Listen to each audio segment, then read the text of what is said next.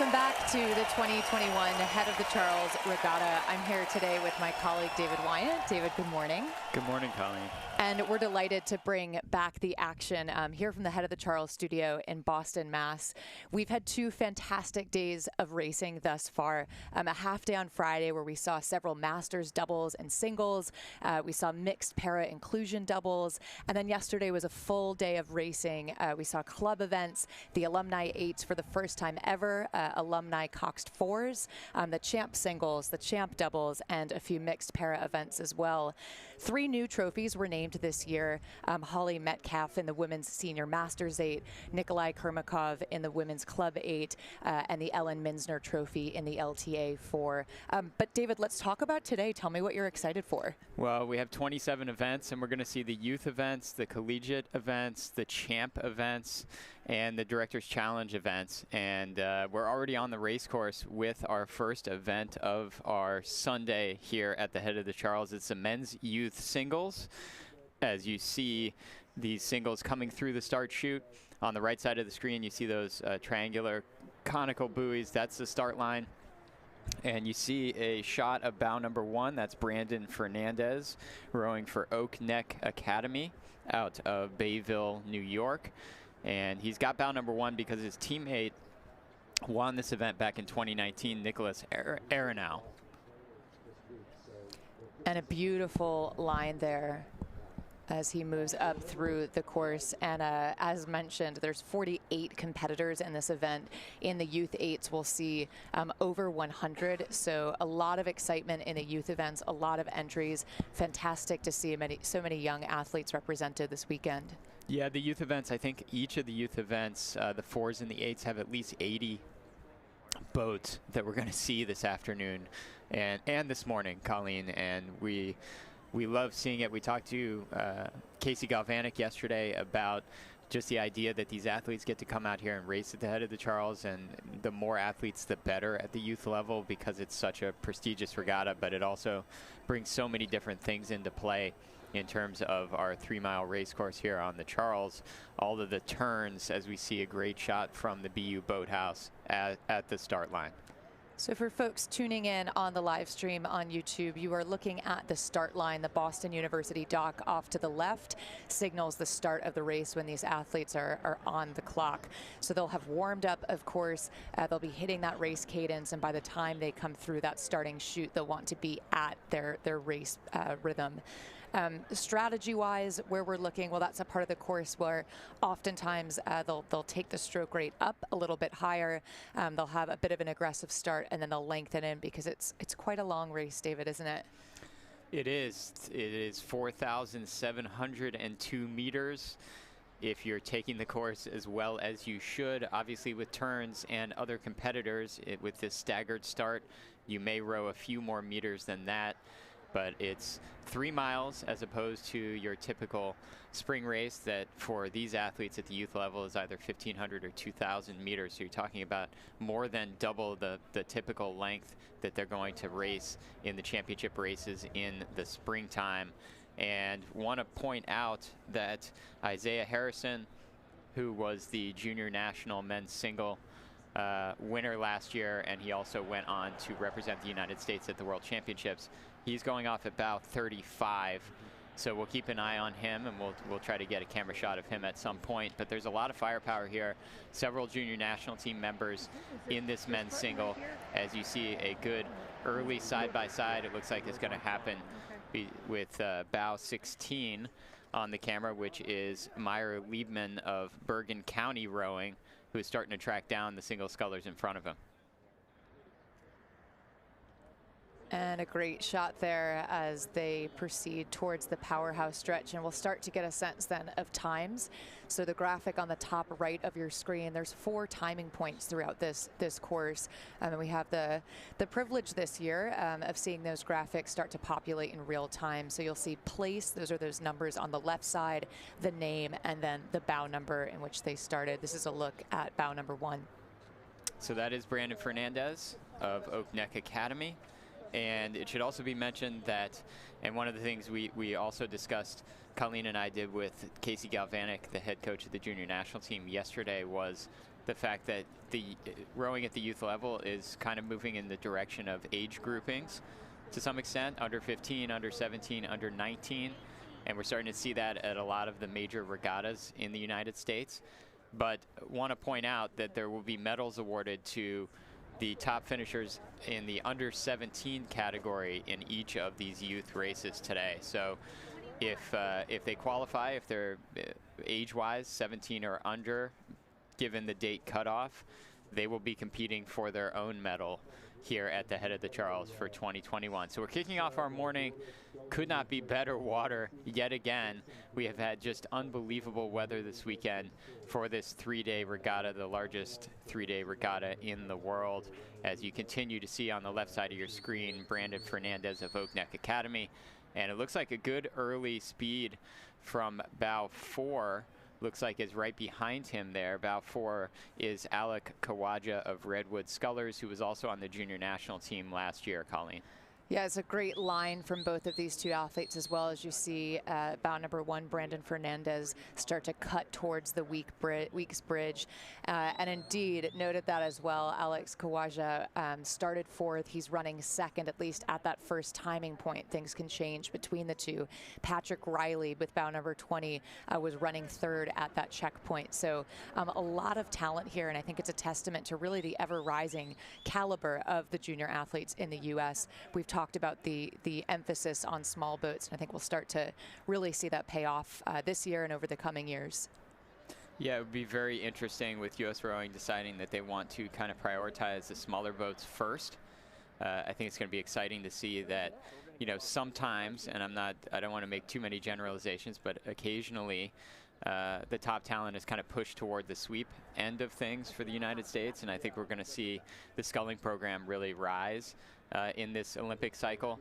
And these athletes out here rowing at the Head of the Charles in a single scull, they are putting a heck of an experience under their belts in these single sculls. As they come through, you see on the right side of the screen, it looks like bow number 12, which is Massimo Koffler of Cambridge Boat Club. And Colleen, he's taking quite the line. He certainly knows the river as he approaches Weeks. Yeah, it's a great advantage, isn't it, to practice here and to know the river.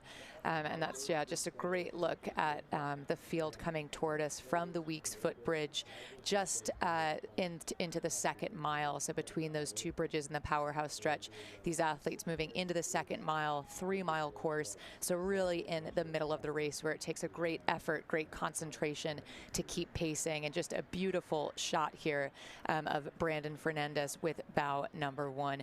Good swing, good leverage, making that rhythm really work for him. These boats, so difficult to row. If you've ever gotten into a racing single shell, particularly if you don't have a lot of rowing experience, it is just so difficult to even row this thing at full speed and feel comfortable, feel like you're not just going to flip every stroke.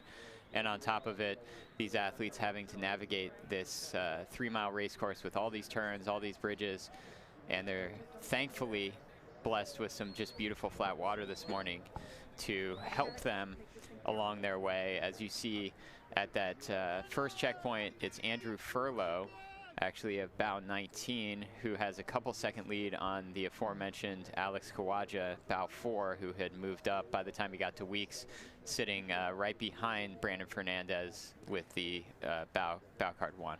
This is Mac Carr, bow 13, whom we're riding with. A beautiful bright boat there and fabulous oars and unisuit to boot. Bow 13, Mac Carr. He's from Hudson River Rowing Association up in Poughkeepsie, New York. And nice that he'll be able to take the Weeks footbridge without anyone else around him. You can see that he's making sure he grabs the line that he wants. And as they come through, and you're going to see all of these different cameras. We have 9 cameras in our coverage of the Head of the Charles, and you're going to see all of them all day long. As I said, we have 27 events that we will see today, and we're going to have some special, very distinguished guests later on in the afternoon to join us and bring their perspective as to the race course and their experiences. As you see more single scullers, I love this shot down the powerhouse stretch, Colleen, because you can see what a staggered start looks like and where these different boats are relative to one another. You see there bow 14, bow 20. And so there's been a lot of movement already early on in this race, lots of varying speeds apparently in these singles, which is not a huge surprise, especially at the youth level. As you see bow 14, that's Matthew Simmons, also from Oak Neck Rowing Academy, just like Brandon Fernandez in bow 1. Patrick Riley of Westside Rowing Club, he's bow 20, so not in the picture, but we'll see him in just a moment. As we noted earlier at that first checkpoint, he was able to get himself quite quickly there, and clearly with bow number 20, he's passed several crews, so we'll keep an eye on him as the race progresses. Taking a look, though, this is the back of Matthew Simmons, bow 14, cutting that week's turn, setting himself up, and have to keep an eye out for Patrick Riley on the right side, bow 20. Yeah, Patrick Riley really taking an aggressive turn, and he's finding exactly his line into that next bridge, the Anderson Bridge. We also have a camera stationed atop that bridge that's been giving us amazing overhead shots of these athletes as they come through that bridge and head to what we have termed the big turn. That's your Anderson camera. And you can see, I've loved this one as well because you can see down into the boats. It gives you really a sense of what's going on within the boat itself as you see these single scullers come through and enjoy this flat water. One of the other things that we've talked about throughout the weekend, Colleen, and you have a lot more experience on this river than I do, but watching the various cameras and seeing how the water changes in certain spots. There are obviously more sheltered spots where it's narrower or it's very sheltered by trees and otherwise. And then there are some more open spots where sometimes it gets a little more rough. Yeah, that's exactly right. And as you, of course, take these turns, you might face a headwind, you make a turn, now you're facing a tailwind or a crosswind. And exactly as you said, then there's other areas that are protected, and notably the finish, where it starts, the river starts to get a bit more narrow and you can expect some clean water. So fortunately for these scullers, we have beautiful water this morning. That's bow number 6, Benjamin Kearns from Narragansett Boat Club coming by. Ben has only been rowing for a few years, he says, and most recently participated in the Junior National Training Camp in Sarasota, Florida. And the typical Narragansett, the horizontal navy blue with the big N on his chest. You can see that Ben's got a mirror, so he's working with some equipment on his hat that's going to help him see behind him. Obviously, the single scull is a blind boat for these rowers unless they decide to turn their head around to figure out where they're going exactly. So those single scullers that don't have as much experience on the Charles River, they haven't gone down the course, you know, so many times that it becomes old hat. They're really having to look around as they come down, but Ben's decided he wants to do maybe a little bit less of that, so he's going to use that mirror. We saw for a moment Joshua Kyle's about 18. We're now up back at the top with Brandon Fernandez, 17 years old, again, Oak Neck Rowing Academy, just wrapping himself around this turn. And everybody gets sort of a jolt because they come past that Cambridge Boat Club, and you can sort of hear the ambient noise there. That is the announcer at Cambridge Boat Club announcing each of these single scullers as they come by, and that will happen all day long. It's been a very long tradition of there being an announcer there to call out to the crowd and to the competitors who they are as they come by. And you see Brandon Fernandez finishing that turn, headed through the Elliott Bridge, and then he knows he's only got about 700 or 800 meters left to the finish line, and one just small turn, I think, slightly to starboard, and then he's going to be able to see those buoys at the finish line. And keeping an eye still on Patrick Riley, he at the last checkpoint was continuing to hold on to that third place position again. Really, really interesting to see how some of the later bow numbers are able to put on a performance. So we'll get a sense of times again a little bit later on. We'll pan back then to the Windsor dock. So one of our favorite shots that we've been getting so excited about all weekend is that intimate Windsor dock shot where you kind of get to see the athletes' faces.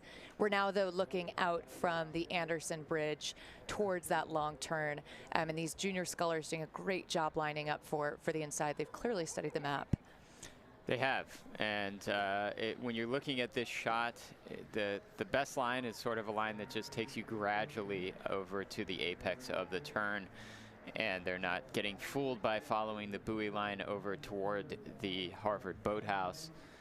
And you saw the last timing, Samuel Dow at bow 27 actually came in and got to that second timing station, I believe, faster than anyone else. And I remember that name from Youth Nationals. He, I think, won the B final in the single at Youth Nationals this year. And he rows for Red Dog Rowing Club in Omaha, Nebraska. Another one of those clubs with a great name that's very memorable. As you see, two single scullers side by side coming around the end of the big turn. On the right, it appears to be Meyer Liebman of Bergen County. As you see the Cambridge Boat Club, Massimo Koffler coming through Elliott. Obviously very familiar with the race course and enjoying the fact that coming through Elliott today, there is no wind hitting his back. So we mentioned that there's 48 competitors in the men's youth single. The field continues to grow every year, and this year there's a special first place medal awarded to the fastest athlete under the age of 17, in addition to the overall winners. So for some of these athletes, it's their first ever singles race, but for others, as we've mentioned, they have international experience. They do. There's a lot of international experience. I mentioned Isaiah Harrison. I actually saw him on land yesterday. Colleen, I think he's about 6'10". That's right. A true giant, but he represented the United States in the men's single at the Junior World Championships. And he also won Youth Nationals in the single over the summer when we were down in Sarasota announcing that regatta. As you see, a great race going on, it appears, from bow 16. Continues Meyer Liebman of Bergen County, because also in the picture you saw bow number 2, which is Seattle Scullers rower from Seattle, Washington. Meyer's been rowing for 4 years at Row New York and the Bergen County Rowing Academy, and he's primarily trained in the single for the past year, which is something that a lot of folks have due to the pandemics. I think the level of single sculling has gone up as well. Without question. And for obvious reason, the single sculls being pulled out at a lot of these clubs a lot more than they were, which again is great because it's going to set up these athletes really well for down the road if they want to pursue elite rowing, that they've got this great sculling experience under their belts. As you see, we're a couple wide coming through Elliott, and just trying to pick their savvy. Yeah, pick their spots, pick their course.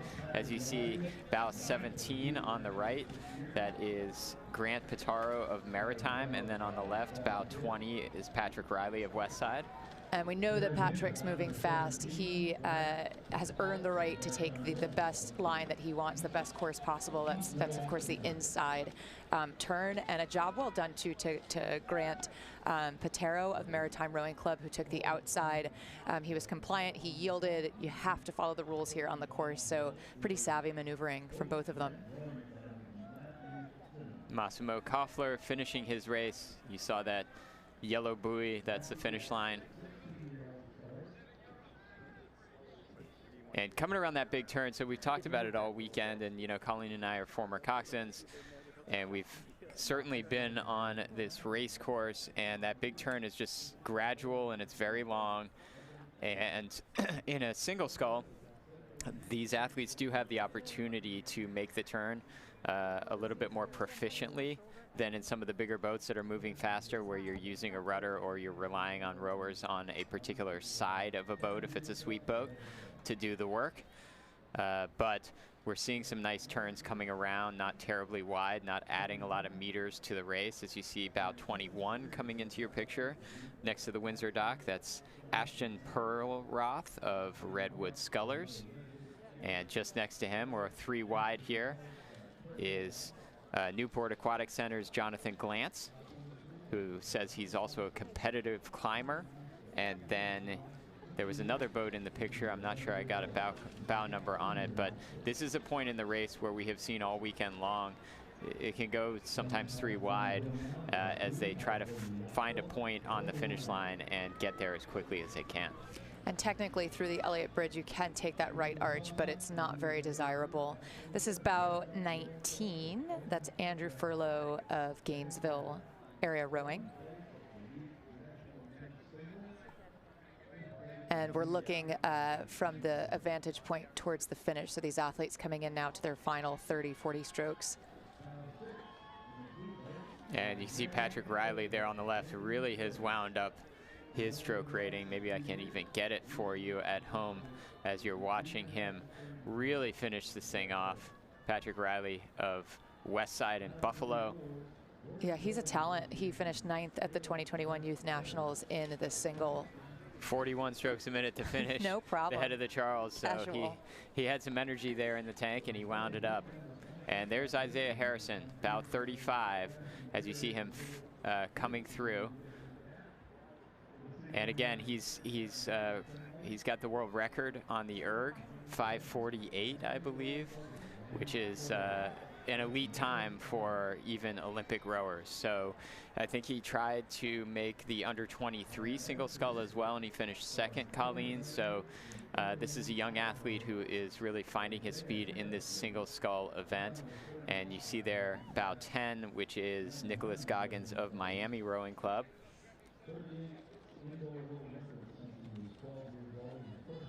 It's a bit chilly this morning. I'm digging the winter hat. Yeah, well, he's from Miami, so there you go. Smart. I think he feels like he needs it, as you see Isaiah Harrison kind of motoring past us there on the right side of the screen.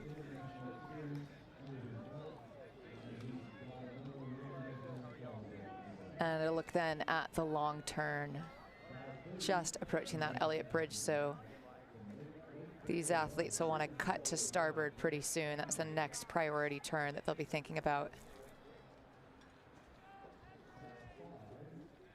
Great shot of these athletes coming through. Looks like about 36 on the right side of your screen in that blue shell. It's Cooper Hagan of South Orlando. It's bow 7 in the middle of the picture. That's Adam Jack of the Brooks School.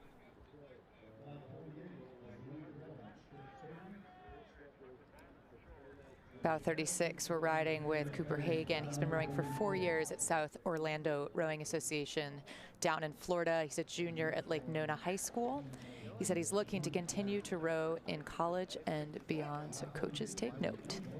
Sora's a newer program in Florida, and they really have come up from starting probably 5-6 years ago, maybe certainly less than 10, and now they are very competitive at that Florida state championship and all of the Florida races. You see bow 33 coming through. That's Fletcher Krause of Maine Coast Rowing Association.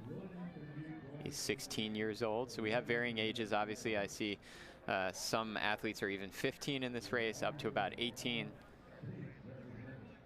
Yeah, he's from Maine. He doesn't need the snow hat. Yeah, he's fine in his uni suit. As you see, I believe that's Isaiah Harrison. He's going to challenge these geese as he comes through and takes his final strokes to the finish line. And we'll see some of the times catch up, but certainly when you saw the numbers that Isaiah Harrison was getting past, and you see just the power, the sheer power in that single scull, we'll see where he shakes out unofficially in the times. This is the men's youth single. It's the first event of our Sunday here at the 2021 Head of the Charles, as we go 2 wide to finish the big turn. And does bow 46 see bow 45? Up there he does, just in time. And they're going to go 2 wide, it appears, under Elliott if bow 45 doesn't move away. 45 is Henry Davison of Oak Neck Academy, and 46 is his teammate William Goki, also of Oak Neck Academy. So a little bit of rivalry there. William Goki, bow 46. And probably pretty used to being close to one another on their body of water where they practice, as you see bow 37, which is Daniel Malecki of Berkeley Paddling and Rowing Club, Berkeley, California. Just behind him, Henry Davison of Oak Neck Rowing Academy. And behind him, bow 41, that's Colin Mead of Niskayuna Rowing in upstate New York. Some good lines taken here through Elliott for these single scullers, coming really close to our Windsor camera. Love this shot. And the microphone. Yeah. That's bow number 29, bow 29 from Sullivan Scullers. And just looking at the unofficial times, Isaiah Harrison has shot to the top of the board and appears to be about 46 seconds ahead of Alex Khawaja. And just looking at the course record, that unofficially is a course record by over 20 seconds for Isaiah Harrison this morning. So he came out here. I actually saw him on the side of the race course, as I said. It looked like he was going through the race course with his dad, who is his coach, and probably trying to look for the various lines that he wanted to take. And he certainly was very proficient on the race course this morning. As you see, bow 43, which is an entry from Wilton Crew in Norwalk, Connecticut.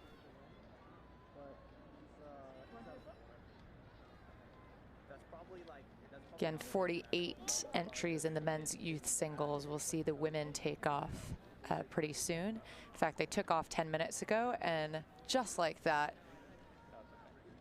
there they are coming up the course. Look at that. It's maybe 6 wide at some point down there in the powerhouse stretch. We see the back of bow number 6. That's Emma Mirror of Narragansett Boat Club. Bow 7, Jordan Stock from Hockaday School. Bow 3, an athlete from Founders Rowing in Dallas, Texas. Bow number 4, representing Potomac Boat Club.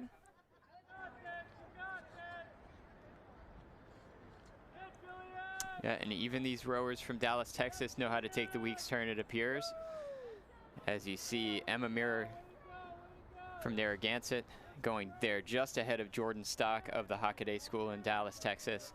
And now we've got a shot from the Anderson Bridge back at the Weeks footbridge, and it looks like bow number 2 is in the picture, maybe also bow number 1. So bow number 1 is Olivia Petrie, and she placed 3rd at Youth Nationals. I remember that name. And she was 1st in the under 15 event. She is only 14 years of age, and she's going in bow card 1 here at the head of the Charles. So that's pretty awesome. Right behind her, bow 2, is Catherine Berry of Oak Neck Academy. Of course, this is another event where the standard continues to rise for the same reasons. An emphasis and a commitment from U.S. rowing in small boats. With the pandemic, more athletes rowing in the single. There's a new under 17 first place special medal, just like on the men's side, in addition to the medal for the overall winners. And of these 48 entries, there's 2 from Canada, others from various corners of the United States, including Florida, Arizona, California, Washington, Oregon, Colorado, Utah, and Minnesota. That is a shot of another of the Founders boats, Founders out of Dallas, Texas. As we see the timing start to come through from the Weld Boathouse timing station, with Olivia Petrie maintaining a lead on Catherine Berry. So those were the first 2 bows that even got to that timing station, and they went off 1-2. And coming through Anderson, look how just beautiful flat that water is, Colleen, as they come through Anderson. And I guess that's Olivia Petrie, because we see no one else in front of her. So that's Olivia Petrie coming through Anderson and taking a very nice line headed towards the apex of the big turn. And following her there is Catherine Berry, bow 2. If you're watching at home, you're seeing exactly what goes on inside these boats. These women rowing these single scull shells. The seat moves, has wheels. They're on a track. They get up to what's called the catch, which is the front of the stroke, where they drop the blades in, and then they initiate with the legs in the back to make the boat move as they drive the blades through the water. Oh, that's a gorgeous shot, isn't it? And this is a tricky part of the race, because again, as we've mentioned, the Weeks footbridge is a difficult turn. In a single, it it's a bit easier than an 8, of course, because the smaller the boat, the quicker it turns. But nonetheless, it is a priority turn. It's a true left-hand turn if you were to look at an aerial map. And so this is an area where the athletes will sort of jockey to get the best line that they possibly can. And that's exactly what bow number 21 is doing at the moment. That's Anna Holte of Waterford Crew. Stroke seed in the double that made the A final at U.S. Rowing Nationals in 2021. She's just a sophomore, and she says she goes 7:26 on the erg. So she shared that information in her bio. Waterford Crew, Sandy, Utah. And there aren't a lot of youth or really any rowing programs in Utah. There's only a few, and so it's awesome to see Anna here. As we see what the sunrise looks like on the Charles. It's a mosaic, isn't it? It's fabulous. Look at this, 4 boats separated by maybe 3.5 boat lengths, 2 of them side by side. Looks like right in front of us, that's bow 10. Bow 10 is Eden Alfie of Miami International Row House. And now that we are not camera straight into the sun, it makes sense because you can see the pink of Miami International Row House, which really stands out. Eden, just 14 years old. She took a silver medal at Nationals in the under 15 event. So you have the gold medalist and the silver medalist in the under 15, with Olivia Petrie, who is still at the timing station, still leading this event right now, a 14-year-old. So maybe she'll win 2 medals.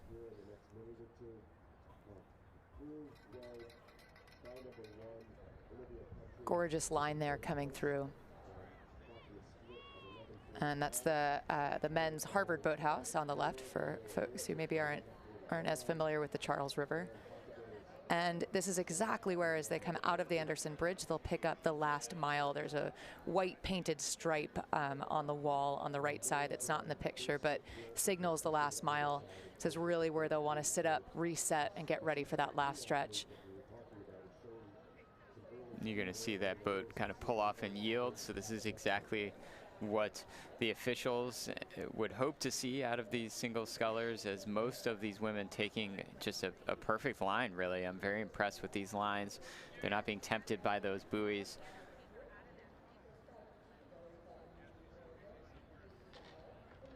Little bit, couple folks getting a little bit caught up on the port side, but we should see them course correct. The buoys, the orange buoys are on the port side, so the left of the screen, the starboard buoys stay on the right side, and that signals, you know, what the course is and what the course is not. So folks warming up to the start line stay off the course, and everyone gets to race fairly. Great shot of Olivia Petrie coming through the end of the big turn. She'll come past the CBC Boathouse. She will hear her name and her club. 14 years old, so impressive. Yeah, she's kind of in no woman's land, so to speak, Colleen, because she started first, and we've talked about it yesterday. I talked about it quite a bit in the morning with Lindsay Shoup about how starting first, you really, all you see is the competitors behind you, and you have no real sense of where you're going to end up stacking up, and really all you can do is try to make those competitors look smaller and smaller as you move through the race. But you have the advantage of really not generally having a whole lot of boat traffic to deal with, certainly not in front of you unless you're starting to get past. So you see Olivia Petrie coming through. She rows for Redwood Scullers in Redwood City, California. And as we said, she won the under 15 gold medal at Youth Nationals in the women's single. And she remains atop our timetable on the right side of the graphic as you see her come through Elliott. She's running first, at least at the last timing point. So again, four timing points across the course. You can see the place on the graphic on the left-hand side and the bow number. So she started first. She's running first. She, of course, doesn't know that. So she'll just keep pressing as she comes around now towards the last 600 meters or so. And we'll get that intimate shot through the Windsor Dock in just a moment. Looking at the timing, Kate Woodard sitting in third place is a rower from Canada, from St. Catharines. and she has made, I know that at least the Can-Am X team for Canada. So you've got even some international rowing experience in this women's youth single, as we saw in the men's installment that started off our morning here of day 3 of the 2021 Head of the Charles Regatta. As you see, bow 4, Potomac Boat Club coming around the big turn. It looks like bow 9 behind her, and that is Hannah Peters of Cambridge Boat Club. So Hannah Peters going past her boathouse, the boathouse that she is affiliated with. So we may hear the crowd a little bit louder here in a second. I hear some cowbells.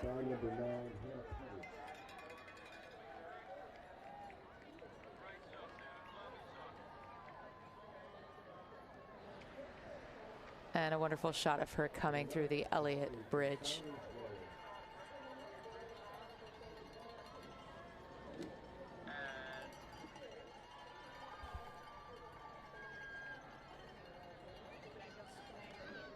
So you see the Potomac Boat Club, the red blades with the white stars.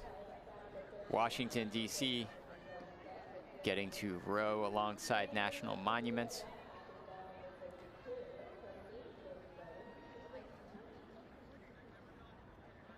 Bow 4, that's Nora Hemsley of Potomac Boat Club. Coming around the last starboard turn.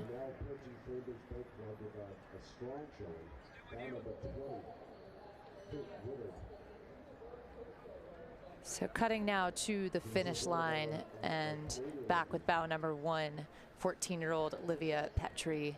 She's had a great race, David, hasn't she? She has. She started with the pressure of being bow card 1, and she hasn't let anybody get past her. She's been number 1 at each of our timing stations, which obviously we don't know about the speed necessarily in the back of the field. We didn't see Isaiah Harrison get to the top until he essentially finished the race. So she's setting a standard here. She's going to get across the line physically before any of the other athletes as she started.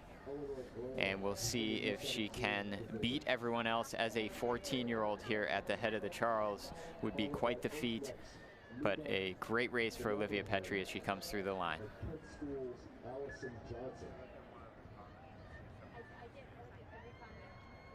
And here we go, 2-3 wide around the turn.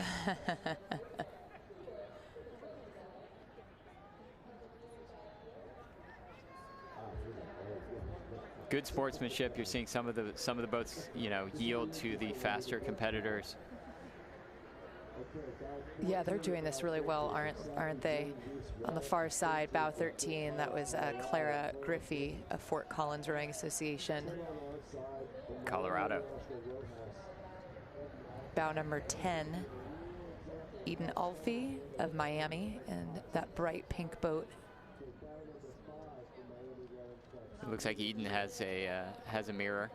Not seeing her look back too much, so she must be very comfortable using that mirror.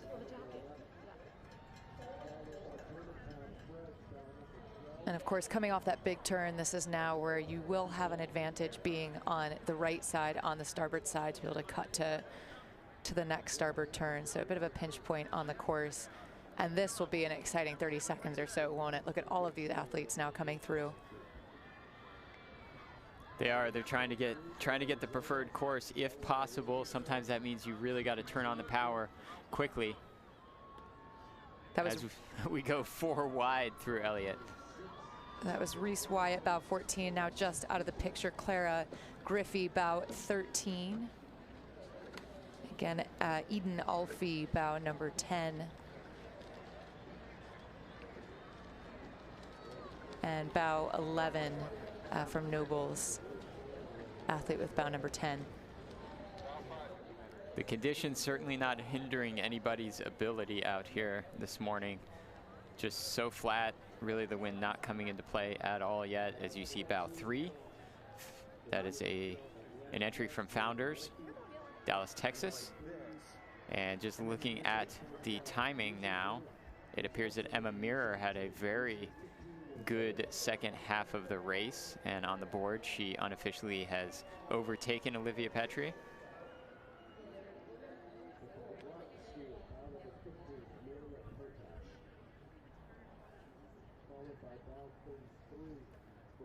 And that was bow 3, Olivia Knight from Founders Rowing.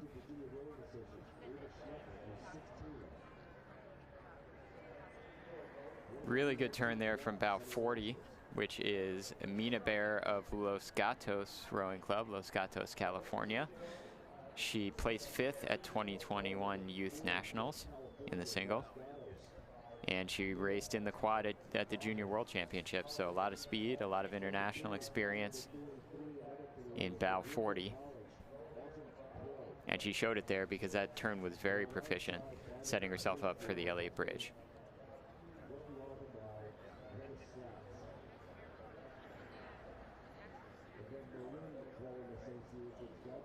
So looking then from the finish, once again, these athletes now in the very final last stretch of their race. This is bow number 16, Eleanor Graham.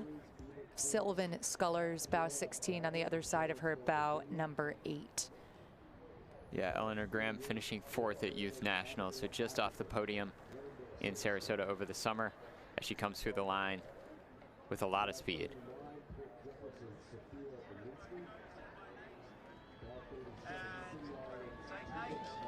Great shot of bow 43 on your right, bow 24 on your left. 43 is Autumn Crow of Ridley College, St. Catharines, Ontario, Canada. And bow 24 is Western Albemarle's Greta Slots.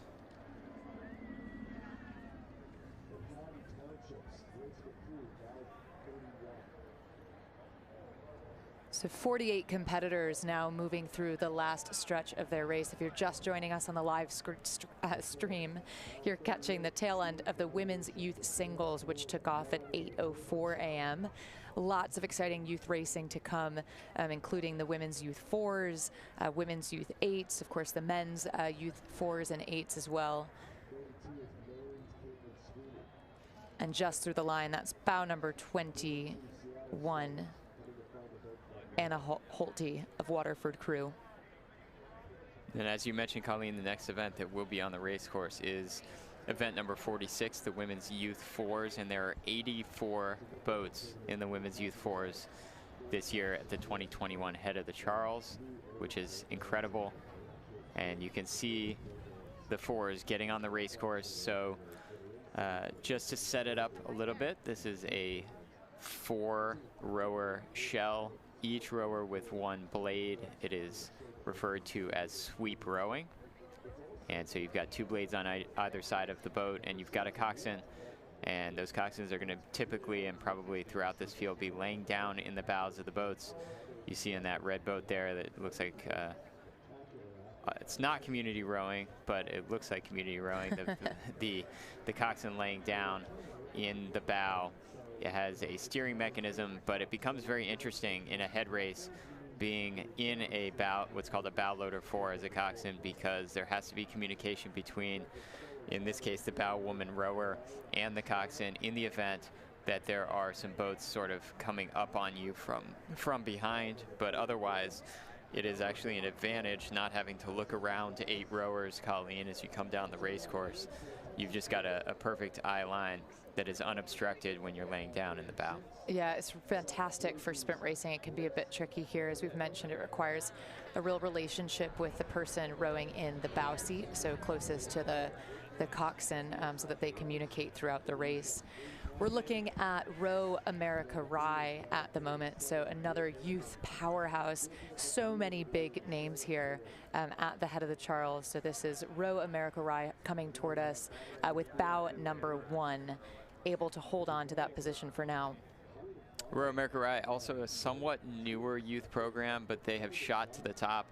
They have won national championships already at Youth Nationals, and they are back. They won by 4 seconds in 2019, 2 years ago, at our previous installment of the Head of the Charles.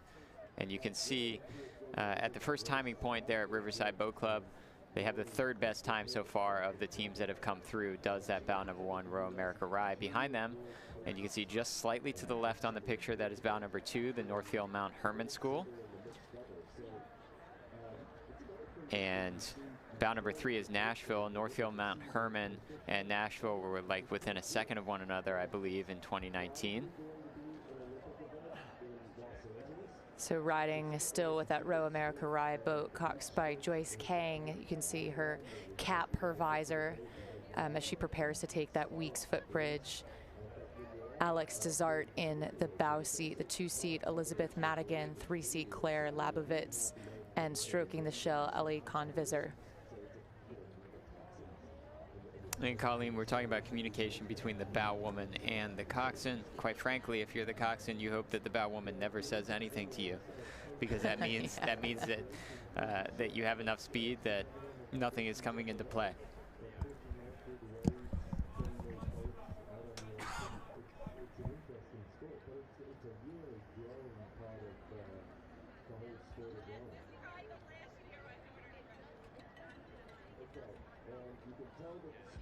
They took that left-hand turn, cut it under the bridge, and now she set herself up with a straight point towards the Anderson. And look at the crowd on the Weeks Bridge. So you can see the crowds lining up. We see them at the Elliott Bridge. It's fantastic spectating. It is, and it already looks pretty full. We saw them on top of Elliott, totally full already, even at, what, 8:30 this morning. And it's a little chillier this morning. It's kind of gotten progressively cooler over the weekend from Friday through Sunday, as we see a couple boats coming wide and adjacent to one another through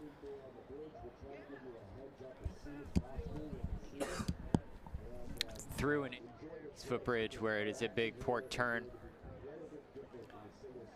It can be done a little bit easier in the 4s than the 8s, simply because the speed isn't quite as fast as an 8. And each rower's one oar, being that there are only 4, make a bigger difference to the course of these boats. And great turns there from those two boats that are connected with one another as they come through.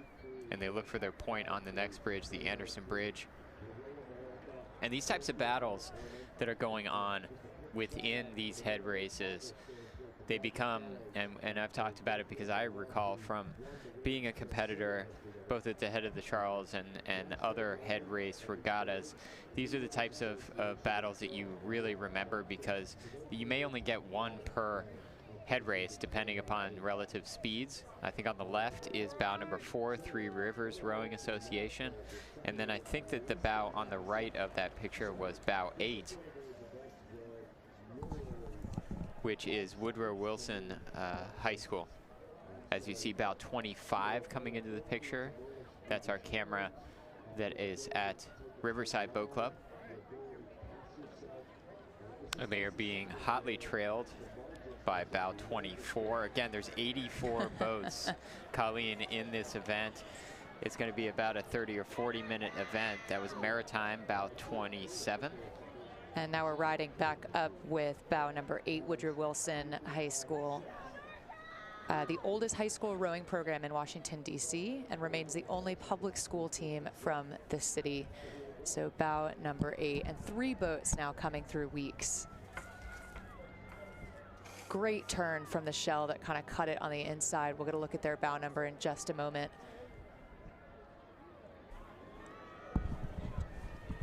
But with 84 entrants, definitely going to be some crews, I think, David, taking these arches together. Yeah, and our timing stations, obviously, when these, the first couple of bow numbers get to each timing station, it's going to come through and give us new times.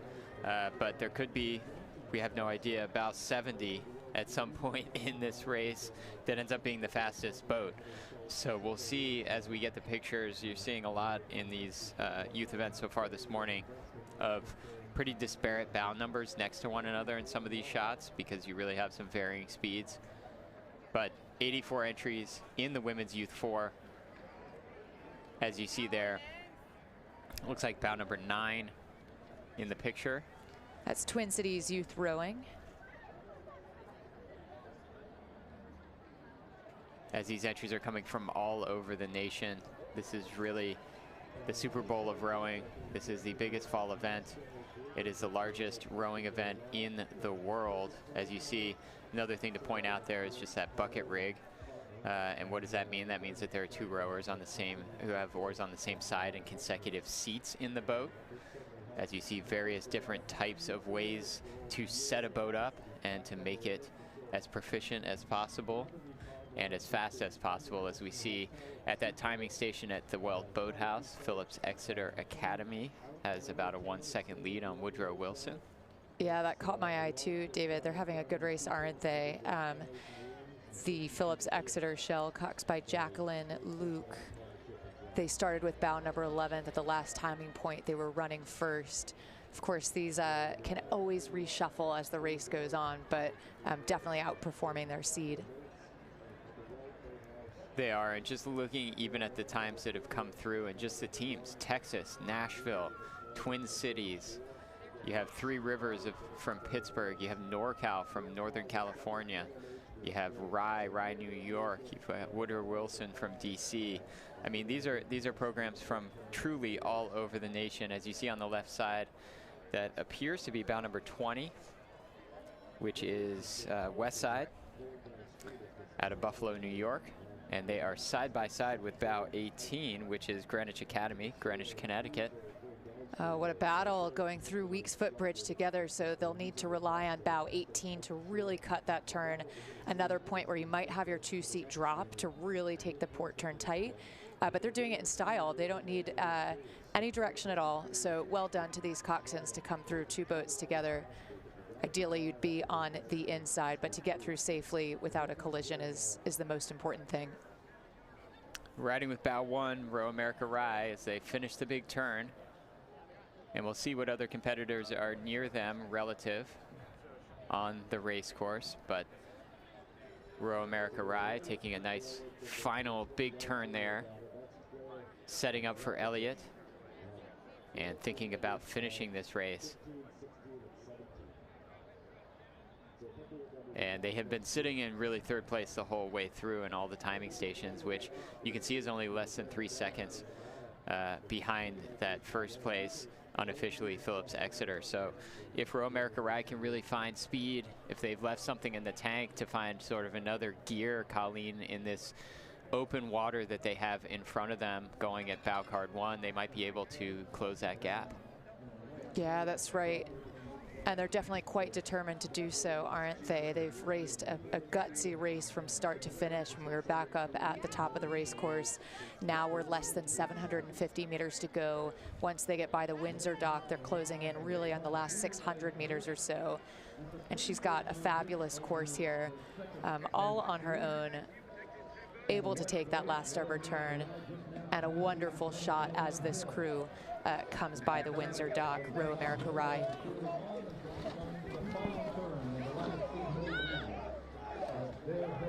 That's as good as it gets from a broadcast standpoint of a head race.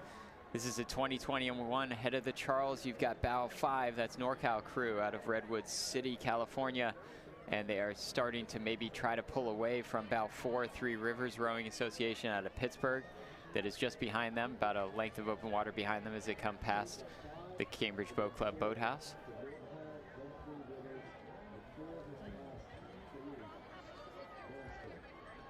And you can see that crowd. It is totally full, 2 or 3 deep at a minimum already on the Elliott Bridge this morning. And you're going to be watching this event for a while still as we see these low bow numbers. There are 84 entries in this women's Youth 4 event. And both of those coxswains just taking great lines through Elliott.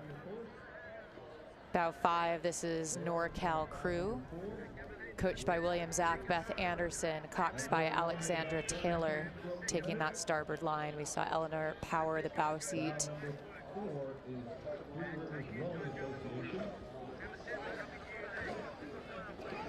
And now riding with Three Rivers, bow number 4, Cassidy Burns in the coxswain seat.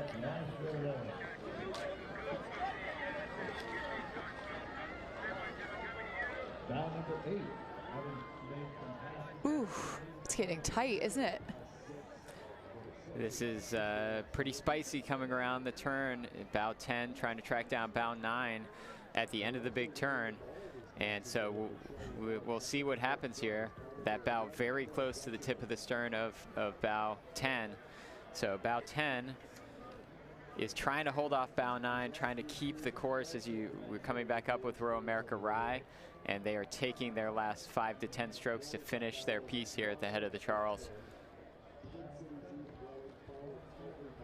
Great race for Phillips Exeter. If you look at the graphic up above, all of these times, to be clear, are unofficial.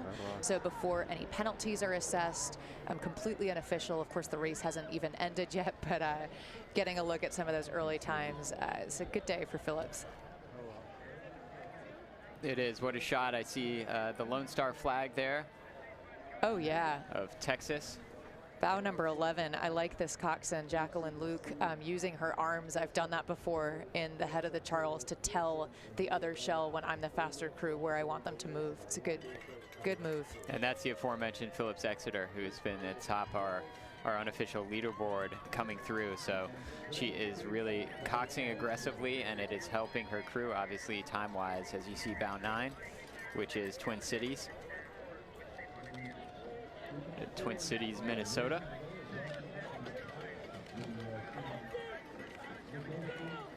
Ooh, nice line from bow number 10. Yep, bleeds over the buoy there.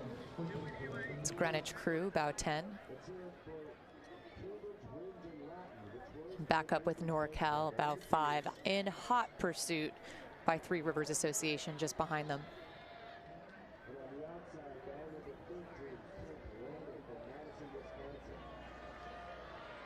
And pulling away, NorCal really showing some power there to finish off their row this morning.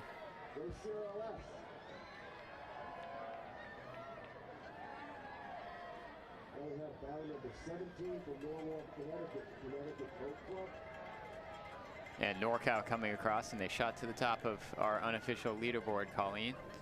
Yeah. But again, this is very early in this event. As you see, bow 13 coming through Elliott. Bow 13 is Camp Randall out of Madison, Wisconsin. Right behind them, I saw Connecticut Boat Club, CBC, in bow 17.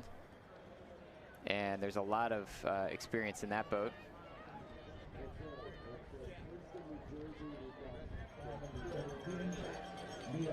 Riding now with that Camp Randall shell. That was Dana Anderson in the coxswain seat, and then panning back now to the finish.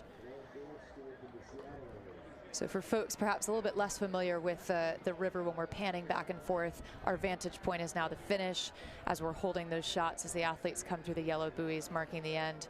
And when we get that up close and personal shot, they're in the last 600 meters or so, 650 meters. So cutting towards the very last stretch of these races in the women's youth fours. Coming around the turn, a couple wide. Bow 22 is the Windsor School. They're about to come past their dock. They are just ahead there of Westside Rowing, bow 20. Isabella Liu in the coxswain seat for the Windsor crew. Olivia Hochberg in the bow. Courtney Fitzmaurice in the 2 seat. Evelyn Wells in the 3, and Imogene Cabot stroking the shell.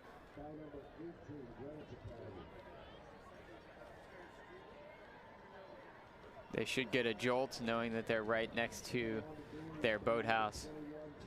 I'm sure their family and friends are on the dock. That's true. This is their turn, isn't it?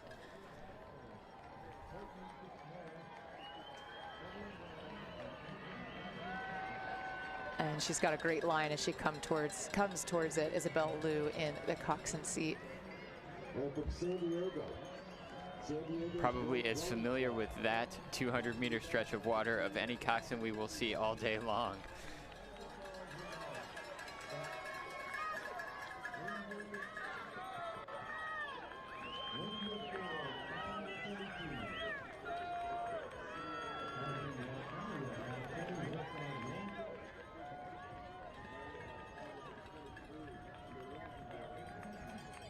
So 84 entries in the women's youth 4. We'll have the opportunity to see the 8s in just a bit.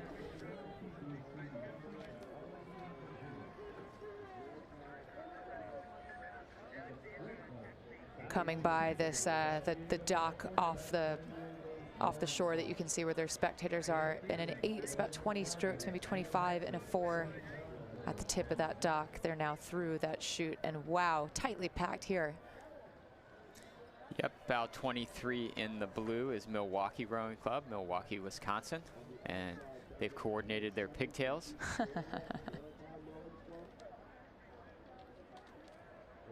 Coached by Roger Huffman. Peyton Bradford in the coxswain seat. You can see those bright sunglasses and her visor. Beatrice Latterman in the bow seat. Willa Fuller, Audra Chesney, Cecilia Engel in the stroke. Yeah, Colleen, let's talk about it for a minute, what it's like being in these bow loader fours. You know, your eye line is 6 or 8 inches off the water. You feel like you're going tremendously fast, but this is a water sport, and what always stood out to me is the fact that you're going to get wet if you're in that bow loader as a coxswain, and the Charles River is not quite so warm. It's brutal. Yeah, kudos to the coxswains. These are tough athletes too. So much strategy in this race. It's called a coxswain's race, the coxswain's race, for good reason. They're kind of doing two things at once, right? They're steering a really difficult course and they're calling the race. That was Holy Names Academy coming across the line. Holy Names, women's school, women's only school in Seattle, Washington. As you see, bow 27, that's Maritime Rowing Club out of East Norwalk, Connecticut, with actually an average age of 16 in that boat. So some younger athletes, as you see, Gwinnett Mercy Academy from Gwinnett Valley, Pennsylvania, bow 25, and bow 36 trying to pass them is Pelham Community Rowing Association. So Pelham obviously having a tremendous race, as you see them trying to pass bow 25 at this point. Yeah, she's going for the inside line, isn't she? That's Dana Shear in the coxswain seat in bow 36, the PCRA shell. And it looks like she's achieved that.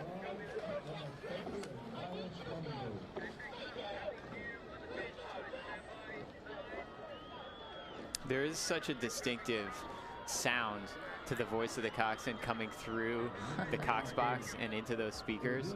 It just adds this distinctive sound where it almost, we got a little bit of the audio there. Everyone sort of sounds the same, Colleen, through that mechanism. They're talking into a microphone, are the coxswains, and there are speakers in the boat so the rowers can hear what the coxswain has to say. As you see that coxswain really willing her women on to the finish line. That was about 26, City Island Rowing out of Bronx, New York, finishing.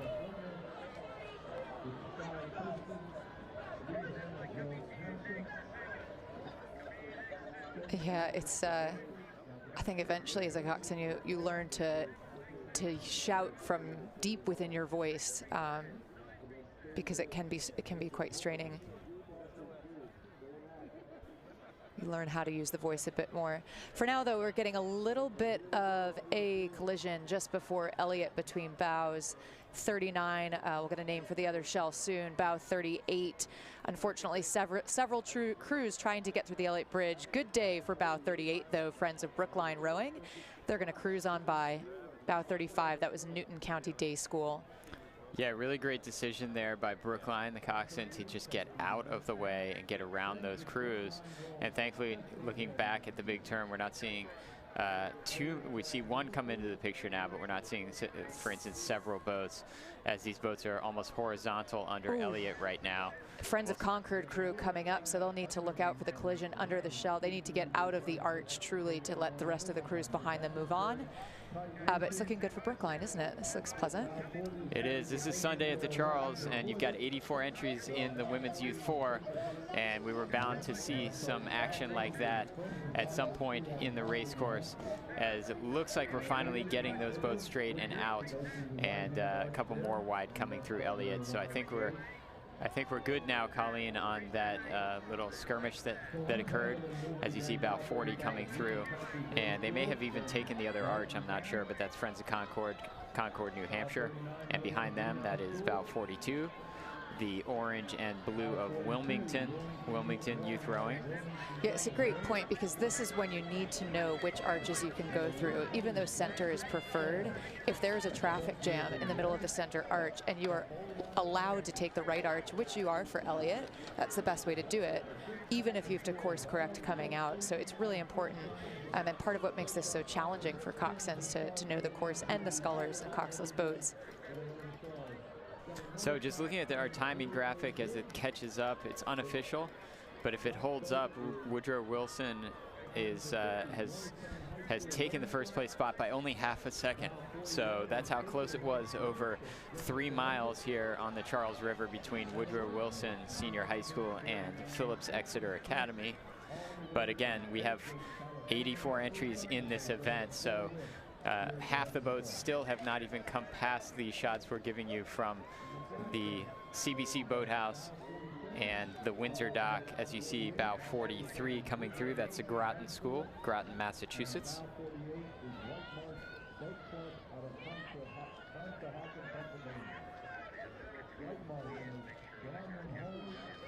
And their biography of the Groton School says that, like everyone else in New England, they weren't able to row at all in 2020, and really that is the case for most of the nation.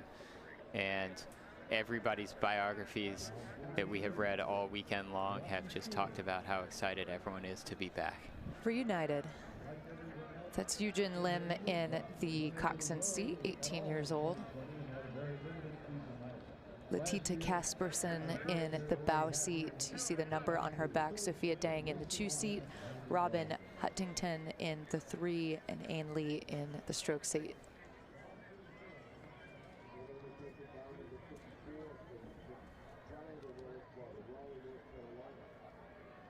Look at all those 8s getting ready to move up there. We're going to see something like 85 youth 8s as well in a couple of events. We're going to actually have the Director's Challenge women's quads after these women's youth 4s as we continue to go 2 wide through Elliott.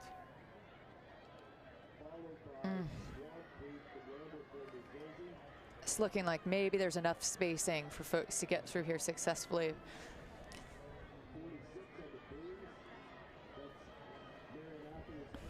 You can see just how bunched up these boats get as they move down the race course. They pass, get past. There's all kinds of things going on. You saw about 54 come through on your screen. That's Triangle Rowing from Raleigh, North Carolina. That's about 51 in the picture. Pittsford Crew, Pittsford, New York. Madison Marshall sits up. She's in the coxswain seat just to look over her shoulder, make sure she's got a clear line. Yeah, at this point in the race, I don't really blame the bow woman for not communicating. She's probably seeing red to some extent, trying to figure out what energy is left to finish this race over the next 500 meters. So Caitlin Wilmarth in the bow seat. Pittsford Crew, bow 51. And then it's getting pretty heated around this big turn, isn't it? Some more spicy action coming at Elliott Bridge. Bow 57 is Newton Country Day out of Brighton, Mass. And right behind them is the Lawrenceville School out of Princeton Junction, New Jersey. And all these coxswains taking tremendous turns there and staying out of each other's way so far. As you see that coxswain in the yellow shell, and she is asking for that boat to yield. She wanted that inside of the turn. She's trying to make sure coming through Elliott, she's got the course that she wants, being very emphatic about it. Yeah, it's too late now. Her focus, and it looks like that's exactly what she's doing, is on the starboard turn. So you don't want the shell on her left side to move in front of her at all. Now she wants to wrap around to starboard, but it's a really tricky part of the course. It's essentially one lane of traffic that one line that these coxswains want to take. Here comes bow 58, though. That's the Lawrenceville Crew charging up behind bow 57.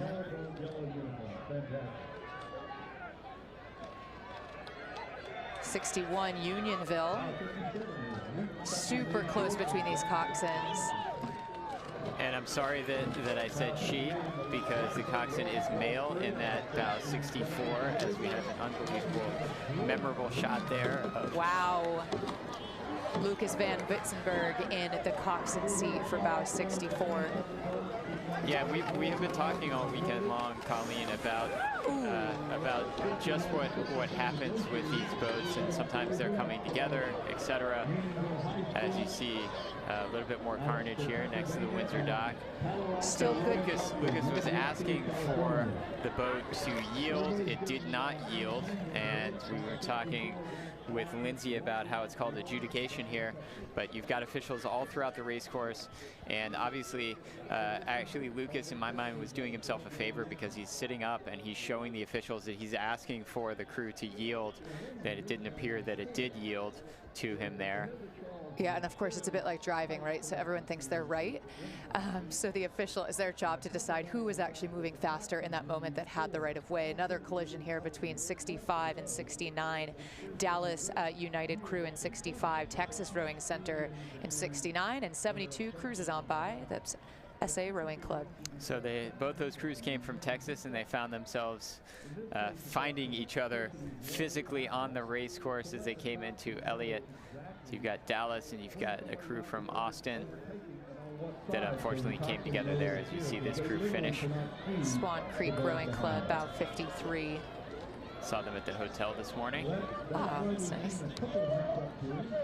That is bow 72 coming through, St. Andrews Rowing out of Roswell, Georgia, just outside of Atlanta, Georgia. And they fortunately have found clear water coming through Elliott.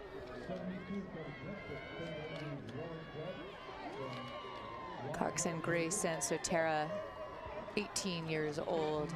Just behind her, Hollis Andreen, 14 years old in the bow seat. So a mix of age range. Just behind them, Texas Rowing Center. I can't see the colors because of our morning sun, but I saw the Lone Star flag on those blades. And here's Newton County Day once again.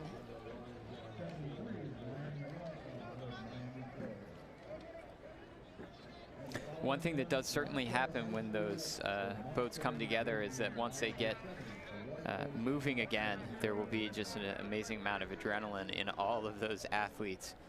And oftentimes you see them come up to speed very quickly and maybe even go tremendously faster than they were prior to coming together.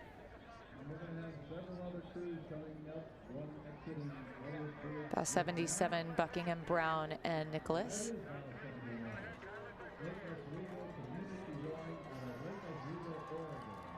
Corinne Yang in the stroke seat. BB&N, another team that is no stranger to the Charles River. Coxswain seat, I meant to say. Connie Yang in the Coxswain seat. There you see bow 75, East Bay in the bright green. East Bay out of Barrington, Rhode Island. Hard to miss those bright green jerseys.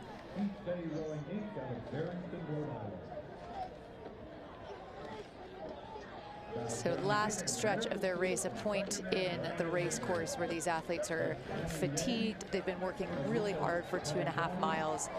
They've got about 500-600 meters left as they come out of that Elliott Bridge and pick up the straightaway.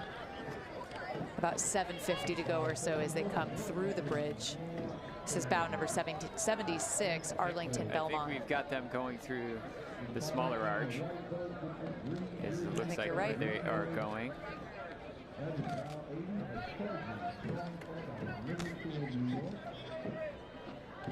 First one of those we've seen this morning, but it's better to keep going, even though you got to be on the rudder a little bit coming out of that arch than some of the prior coming together experiences that we have watched in this event.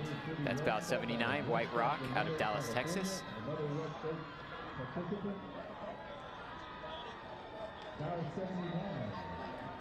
And now we pan back to the finish in the last 10 strokes or so.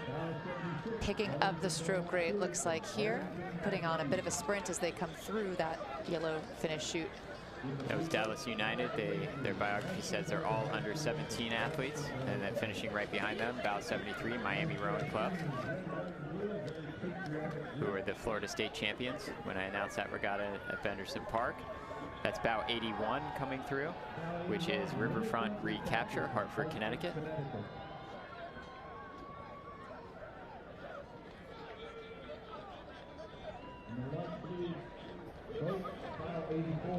The next event that we're going to go to shortly is the Director's Challenge Women's Quads. As we finish up our 84 women's youth fours this morning, Colleen, and that is more side-by-sides than we have seen all weekend. Towards the end there under Elliott, and several boats coming together. Yeah, it's incredibly exciting racing, difficult to steer. Tremendous hat tip to all of these coxswains. That's Port Rowing, Port Washington, New York, finishing their regatta. We're clear. Another under 17 crew, coxed by Perry McLaughlin, coached by Isa Abdur Rahman.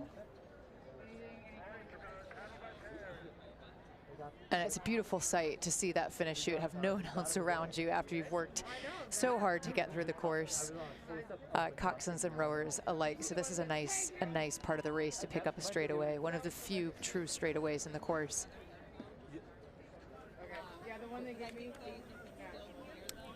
Go back up and we see the reunited sign on the BU Bridge. We know that we've got another event on the race course at our 2021 Head of the Charles Regatta. It's a Director's Challenge Women's Quads. And there are 25 competitors in this boat class. And this is the type of boat class where we often see costumes, Colleen. I was just going to mention, have a look for the costumes. Harvard crushed it yesterday on the costume front, especially Harvard Business School, several of the Harvard shells. But yeah, that's right. Watch out for the various costumes. It's always a fun race to watch. Bow number 1 has former national team athletes who came in second last year. Yep, Shannon Kaplan, Cass Cunningham, Catherine Ackerman, and Sherry Klein. That are lightweight Arco Training Center reunion boat that finished second last year. They went off with bow card number 1. Kate Ackerman was also the medical doctor at some of the World Rowing events over the summer, notably the under 23. So great to see her in the quad. And what you're looking at now is the start line. So the Boston University Boathouse off to the left, which signals the start, and these quads charging through the first 20 strokes of their race. So the difference being, we just watched fours. They had coxswains. They were sweep rowing, so each rower with only 1 oar. These are quads, no coxswain, and each rower with 2 oars. It's sculling. As you see that bow card 1. And a great rhythm in that boat so far early on with those pink uniforms.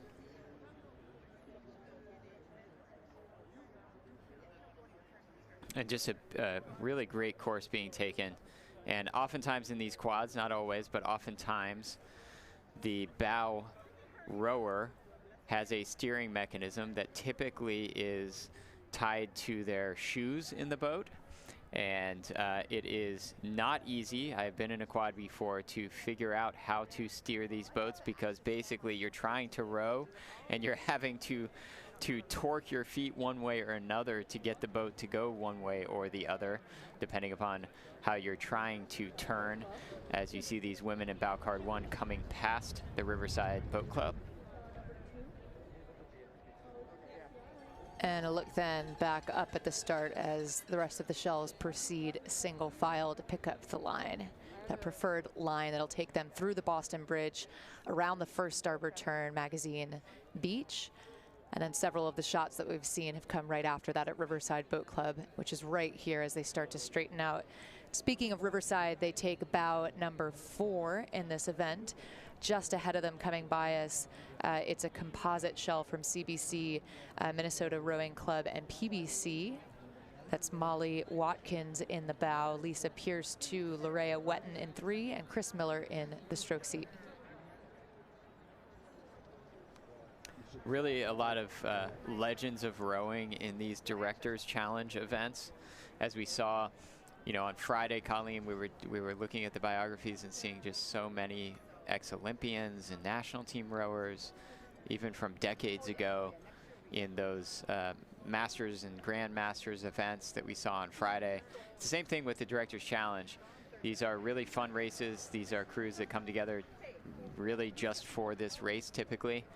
And they're calling up their friends or their ex-teammates and they're saying, hey, let's row in this race at the head of the Charles. And we have 25 competitors. As you see bow card 8 come by, and that is another Riverside boat.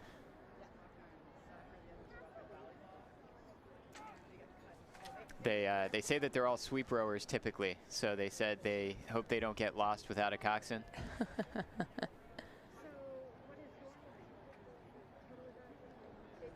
Libby Bokosian in the bow seat, longtime Riverside Boat Club member, so she knows the course quite well. You can see her just looking over her shoulder. Yeah, in that shot, the boat on the left was bow card 5, which is the women that call themselves Lucky Charms out of Woodbridge, Connecticut. It's the 10th time that Lucky Charms has raced in this head of the Charles Directors Challenge quad.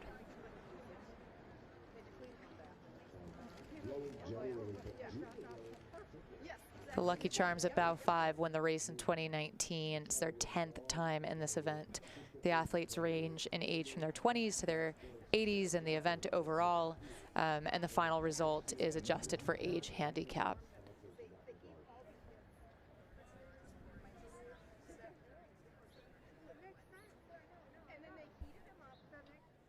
So great shot from the Weeks Foot Bridge as the Directors Challenge women's quads come towards us. Bow number 1 holding on to that first place position for now, but David, bow 2 on the move.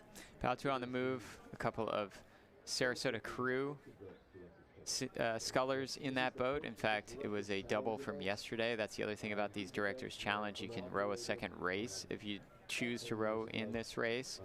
And so you're seeing Laura Corbett-Brown and Karen Wiegand of Sarasota crew in that quad on the left in the pink. That composite crew also with rowers from College Club Seattle and Potomac Boat Club, trying to track down then bow number 1 and trying to find the course coming into Weeks, starting to go to port side already. Back down at the Riverside Boat Club view. So still within the first mile of this 3-mile race. This is the point of the race where you're really starting to lock into your rhythm, maybe for the first time starting to feel some fatigue. The adrenaline, and of course, still there, and a really nice straightaway stretch, ideally for about 1,200 meters to the Weeks Foot Bridge. So on the left side, that's Duxbury Bay Maritime School, bow 15. Bow 14, Cambridge Boat Club. And again, no coxswain. So also, and you know, whether the bow woman or the stroke woman have a rudder is up in the air, and we don't know watching from the side, but they also are going to have to verbally communicate to some extent with their teammates, especially on these bigger turns such as Weeks. So we'll see how these quads navigate it coming through Weeks, as we're almost 3 wide there at one point. As they start to set up for that big port turn, you see bow 3 there, which is that composite Cambridge Boat Club, Minneapolis, and Potomac Boat Club, trying to stave off Riverside and keep their course coming through Weeks, take the course that they want. Yeah, and Libby again knows this course. I have a feeling that she's steering based on how I see her looking around. The local crews, of course, I mean, that's the Union Boat Clubs, not just the Riversides, the Northeasterns, the Bostons, the Harvards, Radcliffe. It's a good advantage to know the river, but visiting crews put in a lot of effort to know the river as well. So doesn't discount someone who doesn't race here every day or practice here every day from really cutting this. So unofficial timing, you're looking at bow 2 on the left. That is that Sarasota crew composite boat. And they're at the top of the list there at the Riverside Boat Club timing station. So really about a half a mile prior to what we're looking at right now. And we'll see another timing come through, but it does look like they've tracked down bow 1 at least by a couple of seconds. And you certainly know, Colleen, that if they go side by side at some point, they're going to know that they're doing well. Is that bow number 2, as you see bow 1 maintaining distance on bow 2 as they approach the Anderson Bridge. That's right. Looks like they've been able to have a bit of an answer to the composite boat that was gaining on them. Coming through Weeks, we'll see what the turns look like. That's bow 5, the Lucky Charms.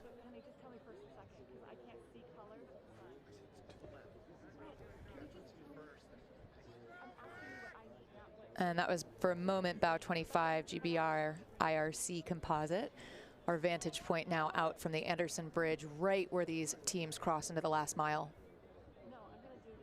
Both quads taking tremendous lines. Really pretty perfect right at the apex of the turn, right what they're looking for as they come through. They're looking for a straight line. The quickest from A to B, from going through that bridge to getting to that big turn. And we'll see if bow 2 can catch bow 1 and they go side by side into that turn, because it could get very interesting at that point. As you see bow 11, community rowing. I can tell you that without even looking at my sheet. And they call themselves the Quadices. I don't remember seeing one in that one. Christina Wood in the bow seat, Catherine Johnson in 2, Jane Liu in 3, Kimberly Burnett in the stroke seat, coached by Kane Lorin out of CRI. Drain this sucker even faster.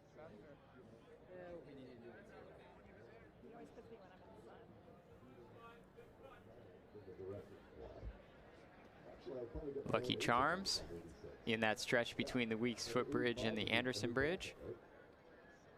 It's Tracy Glover in the bow, Corinne Reynolds in 2, Anna Boucher in 3, stroked by Margarita Zeza in the stroke seat. And it's looking good for them, isn't it? A bit of a press here as they come into Anderson. We'll see as they emerge how much water they've made up on the crew ahead of them. Well, they are the defending champions, so certainly have shown speed on this race course before, are very familiar with it.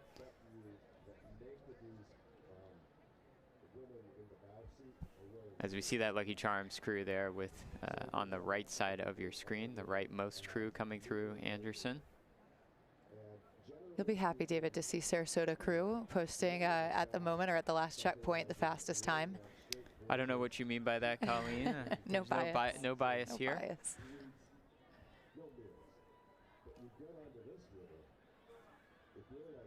All right, bows 15 and 19 are side-by-side coming into Weeks. 19 is Lincoln Park Boat Club, RV Isler Linz, Upper Valley Rowing, and Whistler Rowing. So you've got Canadian, Austrian, a couple of Americans in bow 19. And in bow 15, you've got Duxbury Bay Maritime School from Duxbury, Mass. I don't know that we've seen any costumes yet. But I think we're bound to see at least one today, so. Nothing noticeable, let's say. There could be certainly, you know, the Sarasota crew was rowing in the pink. Certainly some uniforms that maybe are new and really just brought out for this race. But you're right, we're not seeing hats. We're not seeing any other kinds of interesting costumes and garb yet, as we get our beautiful shot from the Anderson Bridge. Riverside Boat Club starting bow number 8, holding from that last timing point what could be a second place finish. They call themselves the Rampaging Bridge Crashers, but looks like hopefully their course is working for them.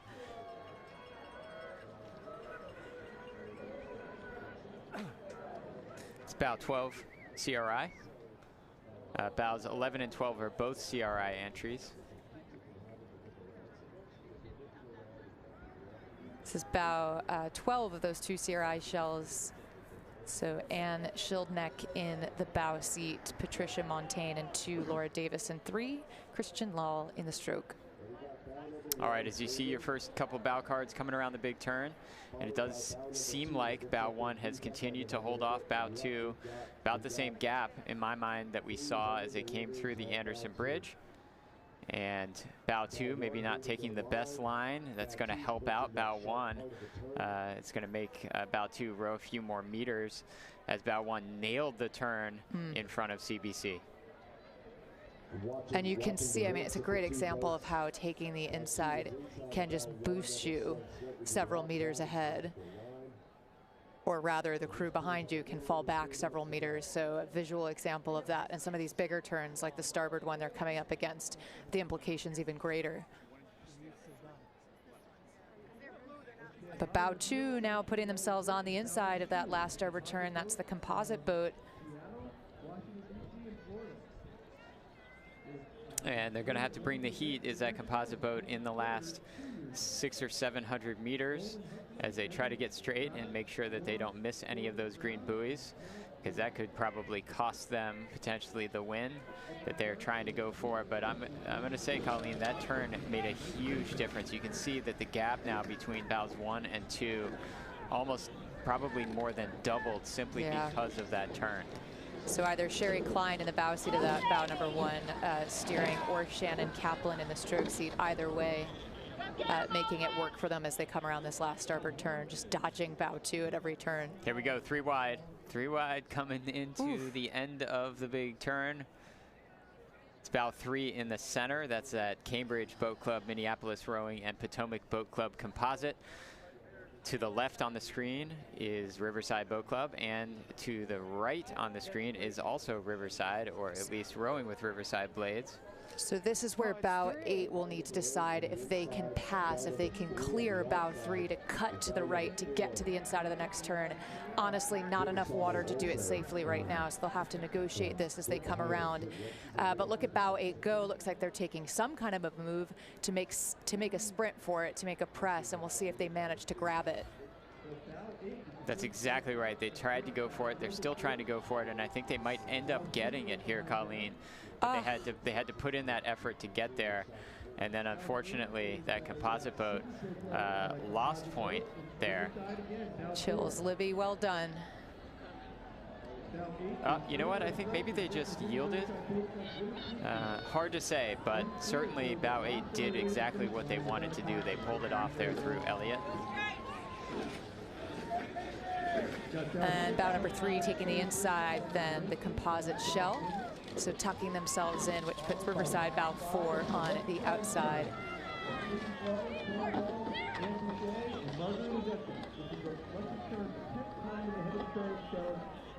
And a little bit of a tussle with the blades there, unfortunately. That'll cost them some time, but bow number 1 just cruising to the line. It's a good feeling to be at this point. They are. It's the light pink of bow 1. It's the darker pink of bow 2. And they've been sort of toward the top, at least, of the timing at each timing point. But that turn, if bow 1 ends up winning, that turn is what won it for them, Colleen. That just beautiful turn at the big turn that we're looking at again here from the CBC Boathouse camera, as you see one of the community rowing boats come through. It's bow 11.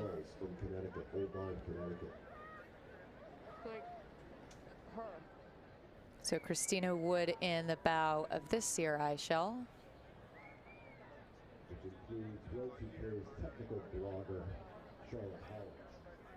Rowing at a bit lower of a stroke rate than some of the other shells we've seen, including 7 coming around the turn. That's Blood Street Skulls. That's a name you'll remember. It is. Old Lyme, Connecticut. Blood Street Skulls.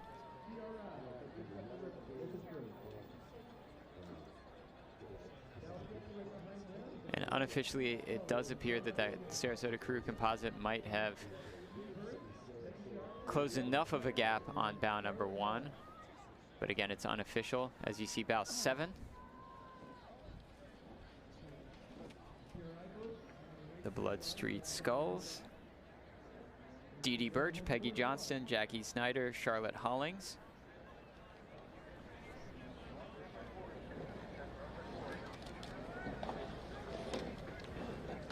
So 25 entrants to the Director's Challenge Women's Quads. If you're just joining us on the YouTube live stream, We're towards the tail end of this race, and our vantage point here about the last 500-600 meters.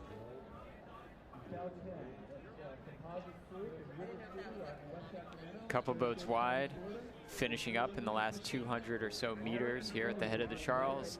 Our 4,702 meter race course, as you see Riverside go by the camera, and then that is a composite boat at about 3 that yielded under Windsor, did the right thing, and then they got back up to speed.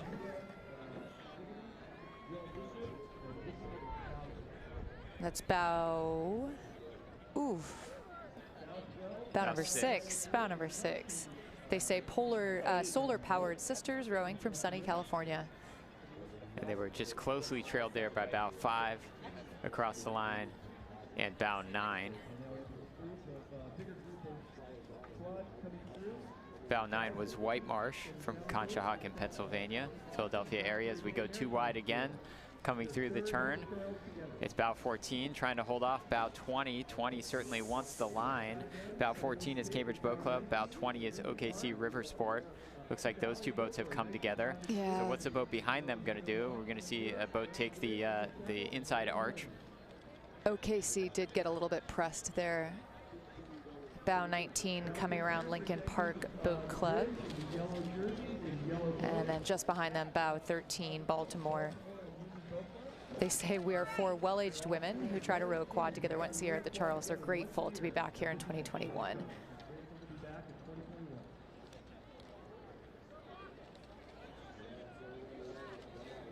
Women certainly not excited about a dead stop there as they approached Elliott. Unfortunately, 14 and 20 coming together.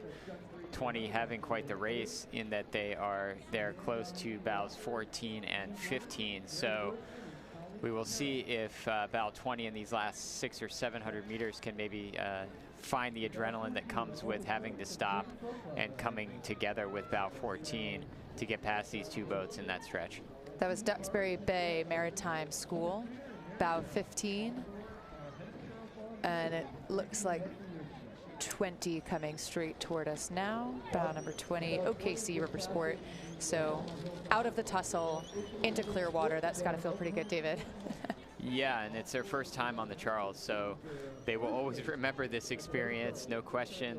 Those 4 women from Oklahoma City, Caroline DeLong, Amy Thiessen, Michelle Wald, and Audrey Farnham. And we pan back to the finish then. This is bow number 12 coming toward us from Community Rowing. So they know this stretch quite well.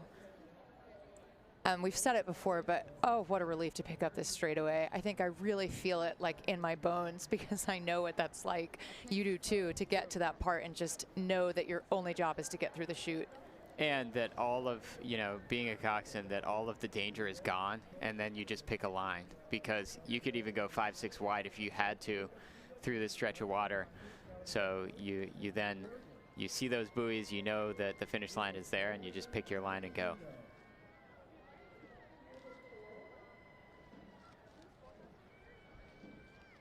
These women will finish up and they will just row straight to their boathouse.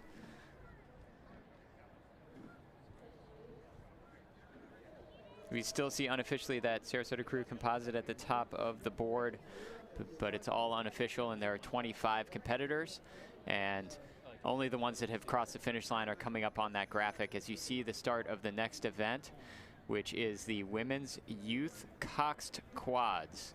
And so this is a very interesting event. It is not a typical rowing event in terms of national championships. You don't see it all that often, but it makes plenty of sense, Colleen, here at the head of the Charles. Yeah, quads are fast boats. They're incredibly fast boats, and so to rip around these turns in a quad without a coxswain, especially at the youth level, is just not quite safe. And so it's really smart to have this event, to have the coxswain steering the shell, so that the rowers can focus on just going as fast as possible, and everyone can have a fair and safe race. So you see in the picture on the left side, or closer to the camera, is bow 14, Narragansett. Just above them is the Long Beach Junior crew from Long Beach, California, as they go side by side past the Riverside Boat Club and into the powerhouse stretch. And having that coxswain on board is a huge help to these rowers, because they can just then focus on their race from a mental and physical perspective, trying to row how they want to row, and they do not have to be as concerned about navigating the race courses. You see bow 1, that's St. Catharines Rowing Club, St. Catharines, Ontario, Canada. They finished second in 2019, and they're going off with bow card 1. Pauline Rott's in the bow seat of this shell. Their coach, Michelle Fisher. Anna Cumming, Pauline Rott's in the coxswain seat, Anna Cumming in the bow. Coming straight towards us with quite a nice line, and then it's over to bow number 2 and panning back to Riverside. Yeah, it looks like Redwood Scullers has gotten past St. Catharines. So Redwood Scullers started with bow 2. They've gotten past St. Catharines. They maybe didn't have as good of a line going into weeks, although they've set themselves up pretty wide, so maybe that will help them on the turn, bow 2, as they approach that Weeks Footbridge port turn. And so you can see that they're already well ahead of St. Catharines. Yeah, they're having a great race. So bow 2 then has overtaken bow number 1, continuing to move, and it's earned them a nice straight shot into the Weeks Footbridge. So you can see the coxswain typically in a 4-rower shell laying down in the front of that boat, like we saw in the 4s earlier on. So the contrast between the last event that we saw, which was just a straight quad, no coxswain, is the addition of the coxswain in these women's youth quads with coxswain. Redwood Scullers, as you can see on the graphic, posting the fastest time to that first checkpoint. So it's looking good for them if they're able to maintain this pace. We're now in the middle portion of the race. This is where they'll want to have even pacing as much as possible. They might need to accelerate it if they're challenged and need to get a turn, but so far so good if they can keep this pace up and really press away from the rest of the field. Great turn, almost too good of a turn. Yeah. There by Redwood Scullers out of Redwood City, California.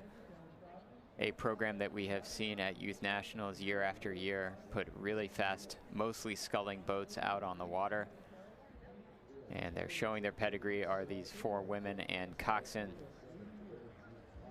in this women's youth cox quad at the 2021 Head of the Charles Regatta.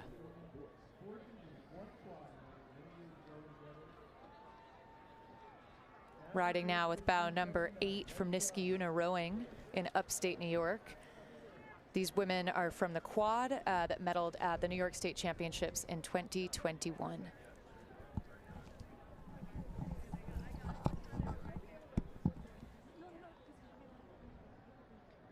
From there, let's see if I can even get a stroke rating as we have this long shot on Niskayuna.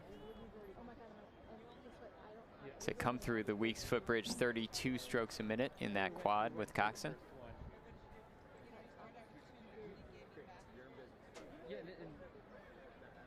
And this is our camera from Riverside Boat Club, and it was showing you actually crews coming around Magazine Beach. The old primary, or really only launch site back in my day here at the Head of the Charles. Now you've got this huge finish line build out with infrastructure, and most of the boats that are coming from out of town located at the finish line now here at the Head of the Charles. As you see, bows 31, 32, and 33 in your picture in this 52 boat race. 31 is Gwinnett Mercy Academy High School, 32 is Gordon Rowing Association, and 33 is the Port Jefferson Rowing Club. So Pennsylvania, Massachusetts, and a New York boat starting in successive spots here, 31, 32, 33.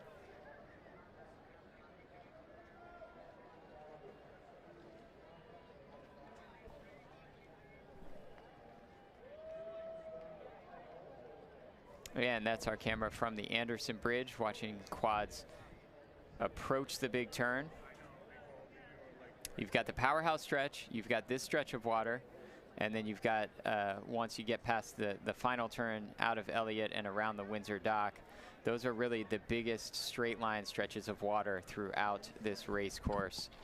As you see some more boats coming around the Weeks footbridge in this Women's Youth Coxed Quad event. And they're nailing that at several boats at the same time, the two in particular on the inside. It is, so it looks like bow 10, Friends of Shenandoah crew, Alplas, New York. As you see those two almost connected side by side coming through Anderson. And if the boat on the left, it does appear to be slightly maybe faster, they're going to want to try to get ahead of that other boat before they get to the big turn. Yeah, it's a bit of a pinch point there. So, you know, this is a point in the race where coxswains know, they should know their priority turns, which means they need to know where to ask for gas, and where it might be smarter to add a pause or to hold off a little bit. But it's not just getting through the turn, David, right? It's anticipating it. It is, and you really don't want to be on the outside of a crew going around that big turn, because you're going to add hundreds of meters to your race course. It is a very long turn. What is it, almost half a mile, that turn of our 3-mile race course, so it's a considerable amount of the race, you know, almost a sixth of the race. And if you're going wide on it, then you're certainly adding meters every single stroke that the rowers take. So you've got to get there. You've got to even maybe expend more energy than you hope getting there ahead of your competitors so that you're not forced wide. As you see on the left there, that was Long Beach with their characteristic mostly blue blades with that white and or yellow vertical stripe on the end. Moving now into the last mile.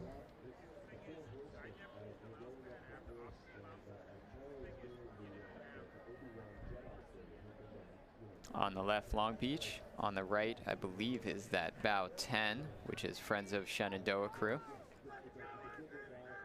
We mentioned that the event has 52 entries from Canada around the U.S. COVID, as we talked about in the singles, it meant a lot of programs put their athletes in singles last year, and it's produced several first-time entries in this event, as these athletes have spent a year learning how to scull. So implications in the singles, but in the quads as well, which is fantastic.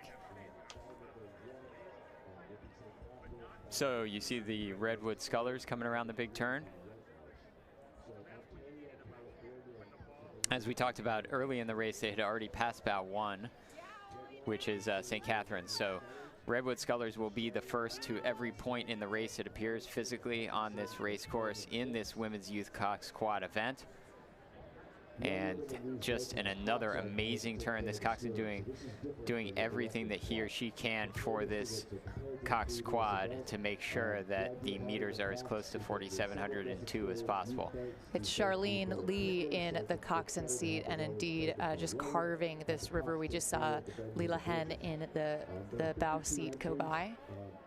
And this really could be a very fun race for this coxswain, just given the fact that this boat is faster than a 4. So typically she is laying down in the front of a 4.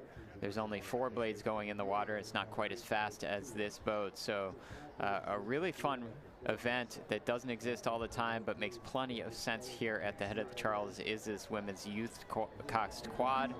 And Redwood Scullers is really continuing to push through and get to the top of that leaderboard. We'll see if it holds up, but they've got this water to themselves from here to the finish line. Charlene Lee, Leela Hen, Alice Domer, Georgia Hutchinson in a 3-seat stroked by Caroline Phipps. Bows 3 and 5 there, 3 on the right side, White Marsh Boat Club, Conshohocken, Pennsylvania on the left, Maritime Rowing Club, East Norwalk, Connecticut, coming almost connected through Elliott. St. Catharines on the right.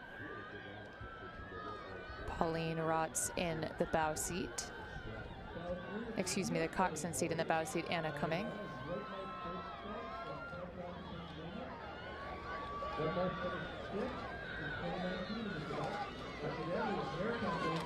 And that's bow number 4, another Row America Rye shell, coxed by Ella Shelf, Elizabeth Waters in bow, Kendall Yoon in 2, Sophie Cumming in 3, Grace Regan stroking. 15 years old. I don't know if that bow woman typically rows starboard, but it looked like she was kind of her body was going out to the starboard side at the finish. So maybe, you know, and Row America Rye typically rowing sweep boats, so you might have some sweep athletes in that women's Coxed quad.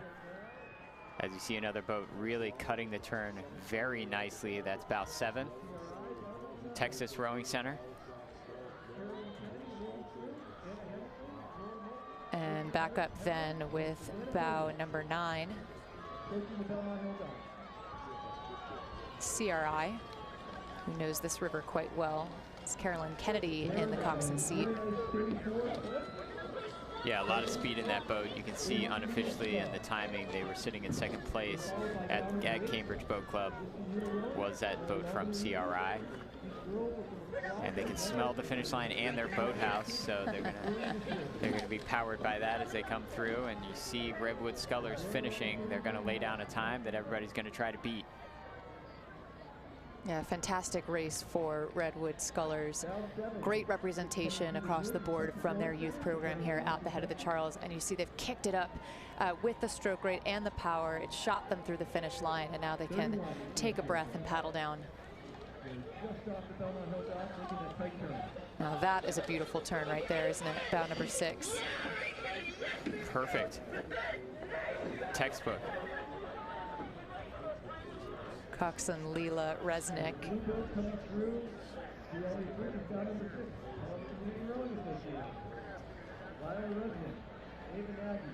So our camera from the finish, showing the very last stretch. So again, this is an area where you'll see these shells kick it up a notch, sprint to the finish with everything they have left, coming out of what is a grueling 3-mile race at the head of the Charles. This is bow number 4, Row America Rye.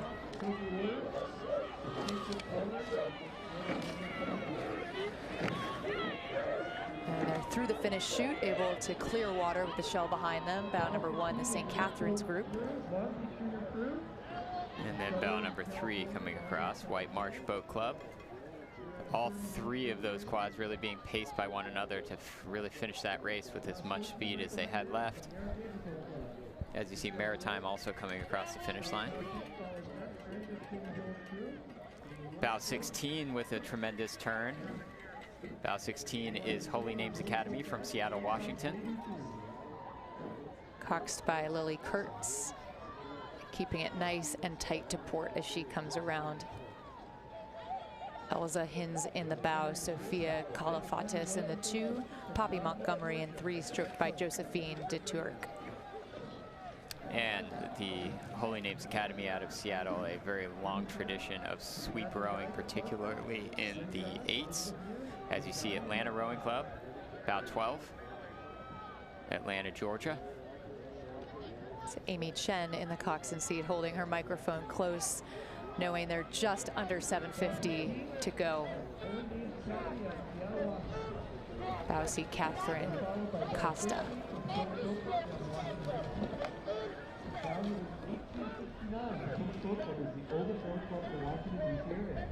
I don't know how I would describe that noise. It's like a tinny sound that gets added when you're talking through those Cox Box microphones. As you see bow 18 finish the turn.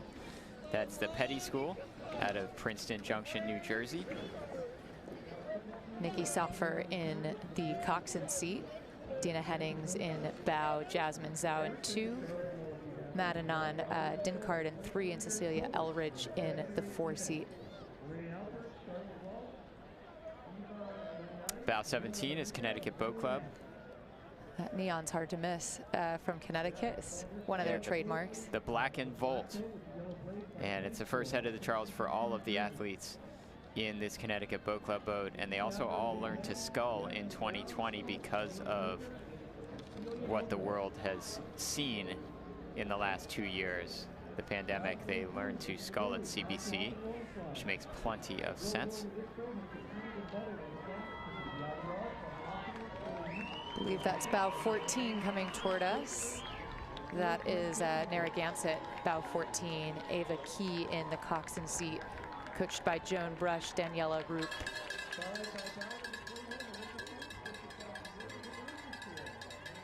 So again, 52 competitors in this women's Coxed quad event. In my mind, a very exciting event. I never coxed a quad, but I wish I had.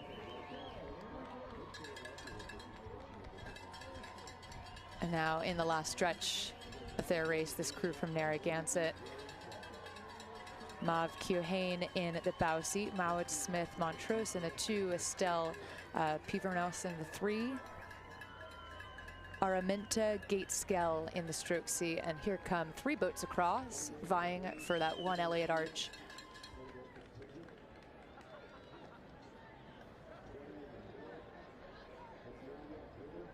Yeah, I think the gaps are okay here, Colleen, but it might get a little bit interesting coming out of the arch for those 3.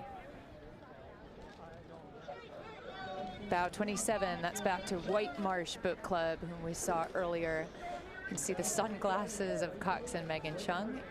Just behind them, bow 30, Miami Beach. And here comes 28, that's Hockaday. Hockaday, a women's school out of Dallas, Texas. Right behind them looks like bow 20, which is Norwalk River Rowing Association, Norwalk, Connecticut. This Norwalk crew steered by Liana Matt, 16 years old. Kayla Kennedy in the bow seat, Sophia Brawwile in the 2, Alexandra Colavecchio in 3, and Molly Forker in the 4. That's Bromfield Acton Boxborough rowing. No stranger to the river.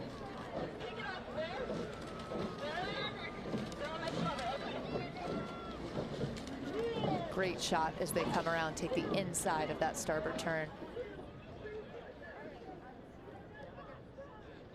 Here we go, 2 wide again, coming into Elliott. As these quads finish their turns, the coxswains acknowledge and thank the rowers for what they did to help with the turn, and they let them know that it's almost a straight shot from here. Oh, this feels nice. About a length or so separating all these crews as they come in. Here comes bow 26, Shaker, and bow 36 just ahead of them. Athletes Without Limits. Great shot of Athletes Without Limits here. Coxswain Emery Moore. It's the National Program for Athletes with an Intellectual or Developmental Impairment, and they're based in Washington, D.C., and they're having quite the race, Colleen. About 36, and they have passed 26 and 33, we know, because those 2 are both in the picture just behind Athletes Without Limits.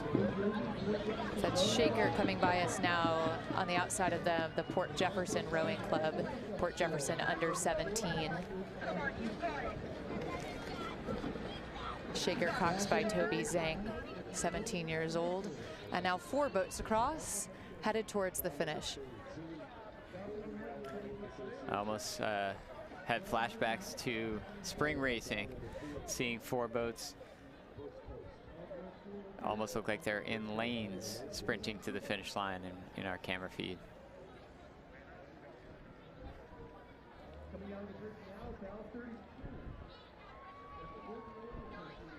Redwood Scullers continues to top our unofficial leaderboard in this event. Bow 38 from Utah. Coxed by Ella Barrow, 16 years old. All the way from Utah, wrapping around quite nicely through that port turn. And then in the gold, that's another Athletes Without Limits Cox quad. Bow 44, so they're also having a great race like their teammates. Evelyn Watkins steering this shell.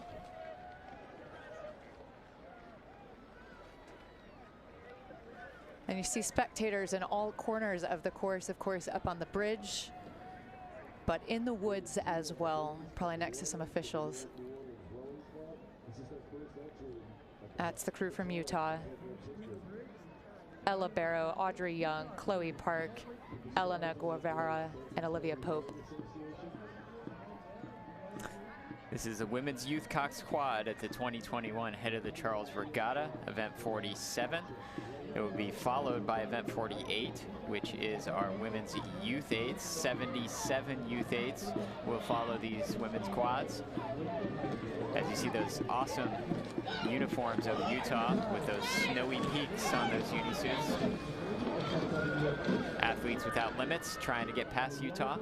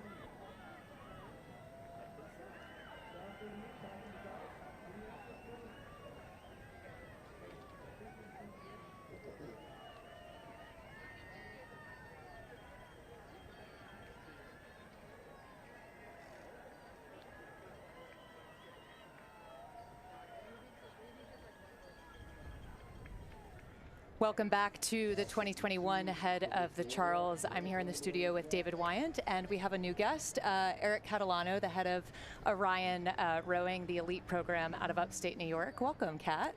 Thanks so much, Colleen. And we've been watching incredible racing in the women's youth quads, really savvy steering, boats moving quite fast, of course, in the quads. And we're really looking forward to watching the women's youth eights.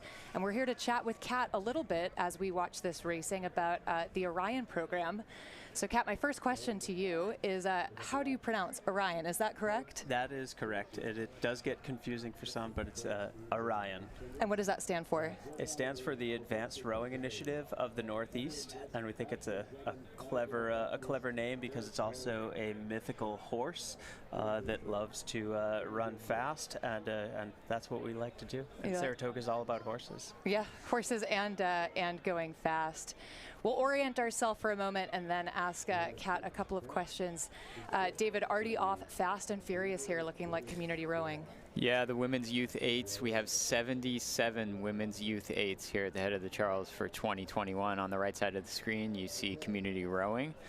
And then on the left side of the screen, and what is that, Saratoga? It is Saratoga. And you can see some connection between these two eights. They're coming through a stretch of the river where they really can go back and forth, and they can play off of one another because it's perfectly wide enough for each of these eights as they come into that big straightaway, the powerhouse stretch. And we look down now from the Weeks footbridge at these boats as they approach the big turn there at Weeks. Yeah, beautiful shot then as they come through the powerhouse stretch. And as we've said, a really nice place to get a sense of how these crews are setting themselves up for the Weeks footbridge. We're back in the eights, so 63-foot long boats. It's difficult to make that turn as sharply as you want through Weeks. It means that there's really just one line that these coxswains will be jockeying for, and we see bow number one doing everything that they can to grab that line. Bow number one in the women's youth eights, row America Rye. Bow two just behind them, the Greenwich crew. So, Kat, exciting racing yesterday, and we know that Olympian in the double, Christy Wagner, had a row out on the singles course. Were you able to watch her race? Oh, absolutely. It was the highlight of the day. And what was exciting to you about that race?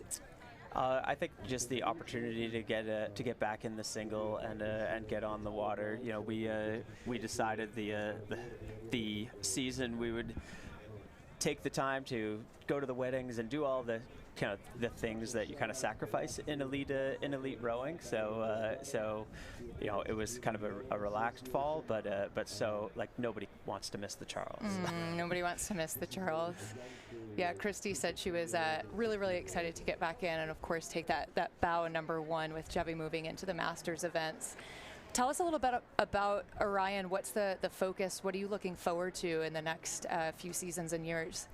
So the program's designed to help athletes coming out of college kind of make it into the international scene. Some recent changes in U.S. rowing have us really focused on helping athletes build the small boat skills and take those athletes to trials and really the high performance groups are going to be a big part of this next year. So we're super excited about that. And Christy had the chance to do some coaching too, I've heard. Yeah, so that's one of the, I think one of the benefits of our program, and it's great that we're watching the youth 8s here as well.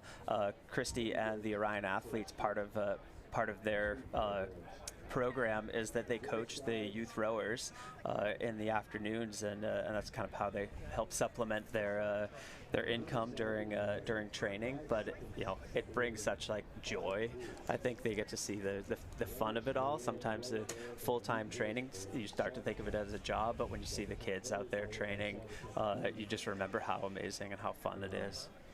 Well, with Orion, it seems like typically you all have been rowing in the smaller boats anyway, so it seems like it's kind of set up pretty well for this new initiative to for U.S. rowing to put more of an emphasis on the smaller boats coming into the next cycle. Yeah, we're really geared on singles, doubles, maybe a little bit into the pairs, but we're definitely small boat focused.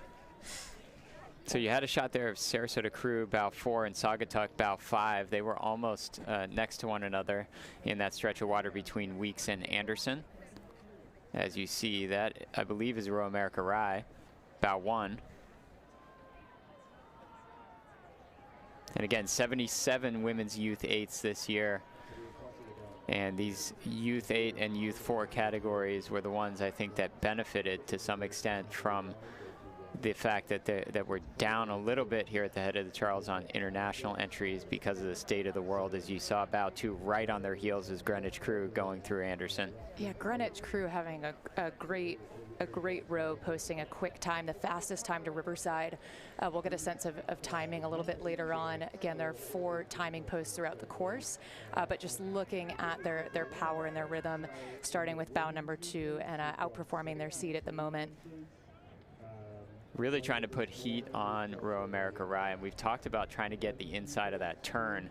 We'll see if they can track down Row America Rye. Can the boat from Greenwich Crew? They are already starting to go to the port side, it looked like to me, of of Row America Rye to try to assert that they want that inside line. Coming into the big turn, as you see, about 12, but this is again one of my favorite pictures because you're seeing all of these 8s come through. There's going to be 77 of them, but look at all the races that are going on in that straight stretch. Marion Mercy Academy is bow 12 in your picture.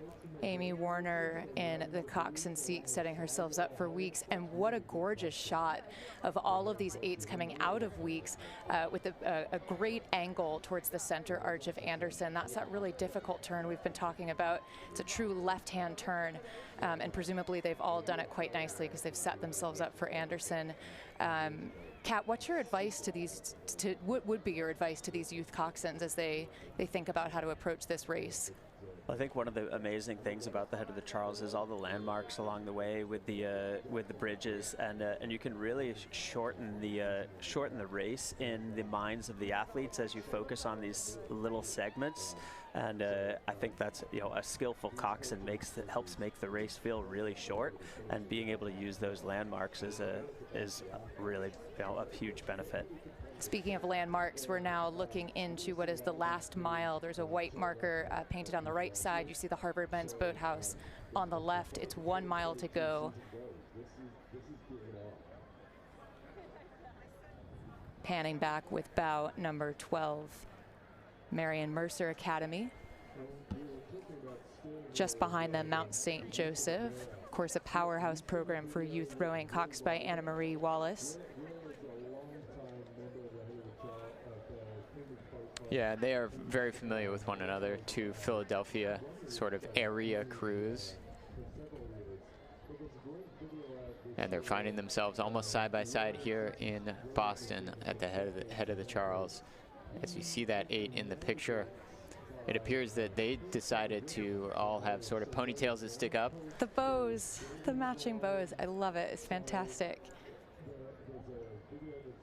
Bow 19 is in your picture. That is Atlanta Juniors. Atlanta Juniors coxed by Marin Claire Hadley. Going by 2 through the Weeks Footbridge and making it work for them. Most important there is that the crew on the inside really take that turn sharply. Yeah, if you had to choose, you don't want to go too wide into Weeks, but if you're on the outside, you better hope that that inside crew nails the turn so that you can nail it and not add too many meters to your race. As you see, bow 13. OKC River Sport. Coxed by Audrey Copeland.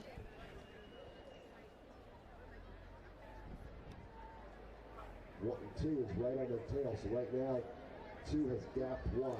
Kat, have you felt the enthusiasm? I mean, everybody seems to be very, very excited that the head of the Charles is back. I know that we are, and we're proud to be part of the broadcast and sending it out to the world, but we're reading these biographies and they're all just so excited to be here. Yeah, I mean, not only is it a fantastic event, it's also, I feel like, the social event of the year for rowing.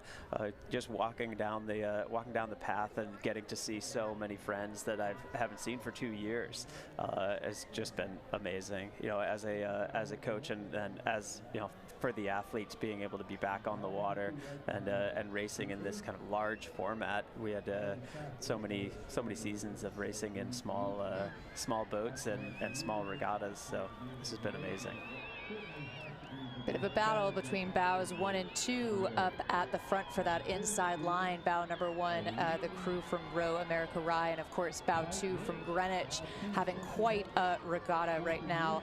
Coxswain Frances McKenzie doing everything she can to take that inside line. It looks like she'll grab it. This is the Windsor Dock, an important starboard turn.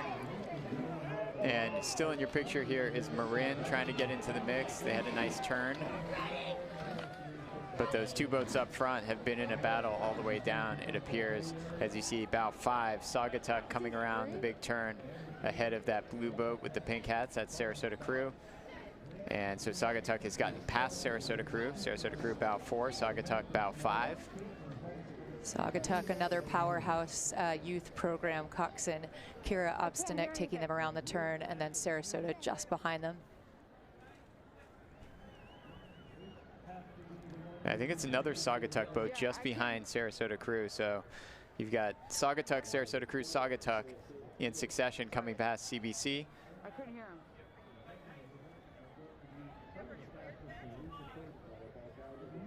Beautiful shot of that Saugatuck crew. Love this camera on the Windsor Dock. Able to hold that water, of course, in hot pursuit from Sarasota just behind them. Kat, what's your favorite turn on this course? I know you coached the Radcliffe Lightweight Women for several years. You've got to have a favorite part of the Charles. Yeah, you know, I actually think this turn right here, because you can get right in close to shore, get your blades like right close to the shore there, and you know, it takes a little courage, and I think that's a really fun part of this course. Greenwich Coxswain saying, give me some overlap here. As they finish up, it's Row America Rye, bow 1. It's Greenwich Crew, bow 2.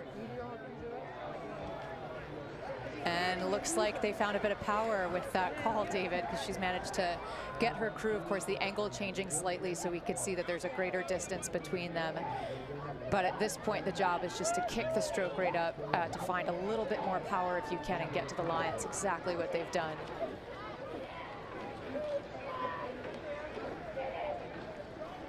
As those are our first women's youth 8s to cross the finish line, the first of 77. As we've seen some great turns, we've seen really some proficient coxswains so far in these first 10 or so boats. You see There is bow 10 coming through. That's PNRA Mercer.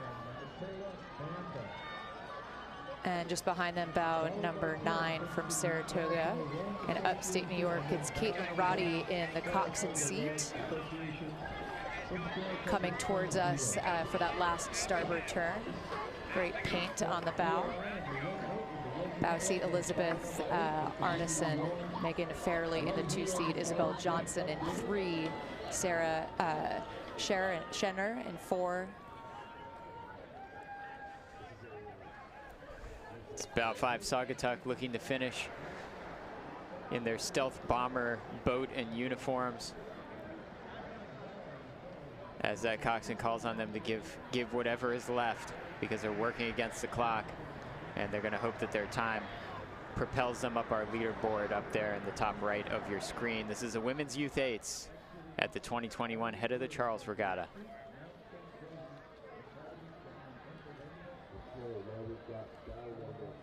And it's the Black Shell of Connecticut as they come around, bow number 14, charging towards the Elliott Bridge.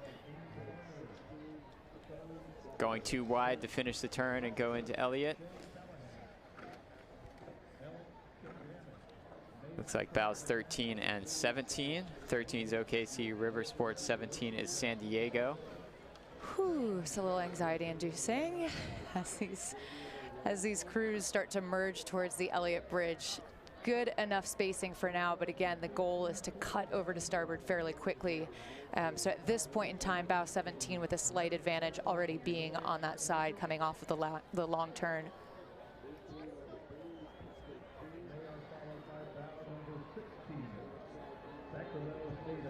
And there comes Connecticut, followed by bow 16, SAC.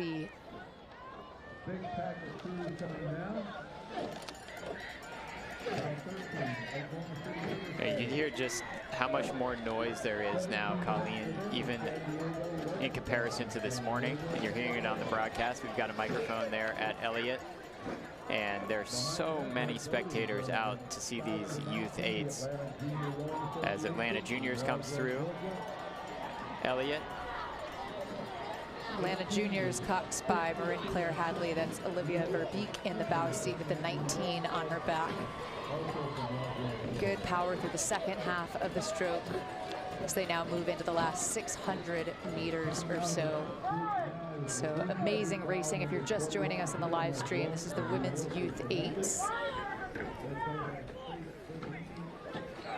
Rose City out of Portland, Oregon, coming around the big turn.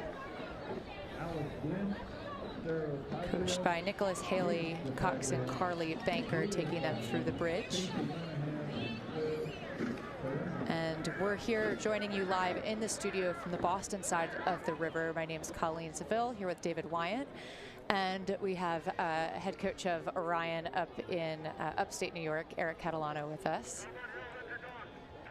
So Kat, coming off of the Olympiad for Orion, is there a refocus? How do you think about the next several years? Of course, now 3 years to the next Olympics. Yeah, it's definitely a little bit different because we're in shorter time than normal.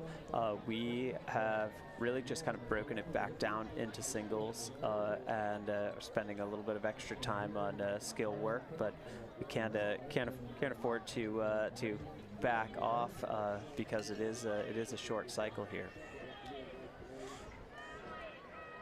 As you see, bow 23 and bows 25. 23 is Saratoga, so another Saratoga 8, and 25 is community rowing. It is no small feat. I know that most of the entries, if not all, in this event were accepted this year, but to have 2 Saratoga boats in the first 25 bow numbers is no small feat at the Head of the Charles.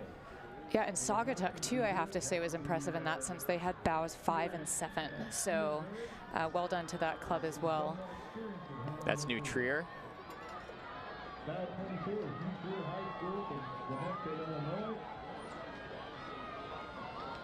Nice look at New Trier, coxed by Lula Macy. That's the back of Carolyn Connolly with the number as they cruise by that last starboard turn. And capturing the inside, it's Saratoga with bow 23. Oof, It's getting a little tight here, isn't it? Bows 30 and 31, making it spicy around the turn. Milwaukee Rowing Club and Montclair High School.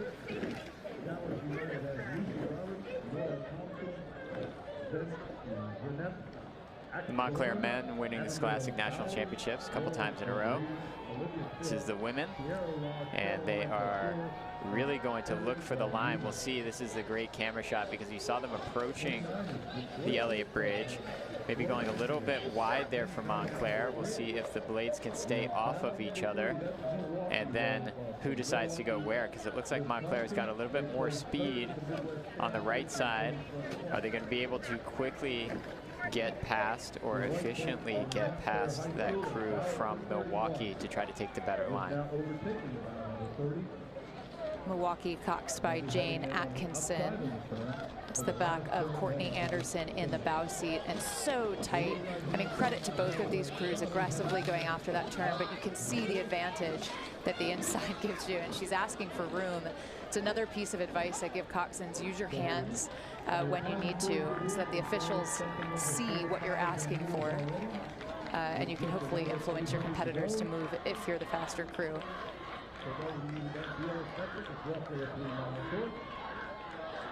I don't know if they were in that situation, so I think it was kind of interesting that that was happening from the crew out front.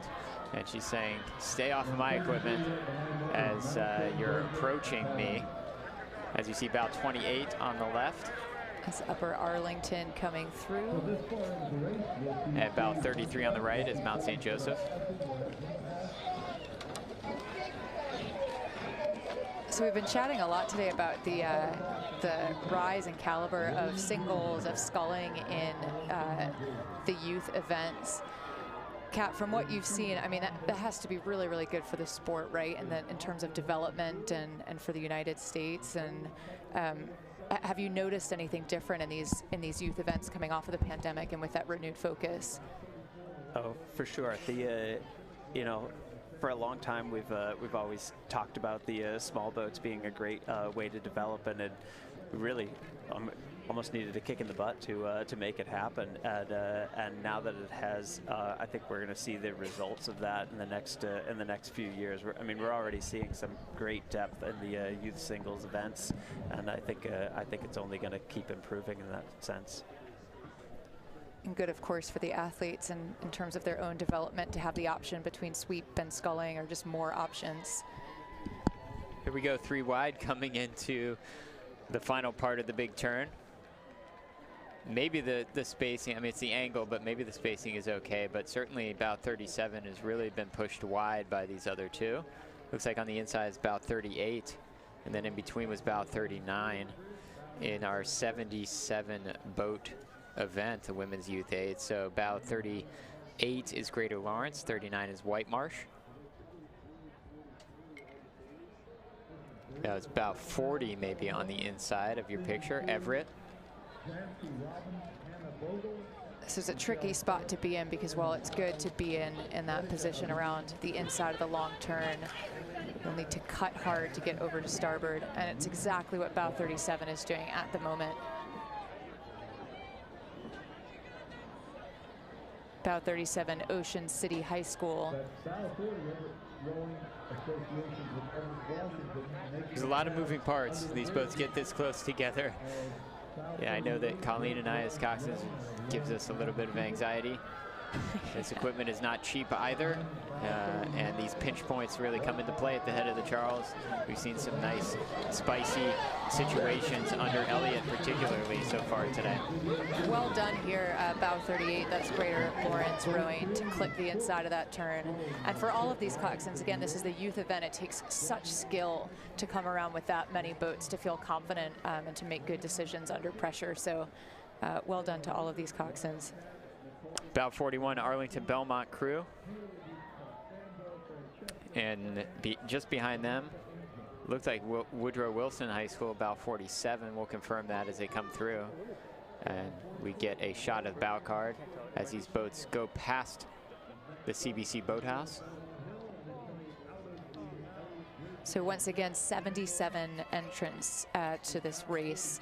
The top 11 crews, all returning entries. Always a close race. The last go around in 2019, there was just 10 seconds separating second to seventh. So highly competitive. Yeah, and right now, if you look at the leaderboard, if those results become official, you see really 3 boats that were very fast, and then there's a huge gap. So we don't know necessarily whether those are going to be the numbers that stand up, as you see a beautiful shot of Woodrow Wilson High School, the oldest high school rowing program in Washington, D.C. Eleanor Algem in the coxswain seat. Madison Weichman in the bow seat with the 47 on her back. Stroked by Catherine Buma. So, Kat, a question that I have for you is, how do the athletes sort of choose to become a part of Orion? How are they? Typically, are they finishing college and they're deciding, hey, I want to pursue elite rowing, and they give you a call and they say, hey, do you have a spot for me? Can I come and be a part of it? Yeah, you know, when we first started the Orion program, that was the idea for athletes to come out of college who really just had the itch and the potential to keep on training and to seek international level success. And so we were an opportunity for them to kind of get that extra experience to get onto the national team. With the recent changes, it's a little bit less like a feeder program to the national team as much as it is a training tool for international level. So we definitely want to keep that developmental aspect of like taking top college athletes and giving them the extra experience and the extra meters and the extra skills to take their big boat success and big boat strength into the singles and pairs. And then, you know, it is a little bit of a change because we now will also be training athletes whose goal is not to make their first national team, but to medal at the Olympics as well. It's exciting. And with Christy's success, I mean, what a cool thing to have one of their teammates and to have access to her and to know her. And I remember hearing, Chase used to say, "You can't be it if you can't see it."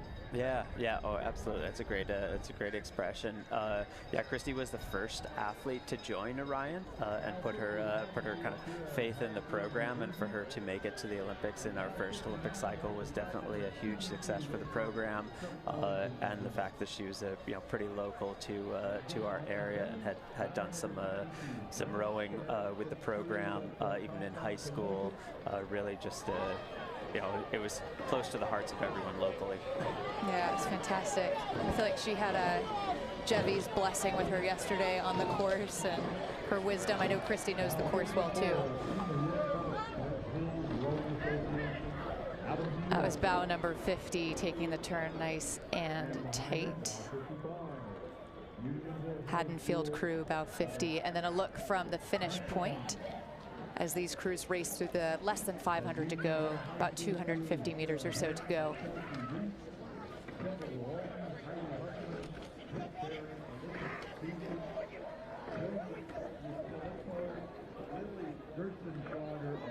Bow 46, that's Shrewsbury High School, coxed by Charlotte Harnos. Nora Goppel in the bow, stroked by Sarah Muse.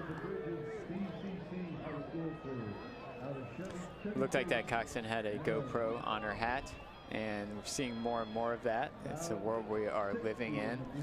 You know, everybody's got a camera in their pocket. That certainly wasn't the case when I first started coxing boats, and you're now seeing, even head of the Charles all the way down, videos of what it looked like for the coxswain. It's pretty cool as we see a lot of traffic coming into Elliott and around the big turn. Incredible shot here. We saw Narden bow 66 a moment ago. We now see Morristown High School rowing bow 67 with bow 64 as well. That's Glastonbury.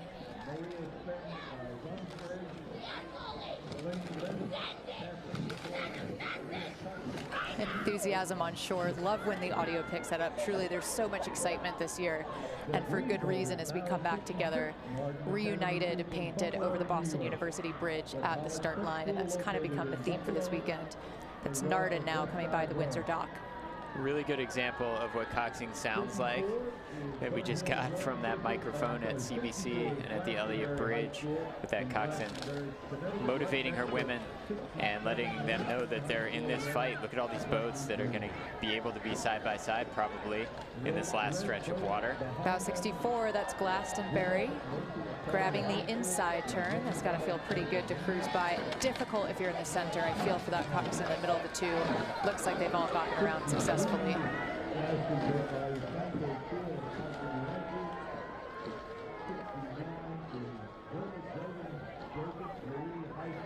So one of the things we haven't talked a lot about, but you can qualify yourself for the next regatta by finishing in the top 5% of the winning time. And so that's another thing. You're not only out here trying to win, but you're trying to automatically qualify yourself so that you don't have to be selected by the committee. And sometimes that ends in heartbreak for some of these crews. Again, 77, and that is bow 77 right there, coming around the turn in the gold. And that's the Long Beach Juniors. And the bio tells us that that's their varsity 8. So if the Long Beach Juniors started with bow 77 and it looked like they were passing a boat there, maybe they've passed a few others. They are a new entry that got in, but they've decided maybe to even swap the bows, because I think we saw another Long Beach boat earlier on with a lower bow number. Maybe they swapped the bows, and that was a decision by the coach to say, hey, we want to put you in a position to be able to pass a bunch of boats all the way down. That was bow 58, Newton Country Day. Bow 70, Hingham High School locals. Bow 77 just ahead of them. That's the Long Beach crew once again. Bow 77 of 77. Really takes a lot of faith in your coxswain, particularly if you're the coach that decides that you want to put your faster of your two entries in the last bow number to go off in this women's youth 8s, knowing you're probably showing a little more speed than some of the boats in front of you.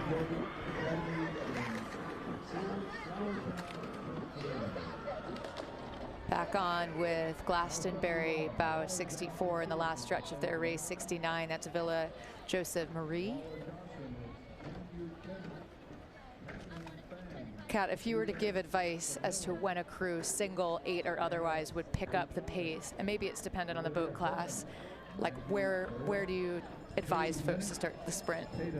You know, I think it probably depends a little bit on the athlete, but I really think coming around this this last turn is the finish line, and you can feel it coming. And really, I always tell the athletes, as soon as you can feel it, and the sooner you can feel the finish line, the better, because you can sprint when you can feel it. Yeah. And if you can feel it coming around the turn, this big turn, great. If you can feel it after you come through Elliott, then that's when you go.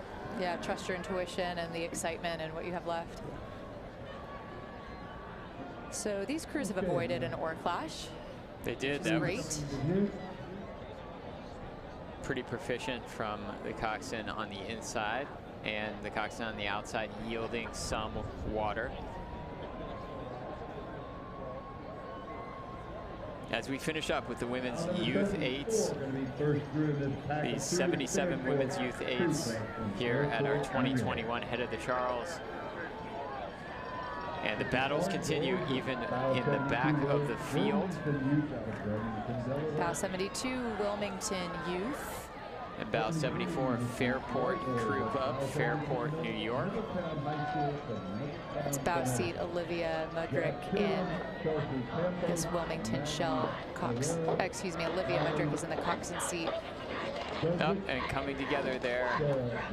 Not really at the point that I expected that they might come together, but that coxswain was smart enough to realize, let's take a stroke or two off. Let's make sure that we don't have to come to a dead stop. And the adrenaline in that trailing boat will probably, I would think, get them back up into the mix.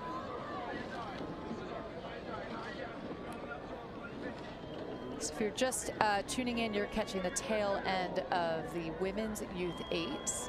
Our vantage point now from the finish line.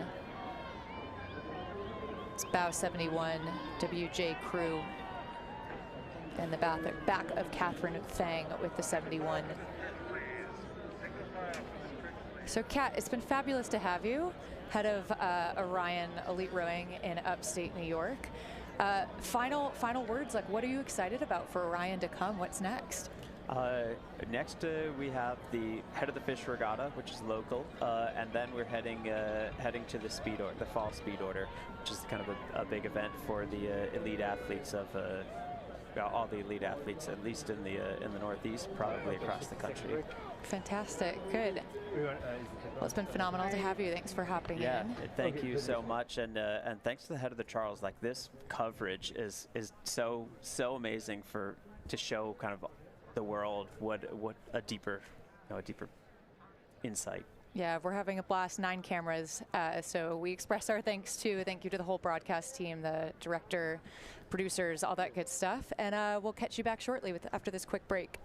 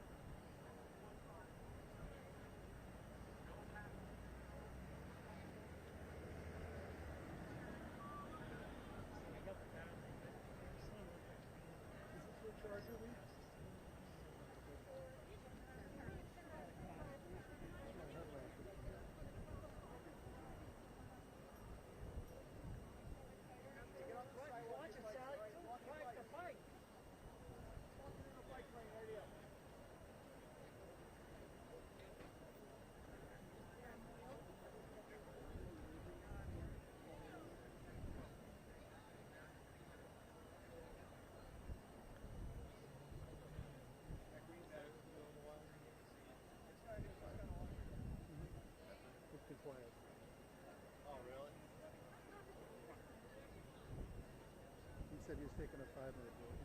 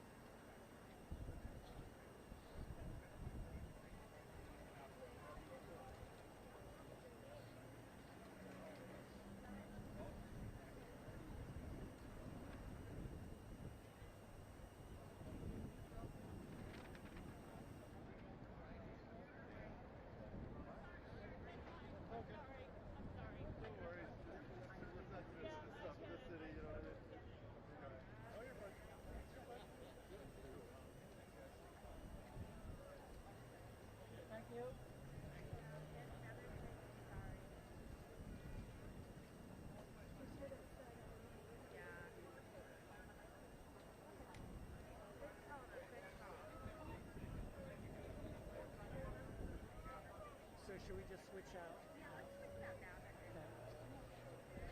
So do you want to... Head of the Charles.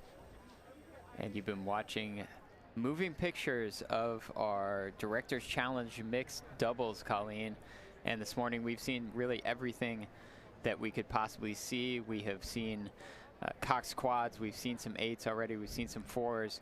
We've seen all kinds of boats coming together in certain pinch points on the race course, and we've also seen very, very proficient lines on this head of the Charles. Yeah, it's been quite incredible, especially in the youth events. It's a testament to the skill of these coxswains to maneuver, and that's exactly right. If you're joining us now, you're catching the early stages of the Director's Challenge mixed doubles. That's bow number 1, Greenwich Crew. Hard to miss him in that high vis. It is Greenwich Crew, and it's Susanna Mills and Jason Woody. There are 48 doubles in this event that we're going to see come down our race course. The camera that you are watching is stationed at the Radcliffe Boathouse. And we are watching these rowers go in between the Weeks Bridge and the Anderson Bridge, which becomes a straight line, but there, of course, there's that big port turn through Weeks to then get that straight line into Anderson. And the water really holding up as well, Colleen. We've had such tremendous weather all weekend. I'm going to say that I brought it with me from Florida, at least the sun part of it. Yeah, I think it was 2009. Folks will remember we had a snowstorm, so that's not ideal. We were just riding with bow number 1, Greenwich Crew. We're now looking at bow number 11. That's Ridley graduate. It's Lynn Krahulik in the bow seat and Cade Hawkins in the 2 seat in the Director's Challenge mixed doubles. Yeah, 2 international rowers, Christian Molvig of Denmark and Lynn Krahulik of Canada. They're rowing under the Ridley graduate name of Lynn Krahulik, the Canadian sculler in that boat. And this is the picture from atop the Anderson Bridge. I actually thanked those camera workers yesterday when I had my afternoon off, because that picture has just been tremendous throughout these 3 days of racing here at the head of the Charles. As you see, bows 36 and I believe 35. So 36 has gotten past 35. 36 is Independence Rowing out of Nashua, New Hampshire, and 35 is Texas Rowing Center. So a full entry in this fun event. The athletes range in age from 18 upwards of 85 years old, with doubles partners that may be the same age or they may be decades apart. It doesn't matter. It's all about getting onto the water and enjoying the boat. This year's race is mainly a domestic affair, 47 crews coming from around the U.S., and bow 11 are 1 international entry, a combined Danish and Canadian crew. So in that teal boat, that was bow card 5, which is Station L out of Portland, Oregon, Lori Jensen and Philip Foltz. And right on their heels, it looked like it was community rowing. Excuse me, it was San Diego, with Sean Durkin and Sarah Pickus.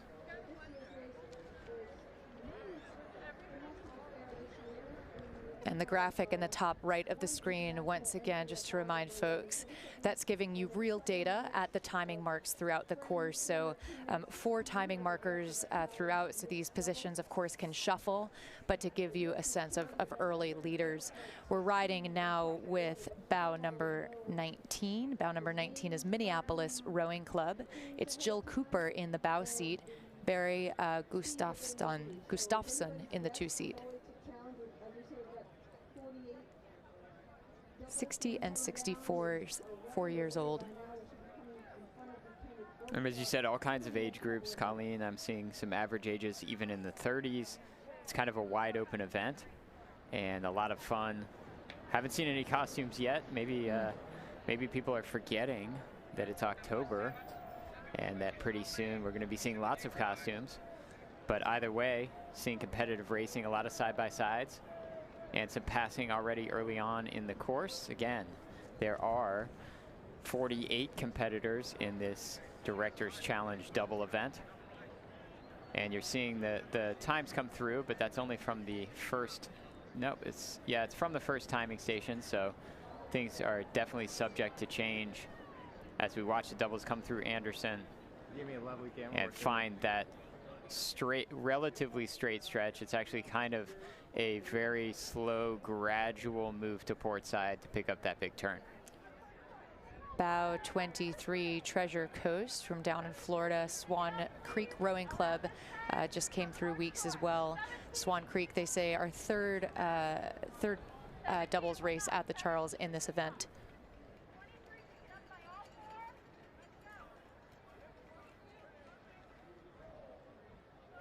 And those 3 boats having just gone through weeks.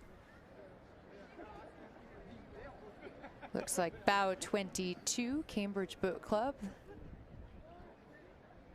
Bow 25, rowing unaffiliated. Alexa Vinton and Ruben Perrin. Alexa age 18 and Ruben Perrin 51. Both Andover alum. Ruben Perrin, Cornell 93, Andover 89. Alexa Vinton, Andover, class of 2022.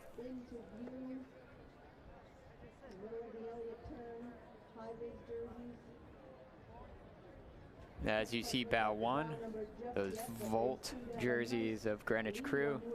Again, Susanna Mills and Jason Woody coming around the big turn. Fantastic water, maybe a little bit of a ripple here and there, but really, really nice conditions, and they wrap themselves around so well through this turn, even getting their oars just over some of these port buoys. In hot pursuit behind them, though, looks like that is bow number 6 of Riverside, Sean Wolf and Heather Moon. Of course, Sean Wolf in one of the winning Masters doubles yesterday. So he's back on the course, and their bio says, let's go. Great shot there of that camera that's at the Riverside Boat Club, looking down the powerhouse stretch. And you can see all of those doubles. And you see just on the left top of the screen, the red brick bridge, that is the Weeks Bridge. So you can see, it gives you a sense of how straight it is through these bridges, and then how you have to sort of gradually and then pretty severely go to the left side or port side as you come through Weeks. It's a great shot. It's one we haven't had, I don't think, all weekend, Colleen. And they've gone through a few bow numbers, including bow number 2, who's right out. And a good shot then of bow number 1, Greenwich Crew. High vis, looking sharp. Yep, and you can see that Sean Wolf yeah. Crew goes straight to the top once they got past the checkpoint with Heather Moon. Sean Wolf, Heather Moon, again, Wolf, I believe it was the 40s plus with Pete Morelli yesterday capturing the gold medal, so great to see him. So what, 12, 15, 16 hours off, fresh legs and back on the course. Perhaps a little bit of merging trouble here from bows 33 and 35. Yeah, 33 may have just taken the turn a little bit too early, a couple strokes too early. Didn't want to get into that bridge abutment at Weeks. Bridge always wins. It's Karen Simmons and John Simmons who are getting around the Weeks abutment. And also in that picture was Texas Rowing Center's Eric Cornett and Lauren McGee as we check back in with the CBC camera. And we see good spacing coming through here. Really nice carving of the river here, especially from bow number 9. Yeah, bows 9 and 5 in the picture. Coquins, Philip Hoyle and Brittany Zugas-Smith in bow 9, and Station L's Lori Jensen and Philip Volz in that teal boat. This is San Diego Rowing Club, bow number 8. Sean Durkin, Sarah Pickus. Sarah rowed at George Washington University, Sean at San Diego State University. Independence Rowing Club, bow 10, Mark Lewis, Aaron Lalmand. Great single line. File. Single file, all 3 of these crews. Bow 3 is Pioneer Valley Riverfront Club, Julie Hetler, Jonathan Moss. A little bit of an issue there for Pioneer Valley. Coming into contact, it looked like, with the launch there at the Windsor dock.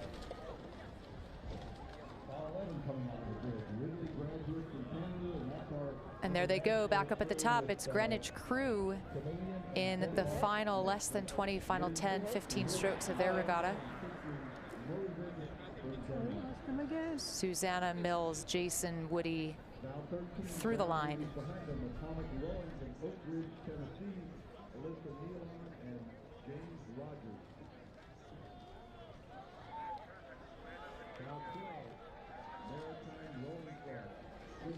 We see sometimes, you know, father-daughter or mother-son crews in this event. We sometimes see married couples in this event. Friends, you see everything in this event. That's what makes it very interesting. The Directors Challenge mixed doubles here at the 2021 Head of the Charles Regatta. I love this event. Again, it's all about getting out on the water, enjoying the boat, having a fun time putting together various combinations of athletes.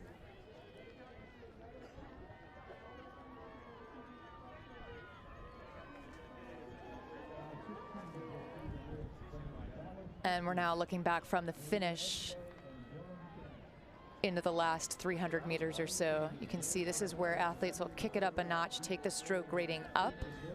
It's exactly what the shell in front of us has done. It's the San Diego Rowing Club. San Diego. Maybe they say on a certain movie. Sean Durkin and Sarah Pickus.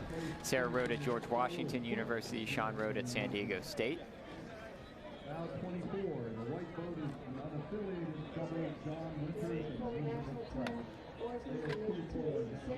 More boats coming around the big turn and finding the Elliott Bridge, and that 4 or 5 deep crowd that's now on Elliott. Colleen, I walked through the finish line sort of build out yesterday here, and you know, given the state of the world, I haven't been in a whole lot of crowds. That's probably the deepest crowd that I have been in 2 years. Everybody is out for the Head of the Charles. Everybody's so excited to be here, rightfully so. And it really is, as Kat mentioned, it's really the sort of the premier rowing reunion that exists in America, this largest regatta in the world that we have at the Head of the Charles. Yeah, it's fantastic to be back together, isn't it? And we've mentioned this before, but it's really touching to read some of these bios and to see the sincere thanks that the athletes are offering up to the volunteers, to the producers of the broadcast, to all of the officials. I mean, there's safety marshals on the water. There are officials doing timing. There's a safety team. There's all kinds of folks that come together to make this happen. And it's incredible to really see what is such a complex regatta be pulled off so well. This is Bow 12. It's Maritime Rowing Club. Susan Schmidt and Samin Majd. They've been rowing together since 2010, and they're through the line. And you can see the effort that was expended and cashed in here on the Charles River in that double. Number 20, Swan Creek from Lambertville, New Jersey, Steve Platt and Andrea Dinnan. A couple really tight courses on that big turn, Colleen, at the top of the picture. 31 right on the blue line is the Chinook duo of Terry Walters and Macaulay Nash. 25, just a bit wide. And a good look then as they come towards Elliott.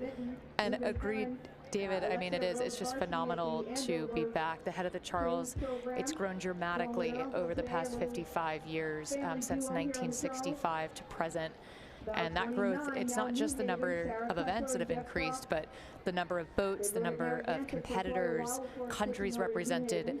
And we mentioned the volunteers. We're now over 1,500 volunteers as well, in addition to the athletes. And also the gender equity has just slightly changed over time, sort of each year, from an all-male event when it started to now 50-50 gender equity.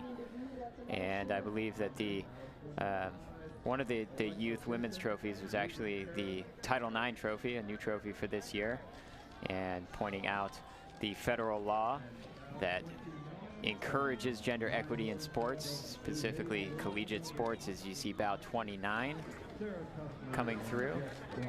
And that is New Haven, Sarah Kussler and Jeff Brock.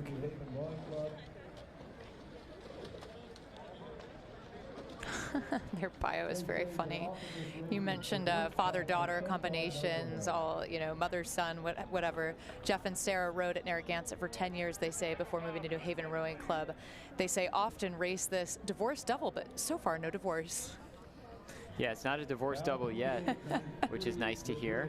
As you see, about 27 coming through and finishing up. That was Lake Washington and Martha's moms.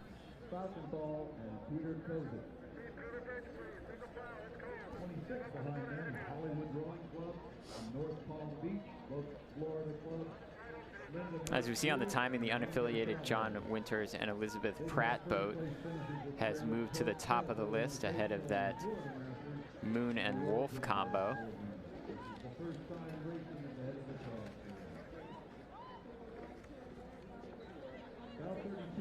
Good spacing coming into Elliott. Don't think we're going to have any issues from these crews. That's bow 32 coming toward us. Saugatuck, Andrea Shelley and Daniel Shelley. They say it's their first ever head of the Charles together.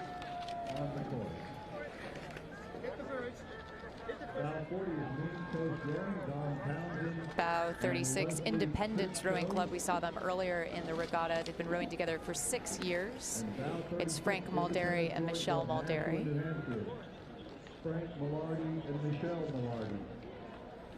Texas Rowing Center, bow 35, Eric Cornett, Lauren McGee, and bow 39, Narragansett, Bjorn Stansted, and Jean Lampert. Yeah, Narragansett really wants that inside line, and it looks like they've got some boats to navigate to take that inside line, so we'll see as they all kind of come together there, but I think we're going to avoid any disaster.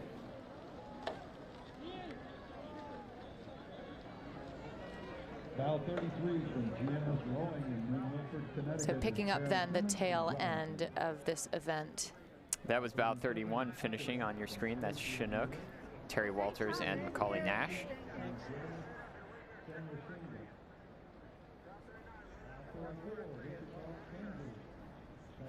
You can see various crews launching and landing over in this shot as we hold the finish. That's bow number 29 coming through. Those docks are very well used, especially on Sunday at the head of the Charles. Again, vast majority of the out-of-town crews have trailers behind those tents and docks that you see in the top of the picture. And so that's where the majority of the boats will launch today for our Sunday here, day 3 of the 2021 head of the Charles, as we watch some more boats navigate the big turn.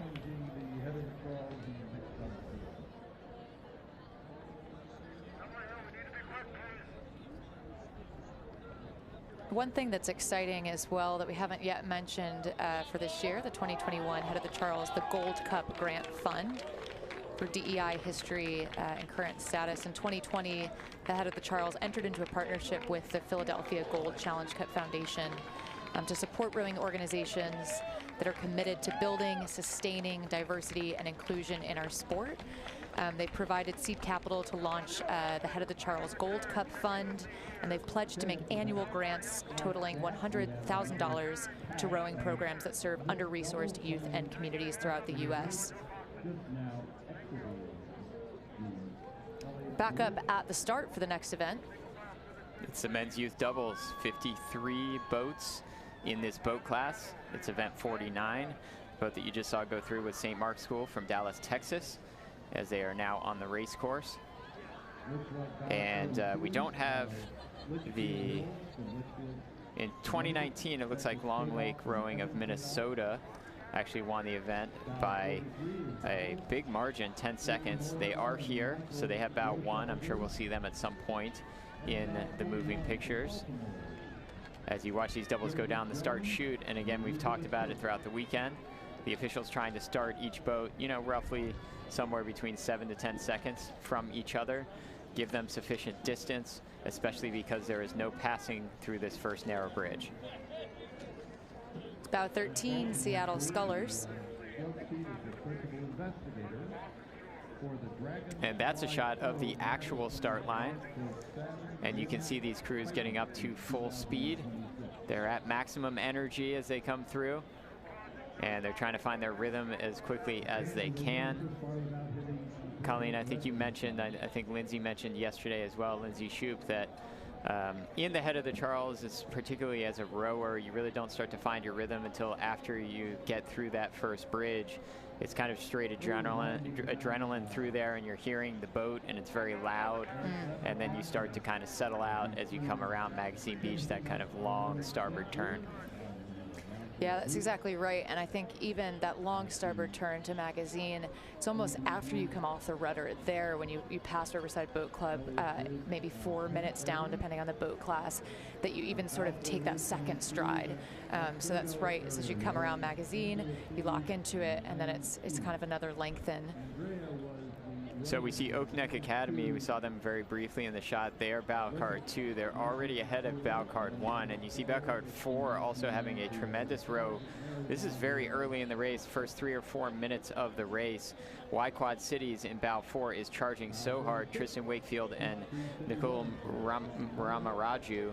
And Tristan was second in the single at Youth Nationals, behind Isaiah Harrison that we saw earlier in the men's youth single, set a course record out here this morning. And Nickel was 4th in the double at Youth Nationals. So you've got a silver medal and a 4th place finish at Youth Nationals coming together for this doubles race in that Y Quad Cities boat, and they're going to the front. They are, Y Quad Cities, I just love watching them scull in the quads, in the doubles, and the singles. They're just such proficient scullers, coached by Peter Sherris, this shell that we just saw push ahead, now leading the pack. They've overtaken bows 2 and 1 behind them, now charging towards the powerhouse stretch. And David, they're not afraid to use the stroke rate, so that demonstrates a level of fitness because they're getting the job done with power and a fairly high stroke rate.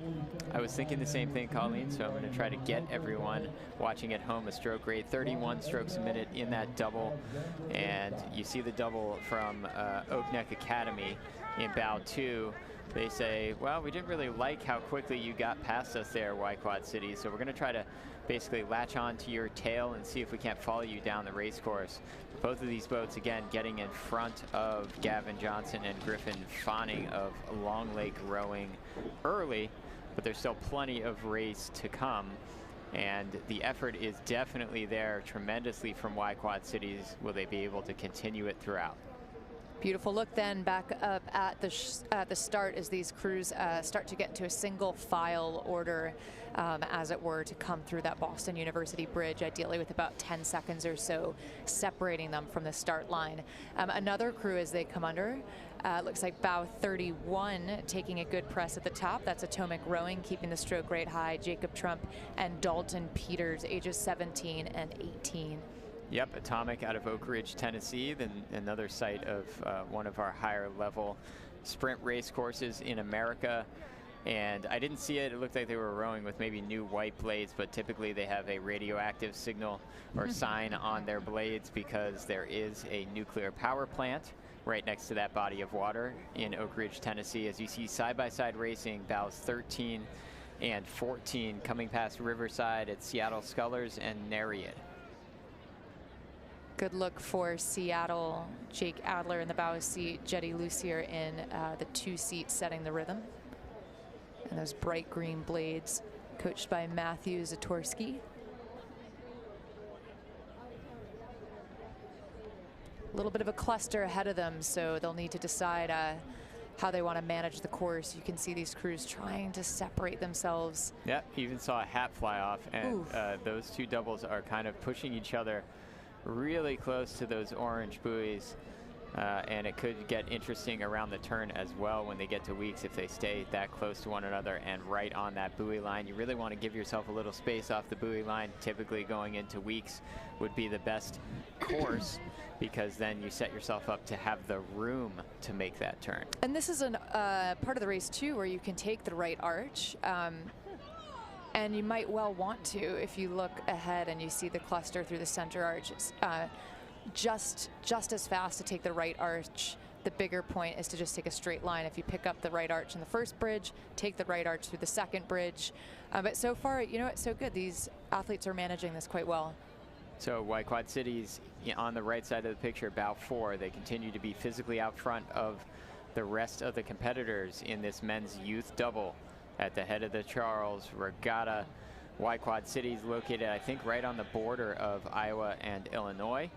And Colleen mentioned that they are very, very proficient scullers. That is what they do, and they have had tremendous results at Youth Nationals. It seems like if Quad Cities is not contending for the gold medal in an A final in the sculling events, typically the team boats, the doubles, and the quads at Youth Nationals, then there is something drastically wrong, because we're always seeing them both on the women and the men's side of those events. And it just looks it continues to look very powerful in that double. They're keeping the stroke rate up, aren't they? They're just clipping it along up at the front. You can see how quick they are to the water. Good power and leverage to the back of the stroke. And the bowman in that boat just turning around, making sure his course is exactly what he wants it to be. Their speed, well, it's earned them the right to have a really nice line coming into the next bridge without anyone else around them. So you see them preparing for the Weeks Foot Bridge. And we'll see what their turn looks like, because we probably will go to that picture on the other side. They were pretty close to the abutment there, so we'll see how wide their turn is. Pretty good turn, actually, as they come through. Maybe they didn't come in at the best angle, but they made up for it. And they got, you can see just how quickly a double can kind of get sculled around, so to speak. In a couple of strokes there, can kind of change directions almost 70, 80 degrees that quickly. Yeah, much different in the eights, which that turn at pace is significantly harder, but they've taken it really nicely. Quad Cities, Tristan Wakefield, Nihil Ramarouge. Just looking at the times through Riverside, so about half or 3/4 of a mile behind where Quad Cities is at the moment. We're going to get another timing station pretty soon as they come through. But it looks like about 20. The boat from Burton Beach Rowing from Vashon, Washington, Davis Kelly and Jordan Dykema are sitting in second place at that first timing station. Jordan and Davis were both members of the 2021 junior national team. Jordan was in the 8, so now he is trading a sweep oar for 2 sculling oars, and Davis was in the straight 4. And as with other youth events here at the Charles this weekend, there's a special medal for the under-17 winners in addition to the overall medal. It's a real testament to the commitment that the U.S. has put on junior rowing, indeed, but junior small boats as well. So we've seen that in other events, and that's applicable here as well. That's bow number 12 coming through Newport Aquatic Center. Ross Zeigler and Alexander Vu. It's the their first race in the double. Wish them luck, they say in their bio. They're doing great. Good luck. As you see Quad Cities coming through Anderson. And with a great point through Anderson. They continue to power through this race course. You can see Colleen just a little bit of a headwind there, but not tremendous. But sometimes, and we've mentioned it once or twice, sometimes coming through those bridges you really get whacked by the wind in one direction or another. Yeah. Not as much of a factor today. Takes some skill to anticipate and make a change sometimes to your technique if the wind changes that dramatically. Right now, though, battle happening between Seattle Scullers, those green blaze and the shell right in front of them, I believe California Yacht Club, bow 16. They're both making it through Weeks Foot Bridge together, bow 15. Hayden Township High School. It's their first time racing on the Charles. And we'll cut to that vantage point of these doubles making the turnaround weeks. Yep, Haddon Township, New Jersey. Looks like bow 10 on the left side of your screen. Bowman wearing a Volt hat to help us out. It's Resilient Rowing Club out of Burke, Virginia, excuse me. And then the very distinctive Texas Rowing Center, bow 9, top of the screen. And a good straightaway stretch here to make a pass. That's exactly what it looks like they're trying to do. Bow number 10, Resilient Rowing Club. Great spot to do it. If you can execute a pass when you're not on the rudder on a turn, all the better. Bow number 1, it's going to be Gavin Johnson and Griffin Fanning. It's going to be followed by Oak Neck Rowing out of Bayville, New York. And the Quad Cities duo were continue to be looking at a picture of Resilient Rowing Club. This year. So it's going to be a very interesting. And through the center arch of the Anderson Footbridge, just moving now into the last mile. All starting down at the Boston University boathouse area. We see good spacing of those crews, the ones that we can see in the distance approaching the big turn. And start every 10 As you see, seconds or Resilient so. Rowing Club coming through. Racing against the clock, so we expect a lot of So 55 competitors in this event. The course record was set by combination Salazar and Scheil. 16 minutes, 52 seconds, 0.4. That was back in 2017. So of course in rowing, course records, well, it depends on the wind, doesn't it? So tailwinds will help set faster times. We'll see if we get any records today. It does, and even at the world rowing level, as you know, Colleen, they've dropped any, you know, wind factors, and it's just the fastest boat that has gone the fastest in the history of the world is the fastest boat in the history of the world.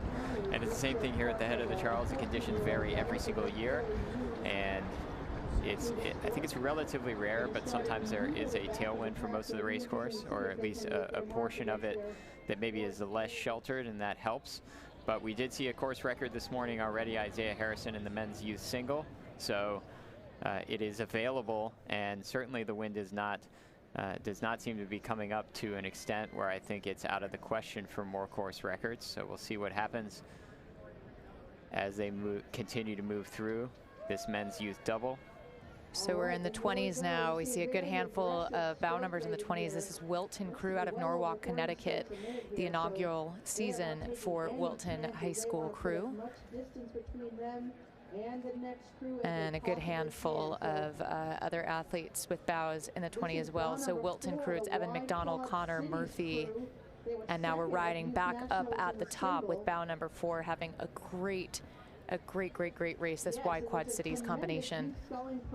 It is Tristan Wakefield and Nikhil Ramaraju from Y Quad Cities, and they have been atop our leaderboard, maybe back and forth with Dykema and Kelly at the top of that leaderboard.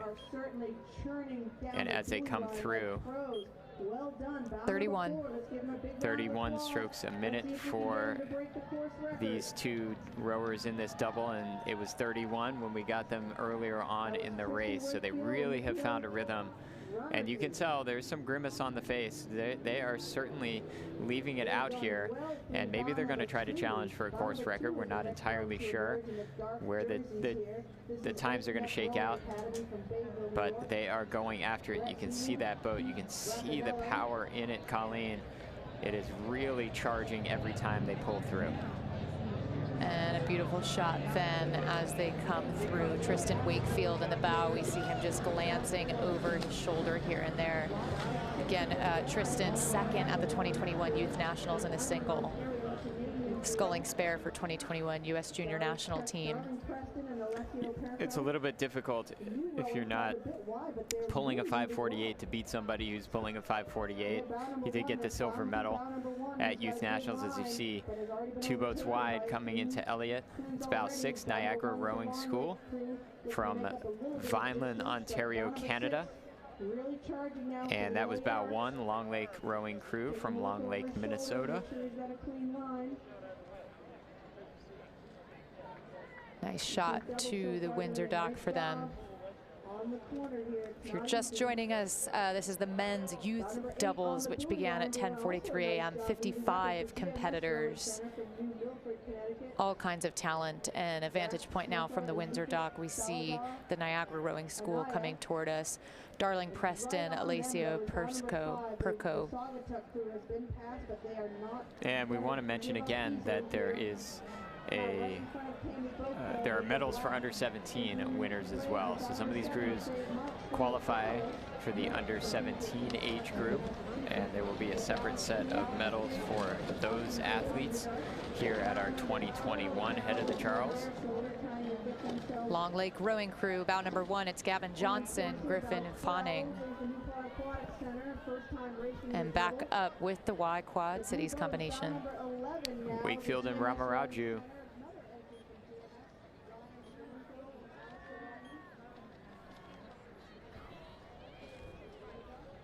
And the rowing, you know, what we've seen as they come through the geese is that these two rowers have kept it consistent all the way down the race course. Now they've taken the stroke rating up because they know that they are approaching the finish line. Wow. But it looked like it did all the way through. Every time we got a camera shot of these two in this double, it looked the same until now when they took it up and they emptied the tanks. 38 and a half or so, somewhere just shy of 40 strokes per minute to round out the end of their race.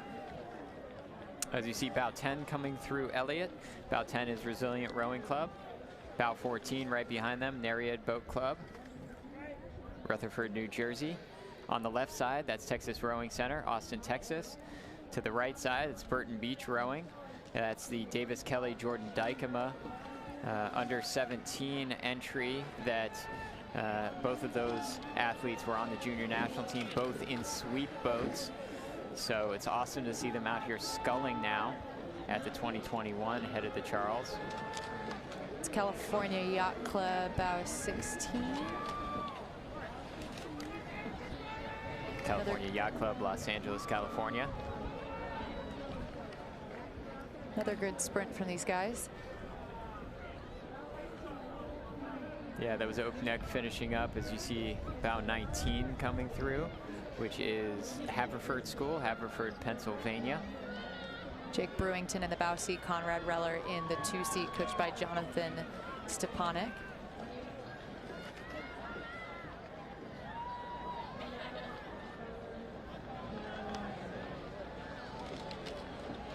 Catching the last 10, 15 strokes for these shells. Good press. I love the sprinting that we're seeing, David. These young athletes just taking it up. They're fearless. Well, a lot of these athletes, first time on the head of the Charles race course, but they certainly know where the finish line is and where they've decided that they're going to take it up. As you see Miami coming by, that was Nicholas Dimitrakis and Gonzalo Cortez, both 16 years of age.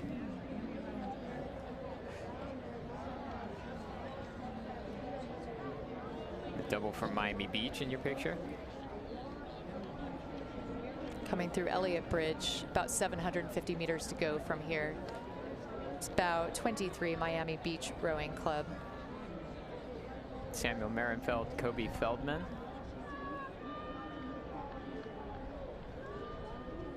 And that double finished 10th at Youth Nationals, that combination over the summer. This is bow 25, Oak Neck Rowing Academy. Tennyson Kelly, Dean Safran, 16 years old.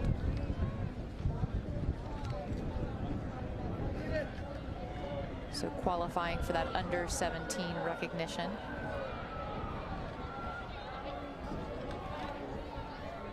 And we saw some scullers this morning, David, 14 years old. Really, really cool to see that in some of these youth events.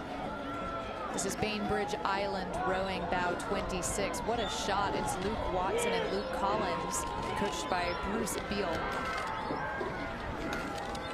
Great shot that will live on YouTube forever for those two.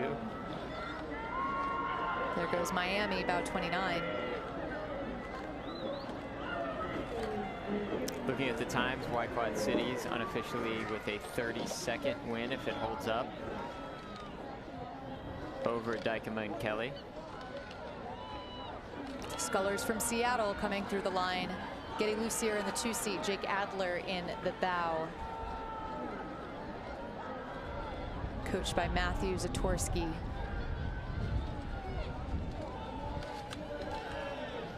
'53 men's youth doubles coming through the head of the Charles racecourse. They're all in the second half of the race at this point, as we start to get into the 30s coming around the big turn. Looks like 38 maybe on the right side, as we've got a good picture there of the Port Jefferson Rowing Club double. Port Jefferson also another under 17 combination.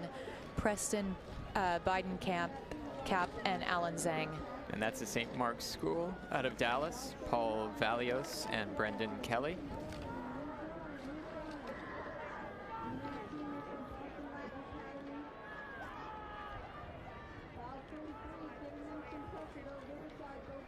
53 entrants into this category. Fantastic depth, as we've been saying all morning, but bears repeating.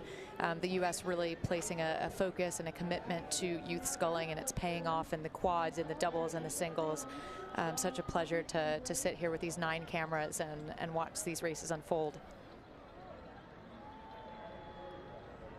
Yep, sculling is definitely on the rise in the United States, and I'm really interested, Colleen, to see whether some of these athletes that you saw in sweep boats, even at the Olympics, might jump over into some of the sculling boats, knowing the new emphasis on the smaller boats moving forward.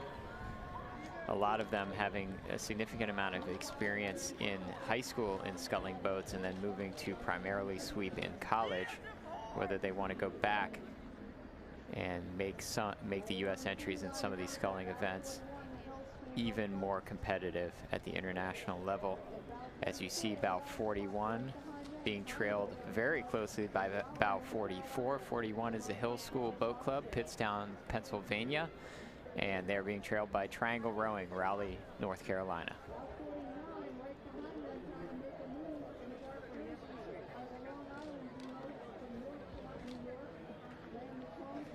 So the men's youth, the next event will be the women's youth.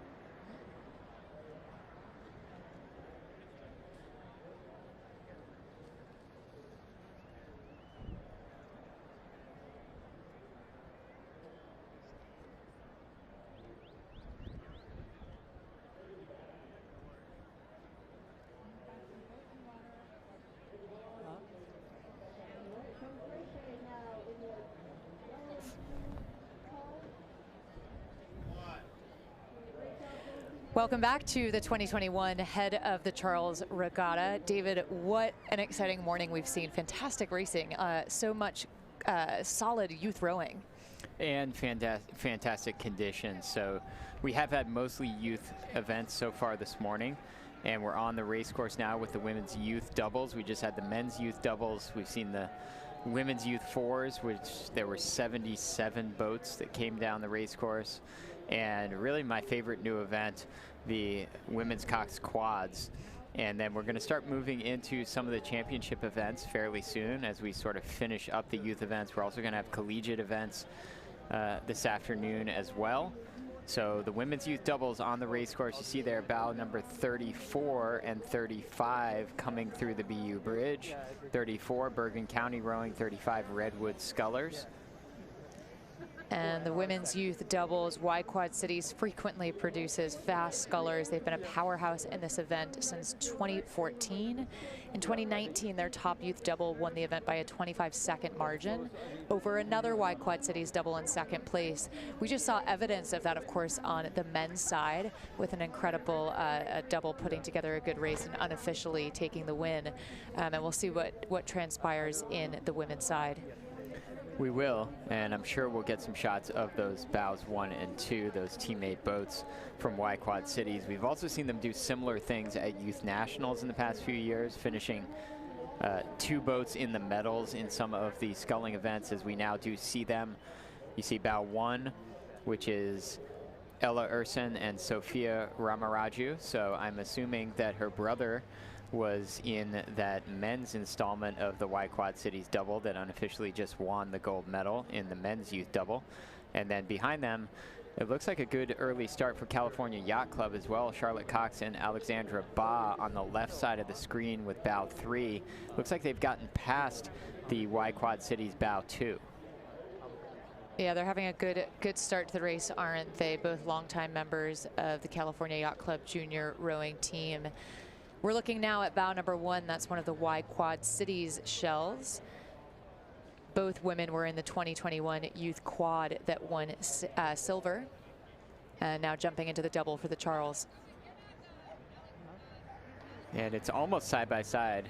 California Yacht Club maybe now just opening up a little bit of water going into the week's turn, which is what they want to do. They got to be careful not to let Y Quad Cities push them too wide here coming into the turn. You do want to have some space. The Y Quad Cities bow 1 doing a nice job coming into that port turn at the Weeks footbridge. Again, this is the women's youth doubles event. 54 boats in this event for 2021 here at the head of the Charles Regatta. And you're seeing our timing graphics unofficially coming through on the right side. And it appears, at least at the first checkpoint, that the Cambridge Boat Club, the local combination of Audrey Loeb and Scarlett Perry, had the fastest time of the first 25 or so bow cards to that first timing station. But we'll get another one here shortly as they pass the Radcliffe Boathouse. So we've been chatting a lot about Y Quad Cities and of course for good reason, but we'll want to keep an eye on bow number 18 as well. That's Litchfield Hills Rowing Club.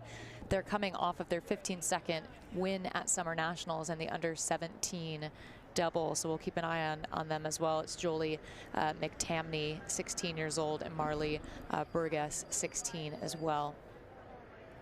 Marmar and JoJo is how they would like to have us refer to them.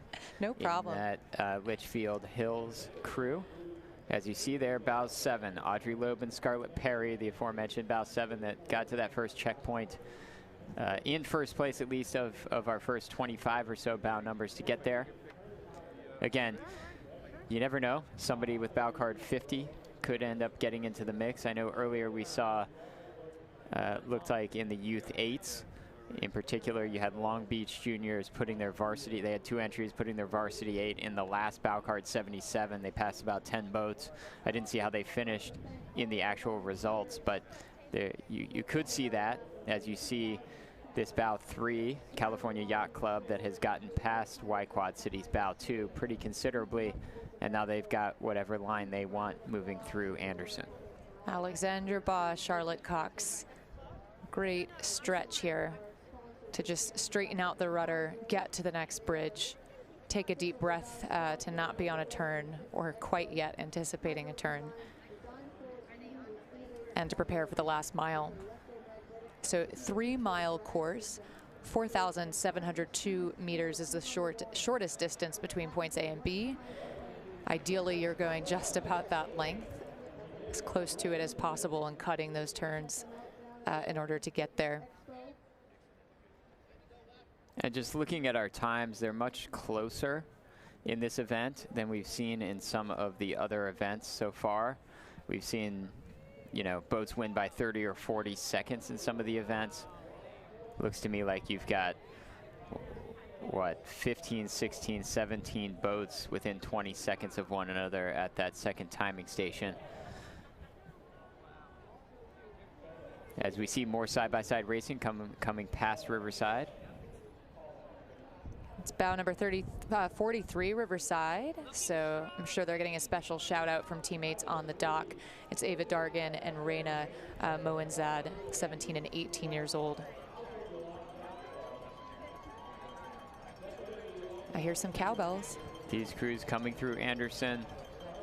I was on that bridge yesterday, also packed like usual for Sunday at the head of the Charles. There's even like a big zone of tents. We got a little bit in the picture from this camera yesterday.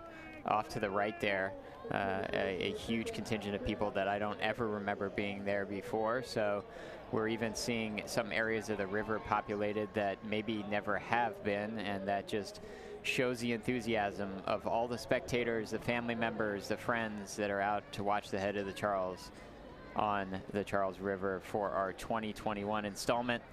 2 years in the making, as you see. Bow 18, the Litchfield Hills, Jolie McTamney and Marley Burgess, Marmar and JoJo. Marmar and JoJo, coached by Drew Combs. And it's looking good for bow number 7 as well. That's the combination from Cambridge Boat Club. So you can see on the graphic up on the left, unofficially at the last timing checkpoint, we're running first with bow 7, so outperforming their seed. And a look then, this is bow number 49. That's Narragansett. Lily Sarnowski and Sophia Romano. Right, yeah, maybe some of these Y Quad Cities lineups have changed if I'm looking at the names on the timing graphics. I think maybe they swapped them a little bit from maybe a couple days ago when our information came through, but either way, you still have a couple Y Quad Cities boats in the top 6 on the timing so far, as you see more boats approaching the Weeks footbridge. That is bow 24, which is the Hun School, Princeton, New Jersey.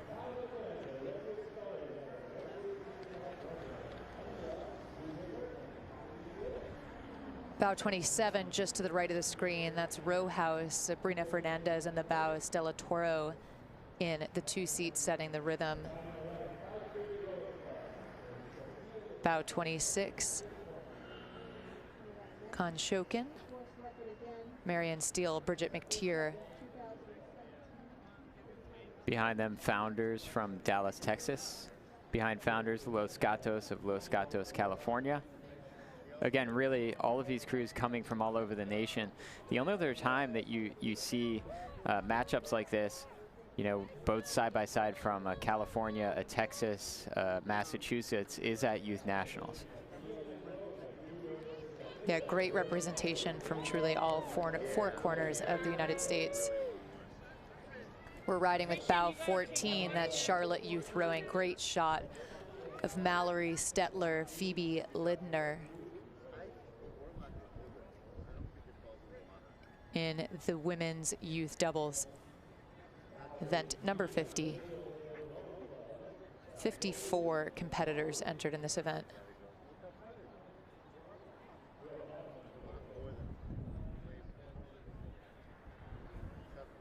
More boats coming through the powerhouse stretch and into the Weeks footbridge turn.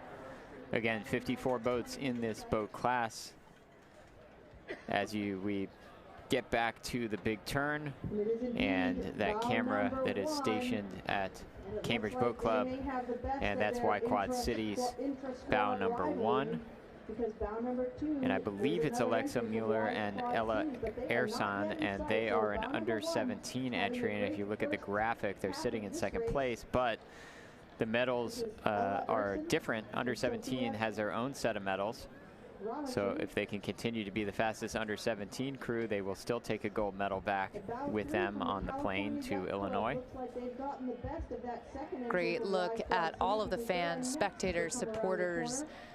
I'm sure some volunteers in there as well, looking out over Elliott Bridge. It's a great, great spot to watch racing. So much excitement, so much support for the Charles this year. Back again after going virtual due to the pandemic last year.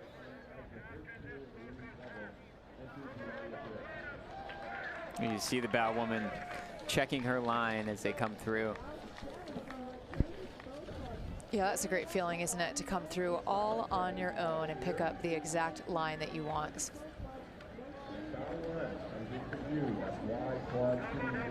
And they're rowing with a stroke rate that's quite high too. So Y Quad Cities, the men and the women, just savvy, gutsy racers. Yeah, they clearly have practiced that rhythm at a fairly high stroke rate relative to some of the other crews. And it's very comfortable for them because they've practiced it enough. As you see, that bow 7 that we know is one of the top boats in terms of the timing that's come through. That Cambridge Boat Club's Audrey Loeb and Scarlett Perry as they come past their home boathouse. Double with the red blade with the white star. Coached by Abby Knight in that Cambridge shell. We're now back with bow number 3, California Yacht Club. That's bow 2, just behind them, the Y Quad Cities. And then that Cambridge shell, bow 7, having a great race. You really hear the crowd. It's pretty obvious.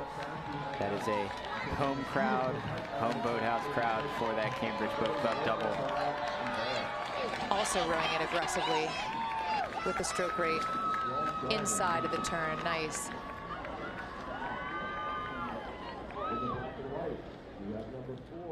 .34 strokes per minute or so. That is no slouch, especially at that point in the race, although they did, I'm sure, get a shot of adrenaline from that crowd.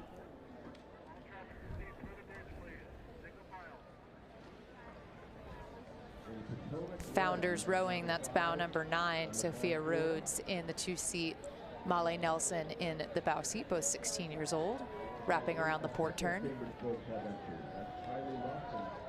Another thing we really haven't mentioned, Colleen, but you know, some of these boathouses, particularly Riverside and Cambridge Boat Club, are located on the race course side of our Head of the Charles race, meaning that there are special officials that have to be stationed there simply to get these crews back into their boathouse when they are done with their race, because they have to come across the race course in order to do so.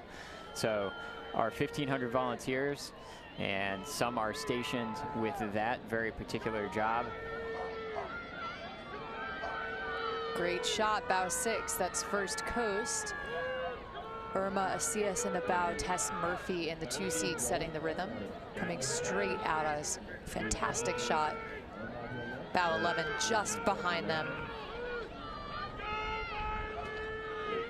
First Coast, a Jacksonville, Florida area rowing club.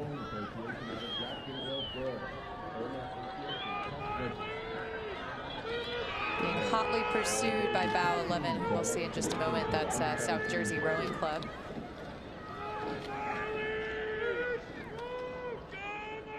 It's good side-by-side racing, bows 3 and 7. That Cambridge Boat Club right next to California Yacht Club as they come through and navigate the geese in their final 10 or so strokes to the finish line. It's great to have someone pushing you at this part of the race too. I mean, everybody wants to sprint, everyone wants to take it up, but this is the end of a 3-mile race, so to have someone to help you pace that and get through the end is fantastic as well. That's the combination from Cambridge. Scarlett Perry, Audrey Loeb, coached by Abby Knight, bow number 7.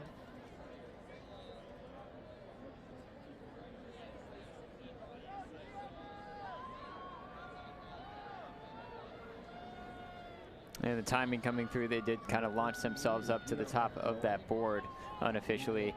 As you see, bow 13, GMS Rowing, New Milford, Connecticut. Another program that is really putting out a lot of fast youth scullers is GMS.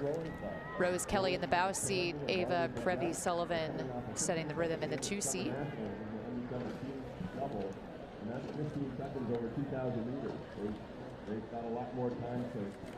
Bows 23 and then 19 coming through. 23 is Lower Merion High School, the alma mater of Kobe Bryant. And 19 is the Brooks School crew, Ashley Brzezinski and Vivian Foley.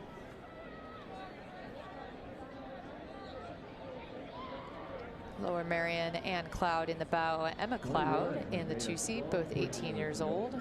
So I'm going to venture to guess that they're twins. And also appears they're racing in the under 17 category. And that's a great shot of them coming through. Emma Cloud, Ann Cloud, Lower Marion. Philadelphia area school.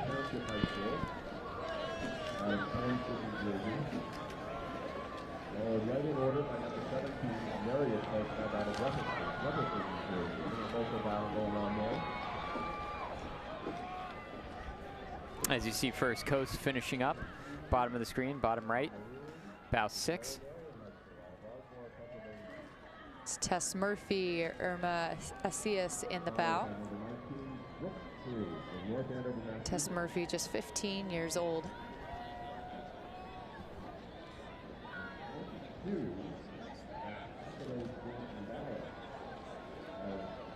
Once again, riding with Founders, Ashley Hall in the 2 seat, Camille Egger in the bow seat. Good spacing between these crews, looking like all of them can get the line that they want. That's bow 31, Oak Neck Rowing Academy,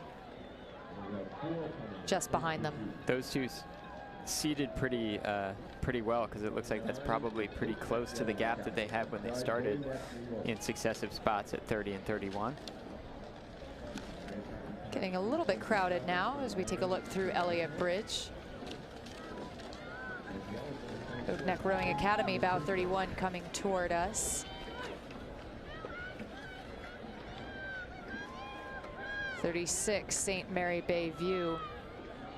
And then back up at the finish line, that's Litchfield Hills and bow 18. Jolie McTamney, Marley Burgess.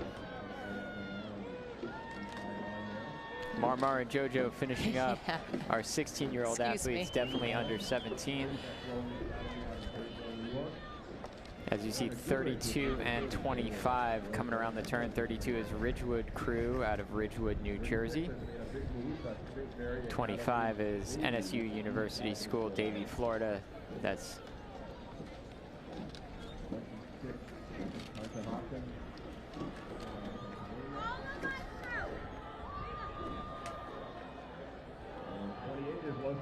Ridgewood crew, 32. It's Olivia Kim in the 2 seat.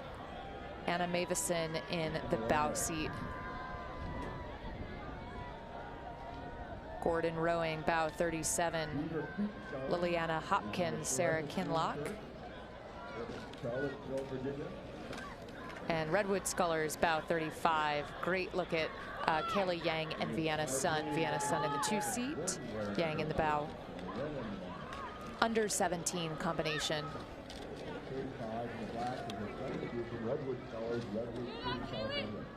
great course from Redwood Scullers coming through and into kind of their finish sequence. As you see, about 51 having a nice race. First time we've seen any of the 50s, that's for sure. 51 is Maritime Rowing Club, Norwalk, Connecticut. Zoe Muir in the 2-seat, Jacqueline Manatoni in the bow, and then back over to the finish.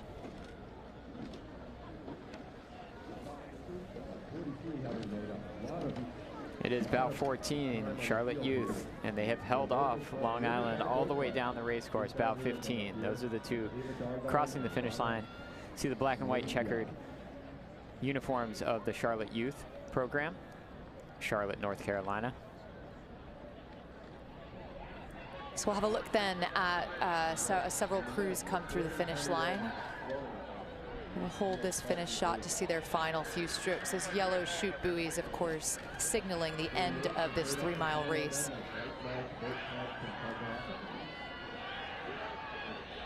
A great shouting coming from the shores. You can hear the crowd through the audio. It's fantastic. Oh, a little spicy under Elliott.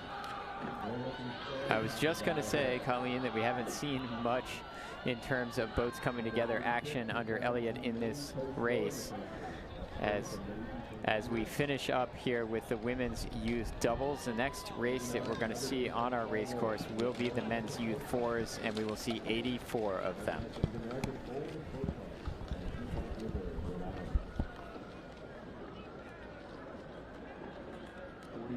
Connecticut boat club.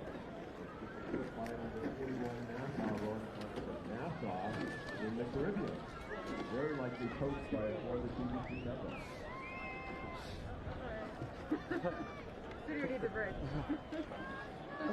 It's been a rough morning.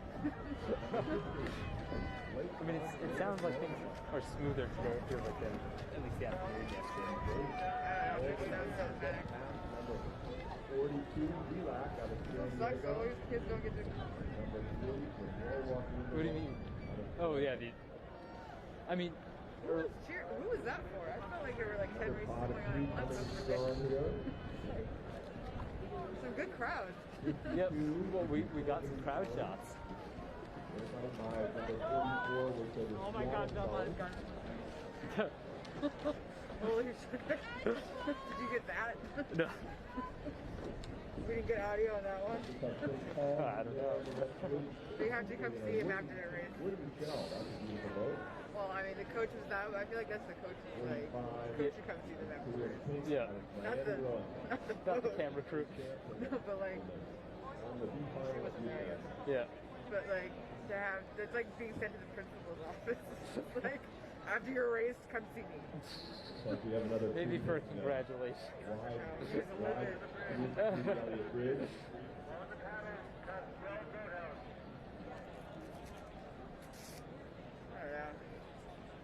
It's funny just watching when they're launching in between the heats. So see, there's another one right there. There have been a few where it's like, I would wait just a little longer to let the boat pass. Yeah. I feel like your emotions are so hyped that all you're thinking about is your race. Oh no, but it's like the people who are getting into water. Yeah, that's what I mean. Like.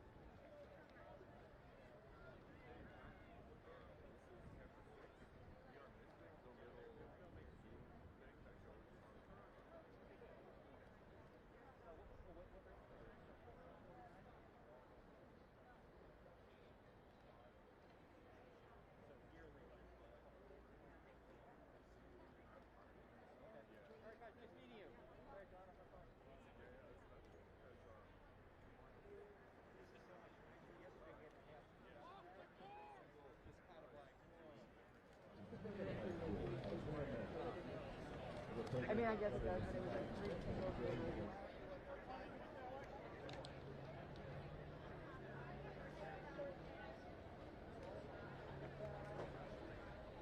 And they were all like. Welcome back to the 2021 Head of the Charles Regatta. My name's David Wine. I'm joined by Colleen Seville. And Colleen, we have 84 men's youth fours on the race course. As if they didn't want to give us any more excitement this morning has been great, but 84. 84. I love the youth events. I love the youth eights, of course, the fours. We saw fantastic sculling earlier this morning, and currently we're looking from Weeks Bridge down toward the powerhouse stretch. And David, they're charging at us already. They are. So these boats are 4 rowers and a coxswain. Coxswain's laying down in the bows of the boats. Standard racing shells in today's world. Maybe back in my ancient time, you still might see some coxswains sitting up in the stern like you will in the eights, but no longer, as you see some of the first couple of bow numbers come through. So your winner of this event last year was Sacramento State Aquatic Center, and they went off as bow number 1 today. As you see, bows 19 and 20 come past Riverside, and you can see what these fours look like. 19 is Friends of Brookline Rowing, and 20 is St. Joseph's Prep, who won the men's 8 at Youth Nationals over the summer. And I think yesterday, one of the events, their bio said something like, because it was an alumni boat, it said something like, they never lost a race in high school if you ask them. I saw that. That's kind of the attitude of St. Joe's Prep. Very proud rowing program, men's school in Philadelphia. This is a look then coming out of the Weeks Footbridge, bow number 2, the Newport Aquatic Center. So Sacramento, who started with bow number 1, they'll be chased the entire way by bow 2, and you can see evidence of that right now. The Newport Aquatic Center rose from bow 59 last year to 3rd overall, so this is going to be quite the battle. 2 California teams that know each other well. And that Newport Aquatic Center boat, bow 2 on the left side of the screen. Looks like they're rowing with Harvard equipment. Has 2 members of the 2021 under 19 junior national team that competed in Plovdiv, Bulgaria. And they're going to go side by side through Anderson, it appears. Fantastic side-by-side racing, and of course a really exciting moment for these athletes. You want to be just able to get your bow ahead and to clear that shell. It's looking really good for the Newport Aquatic Center to do just that. They now seem to hold an advantage as they come through the Anderson Bridge and toward that last mile marker. They certainly are going to try to at least put some distance between them and Sacramento State Aquatic Center, so that when they get to the big turn, they'll have their preferred line all the way around it. And that shouldn't be an issue based upon the relative speeds, as there is some open water now between the Newport Aquatic Center and Sacramento State boats, the 2 that are in your picture. Of course, Sacramento State Aquatic Center on Lake Natoma in California, the site of many an elite spring race. I know both of us have announced regattas out there, national championship level regattas. As you see bow 8 come into the picture, that is Jesuit College Prep of Dallas. 84 competitors in this event. Again, we've seen earlier events with, competitor entries in the 50s, so some in the teens. This is one with just a lot of entries, and it really reflects the depth and breadth of youth rowing in the United States. We were talking about the fact that the regatta probably had to order new bow numbers or create them because they're going up so high in some of these youth events. As you see, the very distinctive boat, the Gold of Belen Jesuit, a men's school in Miami, Florida.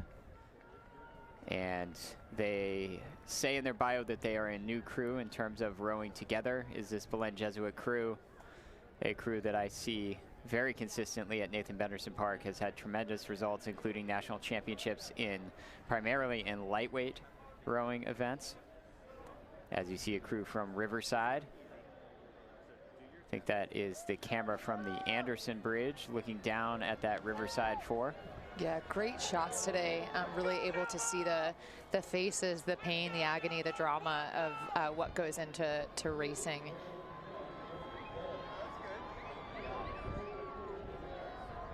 And these athletes from Riverside making their way out of the Anderson Bridge towards the apex of that big turn, and riding back then once again with bow 17, Lawrenceville, coxed by Jacob No. You can see the tip of his cap there, bow seat, Jonah Bear. Jonathan Katz in the 2 seat, 3 Winston Stoll, Nielsen, Edouard in the 4 seat. Getting spicy there as they come through Anderson. Looks like Greenwich right on the heels and then just went wide on, looks to me like probably Upper Arlington if I had to take a guess, because I didn't see, pretty sure that that is their blades, and now they're going to be side by side, as you would expect Greenwich crew to look to get an advantage and clear water as they get to that big turn. But there's another boat even in front of them, so it could get interesting around that turn. Obviously trying to be there if you're a coxswain, you're really doing what you can. You're calling power moves, you're trying to get there before everyone else so that you can take it nice and tight. Yeah, and it's difficult, as we've mentioned, to be in the bow and these bow loaders. It's more aerodynamic, that's for sure, but you can see the coxswain here sitting up a little bit in bow number 17, which makes sense, back with the Lawrenceville crew, just to have a sense of really what's around them. And you can see the coxswains now, right, communicating to each other. So the shell just behind them will get a clear bow marker in just a moment. Looks like potentially bow 20. That coxswain calling the right of way, the St. Joseph Prep crew telling this coxswain where they want them to go. I would think that coxswain from the St. Joe's Prep in the St. Joe's Prep boat has done that once or twice on the Schuylkill River. I can almost guarantee you that he has, as he was proficient there at telling Lawrenceville to yield, as you see coming around the turn, and just beautiful blades over the buoys for both of these crews. It's Newport Aquatic Center, bow 2, rowing with those Harvard blades in your picture, having gotten past Sacramento State Aquatic Center. That's Adam Kassler in the coxswain seat, 17 years old. Newport Aquatic Center, another one of these youth programs. They have won the Youth Men's 8 a couple of times in the last 7 or 8 years, including once in a very amazing race in Sarasota. Adam Kassler on the junior team. Potentially older brother Zach Kassler, if the name holds, University of Washington coxswain. So it's in the blood. Great line coming through this part of the race. That's bow 1, Sacramento State Aquatic Center.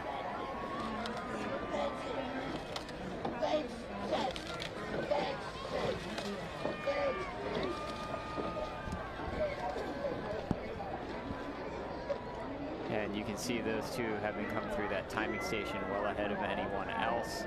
But you can see that the gap from where Newport started at bow 2 behind Sacramento State Aquatic Center, they have turned the tables and they finish, or they come through that timing station 16 seconds ahead of Sacramento State Aquatic Center. As you see on the right side, Sarasota crew. Of course, we had Casey Galvanic here yesterday, giving us some insight into his philosophies as both head coach of Sarasota crew as well as the head coach of the junior national team. And what did he say when we asked him, Colleen, about the advice that he gives to the coxswains? He said, find as many straight lines as possible. Keeping it simple. Bowman keeping his hood up all the way down the race course. Potentially because of the splash. I mean, these rowers not used to it living in Sarasota, Florida. I can tell you, even the water that they row on is still very warm. A little bit of a rude awakening to take some Charles water in the face. Good look as they come by the Windsor dock.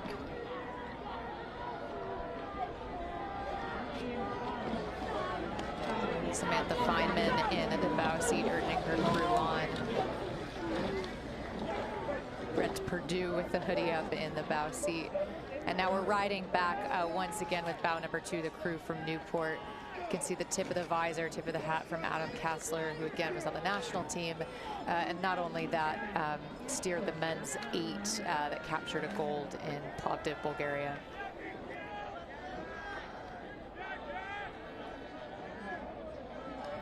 Through the finish chute. Yep, come through the finish line in style. About 15.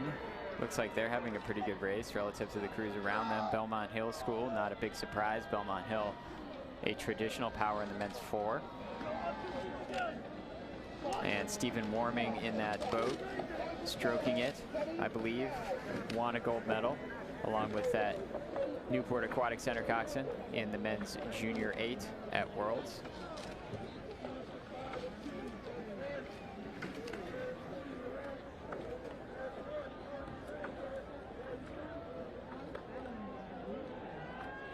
Good look from the finish. Side-by-side battles 3 and 4. It looks like Bloodstreet Skulls and Culver Academy out of Indiana.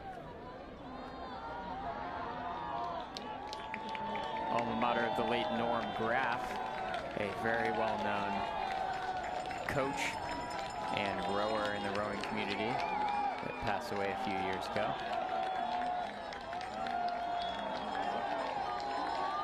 Perfect conditions this morning. Maybe a little bit of a ripple here and there, but as you can see, just gorgeous. This is the Jesuit College Prep of Dallas. The coxswain sitting up to get his line, knowing that this is a priority turn. And a great shot as they come around. Jesuit College Prep of Dallas. That was coxswain Pierce Rogers.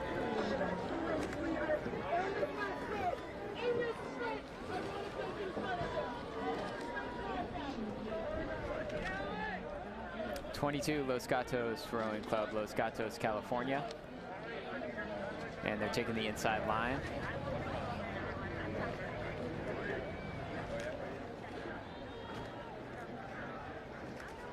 And that's the Lawrenceville School, Princeton, New Jersey, on the left side of the screen.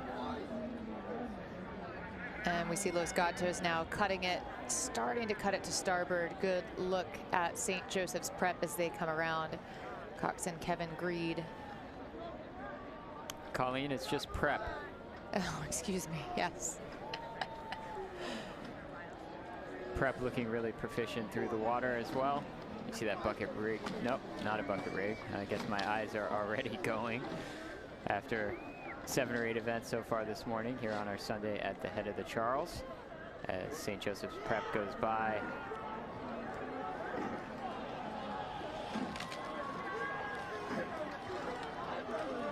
Bow number 21. That's City Honors. Bow 21, good look there. Timothy Higgins in the coxswain seat.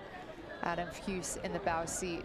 Liam Rio 2, Declan King in 3, and Connor Kennedy in stroke seat. Is he fading out? That's Belmont Hill School. Local crew.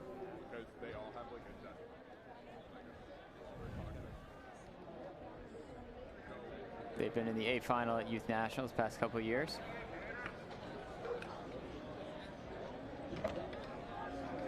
Looking up at the timing, Colleen, it looks like Row America Rye had a great race because that is the finish time unofficially. And if it stands, they are winning this event so far by 30 seconds.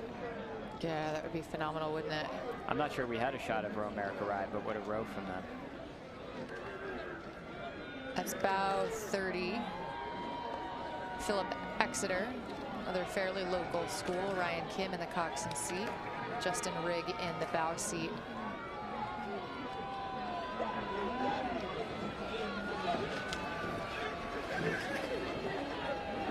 Alexander Ghali in the 2 seat, and we'll pan over then and watch them come through toward the Windsor dock. Hakan Kohler, Wai Hung in the 4 seat.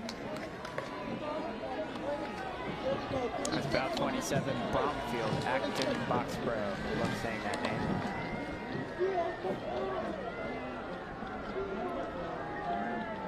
Again, 84 entrants in the men's youth 4. Incredibly deep field. Huge prestige just to come in really the top half, the top quarter when there's this many boats entered. It's a look at the Cambridge Boat Club on the left, quick shot. It's where you're hearing a good amount of the cheering coming from. I walked past Cambridge Boat Club yesterday, Colleen, and it's quite the party over there. I love it. It's a blast. Somewhere Jevy Stone is hanging out over there, I think, too.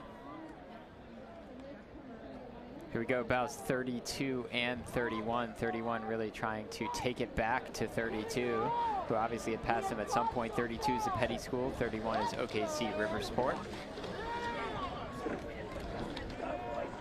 Petty School, Princeton, New Jersey. You also have Lawrenceville and the Hun School. They all primarily row 4s at those schools that are all in the Princeton area.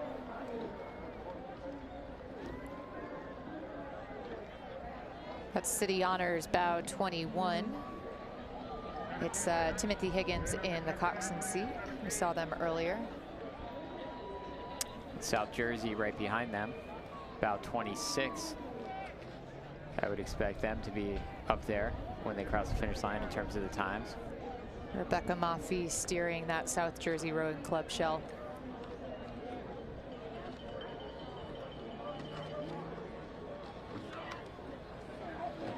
And they're now through the line. Got to keep moving, though. It's so tough, but this is a part of the race where they have to keep cooling down, because you'll see there can be traffic jams. So there's officials on the water doing just that, making sure they keep moving. The Haverford School, that was bow 37. Yeah, there was a lot of speed. We got a quick shot there of PNRA Mercer coming across the line, and then they immediately shot up into 4th place on our timing unofficial timing graphic on the right side of the screen. As you see, 41 coming through Elliott. That's Brunswick School, Boat Club, Greenwich, Connecticut. Maximilian Konzerowski in the Coxed seat as they cruise by.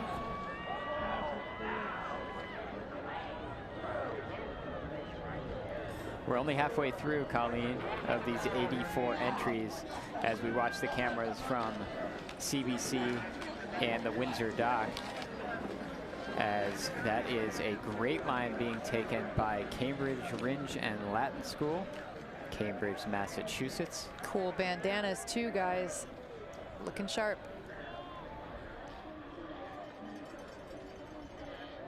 Coming through the Elliott Bridge, Jacob Carlin in the Coxed seat. Imran Hussein in the bow seat. And we'll get a look at them as they come towards this great Windsor dock shot. Oliver Leake setting the rhythm in the 4 seat, Nelson Bellows in the 3, and Lucas Canistaro in the 2 seat. They know the race course well. That's about 42, St. John's High School, Shrewsbury, Mass.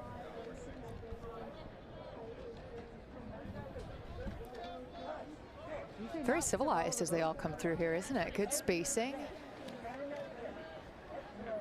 Good sportsmanship. You say that, and then we have a couple wide turns, and we have something spicy in the mix up there on the top right.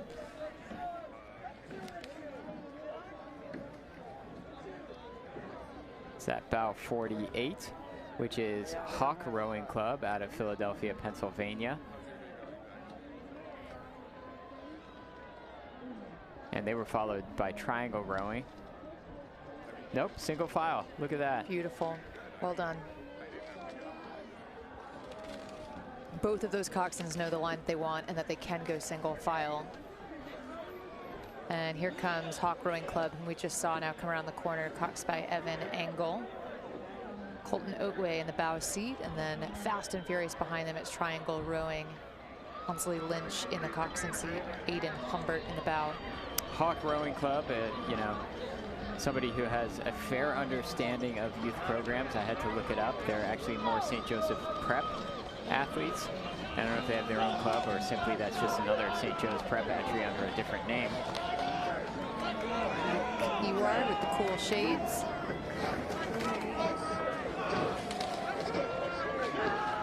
Love this view. Fantastic look at the last 600 meters.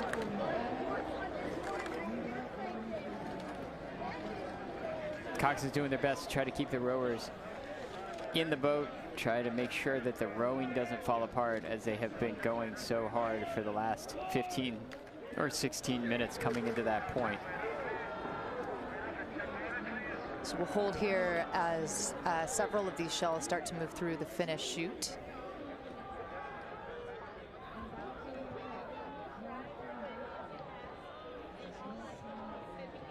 Really some clear water here for bow 53, the Hunt School, Princeton, New Jersey. Under 17 athletes, Andrew Yates in the coxswain seat.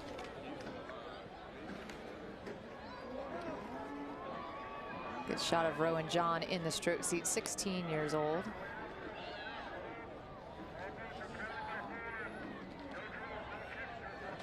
'57 NorCal taking it nice and tight. Rich Weldling in the coxswain seat.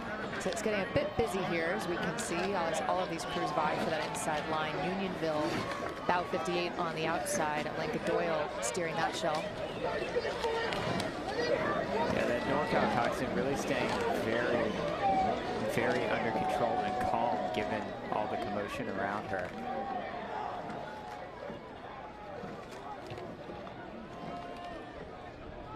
So we see 56, another under 17 crew, White Marsh Boat Club, and then back to the finish to see some of the crews that we picked up at the Elliott Bridge now complete their last 20 strokes.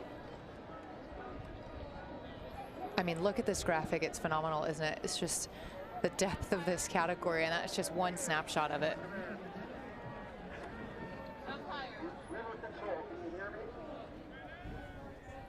Row America Rise time still holding up, as about half the field has gone through the finish line in the men's youth fours here at the 2021 Head of the Charles Regatta.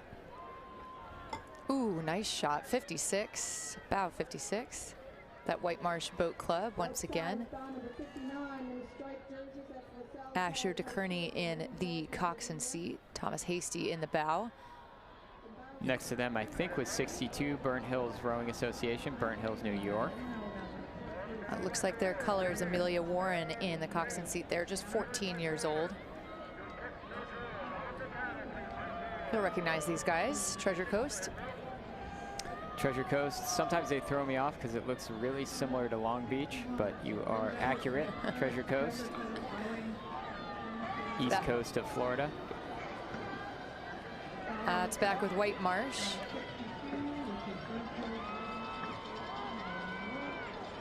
Joe Ricci in the 2C, Ian Levine in the 3, Andrew Jacoby in the 4 seat. Just looking for the finish line. This is where we had Eric Catalano here, head coach of Orion, earlier.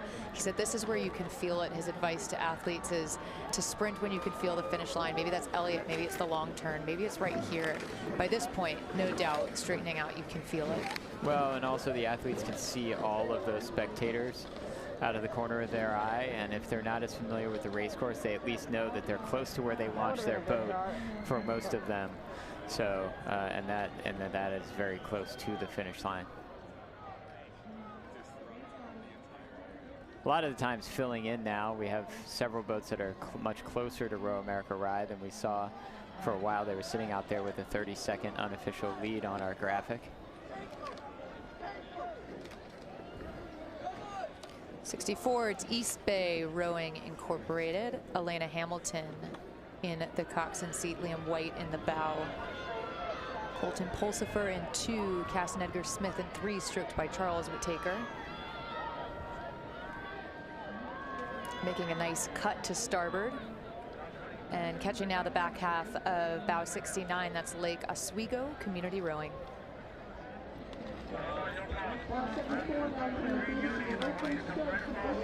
East Bay coming toward us.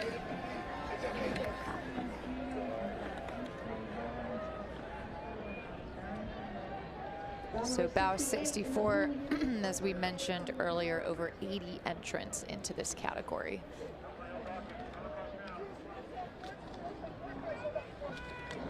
Bow 71 coming around the big turn, Swan Creek Rowing Club.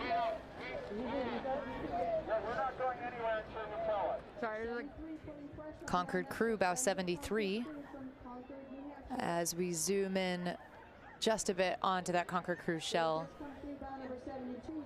Finley Krutzinger in the coxswain seat. And then back with Oakland Strokes, a name that is very recognizable in youth rowing.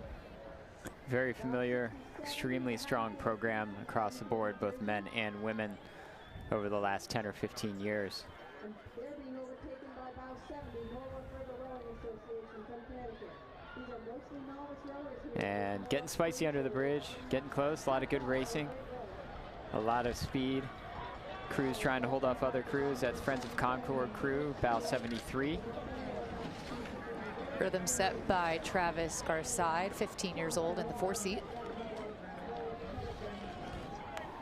And we'll catch now several of these crews whom we saw earlier in their final strokes. Love this shot of the dock that will pick up right about here. You can just see how much support the crowd on that dock. It makes for really great cheering and is so helpful to these athletes in a very difficult part of the race, but bittersweet because they know it's the end. That's White Rock Rowing in Bow 66, finishing just ahead of Holy Ghost Prep School, Bow 65. One of the things I'm noticing on that finish line camera, Colleen, is that there does appear to be a fairly stiff headwind at this point, at least at that portion of the race course. And we're seeing times that come through that are relatively close to course records, but not really close enough. So it has picked up, I think, a little bit from this morning, at least in this stretch of water. Bow 75 is the Northfield Mount Herman School, Mount Herman, Massachusetts. All under 17 years old, Alexandra Kwat in the Coxed seat. Shangmin Kwan in the bow seat. Josiah Sylvester setting the rhythm, 16 years old in the stroke seat. 80 on the left, 82 on the right. Amazing that we're using numbers in the 80s here at the 2021 Head of the Charles. It's really awesome. Marianapolis Prep School, Thompson, Connecticut, with the gold blades, and really trying to take a preferred course here ahead of 82, St. Joseph's Collegiate Institute from Buffalo, New York. And the coxswain in that St. Joseph's Collegiate boat was definitely a little bit worried about the equipment there for a minute, but I think that the Marianapolis Prep School crew has enough speed that they made it a little bit academic. Oh, and they're actually, are they going through? Interesting decision to go through the shore arch.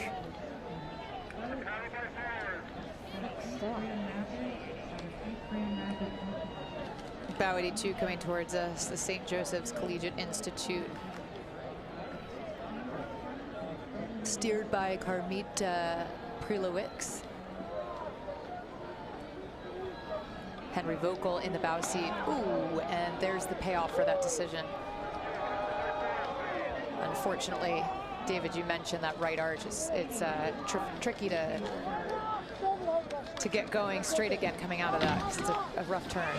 That was an interesting decision, let's say, out of the Marianapolis Prep School boat, but they will get back up to speed, and thankfully, that is why these boats have bow balls.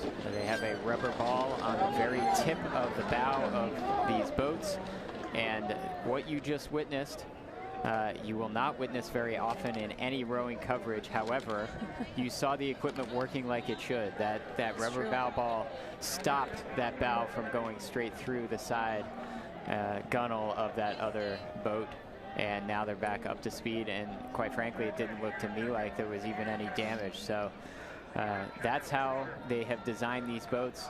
They are sort of missiles in the water, but that bow ball, even just that little piece of rubber, is a tremendous help. Yeah, it's like it's a good point. It's like the most important safety feature of a boat, and I'd say second to that are lights if you're rowing in the early morning or in the evening, to make sure that other boats can see you.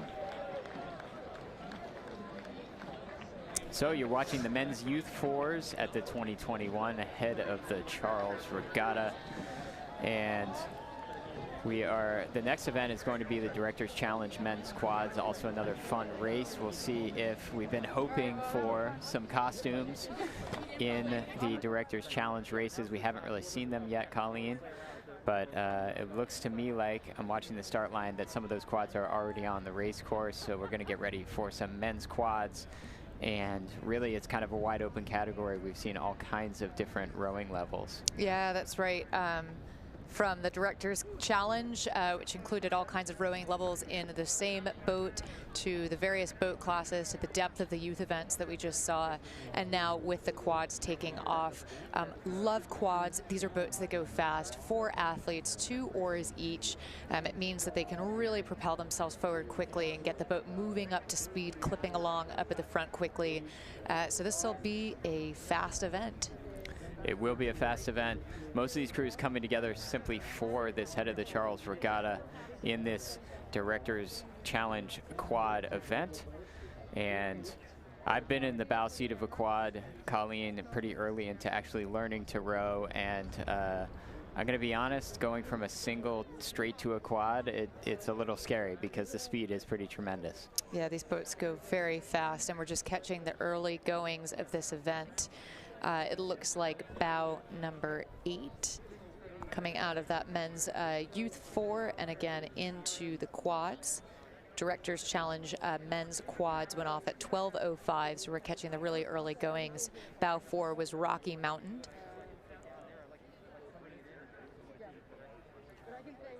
And it's setting up, so there are 25 competitors in this Director's Challenge men's quads. And you have your top 3 finishers returning. So you have the 2019 first place finishers, the Fruit Loops, who actually have bow 2. The second place finisher, Texas Rowing Center, who's got bow 1 today. And the third place finisher, Cambridge Boat Club, in bow 3. So you've got your top 3 finishers. I think that's the first event, maybe of the entire weekend, where we have our top 3 finishers from 2019 that are returning.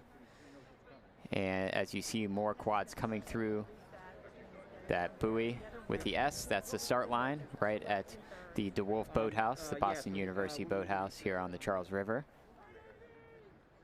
As you see the city of Boston in the background and the start line and start chute in the foreground of our beautiful picture from atop the BU Bridge.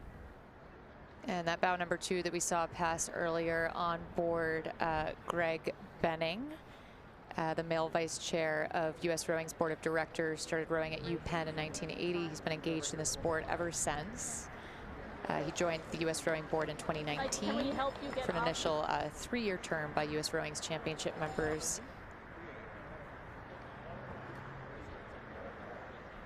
You're recording and doing a lot of videography for MIT classes. And a good look at the rest of these shells lining up single file as they come through. Once again, competitors in the men's quad and the Director's Challenge men's quad range from 25 to 76. And this year will be a rematch of the 2019 event with the first place finisher, the Fruit Loops, returning with bow number 2. Yeah, and I like that they kind of toss the different bow numbers around in those top 3. Make it interesting, but it's a 2-year hiatus, and there could even potentially be some changes to lineups. We don't know for sure, but the top 3 finishers from 2019 return as we continue to watch the start here of the Director's Challenge men's quads at the 2021 Head of the Charles Regatta. 25 competitors in this Director's Challenge men's quad. As you see, that boat really getting up to speed, using some stroke rating as well. Yesterday we were talking about strategy in the Coxed boats, particularly in terms of what these boats are thinking of doing as they come through the start chute. As you watch Cambridge Boat Club's Jay Manson, James Pierce, Thomas Darling, and Jonathan Grant. Nice straight line setting up for the powerhouse stretch.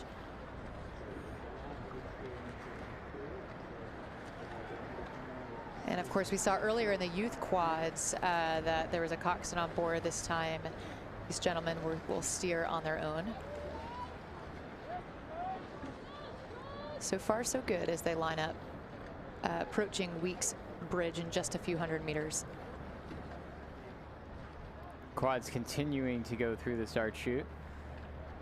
And interesting, we may have a pass here before the BU bridge. I don't even know if that is something you would get adjudicated for.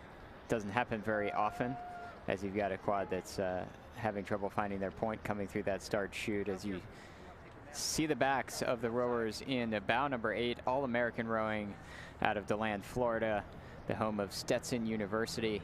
It's Mark Wilson, Chris Summers, William Castle, and Jim Dietz.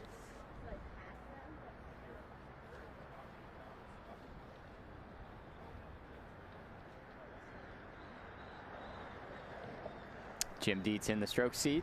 We saw him row, I think, on Friday. So second race for Jim Dietz this weekend, a former junior world champion in the men's single. Two-time Olympian, big name in rowing. Great rhythm, great power. Just a great shot. You can see them even breathing. You can see the grimace on their face as the lactic acid starts building. As we see these quads approaching the Weeks Foot Bridge. And it's looking like bow number 1 coming toward us. So once again, that's the Texas Rowing Center. And then a good look back from Riverside Boat Club, bows 12, 13. Dartmouth in bow 12. No surprise. And those green unisuits, bow 13, Cambridge Boat Club. And then on the far side, Riverfront Recapture, bow 10. That Dartmouth boat is Dartmouth class of 1979 teammates. And it is the 46th straight year that they have raced together at the head of the Charles. And 2 members on board, members of the 1980 Olympic team, Somerville and Hull. So there is some great pedigree in this event. It makes it a pleasure to watch. So it might be Legends Sunday, David. I'm not sure it's just Legends Friday. Certainly a lot of legends in this race. Olympians throughout. As you see, Texas Rowing Center does appear like they're rowing at a very good clip, and that they probably have put some distance on the rest of the field at this point so far. Still pretty early in the race as they come through the Weeks Foot Bridge with their Lone Star unisuits.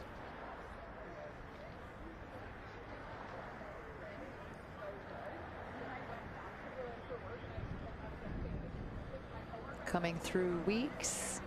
Maybe not the best turn we've ever seen, but it'll get the job done, and they certainly have the water to themselves in front. And now a cut lined up to get through the center arch of the Anderson Bridge.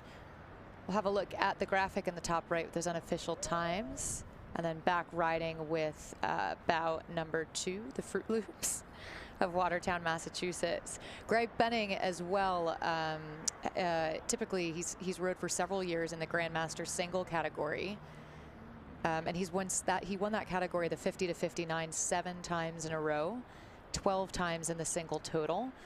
So great to see him now in the quad, but a lot of experience from him as well in these sculling events at the Charles.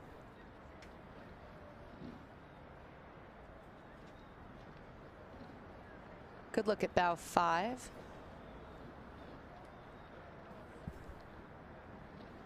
Conshohocken. They say that they all 4 rowed for Craig Hoffman at Malvern Prep, winning multiple Scholastic National Championships in 2011, 2012, 2013, 2014. Austin Velt was a captain at Yale. Jim Skinkovich rowed for Princeton Lights, and Alex rowed for Trinity College. That's Alexander Sotsko. And Dan rowed for the Penn Lightweights, Daniel Schwartz. So that is your boat, and young athletes in that boat. Yeah, Jim and Austin represented the USA at the Under-23 World Championship, so some great talent out of bow number 5.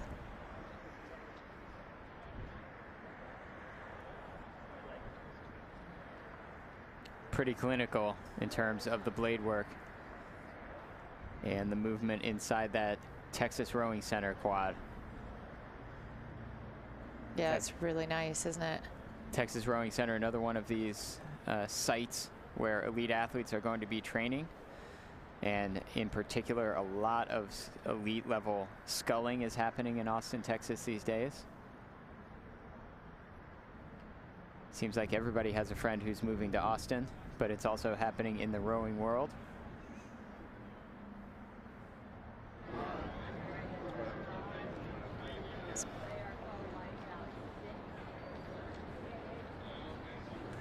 Bow number 11, it's the Occoquan and Riverside composite boat. Philip Bogdan, Johns Ciccarello, Philip Hoyle, and Chris Galvanic. Casey Galvanic's brother. Phil Hoyle has medaled in the men's Coxed 4 several times. Bogdan has finished in the top 10 in the single. Galvanic has finished in the top 10 of the 8 the last 2 times. So some good pedigree in that shell.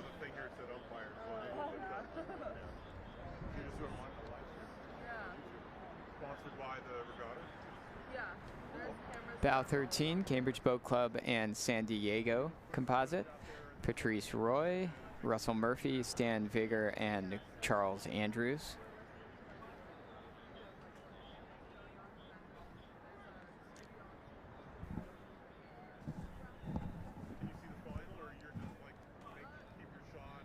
And a good look as they cut through the Weeks Foot Bridge.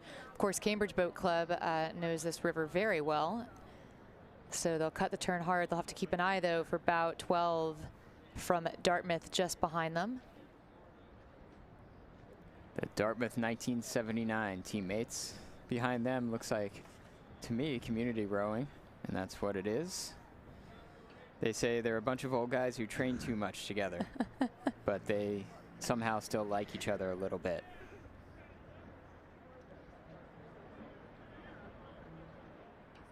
Thank you for that colorful bio. Oh, there's some even better ones on Regatta Central. So that didn't make it into the bios. Dartmouth, they call themselves Sultans of Swing, for example. This is bow number 10, though. Riverfront Recapture taking their turn through the Weeks Bridge.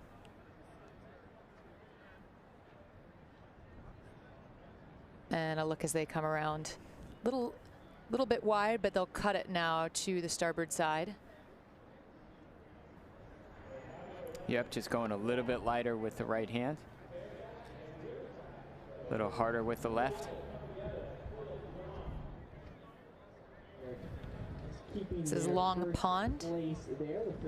Charles Jameson in the bow seat, Richard Lyons in 2, Charles Rubin 3, Mike Regatta in the stroke seat. And then back up at the top with bow number 1, Texas Rowing Center on the long turn. Yeah, a little bit wide, but they're going to be able to go straight line from there, I think, through Elliott. So just making sure that they keep their hull off of the buoys, don't cut any, don't get adjudicated, because they know that they're having a really good row in this Texas Rowing Center quad. They put quite a distance on the competitors behind them, it appears. Love watching these quads. Well, and watching this one in particular can be mesmerizing because it looks pretty perfect. Yeah, you talk about symmetry. The quads are the boat to watch. Here they come now through the Elliott Bridge. Great point lined up for that Windsor dock. That was me. Sorry, it was on me. This is another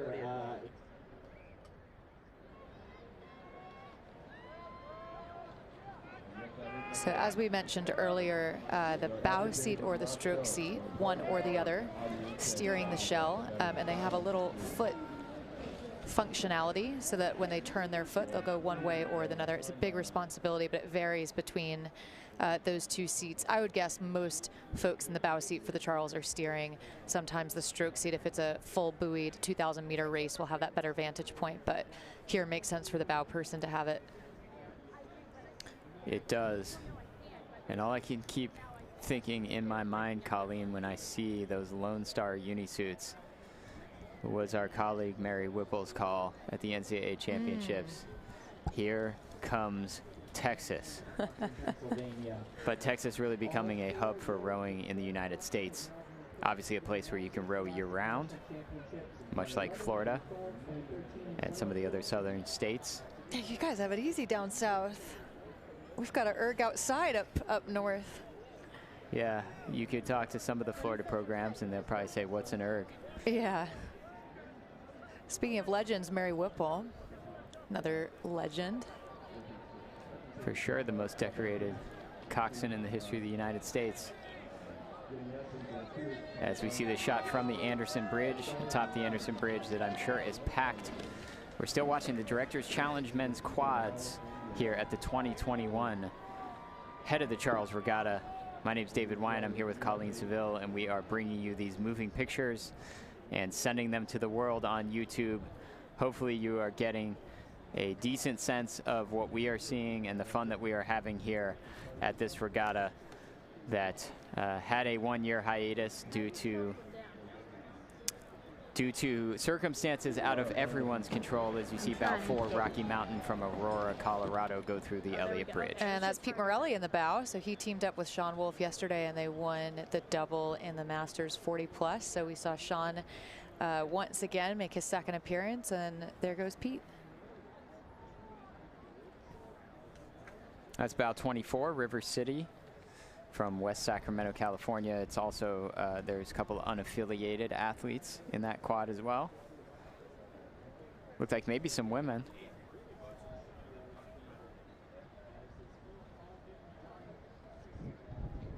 Mix of blades here, keeping it interesting for us. The OBC and the RBC composite. John Tracy in the bow, we saw him yesterday as well. So fantastic to see him back again. Clearly no recovery time needed for these athletes hopping back in. But these events, these directors events, the challenge, they're all about fun, aren't they? So it's a wide age range, as we've mentioned, all types of backgrounds and capabilities, and it really brings the fun into the sport. Yep, Chris Galvanic in that boat, Casey Galvanic's brother. You wonder if Casey's giving him some grief from somewhere on the shore. And if I were Chris, I would fire back, Casey, why aren't you in one of these quads? As you see bow 3 headed to the finish line. That's Cambridge Boat Club. Jay Manson in the bow, James Pearson 2, Thomas Darling, Jonathan Grant setting the rhythm as they come through the final stretch of their race. Nice uptick with the stroke rate. Good timing at the front too. Beautiful rowing to finish for those men.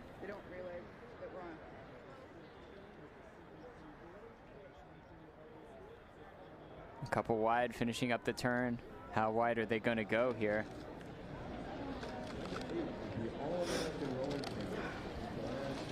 Sorry, I didn't mean to. Both of the boats starting to come around. Looks like bows 12 and 14. 12 on the right. In the green is Dartmouth. 14 is Community Rowing on the left. As you see 13 coming through the Elliott Bridge. That's a Cambridge Boat Club San Diego crew. And a good look as they come by. Patrice Roux in the bow seat, Russell Murphy in 2, Stan Vager in 3, Charles Andrews setting the rhythm in the stroke seat. So did you widen it as you turned?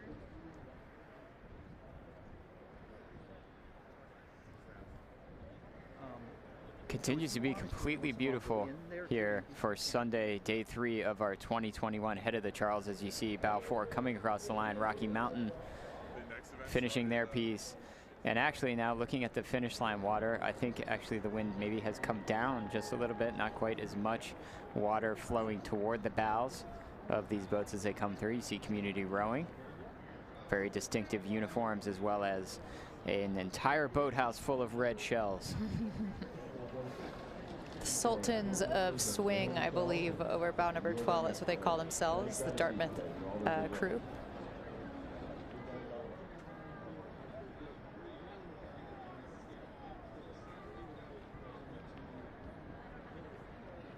Coming around with a great turn. What is that? Bow 21, it looks like. The Conshohocken entry. I'm glad you know how to pronounce it. Thank you, David. You wanna? Well, I'm sure that somebody will tweet at me later. Riverfront recapture, a very strong rowing club and looking nice good look today. as they come through. It's William Hers in the bow seat. See his back. William Morris, Jack Payne, and Stephen Walker. for the Charles experience. Bao has done coxing and steering camps, and he's steered ahead of the Charles Masters class. There we go. He knows what he's doing, and he's taken That's what we were looking for all day long. So we see our race head honcho, Fred Schock, there in the 2-seat.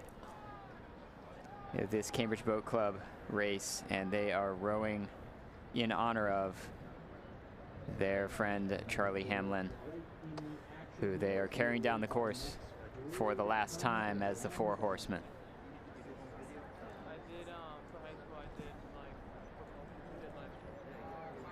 Roger Borgard, Fred Schock, Chuck Piper rowing their friend Charles Hamlin down the Charles.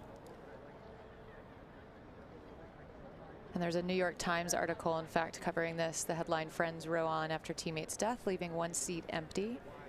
Charles Hamlin, a former Olympic rower who dominated races well into his 70s, passed in May. So today, his longtime teammates will row the head of the Charles Regatta with an empty seat, as David said, in his memory. For nearly 20 years, that combination of four rowed together. They became friends. So they dominated races at the head of the Charles. They started rowing as a team in their 50s. Tall, powerfully built. They were accomplished in the sport, particularly Mr. Hamlin, who represented the U.S. in the 1968 Olympics and at the World Rowing Championships in 1969 and 1970. They say the nickname was meant to be a joke, but to other rowers, the sight of the Four Horsemen approaching the docks often signaled certain doom on the water. And that over the years, they repeatedly placed in their age group at the head of the Charles, often competing in the 8 and in the 4. They rowed international championship races. They were always in the hunt, they say. Well, they still are one last time. It gives me chills, Colleen. And what a nickname, the Four Horsemen. Fantastic. Bow 23 coming through Elliott is Litchfield Hills, Litchfield, Connecticut. John Ewing, Stephen Bedford, Patrick Taylor, and Dan Patulik.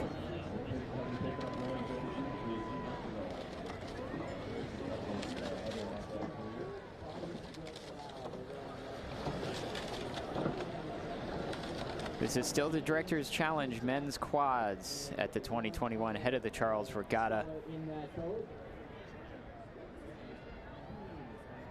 So looking good, Nash Equitza as they come. Good side-by-side racing to finish up.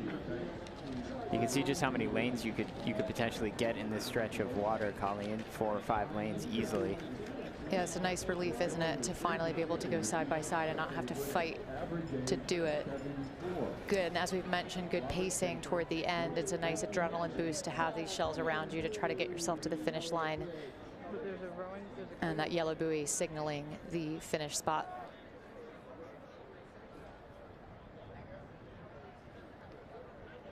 That was Long Pond, and then the community rowing coming across the line. And let's see.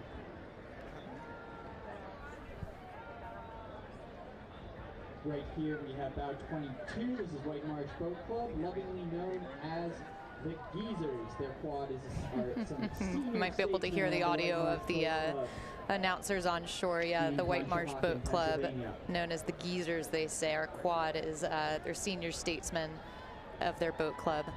A little bit of a stop there for a moment, perhaps. I think it was a course correction. As we see Bow 17 coming past the Windsor dock. That is Nashka Kwitsa from Chilmark, Massachusetts.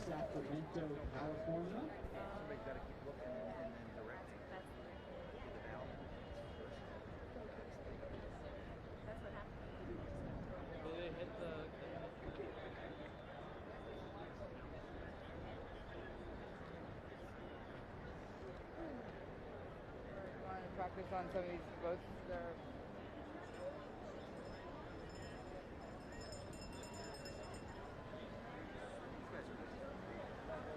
All right, everybody.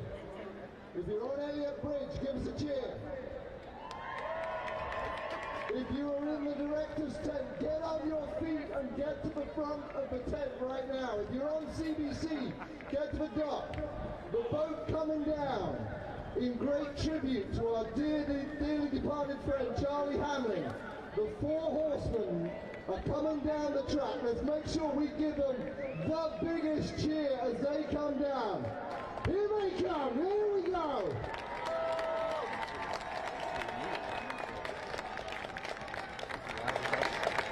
I can't hear you, let's get loud, come on.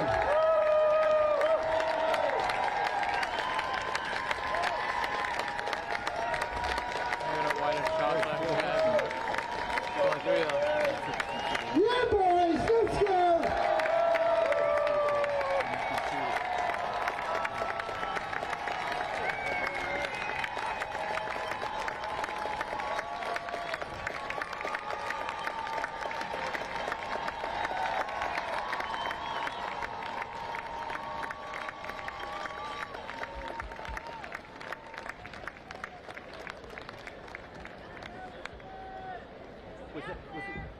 Was he on you?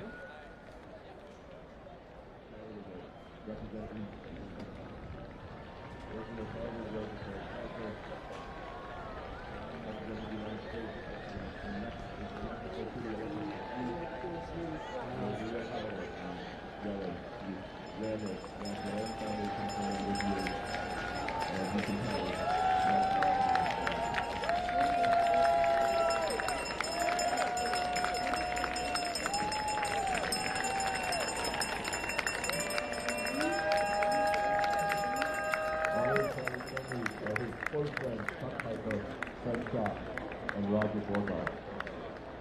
Well done, guys.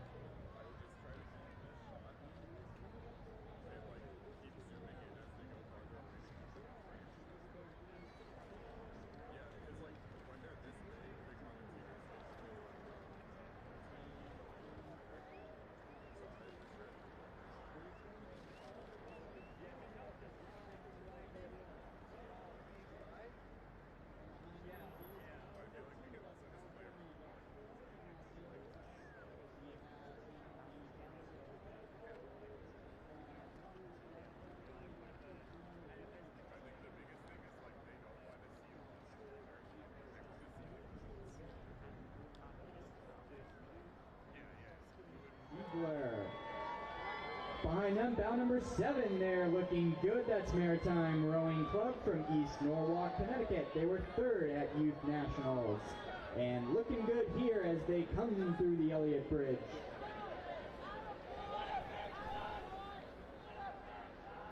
Welcome back to the 2021 Head of the Charles, where you join us amidst the Directors Challenge men's quads. Fantastic to see so many quads here, David, this year today. Yeah, and now we're about to see the men's youth Coxed quads, which again is sort of a function of the Head of the Charles.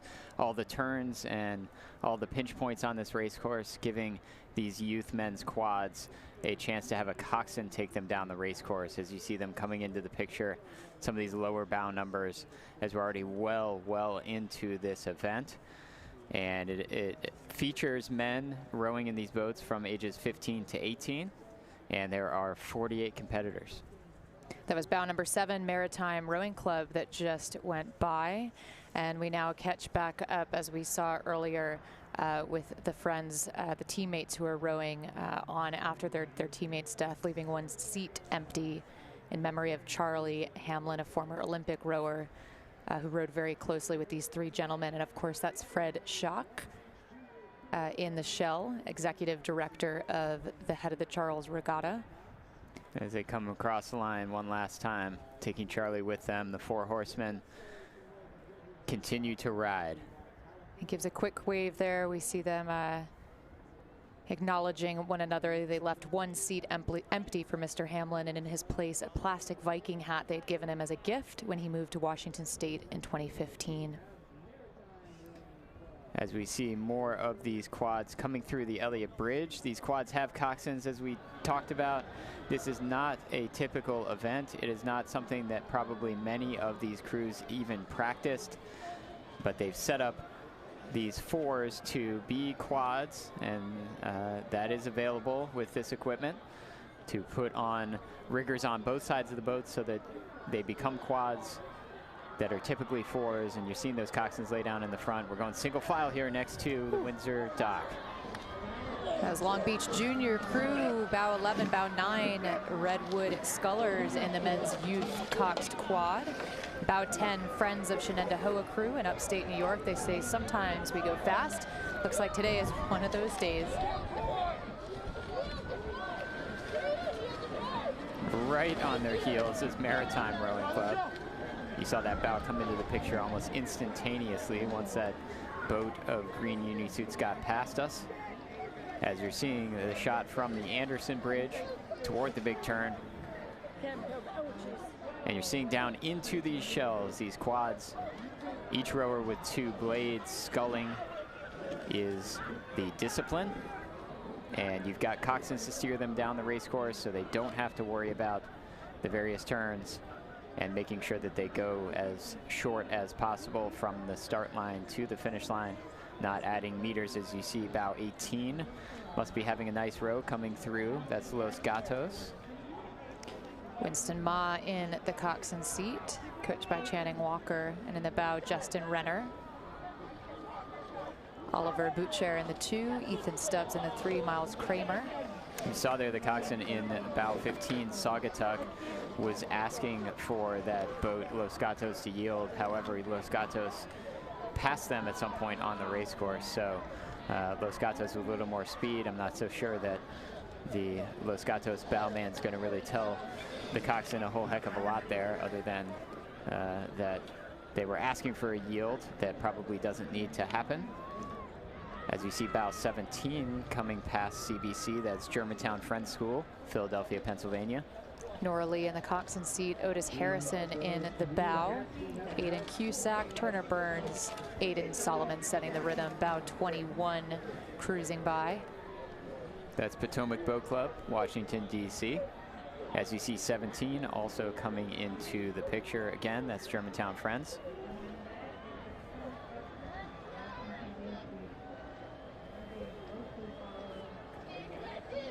So we have the men's youth Cox quads that you are watching right now on the race course, 48 of them, and they will be followed by 80 of the best men's youth 8s in America, and maybe a couple, we'll see, maybe a couple of international 8s in that men's youth 8. And so much exciting racing to come, as if we already haven't had enough great racing. All of the championship, the big boats later on this afternoon, the Champ 8s, the men and women's, with of course the Canadian gold, Olympic gold winning Canadian women's 8 here. Their lineup nearly intact. For now though, this is bow 5 just crossing through the line. Bow number 5, Utah.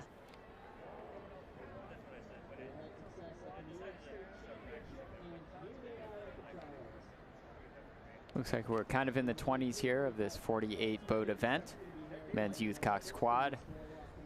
And you've heard from time to time, but as they go past this Cambridge Boat Club boathouse, they will be announced. All the athletes and their club as they come past. No easy feat, especially when you've got boat after boat after boat, Colleen.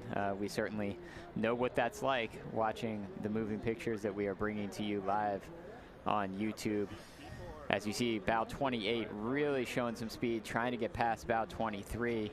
And relative to bow 23, really moving fast is Maritime in bow 28. They finished 4th at Youth Nationals without a coxswain. Bow 16, Christian Brothers, coxed by Paul Lasco. Andrew Veith in the bow seat, Charles Avery Costa de Tembrares in the 3 seat and Shane Gazdus in the 4 seat.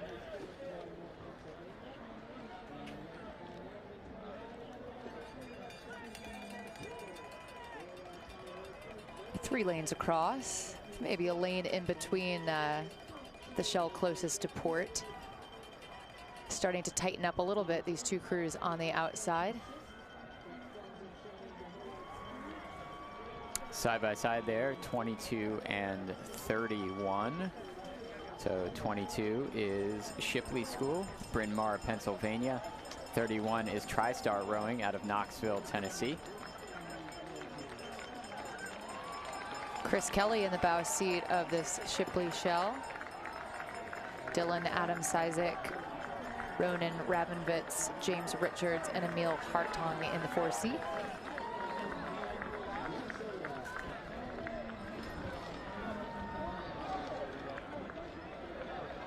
Just looking at the times in our top right, it looks like bow 7, Maritime or Water Sports Center in Connecticut, East Norwalk, Connecticut. They finished 3rd at Youth Nationals without a coxswain. They are leading the field unofficially so far. Now this is a nice wraparound. You see these two crews single file. It's the way you want to do it.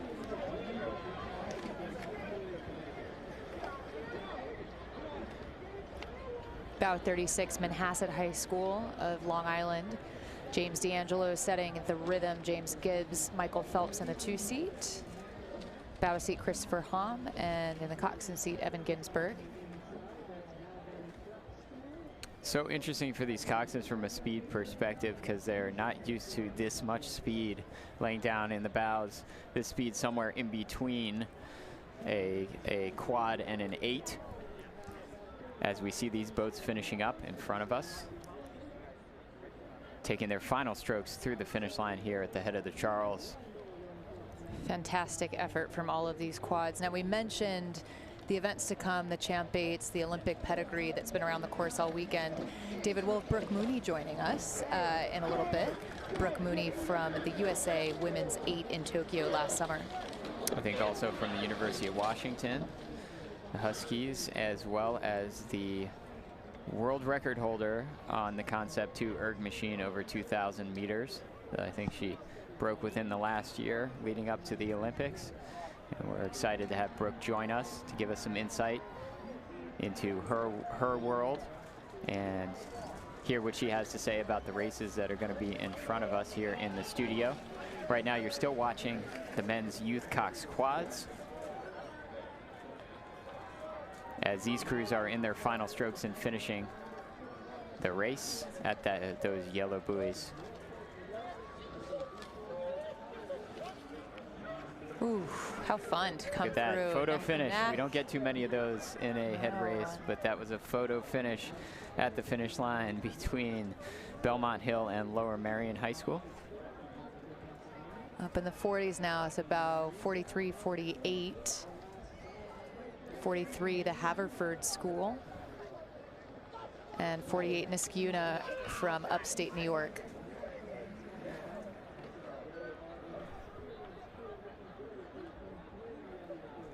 Side by side coming through Elliott, and we're going to see them, those two crews, as they get through Elliott, side by side.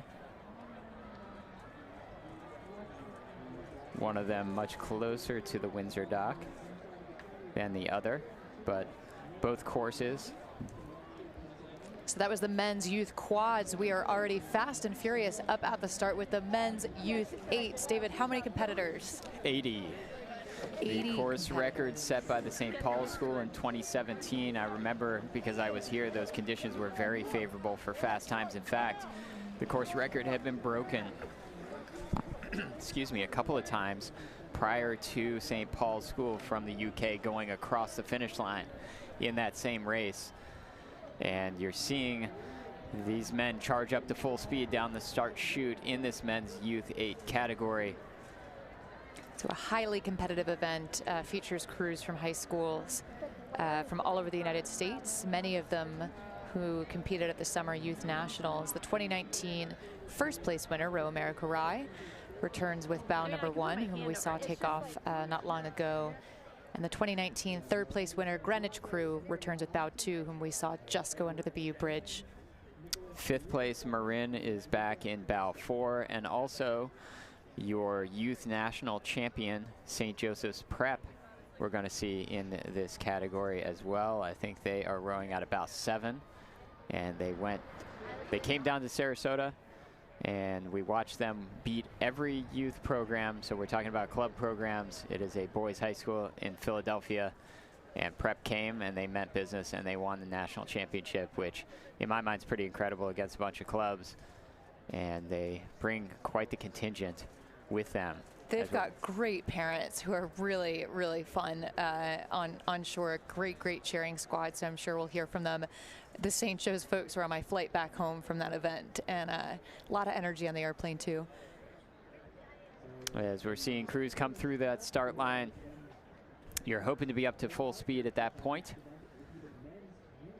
And I remember when I coxed this event, I'm thinking, I really hope that we're gradually gaining on the crew in front of us, so that when we get out of the no pass zone through the bridge, I can really start calling and getting closer and closer so that we can grab an overlap early. Closing in on the powerhouse stretch, ideally going straight for about 1,200 meters. That's a look at bow number 1, the shell from Row America Rye. Row America Rye, I believe they won the national championship in 2019 at Youth Nationals. And really a program that kind of came somewhat out of nowhere. It's a relatively newer program, a Row America program out of Rye, New York. And they just burst onto the national scene, getting into A finals at Youth Nationals within the first couple of years as you see community rowing.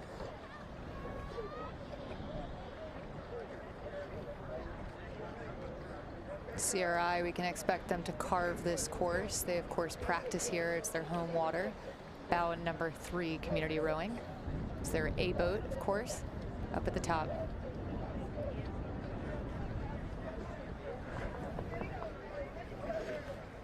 So these men's youth 8s, they are selected in all kinds of ways. Obviously, we're coming out of the pandemic really kind of shutting a lot of the programs down and or forcing athletes to be in smaller boats. And it's great not only to see 8s here at the head of the Charles, but also to understand how various 8s are selected. A lot of times from small boat camps or small boat results at home. And then oftentimes with not a ton of fall season under their belts, they're coming into it with not a ton of experience in these lineups, but they're coming to the head of the Charles and they're trying to win this thing and go as fast as they possibly can. And a great look. You see that coxswain just looking over their shoulder to see what's behind them. I mean, truly, that's what they're doing this entire race. They're anticipating turns. They're thinking about the next turn and where they need to jockey themselves. They're watching behind them to make sure they're not being overtaken. And by the way, they're calling the race out to their athletes as well. So you're doing 2 things truly at once, and your brain needs to be in both places. It's Row, New Jersey, bow number 9. Coxswain Charlotte Merzan, lining herself up very nicely. At that first timing station, just look at the times that we've had come through, Colleen, just how close they are. St. Joseph's Prep going to the top, again, defending national champions. They won over the summer. But you've got now coming through and finishing up the powerhouse stretch, coming into the Weeks Foot Bridge. You've got bows 1 and 2. Bow 1 on the left, Row America Rye. Bow 2 on the right, Greenwich Crew. And it looks like just on the timing, the Greenwich Crew has closed only a second over the first 5, 6, 7 minutes of the race. Yeah, it's a good day for Prep with bow number 7. They posted the fastest time to Riverside, still very early in this race. There's several timing points. That's just the first. Right, and you see that those were consecutive boats to start, Sarasota Crew and St. Joseph's Prep in 6 and 7. So will they pace each other down the race course if they can try to sort of match speeds? As you see coming past, to my eye, that looks like Oars, I believe. Yep.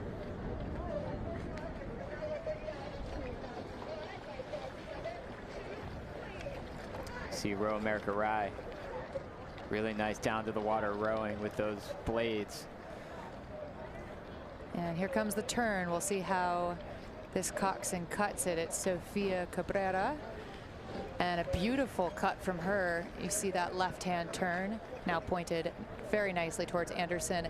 This is not easy to do in an 8. I mean, we talk about this turn all the time, but it's the most challenging in an 8. It is, and occasionally, I haven't seen it yet. Doesn't mean it hasn't happened. I haven't seen it in any of the shots. Occasionally, a coxswain will even throw an arm in the water through that turn, Colleen. I never did it, but I have seen it happen before to try to help with the turn because it is relatively severe. And it's just not easy. You can imagine how long the boat is. It's just not easy to get it around all that quickly. Fast and furious. A little bit of a merge happening here. Bow number 5, that's the Oakland Strokes crew, and they've recovered from that. Now rowing side by side, that's Mara Zwicker in the coxswain seat. And they better hope that bow number 6 there, Sarasota crew, is going to take that as well as they possibly can. Although Sarasota crew probably with the right-of-way because they have caught that boat along the race course so far. It's really a who's who. You look at the top 10 bow cards in this men's youth A. It's a who's who of really all the teams that are there in the A final consistently and have won national championships over the last 10 years. This is Chaminade from Long Island. Thomas Batafora in the coxswain seat. We're riding now, though, back with bow number 1, Row America Rye.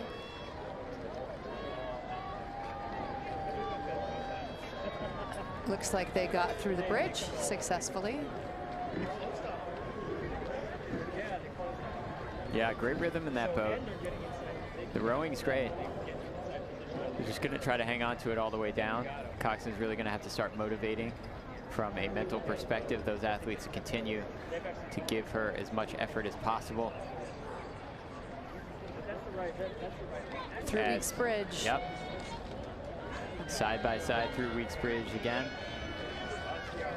Well done from that inside crew, but you can't trust it, can you? If you're the outside crew, you don't know how tight the crew on the inside will go, so it's a bit of a gamble. You'd really rather be in the driver's seat on the inside, able to cut the turn. Yeah, you find yourself on the outside, you can do one of two things. You can play it a little bit conservatively, probably not what I would do, simply because I like to take some chances out there. Or you can just go aggressively and just cross your fingers that that boat to your left does the same.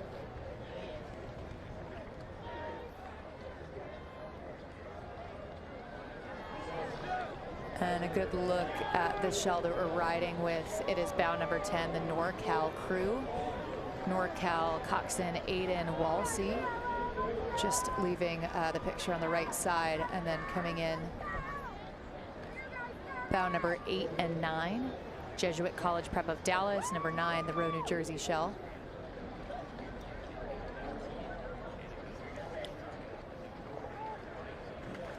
Great battle there. Connection. In the Jesuit College Prep of Dallas, that's Sebastian Esquivel in the coxswain seat. Setting the rhythm, Mason Nataft, 17 years old.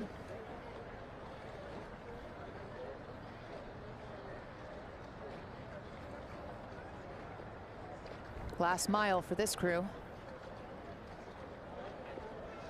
It's NorCal. NorCal sitting in 4th place on our unofficial timing.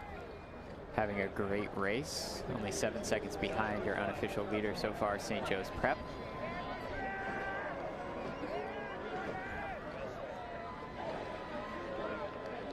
All right, bows 19 and 20 coming at the Weeks Bridge. 19 is Everett, and 20 is Hawk Rowing, which again is St. Joseph's Prep B boat.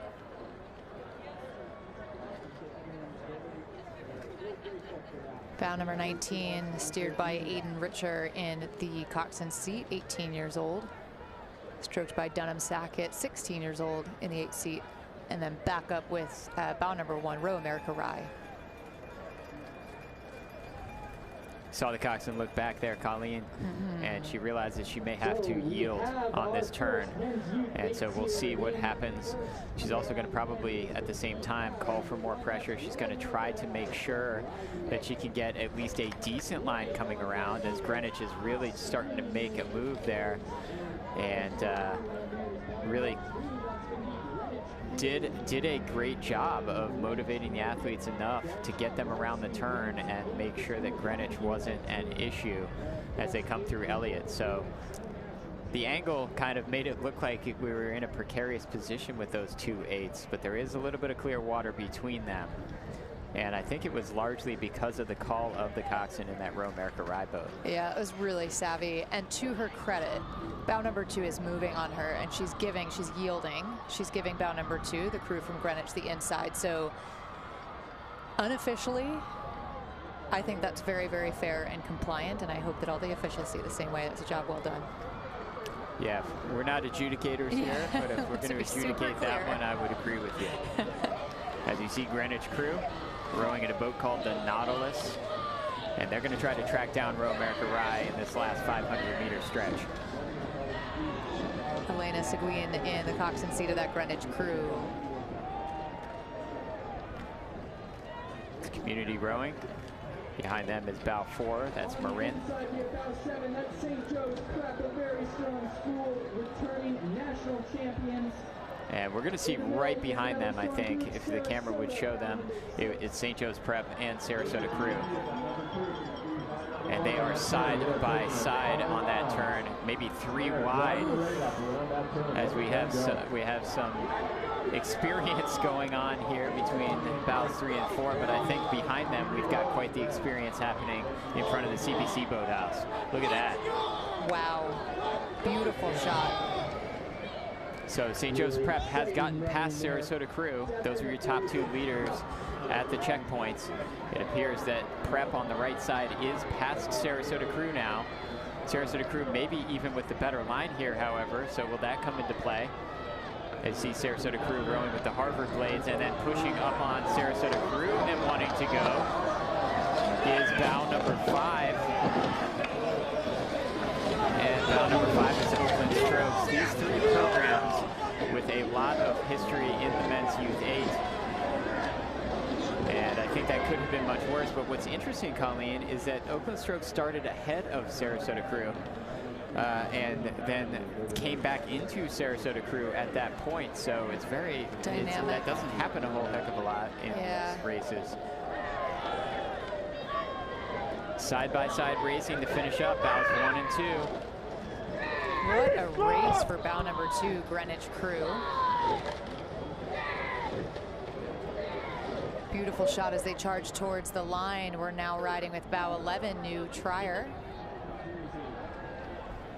Another three boat look coming through the Elliott Bridge, a bit more spaced out than prior. Now it's really 2 boats coming through at the same time.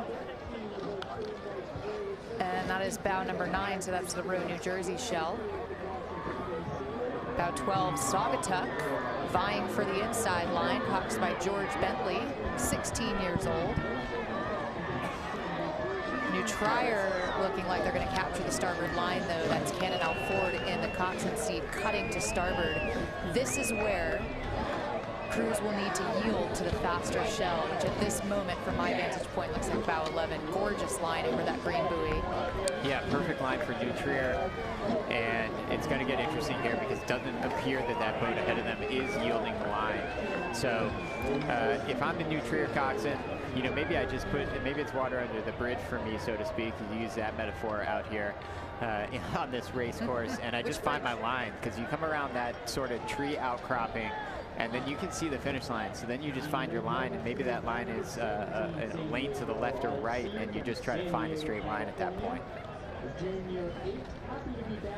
As you see Oakland Strokes coming across the line. Ahead of Sarasota Crew, so they turned the tables. That was crazy in the last 500 meters. Obviously those 2 boats came together as well. As you see bow 17 coming through Elliott, which is San Diego, and bow 15 which is Bethesda Chevy Chase High School. Asher Israel in the Coxed seat. We saw Gavin Lopez, his back in the bow seat. Eric Lindholm setting the rhythm.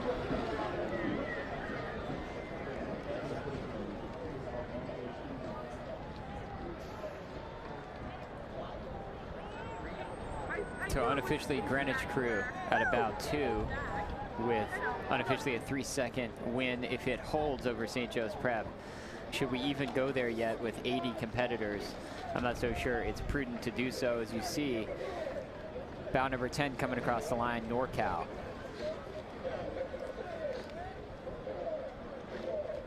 That was bow 20, Hawk Rowing Club. More St. Joe's Prep.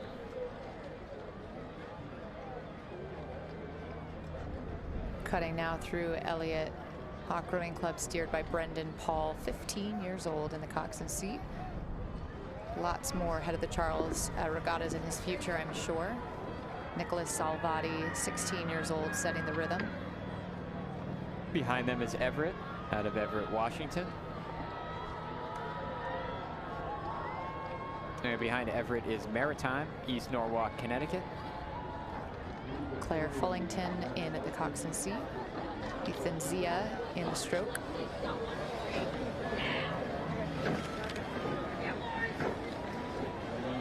Love this picture. Great, great, great line.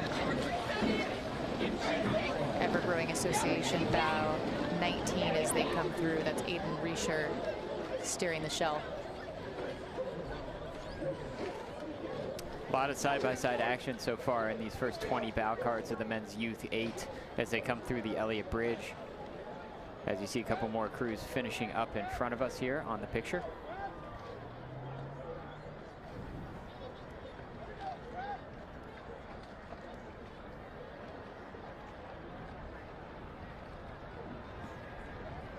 And this crew gearing up for Elliott. Another crew rowing, it looks like, with Harvard blades. If I had to guess, it looks to me like Rose City. It's fun to borrow oars from Harvard. Yep, Rose City, Portland, Oregon, about 25.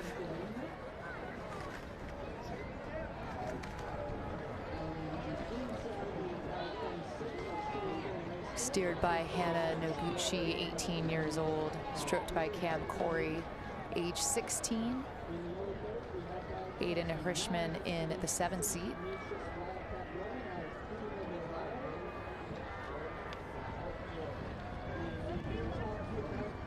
Nine cameras across this full 3-mile course. So many very, very cool vantage points, including this one from the Windsor dock. That's LaSalle, Philadelphia, Pennsylvania.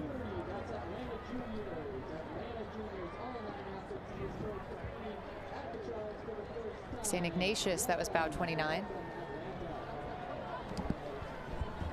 More side by side. This time it's going to be through the finish line. As you see St. Joe's come across, the other St. Joe's entry.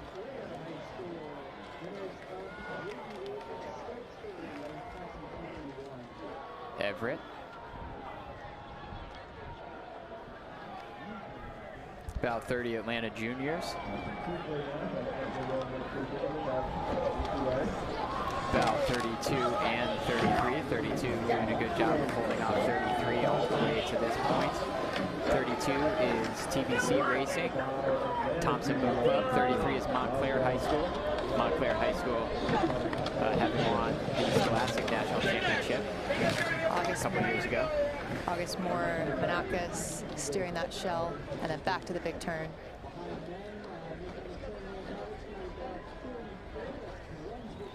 This is at Brunswick School, about 34. Greenwich, Connecticut. Brunswick School's 4, I think, medaled earlier. John Elmlinger in at the Coxed seat, stroked by Robert Jacobson.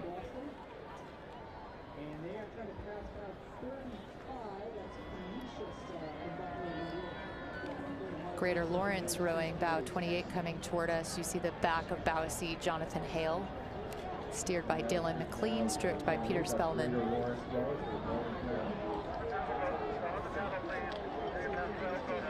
Braden Pinkham in the 7-seat, Yash Kalwani in the 6. Great shot as they come by. Mitchell Umenhofer in the 5, Ryan Crotu, Jack Smith, Tyler Pelt. As we see kind of the 30s and 40s come by us, 80 boats in this men's youth 8. Looks to me like Belen Jesuit. Again, don't have to look down to know that one. It's burned in my brain at this point. You know, that boys' school in Miami, and they really, I forget how many men go to that school. It's not very many. I think it's in the hundreds, and they just continue to put out these extremely competitive rowing lineups that are winning state championships and even national championships.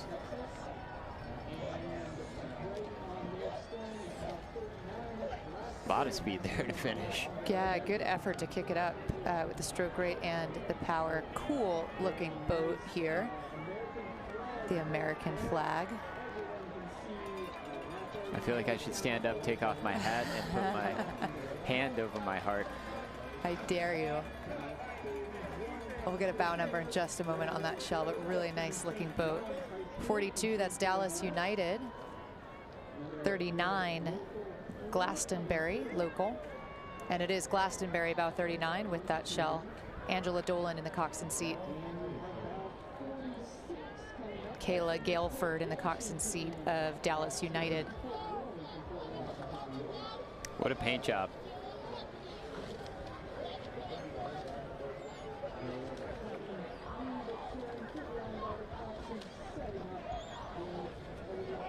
It's looking like 51 to my eye, Lower Marion.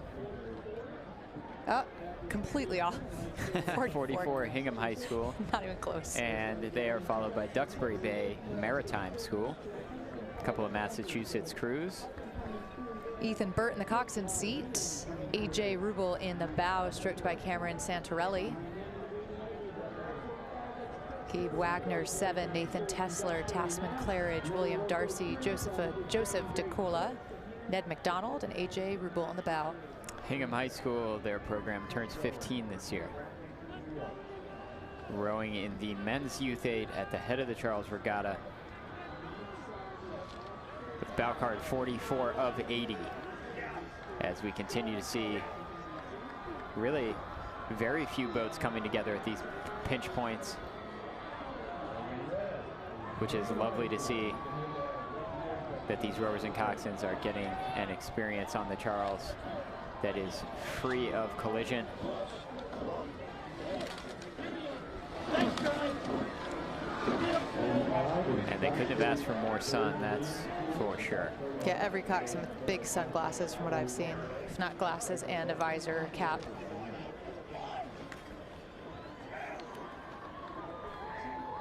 Wilson High School in the green. Then bow number 40, that's Concord Crew just behind them, steered by Jack Crowley. Manhasset we saw earlier, they're now coming through the last 750 meters. 48's Bedford Crew Cup from Bedford, New Hampshire. Cool bandanas, guys. I love some coordination, and it matches their boat. I mean, it doesn't get better than that. Purple shell. That's bow 52, PCRA, steered by Joseph Kutaya. Talk about coordination. All I see is blue. Cornelius Reevy in the 8-seat, setting the rhythm.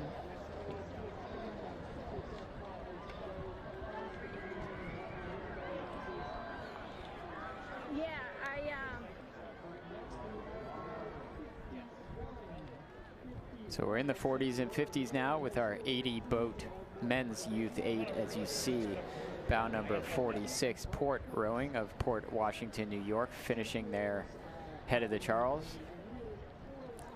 Oscar Wostenholm in the coxswain seat, stroked by Blaze Torrio. We haven't seen any of these higher numbers yet jump into our timing as they come across the line. Greenwich Crew's time still standing at 15 minutes even.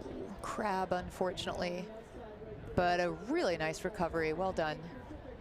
Yeah, it can be very difficult to get that blade out of the water that's dragging when these boats are at full speed. It took a few strokes there, but the bowman got it out of the water. And if you hear crab, that's what that looks like at home. Lower Marion High School, bow 51. Bow 50, Belmont Hill School. Saw them in the 4s earlier.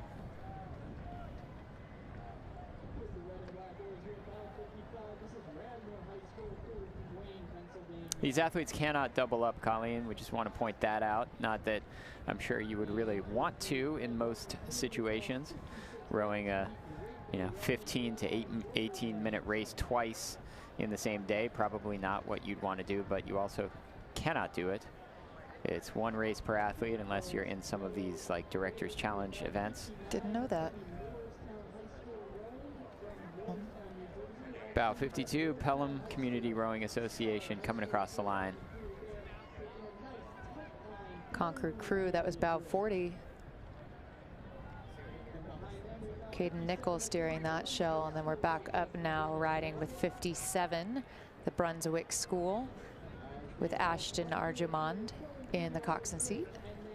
Second entry from Brunswick School, Greenwich, Connecticut. Stroked by Scott Ricesis.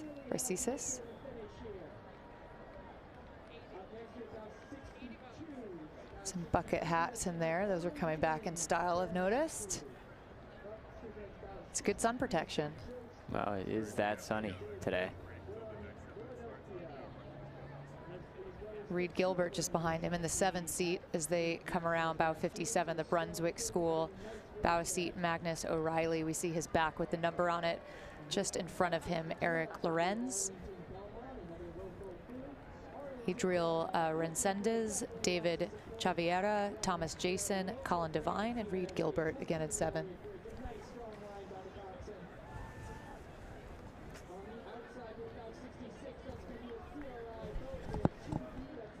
School going by, throwing me off a little bit. Their unisuit's very similar to Brown University. As we see another red boat of community rowing come past CBC. And we will be right back. Coming up right behind them, we have bow 67. That's going to be Dallas United Crew in the white shell as they come close to the bridge here. That's going to be Dallas United Crew from Dallas, Texas. Welcome to the Texans.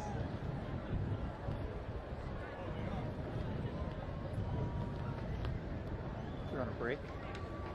Commercial break. Those are great. Coming up in the green and white, that's going to be bow 65. That's Walter Johnson Crew from Bethesda, Maryland. From the DC area, this crew is Walter Johnson's men's 8. On the inside of that turn, we have bow 70. That's going to be White Marsh Boat Club from Conshohocken, Pennsylvania. The first time WBC has enough boys to race an 8 at the Charles. So welcome to WBC, looking strong as they come through here in their inaugural Head of the Charles Regatta. In the blue tops, that's going to be bow 64. That's the Detroit Boat Club crew from Detroit, Michigan. Solid crew making the trip out here from Michigan, coming through the line here. Coxed adjusting their point. In the red blades with the yellow boat, that's going to be bow 71. And bow 72 is on the outside. Bow 72 is TBC, Thompson Boat Center from Arlington, Virginia. In bow 69 with the white shirts, that's going to be BC High, a local club. Let's give it up for BC High as they come through the Elliott Bridge. Behind them is bow 74. That's going to be St. Peter's Prep School from Jersey City, New Jersey. 2 8s coming around the bend here. On the inside is 75. Those are the Long Beach Juniors, the Long Beach Junior crew from Long Beach, California. And on the outside is going to be bow 68. That is Cortland Community Rowing from Verplanck, New York. the first time these boys have been at the head of the Charles. So welcome to Cortland Community Rowing. In the blue hats, just on the inside of the turn here, is bow 73. That's going to be NSU University School. And on the outside in the dark boat is bow 77. That is Phillips Exeter Academy. In the blue and white, we have bow 78. That's Greenwich Crew. Greenwich Crew, their U-17B boat. And in the red, we have bow 76. Bow 76 is Fairpoint Crew Club in the red as they come through in the red, white blades with a stripe on it. And the blue and white, that's going to be bow 79. That's St. John's Prep from Danvers, Mass. They practice on the Tobacco Lake in Essex, Massachusetts. So a local club here having a strong Charles outing.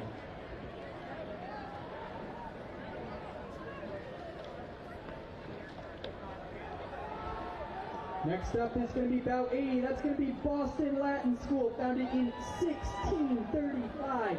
1635, almost 400 years ago, the school was founded. They're one of the oldest public schools in the country, and their rowing team is a strong one coming through the course here. That's pretty old, huh? Bow number 80, Boston Latin, looking good, boys.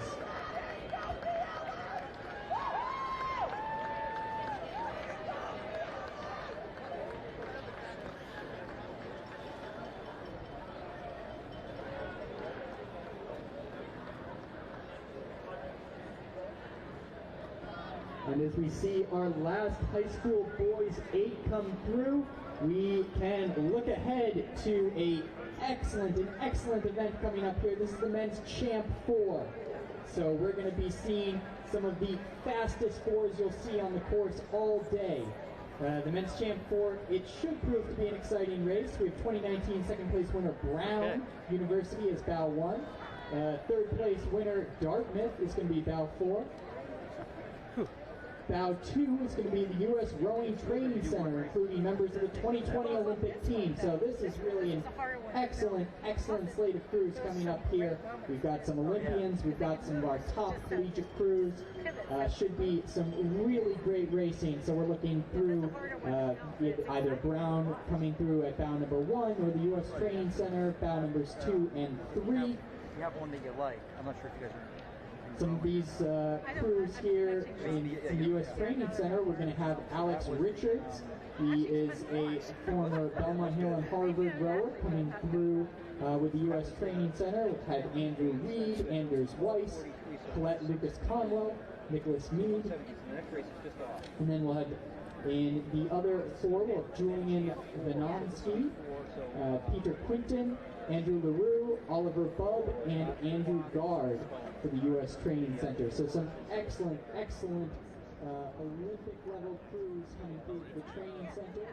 But they're going to have their hands full certainly with some of these college crews. We've got Brown University is going to be bow 1.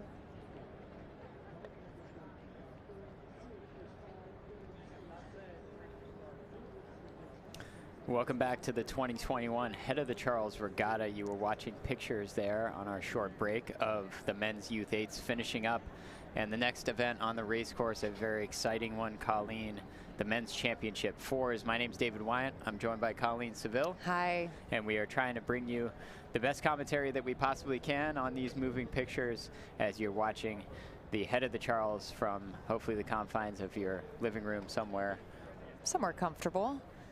Although it's a beautiful day to be watching the regatta from the shores, both Boston and Cambridge. That's not always the case.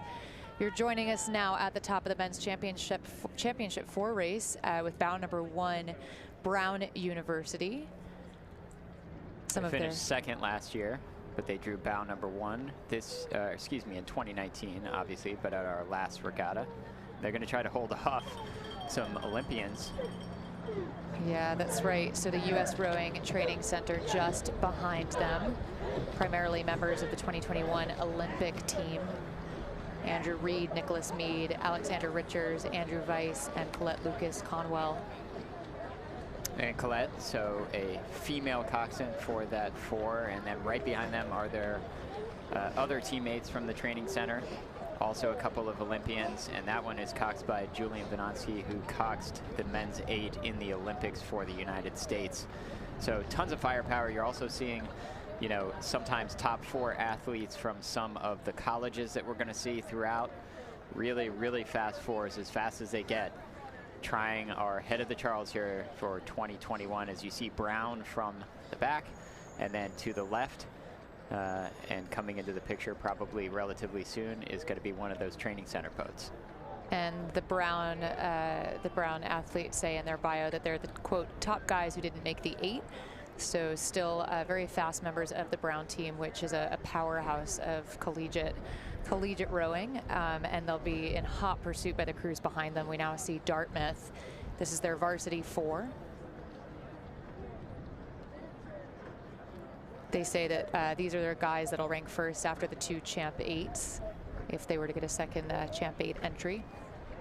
So, and kind of that points out what I was getting at, Colleen, which is we don't necessarily know what these lineups are for some of these colleges in terms of whether it's their top 4 athletes, because they trying to stack the 4 to see what they can do in the Champ 4 category, or if it's you know, maybe the 3rd or 4th or 5th 4 athletes on the leaderboard at these colleges. As you see some more 4s coming through the start chute, and those are actually some lightweight 4s. So we only have 16 competitors in the men's championship 4, and you were looking at the backs of the Cornell University lightweight 4 that drew bow number 4 for that event. There's only 13 competitors in that event, as you now see bow 9, very distinctive FIT unisuits.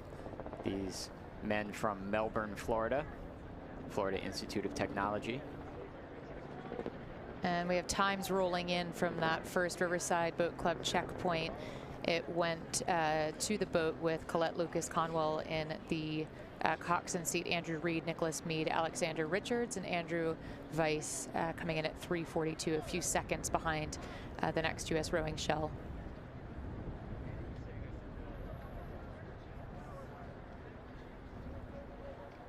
Really just a beautiful shot down the river, the powerhouse stretch. And you're seeing on the left side, that is that Cornell boat that is up there in second place at the first checkpoint on the top left. If you're looking at the boats on the screen, you see the big C on their chests, as you saw Princeton coming into the picture. So now we see up front what's going on. You see that boat that is rowing with bow card 2. That is the boat from the U.S. Rowing Training Center in Oakland, the one that you called the lineup out on just then, Colleen, and it is coxed by Colette Lucas Conwell. And we'll see what a national team coxswain does with the week's turn. Yeah, these 2 crews will be a force to be reckoned with, no doubt. Brown doing a great job holding their own, though, with bow number 1 in between those 2 U.S. Rowing Training Center shells. So certainly exciting racing up at the top of the pack, and crews that you'll want to pace yourself with. Looking really, really solid, though, for this U.S. Rowing Training Center bow 2, primarily, again, filled with 2021 Olympians. Love the uniforms, as they have decided to not wear traditional uniforms. They're also not rowing with the red, white, and blue blades of the United States, but instead it looks like they're borrowing some equipment from Harvard. As we see the 2 national team coxswains come through the week's turn, and you see on the left is Brown kind of yielding to that other training center boat. And what I'm wondering as we come down is between the 2 coxswains, who's going to take the better course between these 2 training center boats as they come through all parts of this race course. Is that going to come into play in terms of the speeds? You would assume that these speeds are relatively similar in the 2 training center boats. And starting to get a sense of times once again up now on the graphic. We saw times from that first checkpoint at Riverside Boat Club. We'll keep an eye on that. So in that boat that's out in front, Andrew Reed, Nicholas Mead, and Alexander Richards, I believe, all were in the men's 8 in the Olympics. Anders Weiss was in the straight 4. Look at the way that they're just clearing those puddles. I mean, no surprise to see so much sheer power coming out of that shell. Beautiful rhythm. It is, and these are lineups, you know, I talked to Lindsay Shoup a little bit about lineups for the training center boats and these national team boats as they show up to the head of the Charles, and in her experience at least, they really were lineups that maybe they had never even rowed before. They certainly didn't train for it, at least on the women's team, and it could be likewise on the men's team. As you see that training center boat about to coming through the Anderson Bridge. And the timing's telling us that it's incredibly close between these two training center boats.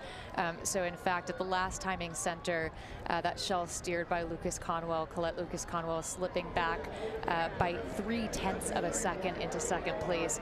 That was the halfway point, just about. So we'll get a sense of the next two timing markers, but it's gonna be really tight, David.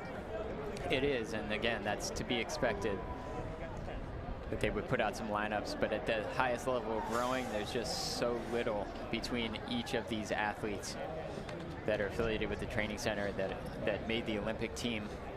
As you saw, if you watch the Olympics, almost every grand final at the Olympics was extremely close. It's amazing how all over the world the speed is so similar. As you see the Nyack boat, that is bow 10, New York Athletic Club.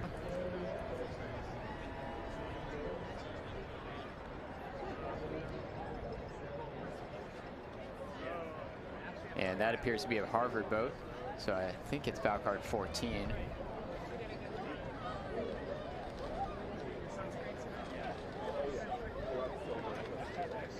You see pretty healthy gaps between some of these boats that we've seen come through the screen. These are the lightweight 4s. So we're back to the lightweight 4s, as you see on the left side of the screen. USC, Southern California. On the right side, it was bow 11, which is University of British Columbia, Vancouver, British Columbia. So some Canadians here.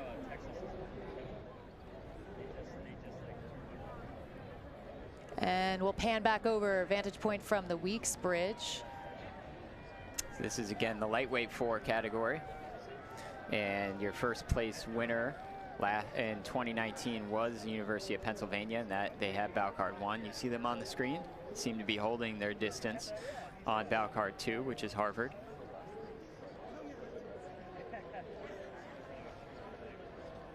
Right side of the screen, you see bow card 3. That's another University of Pennsylvania men's lightweight 4 entry. So 2 bows in the top 3 for Penn.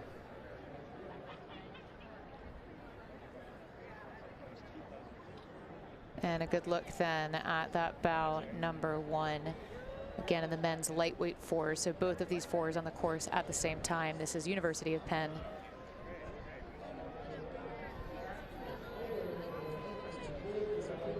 Great course. Picking her point is at Coxed through the Anderson Bridge. Or excuse me, through Weeks. Still riding with that Penn shell. Coxed by Samantha Janower, cutting Weeks quite nicely.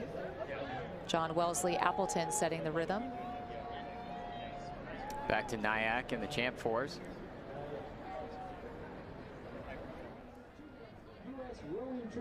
Here we go with the training centers coming around the big turn.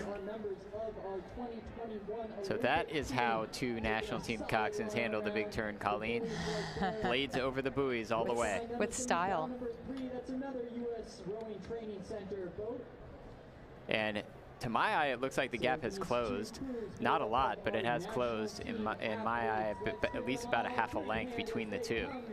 So what's going to happen in the last 3 or 4 minutes of the race is what we're going to find out when the times start coming through. As you see bow 2, And now in the blue, training center this is boat gonna be bow number 1, coming through Elliott, Brown University. and trailed very closely by bow 3. Bow 2 at about 33 strokes per minute. So close, so tight, incredible racing. How exciting. Both of these coxswains clearly want the same line. It's looking like bow number 2 from the U.S. Training Center will grab it. Bow 3 pressing them really hard, though, from the U.S. Training Center. Andrew Gard, Oliver Bubb, Andrew LaRue, Pieter Quinton, and Emily Ardost in the coxswain seat. Yep. You know what? I think they switched the coxswains on us, Colleen. It looks like Colette is in bow 3, and Julian was in bow 2, as we got a good close picture there. But I do think the rowers are the same, because I noticed Andy LaRue in the 2 seat of bow 3, former Sarasota crew rower. I think Julian might not be in there, but we'll see. It's just following the Regatta Central. There we go, Syracuse coming around the turn. As they come around the bend here. The orange men. Dartmouth.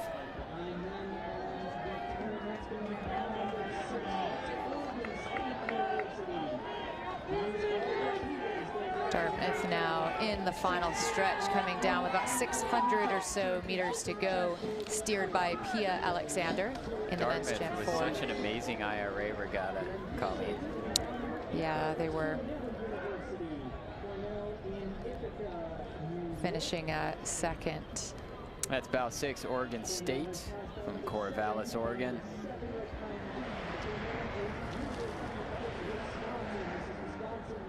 I think we'll have an eye on Dartmouth in the men's Champ 8 as well. Here they come to the finish line, the 2 Champ 4s from the United States of America, the U.S. Training Center, Oakland. The one out in front, 4 Olympians moving that boat through the water. But I'm going to tell you, this is going to come right down to it. It's going to be very, very close between the 2 on time as they come across the finish line.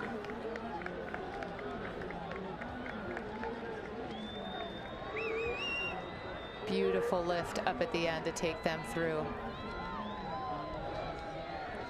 And now running with the University of Wisconsin. Jonah Rain in the coxswain seat. And then bow number 9, that FIT shell we saw earlier. Just hazarding a guess, I wouldn't be necessarily surprised if that's not FIT's top 4 rowers in coxswain. Having a nice row, tracking down bow 7. Benjamin Kermit, 21 years old in the coxswain seat. What is that, 4/10 of a second between the 2 training center boats at the finish line? University. We have Peter Adams, Tucker Thomas, Espen Koch. And unofficially, a job well done to Brown, sticking right up there in the top of the pack. Here comes Dartmouth across the line.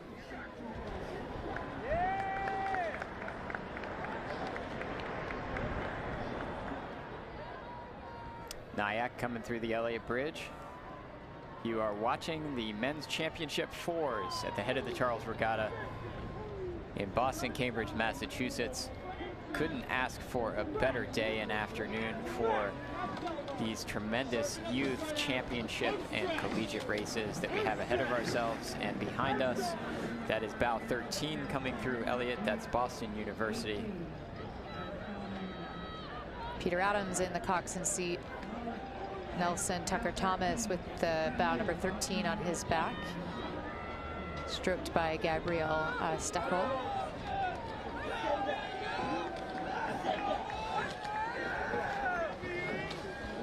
Jonathan Cameron in the 3, and Tim Nothen-Nagel in the 2.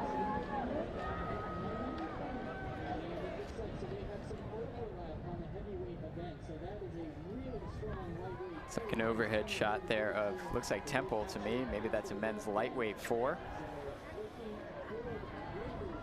Temple University. And a look then back at the finish. Wisconsin charging through to the line.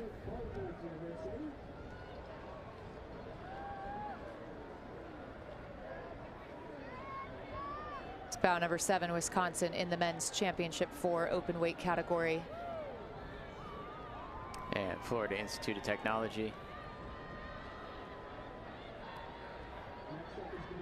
See the first of the 2 bow cards from the University of Pennsylvania lightweights. Defending champions from 2019. They're really going after it with the stroke rating. Start to get some stroke ratings. Sometimes we're seeing slightly higher stroke rates from lightweight rowers. This is the other Penn boat, bow card 3.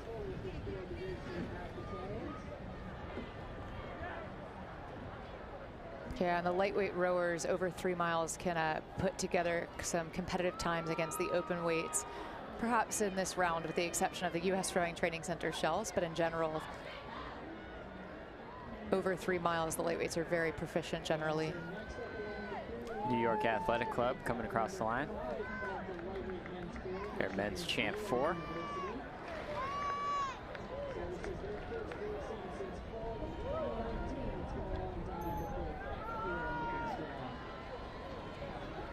That's bow 4 of the men's lightweight 4s, Cornell.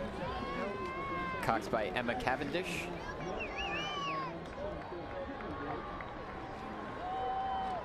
Oh, actually, appears we maybe have the wrong lineup on my sheet here, but it certainly is Cornell. Amanda Clafter, and of course, it's worth mentioning, lineup changes can be quite last minute, which can affect the information.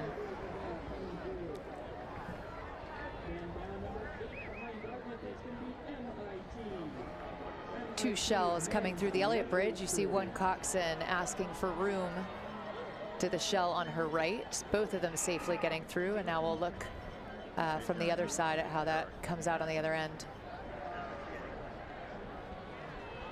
It's Dartmouth College, and then bow 15, I believe, is a champ 4. That's Mass Maritime.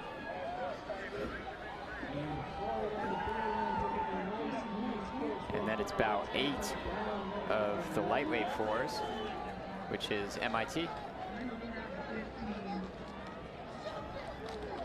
MIT Alice Martinova in the coxswain seat, stroked by Mark Ritz. Samuel Costa with the bow number 8 on his back. MIT lightweight's a long tradition on the Charles River. Their boathouse is before the BU boathouse, so you don't see it on any of our camera shots, but it is right there, just further in the basin, closer to where these crews warm up.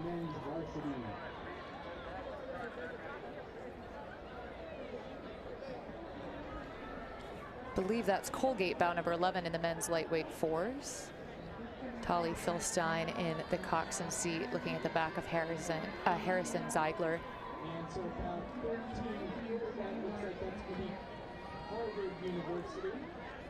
Stroked by Ethan Halbreich, 18 years old, up in the stern in the 4 seat. Another bucket hat from Andrew Audis. Colin Munyon in the 2 seat.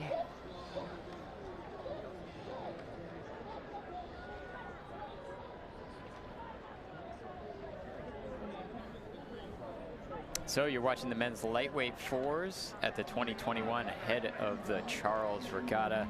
That was Cornell University coming across the line.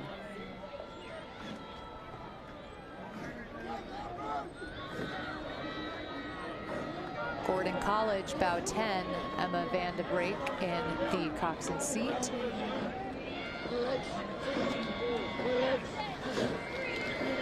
And that was Harvard University, Nathan Lee steering James Stevenson in the stroke.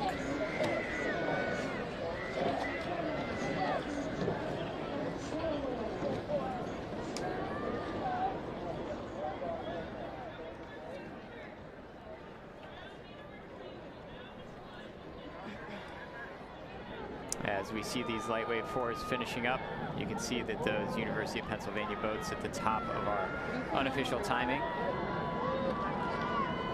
So if it holds, University of Pennsylvania will have won the event the last 2 times it has been contested, 2019 and this year. As about half the field has now crossed the finish line in the men's lightweight 4.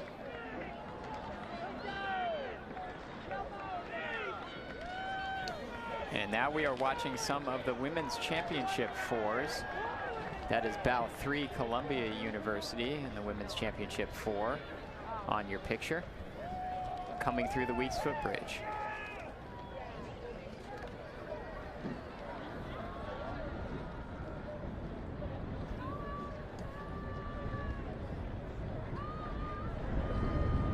So the familiar light blue of Columbia. This is the women's championship 4 event. 14 competitors rowing for the Hope Barnes Trophy. Second place finisher from 2019 is Brown University, and they have bow card 1. We haven't seen them yet in the picture. As you see on the left side of the screen, Princeton University, that's bow card 4, and the right side is Columbia.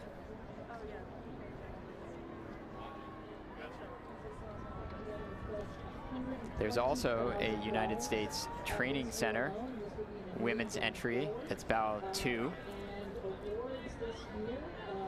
I'm sure we'll get a shot of them at some point, maybe coming out of the big turn.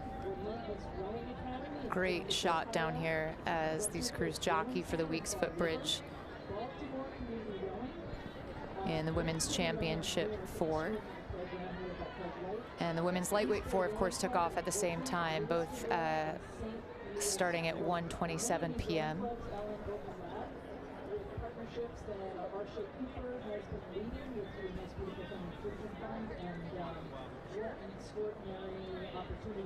Makes plenty of sense between the two events. 21 competitors in the Champ 4 and lightweight 4s for the women. As you see, bow 8 and 9 having just come through the Weeks footbridge. Boston College and Radcliffe.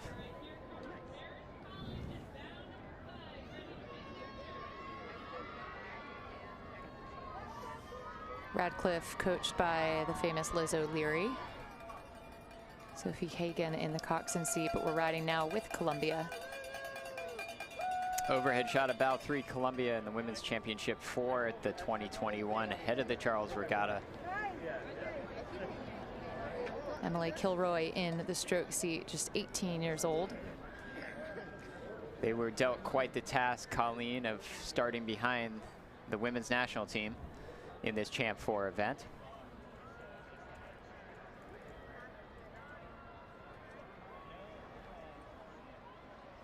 As we see again, Boston College and Radcliffe approaching the Anderson Bridge with Harvard Business School in the backdrop.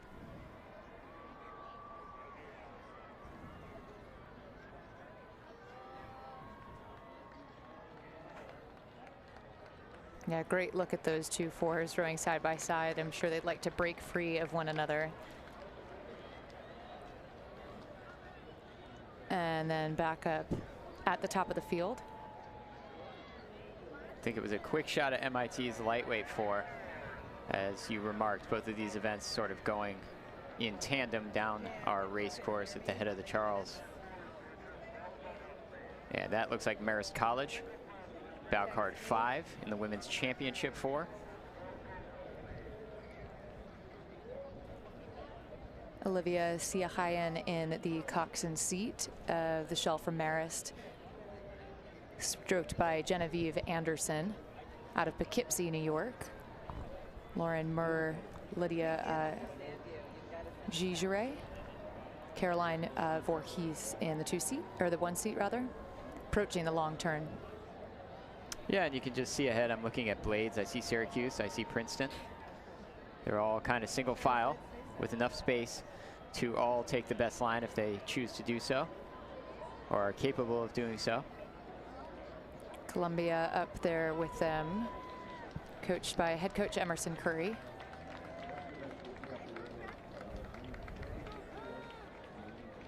And then a bit of a battle happening just behind them as several crews vie to take the inside line around the big turn.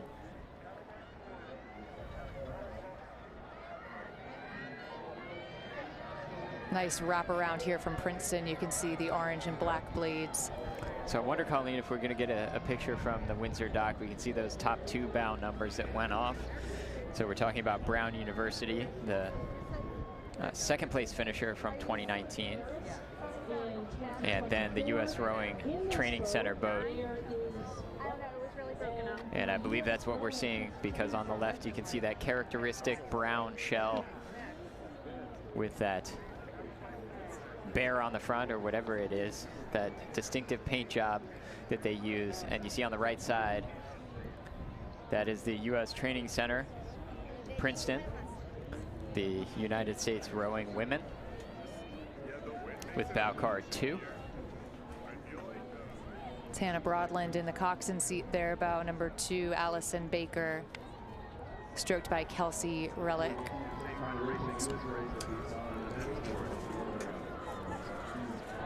You might hear Dave Vogel joining next to us. We're thrilled to have him back this afternoon, so he's just firing up his headset for these champ events. Yeah, welcome to the action, Dave. And if you're just tuning in, you are watching the Women's Championship 4s of the 2021 Head of the Charles Regatta. On the right side of your screen, you're just seeing blades. That is the U.S. Rowing Training Center out of Princeton, the United States women's entry in this Championship 4 event. But right in your screen, you're seeing that brown bear on the bow of that boat. That is Brown University with bow card 1. Gorgeous bows, Brown, and gorgeous course. I mean, this is easy to watch, isn't it? It looks to me like they may be wearing their high school uni suits. I saw the 3 women wearing an Atlanta Juniors uni. As you see some of the other competitors in the Women's Championship 4 coming around the big turn and finishing it up. That's Columbia on the right, bow 3. Columbia able to jockey themselves over to the port side to get the inside of that turn. And now setting themselves up nicely for Elliott Bridge.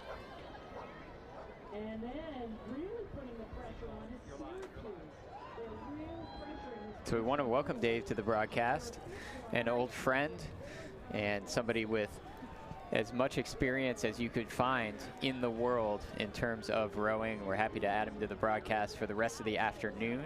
Again, my name's David Wyant. I'm joined by Colleen Seville and Dave Vogel. And Dave, we're watching the Women's Championship 4s come through Elliott. On the right side, you see Columbia University being trailed there by Princeton. And we've seen all kinds of action so far today on our 3rd day, the first time there have been 3 days at the Head of the Charles. Well, when you get to this part, we're at the best of races. It is. It's the championship races. We're going to have some collegiate races. And I know that you have a lot of insight into some of those championship 8s, but also just the insight of being around rowing for a long time as we're watching these two boats come through. I think the intensity goes up when you get to these championship events, because it is the top end, the cream of the crop, and there's a lot of pride at stake. These athletes, a lot of them know one another. They're all at an elite level, and they row extremely well over the course, so it makes it really exciting, both to watch because of the quality of the rowing, and also to race. I mean, I'm sure they're all having a great time out there. I've been out on the course most of the morning, and it was breezier than yesterday, and certainly a lot chillier. So, you know, they don't notice that when they're rowing. Nobody cares what the temperature is now. Well, maybe the coxswain. And the spectators. As you see, bow 8, that's Boston College. You can see that coxswain being very emphatic with her hand motions, trying to see if she can get that boat in front of her, which is Dartmouth College, to yield to her. She wants to take that inside line on that final turn around the bend and then straight to the finish line. As we see these Women's Championship 4s come to a close here at the 2021 Head of the Charles Regatta. And right on their heels are the lightweight 4s that started at really about the same time. There's only 7 boats in the lightweight 4 event. You had a good point there, David. I think that with the rules that require, if you're being overtaken, you do have to yield the line that the overtaking coxswain wants to have. So usually, almost always good sportsmanship prevails, but in these 4s, the coxswains are at the wrong end of the boat to be able to see anybody coming. So unless there's great communication between the bow person and the coxswain, you know, collisions or tight scrapes can easily happen. They just never know somebody's there. They can only see what's in front of them. The coxswain being in the bow gives them no real peripheral or hindsight.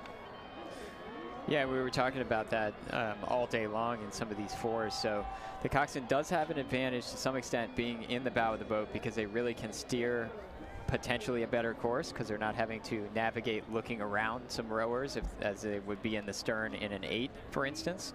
However, they also have that limitation where if there is a crew that is considerably faster behind them, there has to be communication from at least one of the rowers and the coxswain. As you see bow card 2, the Boston University women in the women's lightweight fours, no stranger to the river. Good turn there from that coxswain, setting her crew up for the Elliott Bridge. And that is the MIT boat, bow card 1. And they finished in second place 2 years ago, so that's how they earned bow card 1. And they're already going past the Windsor dock. So these are kind of our cameras toward the end of this 3-mile race course. You know, that camera in close to shore is probably about 800, 700 meters from the finish line. And they get a really nice close-up view, so you can really see the athletes right up close in their face. It's a great shot from that particular camera angle. And we've seen all kinds of things. There's also a microphone on that camera, so we have heard some coxswains, we've heard some athletes. There have been a couple of tie-ups right around there, so it's gotten pretty interesting as we see almost 3 wide finishing the turn in these women's fours. So you've got a champ 4 there, I think, in bow 12, which is Massachusetts Maritime, and then you've got some lightweight 4s behind. It looks like bow 4, Boston University. It could get a little spicy under the bridge here for those crews. I can't hear things. Well, this is kind of you got to make an early choice as a coxswain. This is a very strategic issue because if you take the inside of the Elliott turn at this point, you've got to be sure that you can get clear because you don't want to be on the outside past Belmont Hill. That's a non-starter, so you've got to try to figure out a way to encourage your crew and summon enough of that last depth of their conditioning to get them in front in time to make that next turn. And we really have BU's going quite the traffic here. And you're right, BU is really going for it. And they're making it happen. And it looks like there Mass was a good Maritime yield by bow 12. She knew she was in trouble and that she was going to commit a foul. Rather than do that, she did the right thing. So, you know, coxswains in the heat of battle are always, they're called upon to make great strategic decisions. Great example of that and what's required of a coxswain, especially here at the head of the Charles. As you saw bow 6 going by, that was Stanford University, a program that, as you know, Dave, was saved recently from being eliminated. We're already seeing some 8s get out on the water. The next race is the men's championship 8s. I know an event that you have a long history with in the past, coaching at Yale University and otherwise. As we start to see some of these men get on the race course, these are the fastest 8s you're going to see of the regatta, and man, do they charge. Looks to me like maybe Wisconsin there, about 12 coming through the BU bridge. Well, you're right, this is the fastest you're going to see any boat on the river today, and with that comes some additional issues. Faster boats are harder to steer. For the public watching out there, these boats are 60 feet long, and the coxswain has a rudder that may be about the size of a deck of cards in order to steer it. That's really a difficult situation on a river that's as tough as this. So you would expect that there will be certain advantage to the crews who are home field advantage crews. Certainly Northeastern and Harvard both know this course extremely well. And you see Northeastern coming into the picture on the left. You see Harvard is the third boat in the line. It started with Yale in bow 1 and Brown in bow 2, then Harvard in bow 3, and I saw Clark Dean sitting in the 6th seat of that boat, Olympian. Then you in bow 4 is the University of Washington, and then we've got Northeastern University and Boston University. So those are your top 6, and you're right, 3 of them, this is home water. Well, Steve Gladstone's Yale boat with bow number 1 2 weeks ago bested Washington by about some 20 seconds at the head of the Housatonic. So Washington is back with a couple of changes in their boating lineup. Certainly they're going to want to avenge that. Steve's crew is a fairly young crew. The only person who has, I think, ever rowed the first 8s race for the head of the Charles in the Yale boat is, fortunately for them, the Coxed. And Vlad Segal is one of the best. I think he's been the top college crew every year that he's coxed here. This is his 4th year at the helm. And now, without any national team presence in front of him, he has a clear course, which may mitigate a little bit of the advantages of the home teams. I'm expecting to see a lot from Harvard today. They have a lot of internationals, but both Harvard and Yale didn't take a stroke all of last year. It's actually the last time that they really had any competition against one another was 2019 at the head of the Charles. So Yale is, you see them on the screen now. They have 4 first years in the boat and 4 juniors. So this is a very young crew. Fortunately for them, their most experience is in the coxswain seat, exactly where you want it in a race like this. Yeah, many of these athletes at the top in the top collegiate boats are international athletes coming from other countries. It's really been the trend in the collegiate rowing, especially on the men's side. It's starting to be on the women's side as well, as you see Yale taking a textbook turn through weeks. Just a beautiful turn there by Yale with that bow 1. You continue to see on your picture the Bulldogs making it look easy. It is not easy as they get into sort of the middle part of this race and they start to hit different points. But you're right, in terms of the coxswain being the one with the experience, that should come into play, and they don't have the national team behind them or right in front of them, so they're not going to be demoralized necessarily if that were to happen. We saw the national team in the 4s instead. So it's Yale University with bow card 1. As you see, bow card 5, that's Northeastern as they approach the week's turn. Now that's Justin Jones's crew. This is his first year as the official head coach, having been interim in 2021 when they took 4th place at the IRA Championships. Now, many of the crews that you're going to see here did not have a season last year because the Ivy League called off all spring sports. Some of the others were rowing at the IRA. They did have a spring racing season, but Harvard, Yale, Columbia, nothing. Brown, Princeton, Cornell, the other Ivy League schools, Dartmouth, were modified. So I still expect that Yale and Harvard are going to be right up there among the favorites, along with Washington. Paul Cook's Brown crew, always a threat in any race at the head of the Charles. And look for Dartmouth, who last year was 3rd place at the IRA. Wyatt Allen is doing an amazing job there with those athletes. They've got 2 boats in this race, and I think both of them are going to do extremely well. So there are a lot of contenders and a lot of people who may just jump up and surprise you. So that was bow 8 Harvard. This is the bow 3 Harvard boat.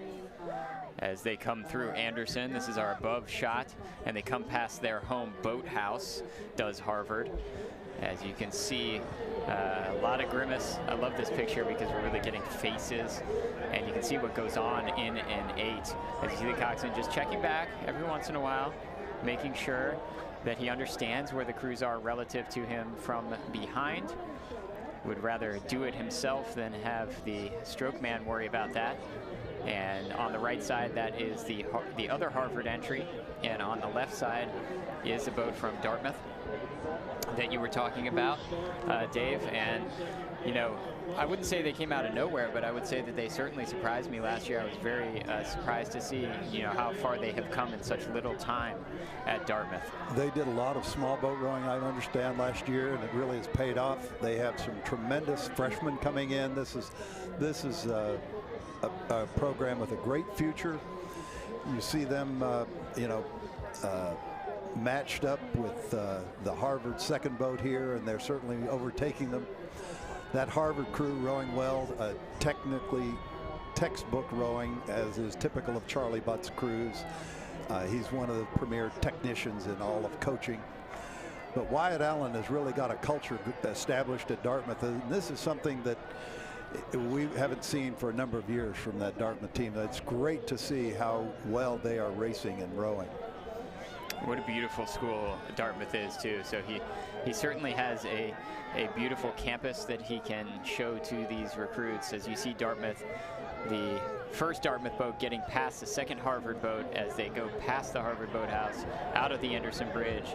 And these coxswains look at the apex of the big turn. They try to find their course as they go, just sort of gradually, very slowly going to port so that they get into that turn, as we are back up front with Yale University. And we will see the turn that happens with this Yale crew as we see some blades over the buoys as they come through and they get ready to hear their names called at the Cambridge Boathouse. This is hard. I mean, a coxswain taking the turn in a full-on championship 8. It's amazing how good these coxswains are. You have to be really up to the task. And Vlad is certainly among the best. So, again, maybe the home field advantage isn't as great when you have someone as good as Vlad at the tiller. Well, that was as good as it gets in an 8, Dave. Watching that turn that Vlad just took in this Yale boat, and you can see that the distance that they have put on that bow card to Brown University, who, when we saw the times come through, and we'll see them again, Brown was sitting in second place, and so you can see that Yale has just opened up a 7-second lead on Brown at that last checkpoint. Yale's rowing 31.5, which is certainly well within themselves. I know that most coaches don't really put a great deal of stock in the finish at the head of the Charles, but it's quite a different story for the athletes. They want to race, and the coaches just would like to keep practicing, and so there's kind of a tension there with the coach saying, okay, we'll race. I doubt that anybody here has their absolutely strongest entry, but everybody has a good entry. Well, and that's how this regatta started, right, Dave? I mean, it was basically, it seemed like everybody's just sort of wanted a fall race, and it was an excuse to get out here, and they came up with this race course that obviously is tremendous and iconic, and we've been able to bring you these beautiful moving pictures live streaming on YouTube all weekend of this 2021 Head of the Charles Regatta, as you see Harvard go right past the Windsor dock. And probably if you're standing on that Windsor dock, you're getting some wind blown at you as these 8s really just motor past. Well, you know, the Ivy League teams may be somewhat compromised because various Ivy League schools have different rules about graduation and how you can do your athletic eligibility. So from Yale's perspective, all 4 members of the 2019 crew that was the fastest college here are not rowing at this time. They're not even in school, most of them, and they will return for the spring for their final year of eligibility. That 2019 group was an IRA champion, and they're now matched up against the current IRA champion Washington. It's back there in the pack a little bit. So we'll see. This group of juniors and freshmen are looking pretty good as they come to the finish line, starting to put a little sprint on. They are. And Yale will get through those buoys at the finish line first in the men's championship 8s, but they also started first. If the staggered start that we have at this head race, as you see Syracuse, if you blink, you'll miss them. And there's Dartmouth. Looks like, at least unofficially, they've taken over the lead. They're coming up on the screen as in first place. We'll see if that holds. CBC Boathouse, you're right. And maybe starting bow 9 was an advantage because they've gotten past a couple of boats. They've been able to be side by side. Sometimes you're in no man's land, as Yale was starting with bow card 1. Was talking about it with Lindsay Shoup yesterday, that you know, you're kind of motivating yourself to some extent as you see Harvard finish. And that's the other Harvard boat wearing these interesting shirts coming by the Windsor dock. But you start out there in bow 1 and, you know, you can certainly see everybody behind you at various points in the course. And really, when I'm coxing that boat, I'm telling them we got to make everybody look smaller and smaller and smaller. And it becomes kind of a self-motivation chore as you see this boat, bow number 11, the other Yale entry in this men's championship 8 race. That's Archie, and he won a medal. I believe he won the Renneman Cup earlier this year. I haven't seen the cameras yet on Greg Hughes' Princeton crew. They're always a big threat. Dave Reichman at Syracuse, another crew that is likely to do quite well here. There's a hometown favorite, Northeastern. That's their second 8, I think, that we're seeing at about 15. About 5. No, actually, yeah, about 5, I'm sorry. And finishing about 36 strokes a minute. So you're seeing them wind it up quite a bit here at the finish line. We've seen some cadences in the 40s from some of the prior events. As you see about 13, it looks to me like that is Navy crew. Yeah, that's Rob Friedrich's varsity. And, you know, Navy has, they placed 6th. They had a good IRA championships last year. They're going nicely. They've got Navy on their blades spelled out for you, so you can't miss who they are. Well, you know all too well what it's like to recruit an athlete to get into a rigorous institution. It's very, very difficult to get into Navy as well. So they get somewhat limited by that, I would think, on the recruiting end. As you see Dartmouth finishing up, maybe they went so fast their bow card fell off during the race. Well, it's, you know, it is interesting to see that we saw that shot there of Chris Clark's Wisconsin crew. And Chris tells me that they're a little bit of a throwback. 5 of those guys were walk-ons at Wisconsin. It's a young crew, certainly from the perspective of overall experience with all the internationals that they're competing against. So I think that you see a mixture here. And this race may be something that people are very proud of the way they race. So hopefully everybody has a good row. It may just be motivation for what they're going to do in the spring. So we see University of Pennsylvania on the left and Brown University's B entry on the right. And they are coming through the Elliott Bridge. This is the men's championship 8 at the 2021 Head of the Charles Regatta. Well, that's Brian Volpenheim's Pennsylvania crew. A lot of these teams, they are a very young crew. They've got mostly freshmen in their boat. And even the ones who are returning probably haven't taken very many strokes at Pennsylvania. So you see Yale, the B entry, coming across the line. This could be Minerva Rowing Club. Oh, bow number 20. It's George Washington. And then just in general, I mean, you know, it's a fall race. Obviously, it's a different animal completely from what these athletes are going to turn around and do next spring. 2,000 meters. This is 4,702 meters on the Charles River with turns left and right. And you see Wisconsin coming through the line. So what we have is unofficially on the screen there, it is Washington who seems to have turned it around a little bit into that couple of weeks where they were some 20 seconds back, and now they're at the front of the pack, at least according to our unofficial results. Dartmouth, again, as expected, a strong entry, and they are a couple of seconds back. Yale in 3rd, and the hometown Harvard favorites also right there in 4th place. So Syracuse, Dave Reichman's group, currently appears to be in 5th. We'll see how all of this sorts out as the crews come to the finish line.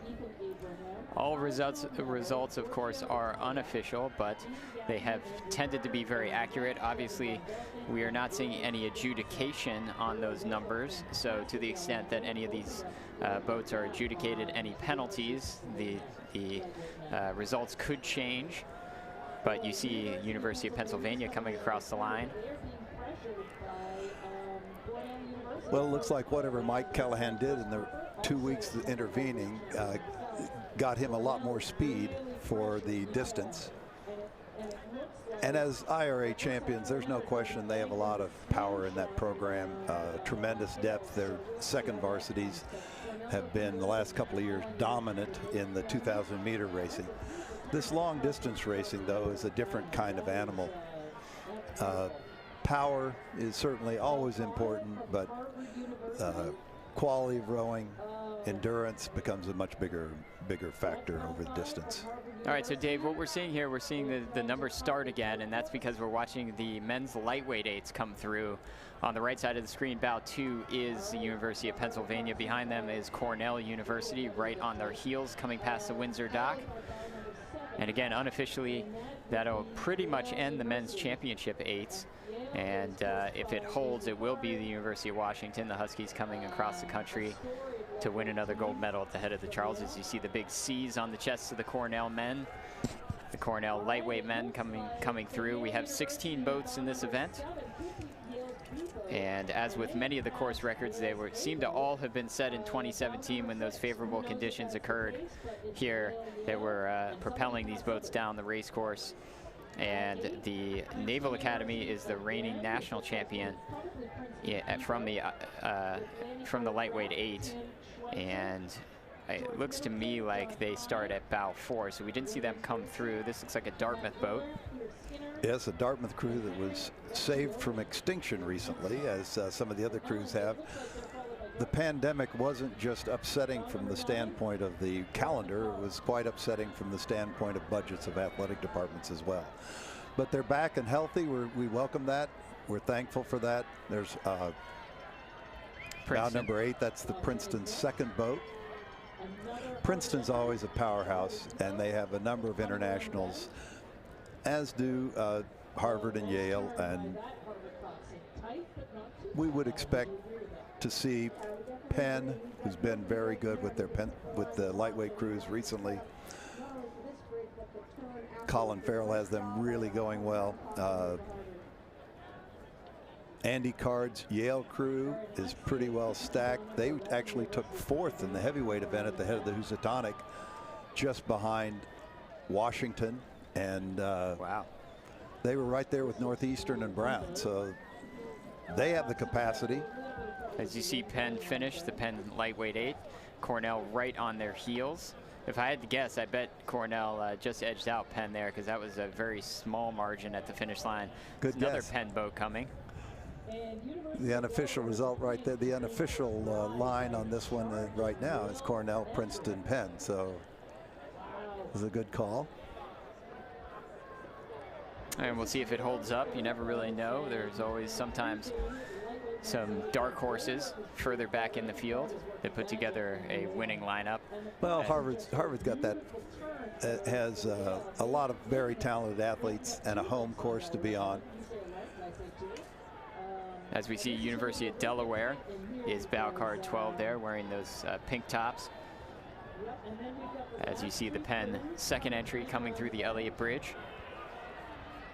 Penn really putting together some distinctive unisuits these days with that red and navy blue sort of almost digital looking pattern, as we have a couple of 8s getting pretty close to one another there coming through Elliott. So on the unofficial, we see Yale has moved up into the top position at just ahead of Cornell. Princeton in 3rd, Harvard in 4th, and the IRA champion Navy crew in 5th place. So it's Delaware coming past, trying to hold off Yale. So the other Yale entry is hot on their heels. You would think in those last 500 meters, 600 meters, Yale's going to make it pretty interesting with University of Delaware side by side. Yeah, the one problem is that there was some little wild steering going on, which caught Yale now on the outside of the last turn, while they had a little bit of the inside of the Elliott Bridge turn. It was probably not as smooth as they would hoped. That's bow 14 MIT. And bow 15 Mercyhurst. And they are connected coming past that camera at the Windsor dock. So the world of lightweight eights is pretty small. You have most of the Ivy League, and you've got Delaware and MIT and Mercyhurst and Georgetown, and of course I understand Gordon has joined in as well. So small bit of growth in it, but even though it's a small world, it's kind of unpredictable because all of the athletes are, first of all, they're all lightweights, so they're the same size. And secondly, so many of these teams either didn't have any season, which was the case with Harvard and Yale, or had a season that was limited in terms of their competition. Even Navy, who did have pretty much a full season, didn't really get to compete in any of the cup races that they normally have because the Ivy League canceled its season and only competed locally. Well, you know plenty about rowing lightweight. Yeah. As we watch, you're getting a picture here of even the next event that's on the race course. It's the men's Collegiate 8 event, another hotly contested race. We have 42 boats in the men's Collegiate 8 event as you see them coming through the powerhouse stretch on your picture.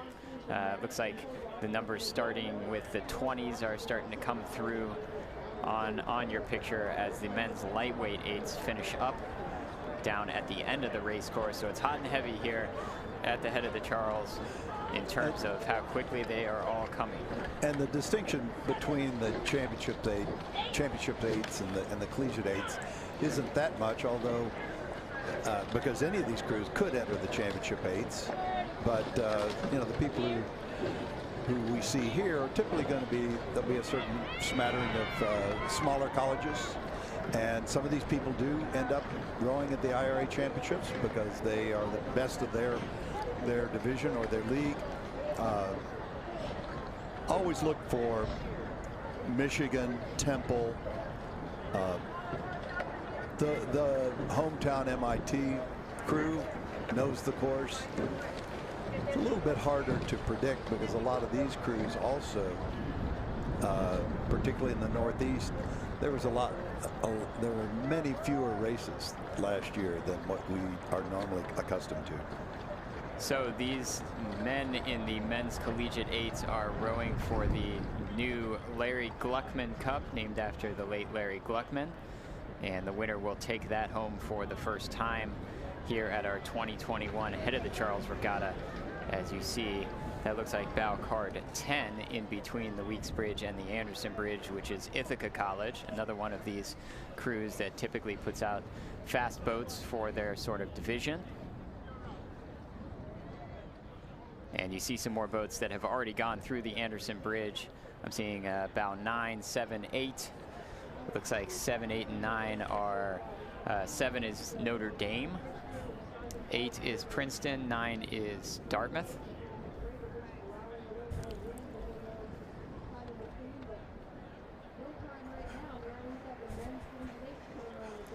Yep, and you see that whatever Coxed. it takes, hand signals, screaming, whatever it takes to get the line that you want. And overtaking Coxed, as we've mentioned before, the rules say they have the right to the line that they want as long as they can get there. And you impede that at your own peril because there are monitors out on the course who will throw a minute penalty down on you for interference. So and they will find you, and you will find yourself with that adjudication when you get to shore and you check out your time. As you see MIT bow card 1, and they started bow card 1. They remain out in front, does MIT, of this men's collegiate 8 race. They're doing a nice job coming through Elliott Bridge. Yeah, my experience, Dave, is that it starts with the yelling from the coxswain, and then it moves to the hand motions if the yelling is not successful. But you saw that coxswain really wants that inside line on the big turn because that coxswain knows how important that line is on the big turn, that if he doesn't have it, he's going to be in trouble. He's going to really add meters to his race if he's got to go wide through that really long turn there as we look at Marist College. Their biographies just says, "You'll see." So we are seeing them. Marist College coming past the Windsor dock in the men's collegiate 8.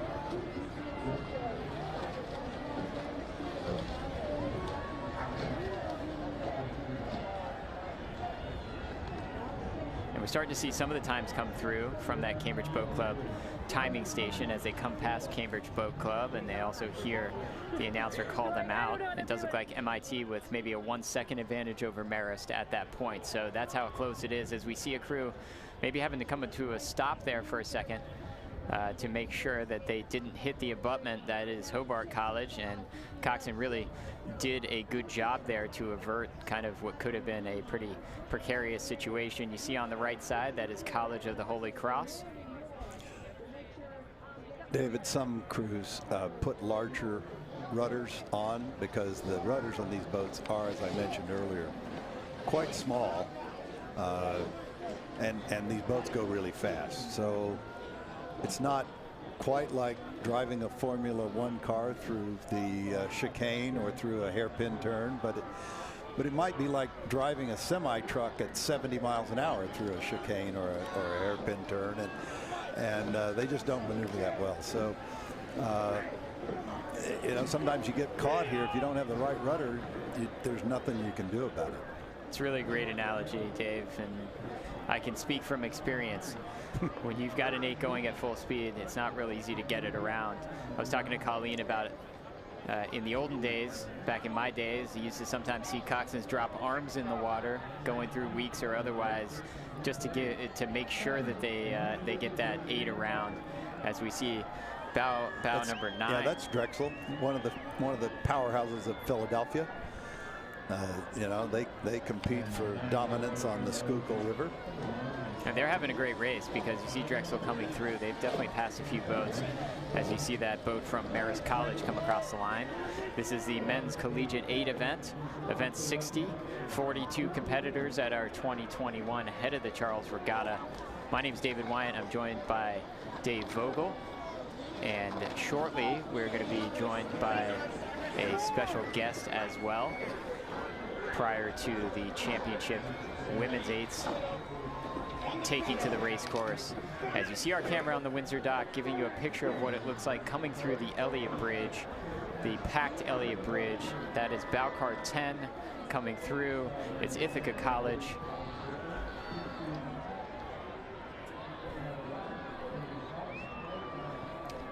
And Ithaca with a nice turn there, maybe a little bit far from Windsor if I had to be nitpicky about it, but you can see a good rhythm in that Ithaca 8, Dave. Yeah, it's a testimony to how good and flexible these coxswains are. Some of these coxswains have never seen the course, or maybe they've been over it once. It's truly a difficult river to race. And Jevy will tell us all about that. She's only won about maybe a dozen first place medals here. I'm not really sure. So you may have heard we have a special guest joining us. Jevy Stone is now in our studio as we watch Wesleyan come through the Elliott Bridge. And Jevy, it looked to me like you raced yesterday. Maybe you got on a plane and you came back this morning just so that you could be here with us this afternoon. I did indeed. Well, with you guys and with the regatta, I was supposed to come back midday today, and Friday happened, and I realized I was gonna have so much FOMO on Sunday if I didn't hop on that plane right away in the morning. So I was on a 7 a.m. flight out of Cleveland, but very glad to celebrate John Graves and Felice Mueller, who many of them made their names. They're longtime national teamers. Their wedding was last night. Great, as you see Drexel coming across the line. And then I believe this is the Dartmouth entry in the men's Collegiate 8 as they approach the finish line here at our Head of the Charles Regatta. And again, you're seeing now the split screen, and you're seeing us on the screen as well. My name's David Wyant. I'm here with Dave Vogel, and we'll reintroduce 3-time Olympian Jevy Stone, who is hot off her win in the club single. Master single. Master single, Not eligible sorry. for club, sorry. And jet setter, Jevy Yeah, Stone. and flying off to Cleveland for a night. That's pretty bold. But we're glad you made it back. I'm glad to make it back. And I was glad to have the live stream because I was able to watch the racing in Logan Airport before our flight took off yesterday. Well, hopefully we didn't let anyone down with this live stream as you see bow 16 coming through. And that's Boston College. Local guys.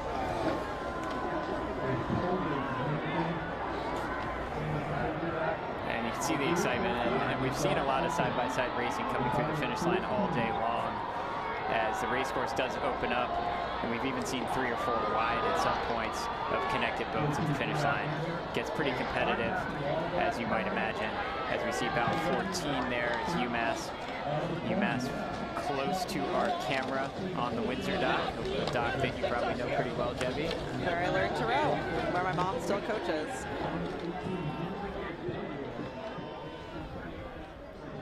And there's Wesleyan again, thinking about their finish. Nobody really around them at this point as they approach 10 strokes from the finish line. It is funny how things always seem to clear out by the time you get around that last turn. It's a bottleneck going through Elliott, and then things seem to clear out by the time you're in the last 20 strokes. You either get through the turn or you don't.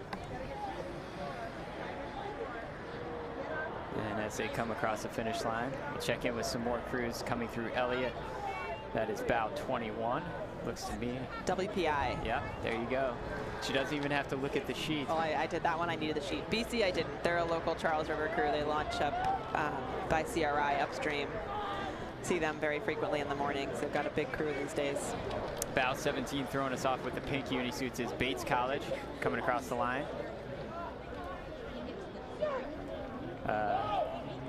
As we see, just very proficient coxswains here, nailing the turn. And we're single file, thankfully, in these 8s, coming up to the Elliott Bridge.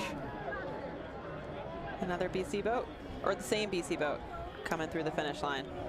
I think you're right, it's the same BC boat in their last couple of strokes. I was out at the finish line yesterday and I couldn't believe the crowds. Everybody's so excited to be back at the head of the Charles after a 2-year hiatus. Obviously, the world didn't allow us to have a regatta last year, and we're happy to even add these pictures for everybody who couldn't be here. Hopefully you're getting a sense of what's happening. It's going to be exciting here because 26 is definitely passing 24, and they got the inside of the Elliott turn, it looks like, but now they're going to put themselves on the outside going around Windsor, which is, I don't know if their coxswain's going to realize it fast enough. Yeah, Dave and I were talking about it because we're seeing all these coxswain hand motions asking for yields to happen. Oh, yeah, someone just hit the launch boat. And that's happened a couple of times so far today. You saw that camera jiggle as they came through. That was about 24. And I think 26. 26 would be Williams, I think, with those cow blades. Like oh, Middlebury. Yeah. Middlebury with cow blades. Yeah, Williams would be mad at you because they're that light purple and they are very proud of it. But they have cow stuff too. They do. They do. Now you understand just how difficult of a job we have here trying to talk about the moving pictures as you see Worcester Polytechnic Institute finishing up their piece. You can hear their coxswain from here. So, Jevy, when was the last time you were in an 8 at the Charles as we watched I raced the Great 8 I stepped in 2017. Maggie Lobney got the stomach bug, and I was back in residency then, but got to jump in. So we had 2 Americans that year in the crew. Felice and I both did it, which was really fun. It's always a great experience. It's a much faster race than an 8, obviously. And you're not having to check all of your points all the time. And you don't have to worry about any of the steering. And having a coxswain you can trust is a huge part of it. And fortunately, I've been very lucky on that front. We always enlist a local coxswain, so we've enlisted a Windsor, Harvard, or Radcliffe rather, trained coxswain, which is helpful. So that was Adrian College from Addison, Michigan, and just trailing them is Villanova.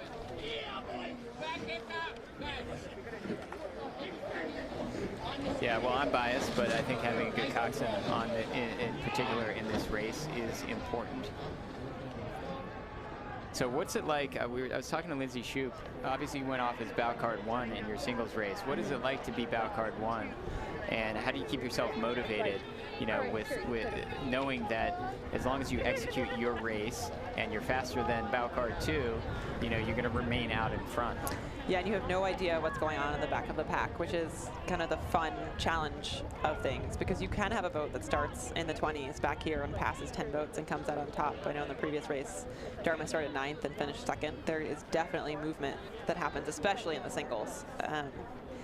And so you have to have that in the back of your mind the whole time is, I don't know I don't know what's happening. I got to go as fast as I can. And you're just always thinking about that the whole way down the course. Like, I can see bow 2, but I can't see bow 30. So keep pushing, keep pushing, keep pushing.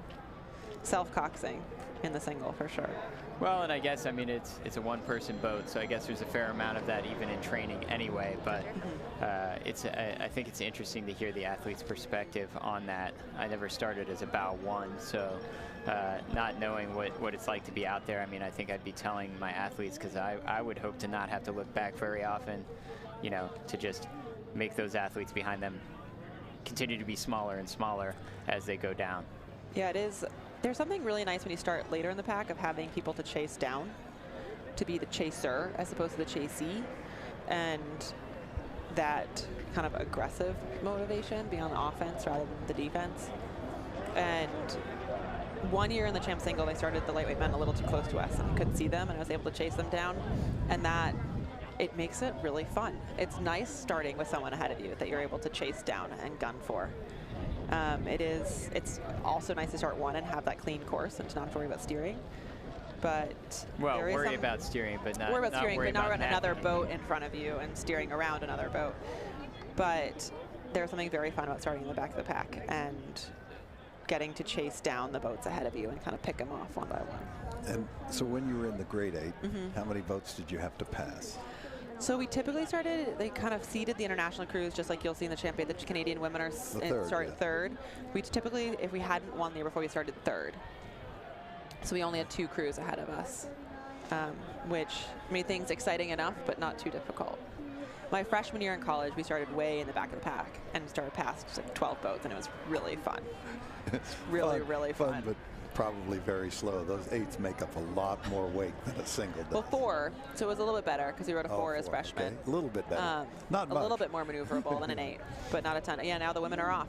There we right? go. It's the champ women. This is what everybody's been waiting for. This is what I've been waiting for as an alumni of this event. All right, so let's set it up for you. The Women's Championship 8s, there are 20 of them. And Stanford's going to go off as bow 1. Yale as bow 2. And the Olympic gold medalists, the Canadian women, as bow 3. And I think it's 7 of the 9 athletes from the Canadian women's 8 that won the gold medal in Tokyo.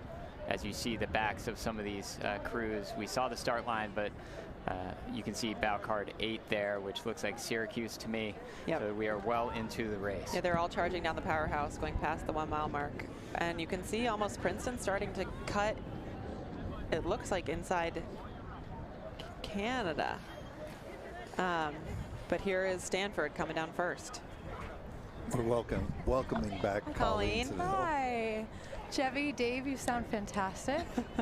Been enjoying listening to you from the studio room where we have the director panning back and forth. Well, we're looking at Derek Burns' crew from Stanford. They were second in the NCAA last year. And the women had pretty much a full competitive season for the most part, because a lot of the best teams in the NCAA were on full seasons, unlike maybe Princeton and Brown and the Radcliffe. Ivies were very limited. Well, and Radcliffe and Yale didn't even field teams at all. Many of their athletes weren't even there. Exactly. I think, yeah, Princeton had half the squad or something of that nature. So it's kind of a wild card. We won't really know what's going to happen, right? It's going to make it really exciting because you're definitely, last year was not a representative year, but Stanford is certainly looking strong. They made the big trip from the West Coast. They don't come from the West Coast because they're slow. Yeah. And Will Porter, the coach at Yale, says that they always put the Canadians right behind him every time they put him in the race. You know, it does seem like Yale is always that second place crew because Yale was right in front of us when we were in the grade 8 as well. Yale seems to start second with the national team, with the international boat slipping in right behind. You know, but there is Yale going through weeks and taking it a little bit wide. Yeah, they're having trouble with that turn. Yeah. You really got to take the turn before, not a Coxed, but you got to start taking it before you're under the bridge. Colleen knows that. Yeah, and it's difficult in the 8. You kind of hold it longer than you want to so that you can make that sharp turn. Yeah, you need to be almost perpendicular to the bridge as when you're under the bridge or more. And if you're not, I remember one year in the grade 8 with the U.S. team starting behind us, and they were too late, and we saw them just go off to shore, and it was just a satisfying thing that you're like, oh, well, there they go. At that point, you're laughing yeah, and thinking, absolutely. oh, there that goes. There they go. You can't make up time after it's given away. There's no way that you can get that much more energy out. This is a great shot up powerhouse stretch. It is, and this is a great place to make moves and pass boats, because especially that first arch, the River Street Bridge, it really doesn't matter in terms of your course and the distance which arch you go through, either the middle or the Cambridge side. And so you can take either, and you can take either. You can fit 2 boats through the middle arches clearly, and so it's a good straight shot to make moves. And back to Yale, going by Weld Boathouse here. Yeah, right there in front of Harvard Business School. This is a beautiful angle for watching the crews row. They look very smooth. They do. They look very powerful. Really dynamic. I'm curious what their rate is. They look a little bit lower than Yeah, they do look Stanford. a little low. I can give you that. Maybe. You came prepared. Looks like they're about 32. Okay, so that's a little low in an 8. A little low in an 8, but Not I think they're just unreasonable. comfortable. Yeah. You know? Stanford certainly looks higher. They do. And that Coxed's looking back. You Overhead noticed it shot. too. Yeah, exactly. That's 34.5, 35 for Stanford. So yep. I guess they probably are a little more jacked up for the race than they know Canada's back there looming. They do. They know, and it's interesting because Stanford starts school late, so they're at a hard Stanford, Dartmouth. A lot of those, some schools start end of September, so they really haven't been together for much time. I know Princeton is feeling a little bit better coming into this race than as a university in past years because they have 2 weeks extra. The academic calendar changed this year. So not 2 weeks extra compared to everyone else, but 2 weeks extra compared to what they used to have. True, except for the Ivy League, which didn't have anything for a year and a half. They didn't have racing last year, but they did start school in September, at the beginning of September. And that looks like, is that Tennessee with orange blades? Syracuse. 8, Syracuse with the orange blades. Oh, no, it could be Tennessee at 12. Tricky. We'll get a look at the bow number in just a moment, but that is right. It's University. It's Syracuse. It's Syracuse. Syracuse. Yep. Sure. It's hard to tell the shade of orange from this angle. There you go. And a great look at them in another straightaway. And here's Yale again. And this Will told is me the that Yale 2V. Will told me that 40 out of the 52 rowers that he has on his team have never rowed a collegiate race for Yale. That is an insane number because of the COVID, 2 COVID springs. People just had to graduate. Wow. Many of the athletes unfortunately missed out on their last couple of years of rowing. Really, yeah. And so this is a largely untested group. Rebuilding. Well, they've got 2 boats. I mean, they have the time markers up there at the Weld station, and Yale is 3rd and 6th right now. So it looks like the 2 boats are remarkably close together. Well, but as you know, Brown and Princeton both were at the NCAA championships last year, so they're hitting on all cylinders as usual, and we could expect that, you know. Although Princeton, well, I don't know what we can expect. Yeah, Princeton did miss a number of their athletes as well. They had, especially internationals with COVID, the restrictions were such that they were able to go race amazingly, but did not have the full squad. Northeastern University through Anderson. Yeah, Lori was telling me today that a number of her girls have never raced Head of Charles. The majority of the varsity has never raced here. So what a fun experience. Yeah. Yeah, Northeastern, another local crew. So Pennsylvania doing a nice job because you know, they've got a very young team sitting in 7th place. That would be an extraordinary performance. I know Wes Ing would be very pleased to see his crews moving up in this field because you have some really good teams here. Yeah, and that's a really nice job by that Stanford Coxed going around the Elliott turn. Oh, and the announcer's live. You can hear them saying the exact same thing. Mary Mazio, I think that's speaking out CBC. Yeah, no doubt. And her daughter just graduated from Yale, so she'll be happy to see that. Her daughter graduated from Yale and then went for a PG year in Texas. Yep, but Texas isn't here, so she doesn't have to have mixed feelings. Well, I think she's rowing for the U.S. team now. Yeah, she's in the 4. We'll see her later. Yeah, okay. Yeah, that's... And here comes Stanford through Windsor, and they look like they've opened the gap on Yale a little bit to me. Yeah, I think the timer agrees with you. It's showing Stanford in first. Well, they're rowing about 3 beats higher, so one would assume. Yep. And their coxswain is doing a great job of getting those blades just over the buoys in both turns. Chevy, is that your favorite turn on the course? It usually is because it's so loud by Windsor. Well, with the hometown support, you must hear it all up and down the course. You know, it was amazing. I didn't expect to hear it yesterday at 8 in the morning, and I did. I was a little bit shocked, but also like wonderfully shocked to hear all the volume. Everybody comes out for the hometown hero, right? It was really special. That's really good. And here's Brown charging up in their mismatched unis. They don't get their unis until the spring, so they row in whatever they've got. I didn't know that. In the fall season. Yeah, it's a matter you earn the uni. And Princeton has passed Canada. You'll see. That's pretty good. Wow, that is pretty darn good. They're going to have to be excited about that. And then kind of walking place, away so from the Olympic gold medalists. Too.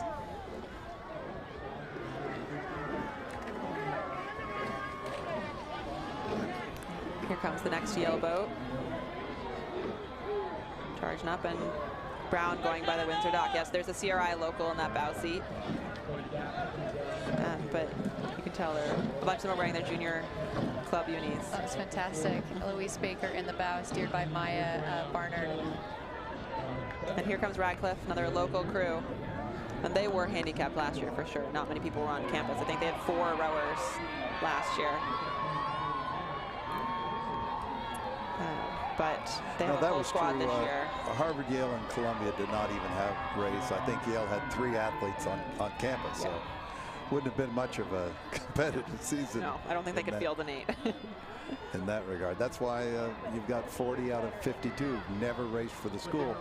It just means, you know, come spring, who knows what's going to happen with all exactly. of this. Some of these crews look really ready to go, though. Princeton looked very sharp. So it's sort of like... I'd love to hear you say that. And here comes Radcliffe right by Windsor. And they are Coxed, definitely knowing the course, knowing how to take the turns. Hear the locals yelling from them ahead of Syracuse. Well, there's the way to take that turn, clip that last couple of green buoys and be right in on the inside of the last turn before the sprint to the finish. You really want your blades almost in the trees on that last turn. And then take the straight shot when you can get it, because the finish line is quite wide. And the depth generally okay there to get nice and tight. Yeah, it is surprisingly deep, actually, now that you say that. They're on the Boston bank. It can get much shallower. And here's Princeton crossing the line. We'll see how it puts them in terms of time. And they do. They bump ahead of Yale. And here comes Brown. We missed Canada. But hopefully Canada had fun coming here, reuniting as a crew, enjoying the weekend. My guess is they probably weren't to bed at an early hour last night. Boston women bow 11. Mia Ball in the stroke, the coxswain seat rather. And they're just past bow number 10, Northeastern. So there's a little hometown rivalry. Come on, take it up. Let's go. Although I guess they don't practice at the same time of day very often, so they don't really know what the other team is up to the whole fall. Because the Northeastern women are out there early, but I see the BU women definitely at a later hour when the sun is up. It's the Saturday practices where they bump into each other here and there. Here comes Cornell around the turn. And back to the finish line shot with Radcliffe charging to the line.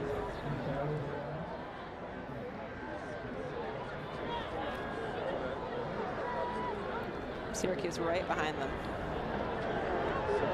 Fantastic crowd on shore, lining the dock. Yeah, we really lucked out. It got warmer. It's much more bearable out there this afternoon than it was this morning. This morning was pretty tough. It was a bit nippy. It's impressive how many of the Ivy League schools have qualified, or schools in general, 2 boats, because you have to place in the top 50% to get your boat in the next year. And so if you have 2 boats rowing, it usually means that both of them did very well in the last regatta. I think it's a testimony to just how good, how high quality the NCAA rowing really is for women. When you can see, it doesn't matter what a national team gold medalist from the Olympics. Yeah. It doesn't matter what they do to come back. To put a half a dozen, or right now we've got 5 teams. 5 teams, and in 2 front of them are Yale. You know, that is really an extremely high quality of rowing. Yes. These people are international champions. They're the best in the world. And it must be hard for some of them because they're coming from these programs. I know that the stroke of that boat went to Virginia, the one who's stroking it today. And there's a Northeastern alumni in there. So two UVAs and a Northeastern. So racing their alma maters. And the Huskies now through the line. Although I shouldn't say that because Virginia is not here, are they? We haven't seen them, and I don't see their name. I did see Kevin Sauer earlier today, right. but I think he's here without his team. I think you're right. This has been a sort of a Boston and Ivy League centric kind of race. We've got Syracuse and University of Tennessee, so it looks like either you had to have orange colors or be in the Ivy League to come here. Yeah, it's a smaller field than typical for sure. And here are the lightweights coming up the course, starting with Princeton, round number 1. Lightweights. Bout number 1. Lightweight women. You know, a bit of a smaller field because it's a pretty special group that compete as lightweights. Especially on the women's side of things. Yeah, on the women's side, absolutely. It's not that much bigger on the men's side, but it's and here's this must be impressive Northeastern that those lightweights have passed some of these. Yeah, they passed the field ahead of them. Yeah. And Dave, you were commenting yesterday that some of the lightweight times can be really strong, over 3 miles, up against these heavyweights. Well, it's unbelievable, and Jevy may have a perspective on this, but you know, Paul Fook's lightweight single record has stood since 1984. And Andrew Campbell and Kate Burko have the championship single records, and they're both were lightweights when they set those records. Absolutely, and the record for the head of the Charles before Andrew Campbell took, actually it may have been broken a little bit before that, but it took over 30 years before any heavyweight went faster than Paul did in the lightweight single. So, you know, we all know it's a rare set of conditions. Yep. But it's also a pretty rare athlete that can hold a record for almost 40 years. That's a very impressive record. That is impressive. And in fact, wasn't it Jenny Gilder who held the record for the women's single for the longest time? Oh, I don't know, to be honest. It probably. I think she set the women's record in the same year that the heavyweight men's record was set, probably about in 1980, something like that. And then it was reset 6 or 7 years ago. There's an encyclopedia of knowledge between you two in your brains. So we're noticing the bucket in 7 and 6, and we missed the Radcliffe lightweight boat going by, but I know they did that as well. I'm surprised by the number of crews that have been going by with ports in the bow seat, because it really is a disadvantage when you go through weeks to have a port in that bow seat. So I think the solution is to put a bucket. If you want a starboard to stroke it, then you put a bucket in so you can have a starboard and bow seat, which is exactly what Wisco has done. Having just rowed starboard bow in an 8 going through this race yesterday, I can tell you it's really hard.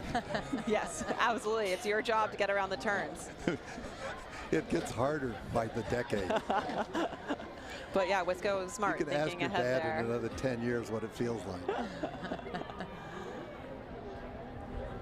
And here are the Radcliffe lightweights, which also have a bucket, and they're now passing the heavyweight Northeastern team. Well, that makes a lot of sense. The boat with the port bow is that's got to be harder to do on this course. It just better a huge rudder. Yes. 'Cause or you have to do with power, which you don't want to do. So. And of course, for those of you who are maybe not as conversant with the head of the Charles, Jevy's talking about the leverage advantage that the starboard side has by being a little bit farther toward the bow. So you like to have your bowman up there rowing on starboard, because the most difficult turns at the head of the Charles are turns to port.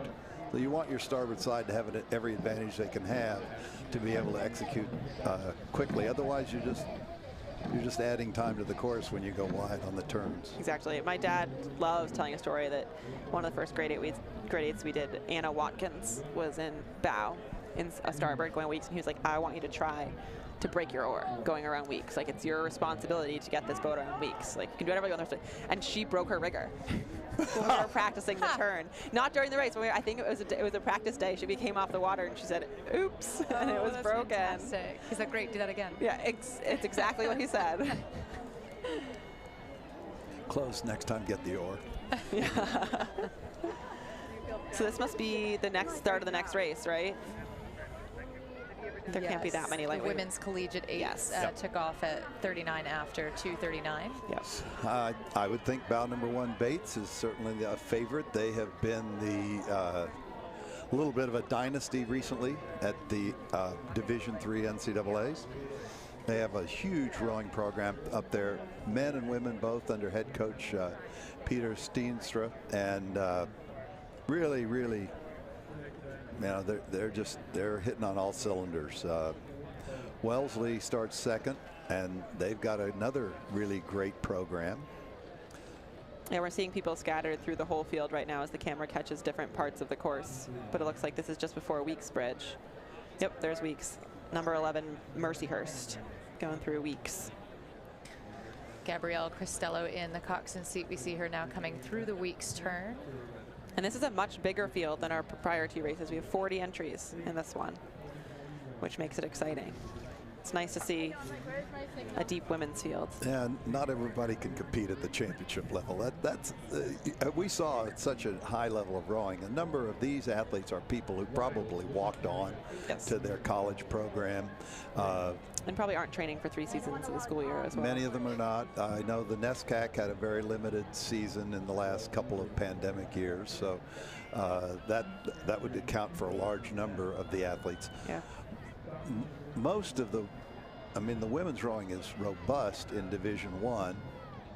Division III is really the only other significant division. Division II is very small for women's rowing.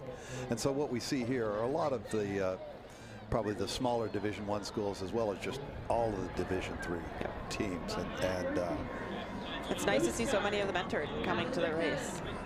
Yeah, I think it's a great testament to their depth in the field. Bates, Tufts, Wellesley, Williams, Wesley, and a WPI each entering 2 boats in the event. And there they are, nearing the 2-mile mark. I had the pleasure of helping out as a volunteer at Trinity, a D3 school back a few years ago. And I would say it was great. It was like 50 years ago when I started coaching, you know.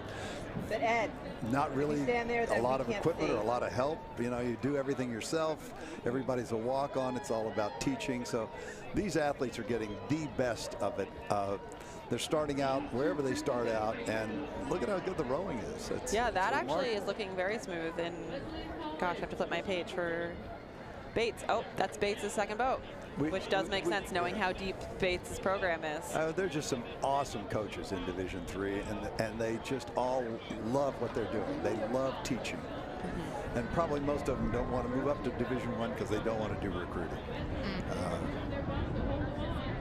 This is Hamilton, bow 30. And there they up the powerhouse. One coxing change looks like changing our mind at the last minute to go to that middle arch instead of the Cambridge shore. I love this view. Yeah, seeing the number of boats in the field. And they're all pointed in different directions, and it's if you're an athlete, I mean, if you're steering a boat, a quad, and you're back in the pack, and you look up the powerhouse stretch, it's very concerning. Yeah, and it's a testament to the fact that you can do it a lot of different ways and be successful down the powerhouse.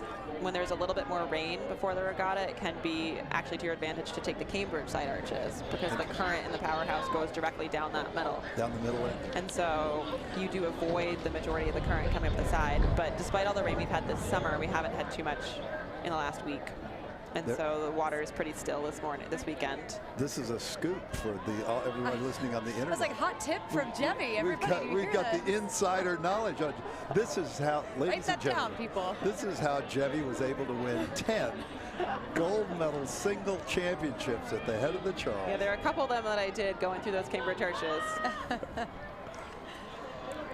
You know, at the head of the Kevin with all the Boston locals who do 3 practice regattas basically before the big weekend, and you know when it's rained a lot because everyone is fighting for those Cambridge arches during the head of the Kevin after a rainstorm, because everyone knows when your splits are like 20 seconds different in both directions, you probably don't want to take that middle arch of the powerhouse.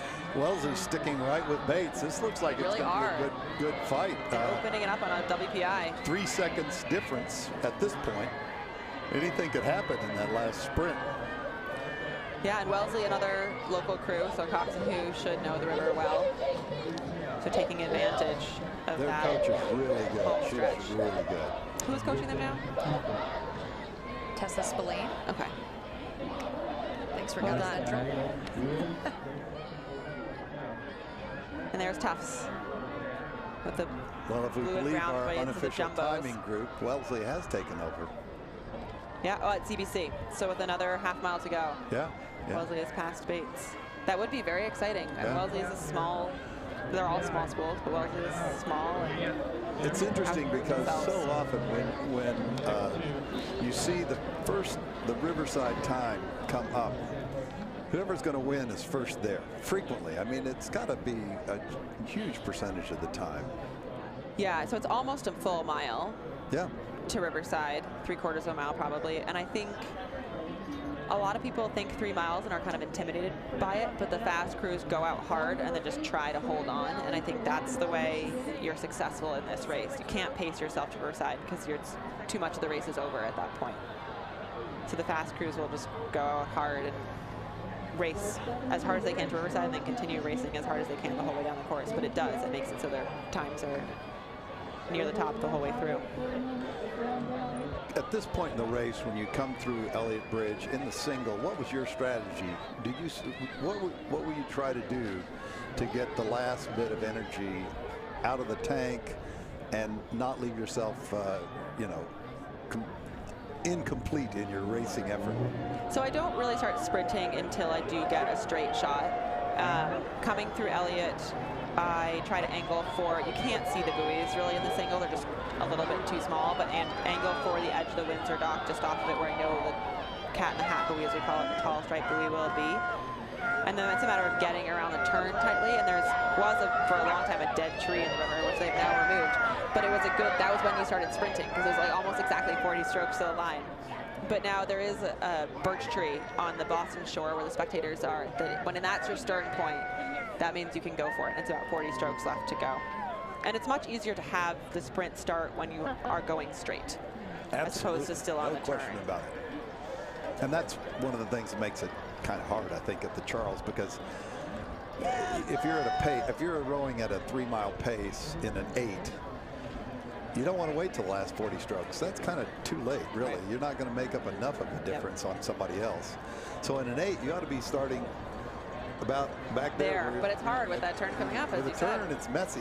You can't do that. I mean, or you might do it, but it might not be effective. Yeah, and here's Coast Guard. Coast Guard. Chased by Williams, who looks like has passed Mercyhurst. Williams, always another factor in women's rowing on the Division III level. In fact, they were dominant a decade ago. When I was in college, they were extremely dominant. Oh, you mean like a couple of years ago? Yeah, just a couple of years ago. Back before smartphones. And it is, I mean, one of the great things this broadcast is the races do cover so much ground on the river. So we were seeing them at the finish line, but we're also seeing them a full mile up the course. Yeah, you can follow. We have 8 cameras. There you go. We can see the whole field. You can just follow a crew from one to, you know. It's amazing as a spectator on shore. Typically, you get that one moment, right, as they pass under, and so many different vantage points here. Yeah. Bait shell, bow 16. A day like today, and you're the hometown hero. How many fans are out there watching today? The race? Yeah. How That's many a fans great are on the bridges? question. I know I've heard these numbers many of times, and Take a guess. do you know the answer? No. Oh. Who does? No, I think that, I mean, all those people who do spectator information, the head of the Charles could probably tell you. But, oh gosh. I mean, I know that the number of people racing is, it's like 11,000 so or for something reference, this year. there's like almost 2,000 volunteers. Okay. And then that's right. I know back in 2018, there was like over 10,000 competitors. So I think it's you know, definitely increased since then. Well, there are a lot more So, spectators. I mean, there than probably are around 100,000 per day. Yeah. 10 times that number, which is really, it's awesome. Spread over the 3 miles, of course, but definitely in chunks. Like we see huge crowds of people on that video broadcast at the finish line, and a decent amount over the bridges. But as you're coming into this turn, there is pretty much a dead spot between the 2 mile mark and then when you catch sight of Cambridge Boat Club. There's about half a mile where there really aren't many spectators, and you're taking that turn and you're beginning to feel the race. And I think for some out-of-town crews, it's by far the hardest part because it's a decently long stretch without the noise. And then you come into sight of Cambridge Boat Club and everything gets loud and exciting for the last half mile. And here's Wellesley's second crew. Another really, you know, textbook rowing. Really great timing, you know. To feel that good of a second crew obviously means they've got some depth in the program. Yep. And St. Lawrence from New York. Coming into Elliott Bridge. The other great thing about this part of the river on a day like today is that you're hidden from the wind.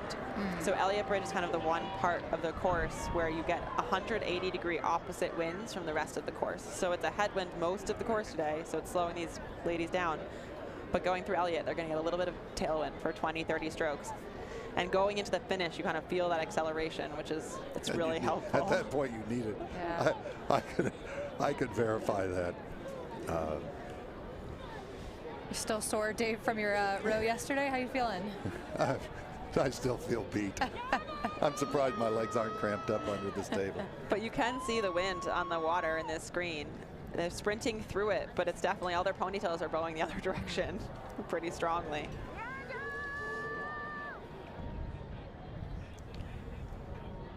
So for folks just joining us, you're catching the tail end of some of the collegiate 8s. We saw the lightweight 8s, we saw the champ 8s prior to that.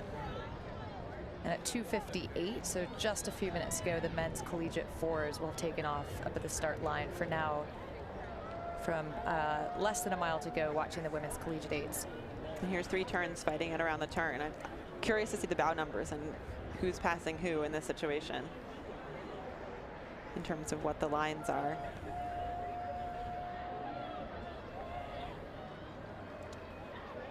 That's when it gets really challenging, when you have a situation like that. Yes. No question.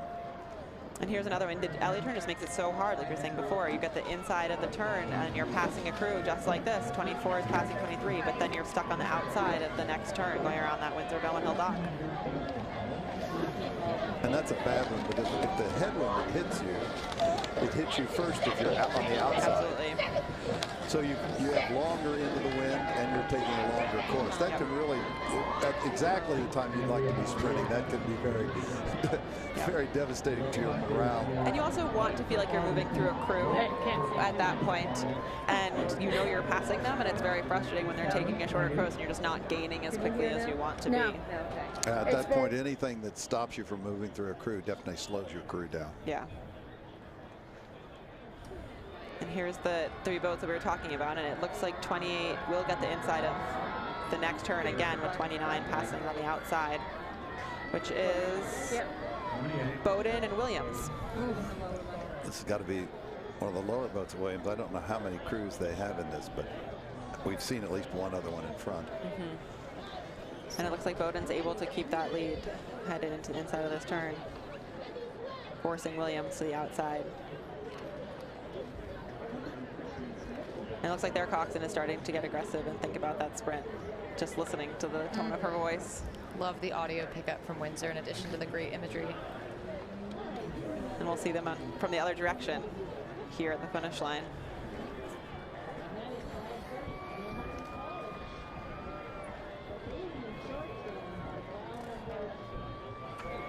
And this is St. Lawrence again coming through the line.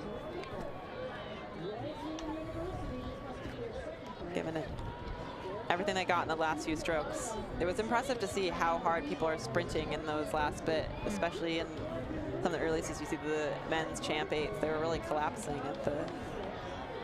And the youth events too. Some of these youth events, you talk about like keeping the stroke rate high and the fitness. Y Quad City is really impressive, keeping the pace high in some of the smaller boats. So we're not doing this.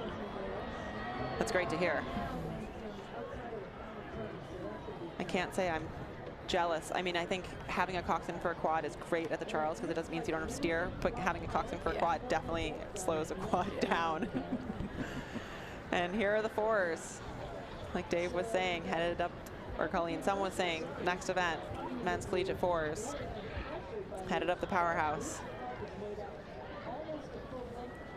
So super competitive race. Many veteran crews taking part in this event. 2019 second place winner Orange Coast returns with bow number 1, and the 2019 third place winner UC Santa Barbara with bow 2.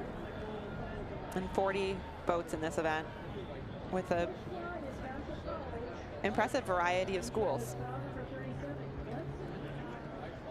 Yeah, Lewis and Clark College and bow 23 making their first appearance at the head of the Charles. So new schools being added, and yeah, quite the variety. And here we have bow 2's already passed bow 1, taking the lead. So that's UC Santa Barbara has passed. Bronze medalist in 2019, passing the second place crew from 2019. Orange Coast is a 2-year college in California, and they've had a rowing program there for a long time. So they row in the JV event because they're only a 2-year college. They don't row in varsity events. They always mount a strong team. They send a number of people to IRA colleges after Orange Coast. Absolutely. Heard. From junior college right into Cal, right? Yes, exactly. Right, Cal. Yep. West Coast powerhouse teams. And you can see they're rowing really well. But it's, I mean, 2019, this has got to be a completely different boat. Yes, totally. They only have 2 people. years there, so it's certainly not the same people. Yep. We talk about the disadvantage to the Ivy League schools who didn't row for 2 years. You don't row for 2 years at a 2-year school. You absolutely have a different group of people. And here's Trinity, bow number 17, going by Riverside. And most of these teams probably also fielded collegiate 8s, is my suspicion. So up to the coaches whether they put their top athletes in the 4 or the 8, if they do have both of those entries. Well, and what we're seeing is some of the more distant schools sending their 4 best, like Oklahoma City is here, some California boats, Notre Dame. We didn't see a large number of West Coast teams in the college level event. Okay, in the 8s. In the 8s, okay. Yeah. We've got Washington University, another division, Washington from St. Louis, Missouri, another west of the Mississippi team. And here Orange Coast is doing a good job of maintaining that length in the headwind, stretching it out. Those are very distinctive unis, those horizontal stripes. Yeah, it's like Riverside, but some different colors. And then it's also a matter of getting equipment out here, whether they're borrowing equipment or not. It looked like to me that one of the boats in the top few looked like they're almost running with Harvard blades. So I don't know if they're borrowing a boat Yeah, that from happens a a local lot. university. Kind of messes you up when you're trying to do it by the blade colors. And here's bow 7 just edging and trying to get that inside of weak turn. Let's see how they're able to take the turn. Yeah, pressure's on to take it sharp if you're on the inside there. It's going to really force that team on that's being passed to the outside. Yep, there they go. That's making no it man's even land harder there. for UVM. That's really a tough line. Yeah. Not much you can do when you're on the outside. No, there's really. And the coxswain can't even see. There's a lot of trust. If you're a coxswain going into a bridge with another coxswain, particularly in a bow 4, where you bow loaded 4, a coxswain in the bow of the boat, where you can't see the moves that they're making. You just gotta hope they don't hit you. You're really dependent on your athletes for communication. Absolutely. In that bow loader 4. Who's coming up behind you, what's happening. If they can just get a word or two to you during the race, you have a much better idea of what's going on. Because all you can see is what's in front of you. And it does make a big difference. If you're sitting up and sitting down, that movement is going to disrupt the boat. I think for the fastest crews, generally seated up in the front, you can have a little bit more trust sharing an arch if your bow is, 1, 2, and 3, but in the back of the pack, a bit more of a gamble. And Oklahoma City looking good. Is that Oklahoma? Yeah, in 4th. Before I say it. Oklahoma City Oklahoma University. City. Yeah. Yep. Their unis are very similar to the training center in Oklahoma. A fortunate guess. 6th place at the 2021 IRA in the men's 4 is what it says in their bio. So they have a nice gather at the finish there where they're regrouping and going for the next stroke. And here's a bucket the other way, which it's debatable why you would. I mean, I guess with 4 people, you have 4 athletes. So in terms of size and stroke and bow, your options may be more limited. But it's going to make that turn hard. The coxswain did a good job, though. A 4 is easier to turn. It goes slower and it's shorter. Yep.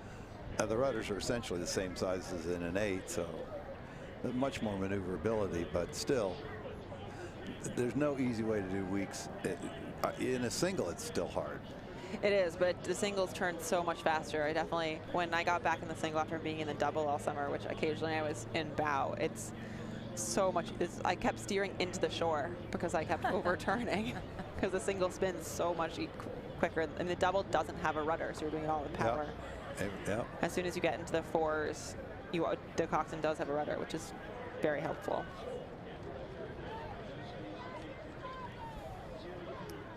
And here we have Bates again in the pink unis, followed by, I believe, Fordham, bow number 12, which means Bates is past Fordham. And here's a big group of people going through weeks. So Trinity with bow 17, looks like maybe UVM with bow 18 just behind them. So Washington from St. Louis.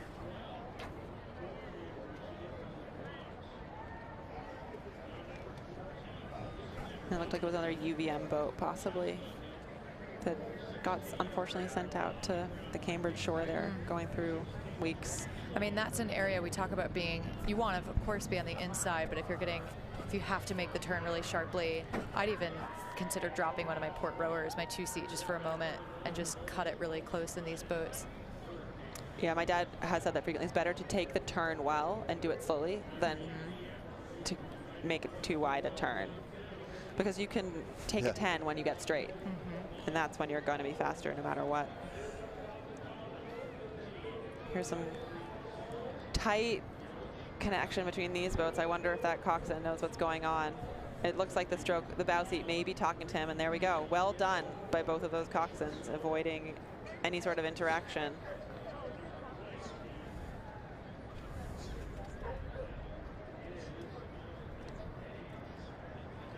And here are leaders.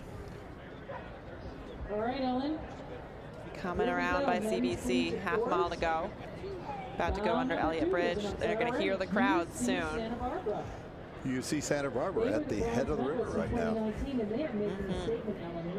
So Jebby, in your single, were you listening for your name? I mean, this is your hometown, like, boat club at this point. This had to be a favorite moment. So I don't necessarily listen for it, but you definitely hear it because it's very loud, especially this CBC announcer in particular. I hear glimpses from like Wells and the rest, but the CBC announcer, for whatever reason, seems to be more noticeable. And I do remember one year I came around and my dad was announcing, and he said, "Here comes Jebby Stone taking the turn very wide." I was like, "Oh, thanks, Dad. You're criticizing my steering. Appreciate it."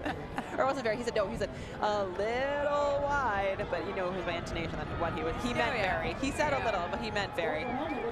It's like the break an oar story. Yeah, he's a big advocate for having your blades on the other side of the buoys. So for people who don't know, you get a penalty if you miss a buoy, but it is only the hull on the wrong side of the buoy. So your blade can be on the other side, but the boat itself cannot.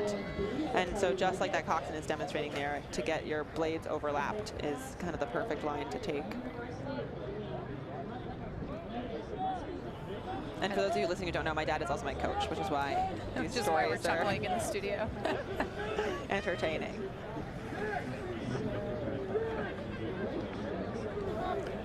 Yeah, rumor has it he knew how to row at one time. Yes, he's a former national team member himself, the U.S. singles sculler for a long time, and started out as my training partner before doing a full-time job as my coach. So now that you've settled into Dr. Stone, how much time do you have for your rowing? What's up next for you? You know, I love rowing, and so I'm not someone who's just going to hang up my oar when I was done with the elite level. And I mean, I raced the Masters race yesterday, and it was really nice to get out there and do it and push myself, but without any external pressures whatsoever or expectations. So it was really fun. I've been going out 4 to 5 days a week. One day a week we've been going out in mixed quads with some of the girls who are still training full time and some of the Masters guys who I've rowed with for over a decade now. And we do the typical Masters workout, is what I call it, which is steady state up to the Museum of Science, which is about, I don't know, 6K, so however many miles that is, 4 miles downstream, and then 1 minute pieces coming back. 1 minute on, 1 minute off. Universal Masters workout. Yeah. A little bit of something for everyone. It never fails. And here's bow number 8 trying to stay ahead of bow number 9, UNC and UVA. Little Southern rivalry right there.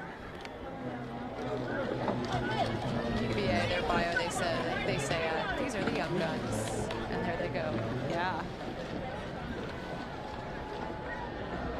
Everyone really excited to be back in Boston. It's funny looking through the bios, so many of the bios say, "We're just so happy to be here. We didn't race last year. We're so glad to be back." And even on a piece of paper, it's fun to feel that energy.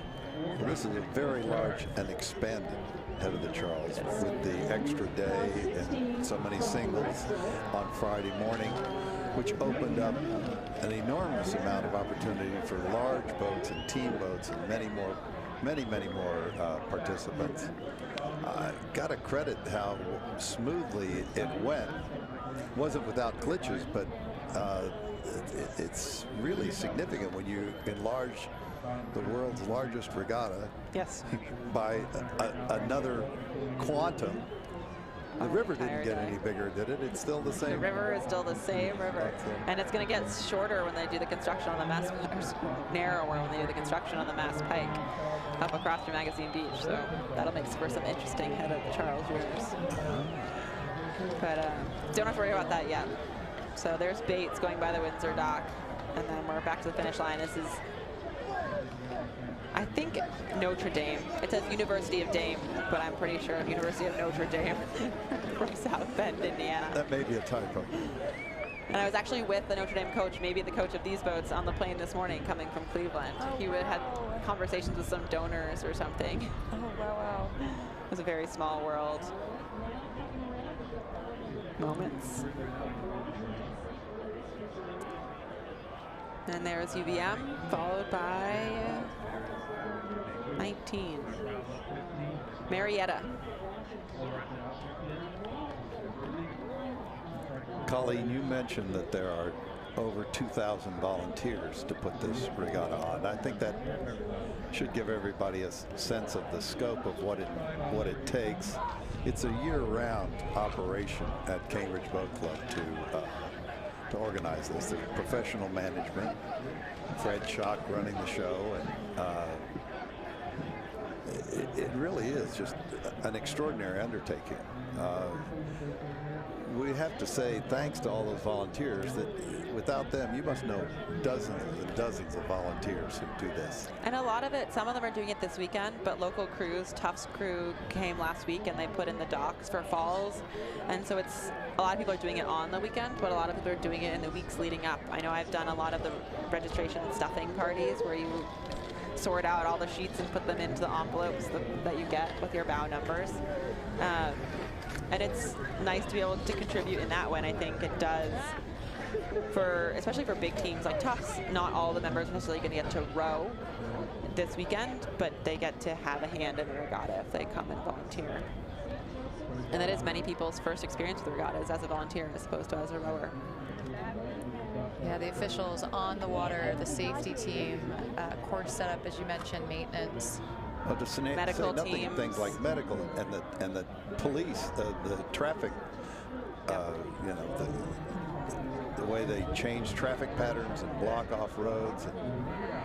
Although Mem Drive now is closed on Saturdays and Sundays all the time. That was a COVID change, which as a member of resident of Cambridge, I very much appreciate.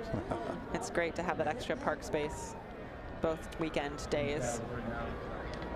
And here is St. Joe's from Pennsylvania. There's a great shot of the Hawkeyes. That's the Hawks. I mean, you know, this camera is my favorite one. It gets all that close up. You really got the Coxed's face on that one. He is sitting up a little bit in the boat. I want to tell him, wiggle down, wiggle down. He looked comfortable, this guy. Yeah. Joseph Perino. U.S. Merchant Marine Academy. And they're going right over those buoys, headed into Elliott. Stroked by Cameron Rothley.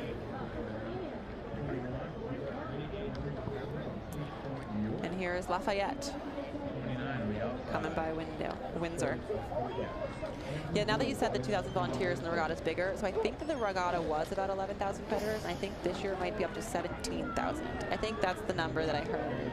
It was a significant increase. That's a quantum leap, yes. And that's huge. And talking to one of the state troopers, they said, yeah, this crowd is like 4th of July in Boston. Oh, yeah. Except for these people are sober. So, I mean, I would say it's almost similar to the marathon, and the marathon was only 2 weeks ago this year because it was postponed from the spring to the fall because of COVID still. So we've had quite the series of sports events in Boston between the marathon, the ACLS against Houston, the Pats are playing, the Celtics and the Bruins both started their season. It's very excited sports town. How do you arrange for this good weather? How do you, what's the story on that? We've been so lucky this year, all of September and October, and a part of me really loves it, and a part of me is very scared about what is happening with our world and climate change. I hear you. Yeah. Because these trees, I remember coming home in college, and I'm not that old. I mean, it was 15 years ago, and all the leaves were gone when I came home for Head of the Charles weekend. And now, last year, there was like a 70-something degree day. I'm with you. Yeah. Yep. So 33 and 34, it's Trinity, followed by Grand Valley.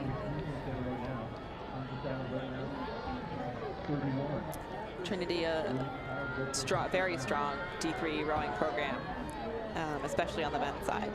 And the wedding I was at last night, all 3 of the brothers rowed at Trinity. A lot of the Larry Gluckman influence in that. Absolutely. For those who don't, Rowing had a lot of bad losses last year in our some of the best of our people. So coaching in particular. Yeah.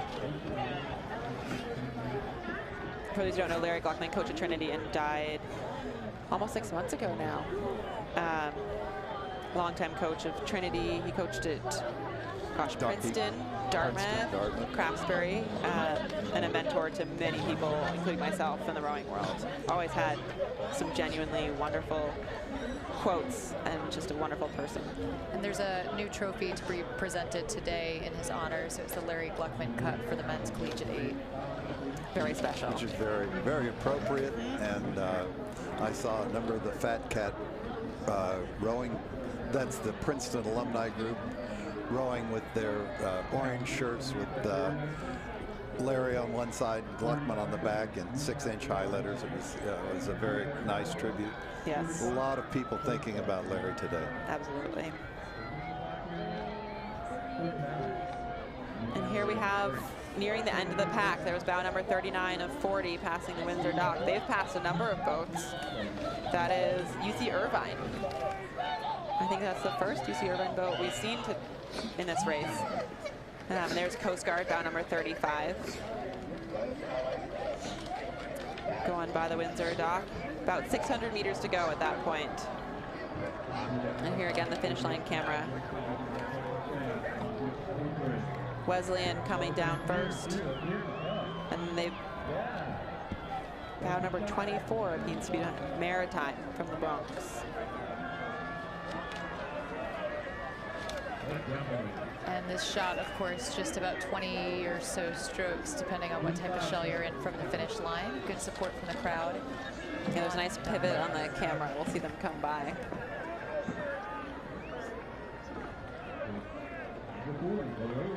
And there they go, across the line. It is one of the funny things with this race. You see them, they took like an extra stroke or two across the line because you want to be entirely sure that you're through the finish line. But there's no horn or beep or audible, so the rowers aren't exactly sure, and the Coxed and a Ballot or 4 can see it, but it seems like they're erring on the side of caution, which I commend them for. I saw Coxed with their hand raised as they went through the finish, just out of habit, and I chuckled. It's like, you're through. That is, what an ingrained habit. Yeah. And here we have the first women of the Collegiate 4s. The next race with 32 competitors, Washington University from St. Louis, Missouri. It's a great close-up there.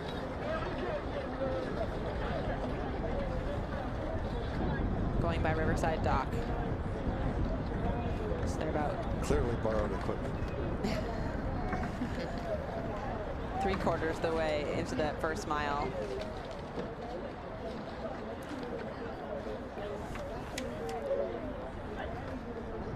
And here Clemson Rowing Association. So Clemson and bow number 5 had a good regatta at the Dadville earlier this year. Through the powerhouse and now setting themselves up for weeks.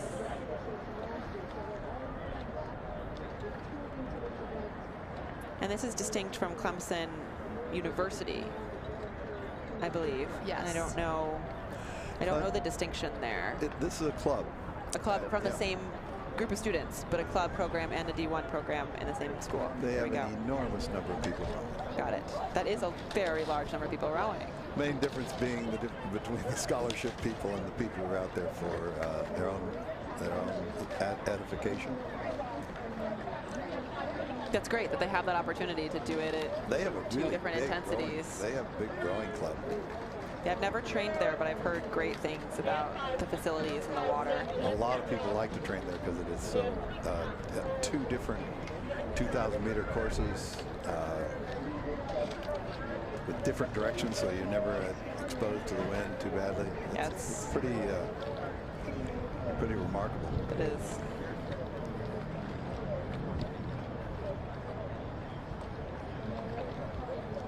And we talk about there aren't a ton of D2 schools, but Barry University is one of them. They're one of the stronger D2 schools, always up there at NCAA's. And Florida Institute of Technology might also be a D2 school. Yeah, they had some shells entered earlier. That's right. Barry definitely is. I've seen them a perennial participant at the NCAA's for Division II. It's just always a really small field because they don't have enough teams to qualify for more entries than they do. Yeah. And here coming into that long turn past the 2-mile marker, and it can be hard to pick up where the buoys are on that corner. But that coxswain with the white blade, so it's very hard to figure out who it might be, is doing a good job of pointing directly towards them. Yeah, you definitely want to hit the apex of the turn so that you don't go farther in toward the Cambridge shore, or the Boston shore, that is. You don't want to get drawn over to the Harvard boathouse.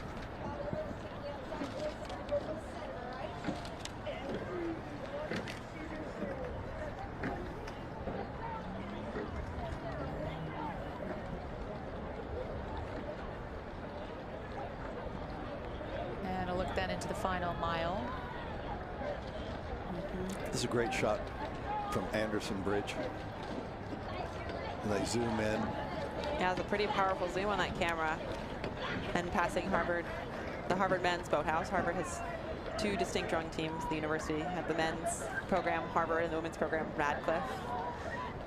And their boathouses are on opposite sides of the river. Both very conveniently close to campus, but distinct entities. And Radcliffe keeping the name Radcliffe. Well, correct? I did. I volunteer coached at Radcliffe for a year and rowed out of the boathouse for over a decade. They're beautiful historic buildings. I think the women's boathouse smells a lot better than the men's.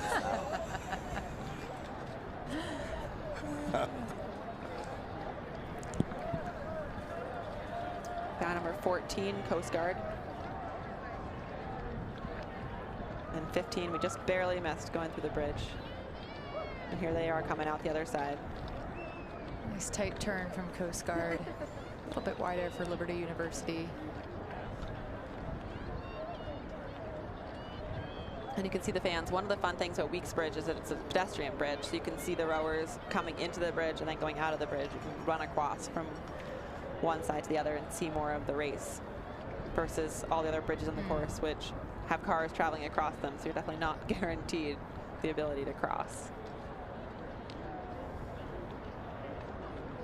Yeah, tough at Elliott when you want to watch both sides and you can't quite do it.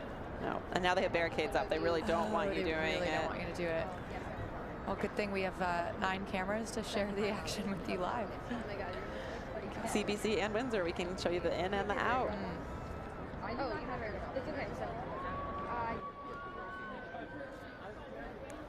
And there, and it's hard to see, but there is a yellow buoy on the right side of the screen there, marking the 2-mile mark, right next to the door to the monastery, which is another hot Jevy tip. I love this. There's like these tiny, you think you know the markers, but then there's a whole other level.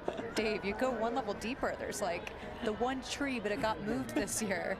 But the door won't go anywhere. The door won't go anywhere. Yeah.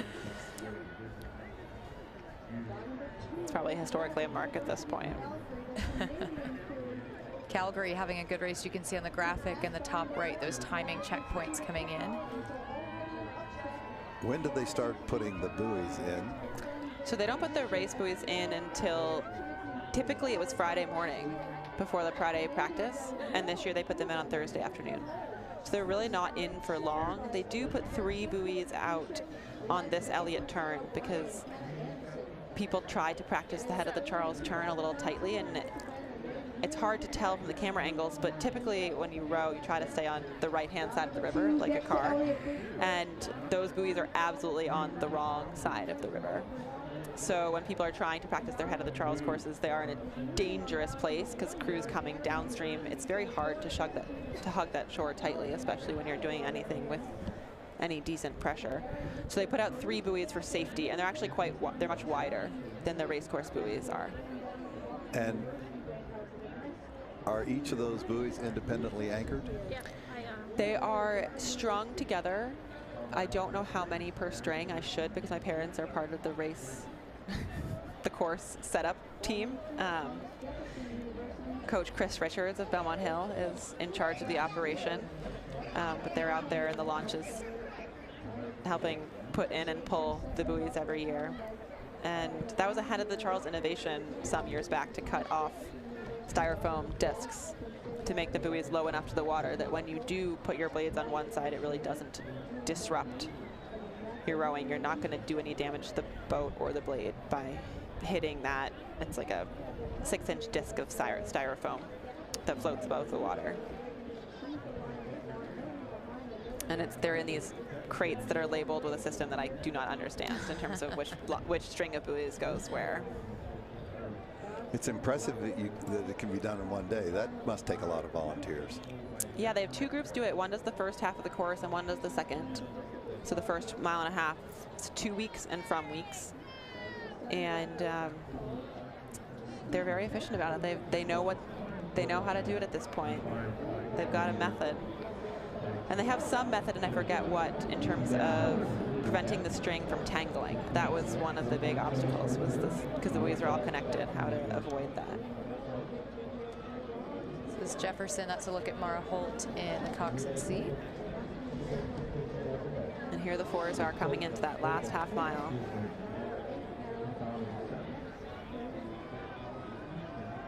And we're seeing the times pop up just as they pop past CBC here, which is exciting as they kind of make their way onto that timing board. A good race from Lafayette, bow number 7, coming into our screen now.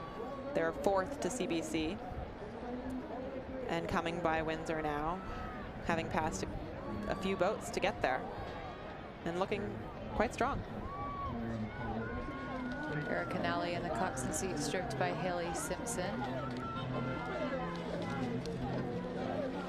Keeping it long as they come into that last 600 meters. Almost to the finish. You can tell they're sprinting there. The rate has come up for sure. Rate intensity up for that last 10-ish strokes. So for folks tuning in, this is the tail end of the women's collegiate fours. Couple events left, the Director's Challenge parent-child doubles that are just taking off now up at the start line, followed by the Director's Challenge mixed 8 to round out the Sunday program and the weekend. And I'm gonna sign off at the end of this race. It was great joining you guys. Chevy, thanks for having me. 10-time winner in the champ. Thanks for flying back. 10 in the champ. 10 in the champ. Now 1 in the master. 1 in the Masters. You know, it's been fantastic to have you. I hope everyone listening has heard all these great tips, some secrets. Yeah, my next goal is that currently the Masters women's events don't have as many trophies as the Masters men's events.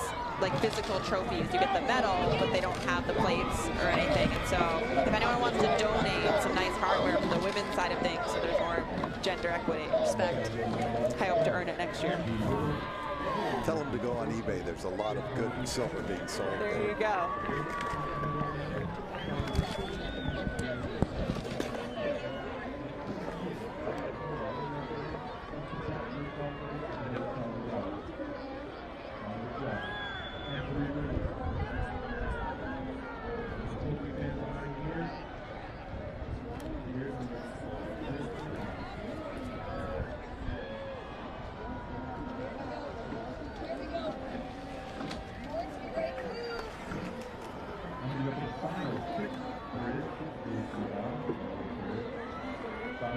We welcome back David Wyatt.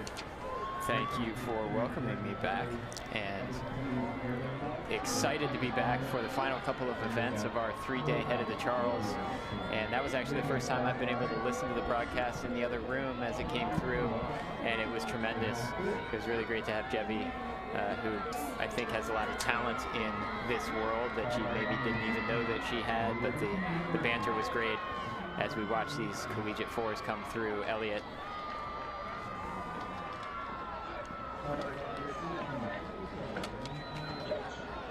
What is that? University of Calgary coming through with the best time. So we've got a Canadian boat atop the list at the moment. A couple of Florida crews following. Barry at Florida Institute of Technology.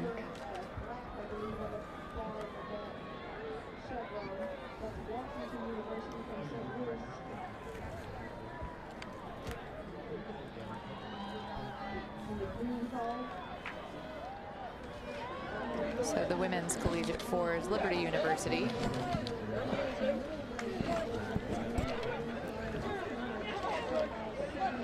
Behind them, the Coast Guard Academy. out of New London, Connecticut, where Dave has spent some time, I think, for a particular boat race that occurs there on occasion the spring season.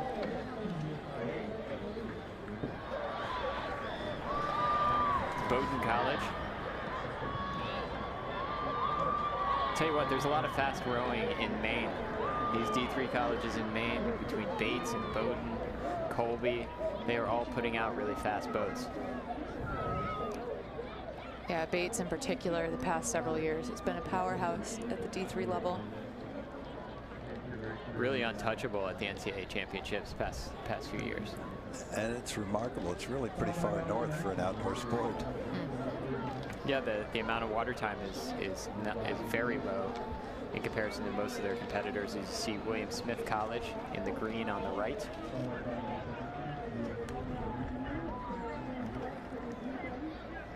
Coached by Ethan Curran and Paul Buenhagen.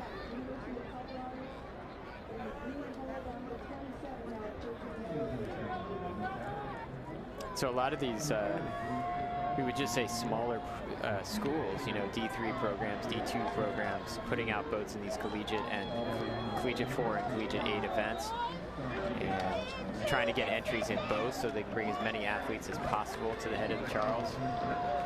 As we have 32 women's collegiate 4s, as we're seeing some of the bout numbers in the 20s come through. And then the following event is going to be the Director's Challenge Parent-Child Doubles, of which I believe we have 50. So you're looking at bow card 20, which is St. John Fisher College out of Rochester, New York. A program that has only existed for 9 years.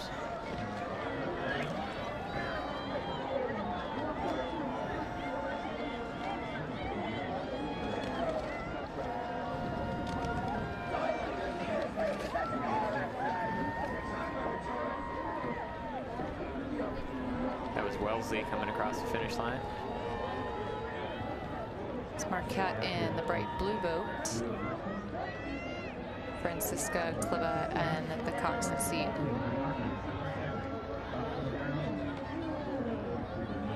So Dave, one of the questions I have for you is, in your time watching rowing, coaching rowing, aside from equipment, what has been the sort of the biggest evolution that you have seen, especially at the collegiate level, in terms of how boats are rowing, how they're finding speed, how they're training? What has been kind of the biggest shift from, let's say, 20, 30 years ago?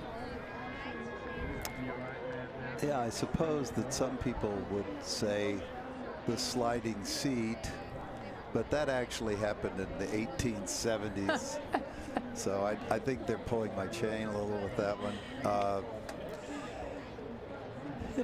Trainees has gotten a little more sophisticated. You see a lot of the top programs, particularly programs with a lot of international talent, kind of following the international norm of higher and higher ratings. That's a difference. I'm not sure that it's necessarily an advancement, but because, the international crews that do that have a surplus of power that many of the collegiate teams don't have. So, the technical shortcuts, if you will, that you have to take to get to a higher rating may not pay off as much. But, rowing has been around for such a long time, and from the very beginning, an awful lot of trial and error, a lot of thought put into it. Today, a lot of capacity for instrumentation to measure every kind of thing, and designers engineer the boats for maximum efficiency, but pretty much they always come back to finding that, yeah, what everybody's been doing is pretty good. And, if this is the way you're going to propel a boat, it's very efficient. So I think the biggest change has probably been in the large number of very good coaches. There have always been good coaches in our country, but I see more and more good coaches across the board. The growth in programs has accelerated that. And the number of youth rowers, juniors getting really good coaching, really adds to that talent pool. So it makes plenty of sense. I mean, I think the sport really has just expanded and grown so much. Maybe that's one of the answers as well. As we see the next event, which is the Director's Challenge, parent-child doubles. Again, 50 or 49 boats in this event. That's about 2 Westside Rowing Club's Theodore and Matthew Marks. So father-son combination. They both went to Boston University. And Ted and Graham are racing the event for the 6th time.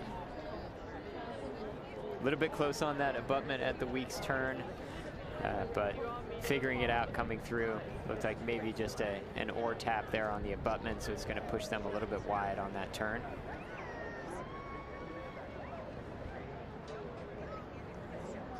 Such an interesting, great category.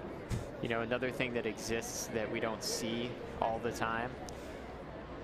If, you know, as a father now, if my son ever wants to do some sporting event with me, I think I'd be flattered. Well, bow number 1 is the Coven Training Center, featuring Jamie Coven and his daughter Lucy. Lucy's been on the U19 and U23 national teams in the pair. And of course, Jamie is a former world champion in the single scull. Well, that's got to be a pretty good parent-child double. Well, and you're seeing that with the genetics carrying through, but you see just so many, as that is the aforementioned Coven Training Center, bow 1. And it looks pretty proficient, if I do say so. K on the blades. And just getting the times in from Weld. Looks like the Coven combination is working quite nicely for them. The fastest time to that checkpoint. Yeah, my experience is that you should never really bet against a Coven in the boat. Trust you. Looks like bow 4 is in 2nd at this point, and we're seeing bow number 5. That's a Riverside blades and unis with Cambridge Ringe and Latin and Riverside combination. That is your bow number 4, the Marin combo of Bjorn and Niels Larberg. Niels rowed 4 years for Harvard, class of 2018. And they finished 10th place in 2019. I will remark, however, that if Coven and Coven do end up winning this double, Lucy will have beaten a lot of men down this race course today. As we're seeing, a lot of these combos are father-son that we've seen so far in the picture. I guess by extension, Jamie will have beaten a lot of mothers down the course. That Coven double is really good, and they have a really nice rhythm going. There are a lot of people who come to this every single year. We're looking at bows 11 and 13 and 12. 11 Undine, David Rhodes and Brad Rhodes. Brad Rhodes in the 2-seat, just 15 years old.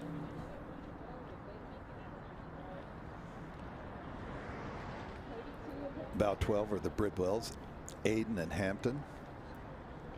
Aiden was a varsity oarsman at Northeastern. Hampton fairly new to the sport. Here's the Murphys, Russell Murphy Jr. and Sr. out of CBC. Having a great regatta as well. The last checkpoint, they were running 4th. That's bow 15, the unaffiliated Roberts, Benjamin, and John. They look long. Oh, and some costumes. Well done. I so appreciate that. We've waited almost the entire regatta to see some great costumes that we're seeing from the Orlandos of Los Gatos, Dominic and Rick.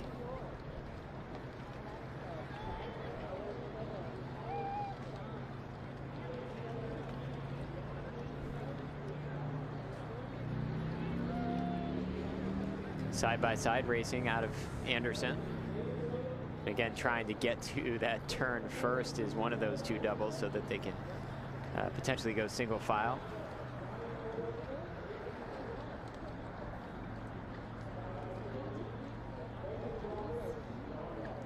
I think Jevy had time to get back and catch up with her dad and hop into one of these boats. I don't know. Right? Come on. They could have warmed up and hopped in from Cambridge. I wouldn't be surprised to see them banded in at the end of the. Lucy was on the U19 and the U23 national teams in the pair. As I mentioned, Coven Training Center. Was back on the U.S. team in the single and the 8 back in the day. Way back in the day. Way back in the day, yeah. The land announcer says. This combination has opened up a huge H. Oh, they look great. So long and powerful. Perfect line. Making dad steer. All right, Steve Coleman. And Jamie's pulling hard. He's not going to be able to pull. I'm just impressed at his advanced age that he can still turn his head far enough to see. I hope he listens back to this broadcast. I do too. Of course, I've been using a mirror for over 10 years. Maybe 20. He'll listen back and he'll get it double. He got the Cambridge announcer saying way, way, way back in time. Jamie Coven was a world champion, and then he's got us giving him a hard time for steering this boat. Jamie Coven won the world championships in 1997. I know that because I was there as president of U.S. Rowing, and I got to accept the medal for for our federation. Aww. And it was a great event. We won both the 8 and the single that year. Very cool. And look out, bow number 7 is plowed. Well, he'll be happy they posted the fastest time to CBC as well, the Covens. Armando Chavez and Armando Chavez, 32 and 66. It's the Chavez duo, bow number 7 from kind of letting CBC take it away here. We've got such a good feed of that CBC announcer giving us the color as they come past. That's bow 4, that Marin boat of the Lauerbergs. Amazing to see Hollywood Rowing Club. Niels and Bjorn. They are Armando Chavez and Armando. They're holding on to second place. All right, bow 3 coming around. Yeah, and like nearly a minute behind the Covens, by the way.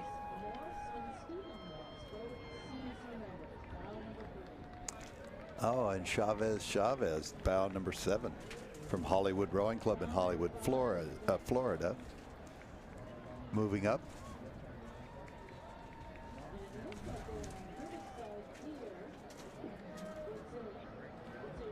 Getting this timing data is really amazing. Really adds to the broadcast, given the fact that these boats go off at a stagger. As you saw, looking straight into the camera there was Bjorn Lauerberg.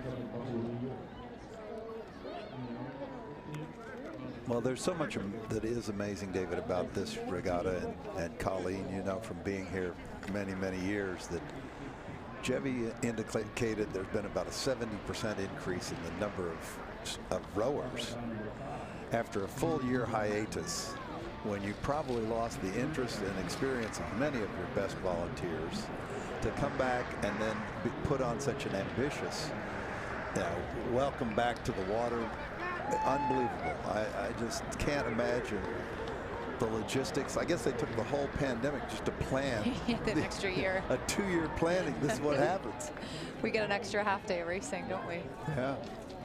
And I want to mention and shout out all of the camera operators are volunteers. These 9 cameras that have given you the shots throughout these 3 days of racing, they're all volunteers, many of whom had 0 camera experience coming in. And hopefully you have enjoyed their pictures as much as we have enjoyed talking about them. And a shout out to Dan Beckham for spearheading the broadcast project, to Mitch McManus, the broadcast co-director, the big background in sports and television production. As you look at the Murphys from Cambridge Boat Club.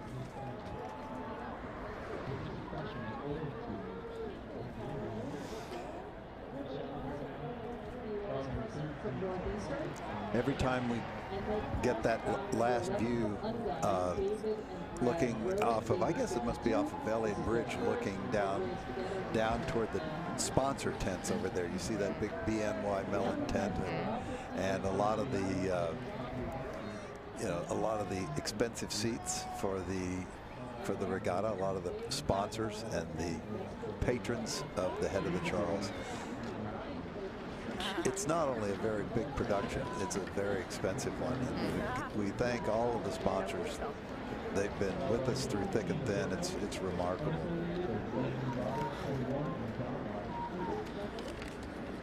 My wife remembers when it used to just be people hauling kegs of beer up to the side of the river, and now you've got tents with wooden floors and air conditioning or whatever it takes, all the way up and down the river.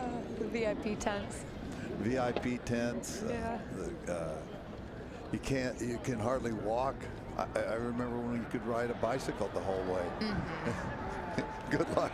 Yeah, you got to walk that bike now, don't you? I don't even think even with the road shut down alongside the course, still good luck. Yeah.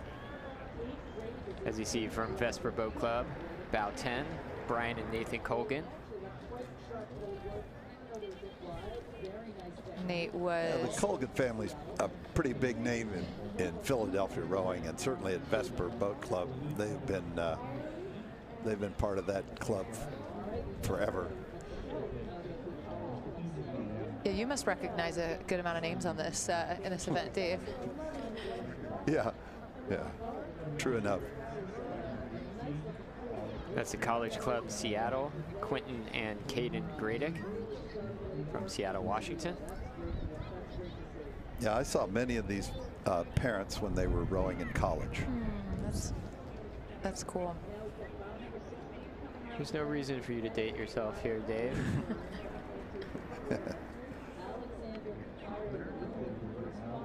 And a great shot of that combination from College Club Seattle, the Gradicks. Again, dad steering.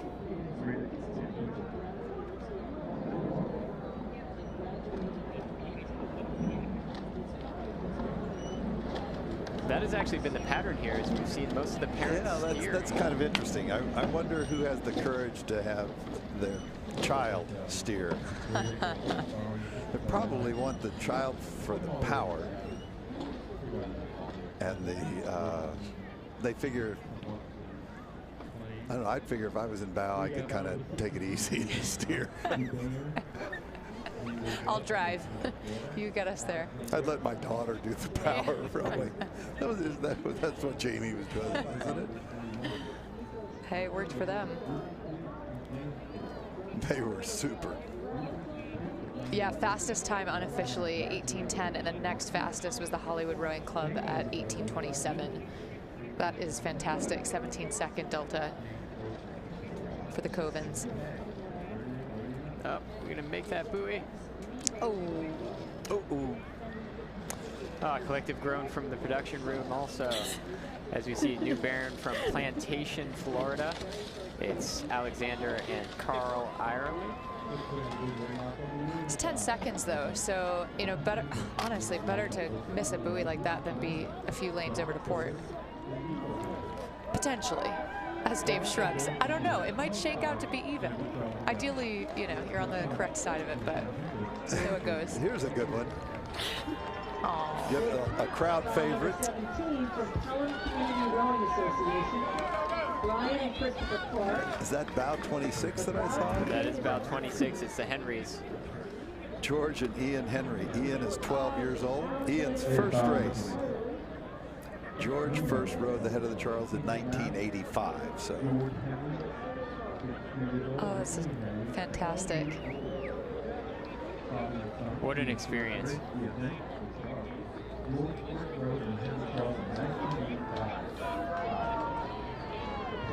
So close, less than 750 to go, about 600 meters. Ian really setting the pace there. You can see the grimace on his dad's face. That's amazing. Look at that. That's incredible. Clearly they are a cameraman favorite as well as a crowd favorite.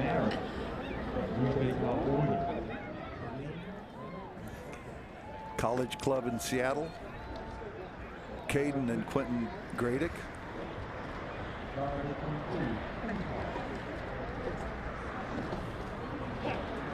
And through the line.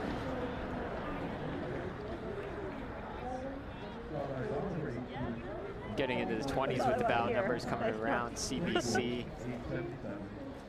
So Colleen, do you think you are a more controlling parent if you're in bow, insisting on steering, or if you're at stroke, insisting on stroking? Fantastic question. I suppose it depends on what you care most about. I think generally bow seat. It's like, let me drive, right? It's ingrained. Typically they're driving the car. Maybe their child's riding passenger. Okay. That's my suspicion. Maybe they're willing to forfeit the stroke seat for that. It makes sense. Yeah. I mean, that's a good reason to believe in that. Unless your child, unless you're the parent that picked up rowing after your kid, so the Harvard combination we saw, it could be different.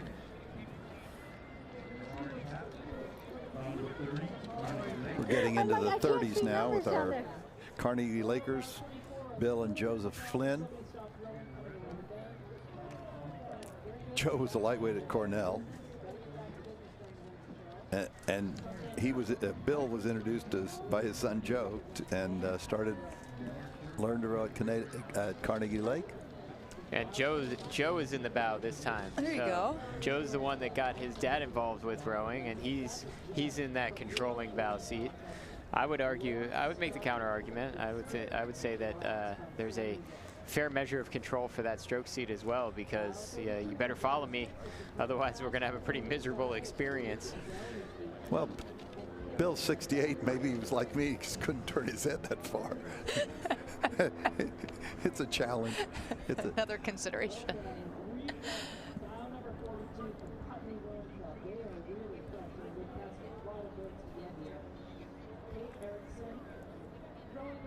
So this is the Director's Challenge. Once again, the parent-child doubles, and the last event of the day and of the weekend taking off as we speak, which is the Director's Challenge Mixed 8. Bow 28 is Celine and Patrick Bennett out of Marin, Greenbrae, California. Marin is one of the truly active clubs. They always send an incredibly large Masters contingent here. They're very, very effective particularly in the men's Masters 8s, where their numbers and power are really evident. 32 out of Texas, Lily and Pitts Yandell, father and daughter. And 42 Putney Rowing Club out of Putney, Vermont, Kate Erickson and Tom Erickson. They are both doctors and high school teachers. And rowing coaches. As well as rowing coaches. Ooh. You left out the most important part, David. Come on. More good side-by-side racing there from Windsor to the finish line. Seen a lot of it throughout this regatta. This is our penultimate event, the Director's Challenge Parent-Child Doubles. And as Colleen said, the last event is already on the race course, and those are the Director's Challenge Mixed 8s. Also an extremely fun event. Well, and these events, unlike, of course, the championship events, are, who knows what's going to happen, but probably the people watching at home really have an interest in that, in this. You see that the crowds have dwindled because there aren't as many college parents helicoptering in for the event to watch their kids race. It's all about really having some fun and an experience with your child. That could be That looks like it might have been Bulldog out of Lincoln Park, New Jersey, with my good friend Jim Millar and his daughter Ann. Their 9th year racing the event, they say. Yeah, they wouldn't miss it. Jim hasn't missed a head of the Charles in a long, long time. Probably everybody in the world knows him as a competitor. And we're on the race course. You're looking at the final event. It is the Director's Challenge Mixed Eights coming through the start line. That was bound 9, which is Chinook, New Haven, Whidbey, and White Marsh. And that's what we're seeing a lot of. As you see a lot of composite boats. You see friends rowing with friends. You know, your friend from California that you rode with in high school or college is going to join you as we see bow 1, which is the United States Paranational team. Their uniforms are to bring awareness to Row for the Cure and ovarian cancer. And Jerry Friel up there in the stern of that boat was my stroke for the race I was in yesterday in the New Haven 8. Jerry was a rower at the University of Pennsylvania. Okay, we've got the costumes, Colleen. This is definitely a costume. I hope that's a costume boat. Club Nautico from Club Nautico de San Juan from San Juan, Puerto Rico. There you go. I thought maybe they were from Brazil. They look like Carnival. It says it's U.S. National Team and Union Boat Club members making up that San Juan, Puerto Rico Club Nautico de San Juan boat. As we see the final couple of 8s come through the chute. Well, this is their 20th anniversary celebration, so I guess that's a good reason for costume. See some names in there. Karin Davies. Yep. Lou Harwood, Northeastern alumni and national team member.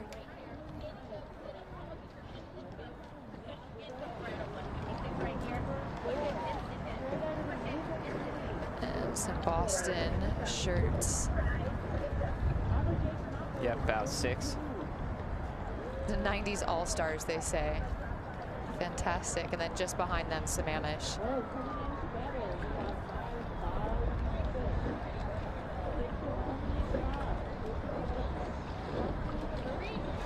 It's interesting to note where people are in mixed 8s. So some people put all one gender at one end of the boat and split it. The others split it up. So Coach Vogel, what would you do? You pretend you're coaching one of these boats. What's your decision?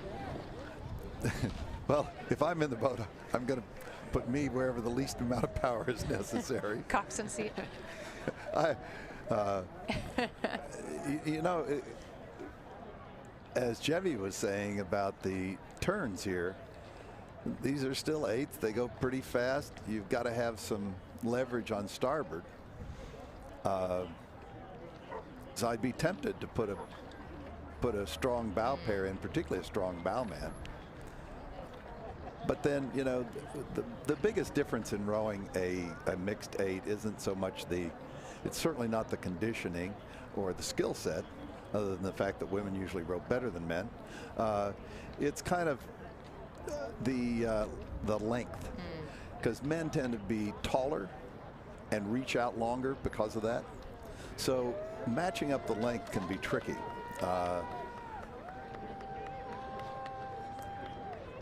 If you have a really good woman stroke, that's a great rhythm setter. So maybe a stern pair of women. I don't know. I guess it would depend on the people. Well, we see a woman stroke in that bow card 1, the U.S. PR3 mixed 8. Danny Hansen is stroking that one, as we saw them come by earlier. And it looks like those costumes are Hogwarts, because we see them at the top there. Hogwarts Express, that bow card 2 was the first to that first timing station. And we'll see how it shapes up all the way down the race course. I think that there could be some jockeying as they go. This is Cambridge Boat Club Bow 11. Mary Jo Meisner is a managing director of the head of the Charles Regatta board and a member of CBC. Blair Crawford, chair of the board of the head of the Charles Regatta and member of CBC.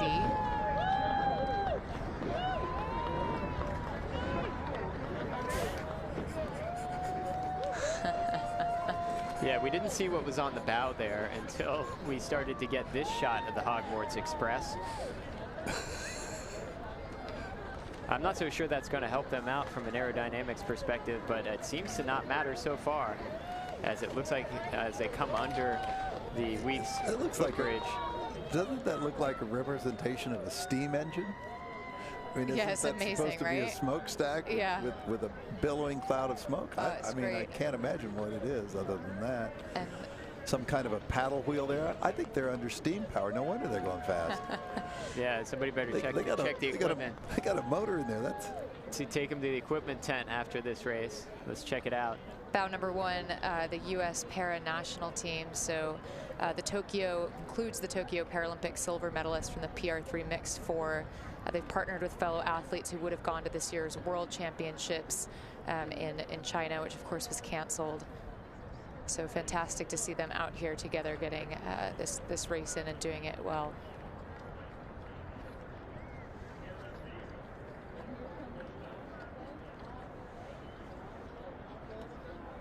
But the Hogwarts Express cannot be caught.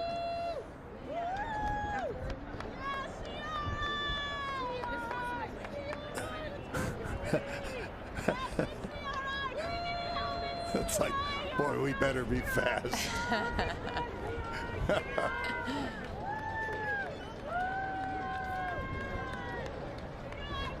I'm sure they spent more time on the boat itself than on figuring out the lineup.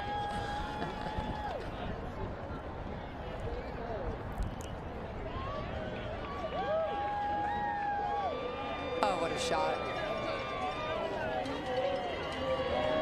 We're definitely going to get a zoom in on this. Oh, yeah. Oh, there's Harry Potter in the 7th seat. Amazing. They're all wearing Hogwarts robes, and I guess the other ones are owls. Is that what they're supposed to be? Well, unfortunately, you're talking to somebody who didn't read the books or watch the movies. Don't tell them that. Oh, they're picking up a nice line, too, headed straight for the apex. And again, bow number 1, the U.S. para-national team, just behind them.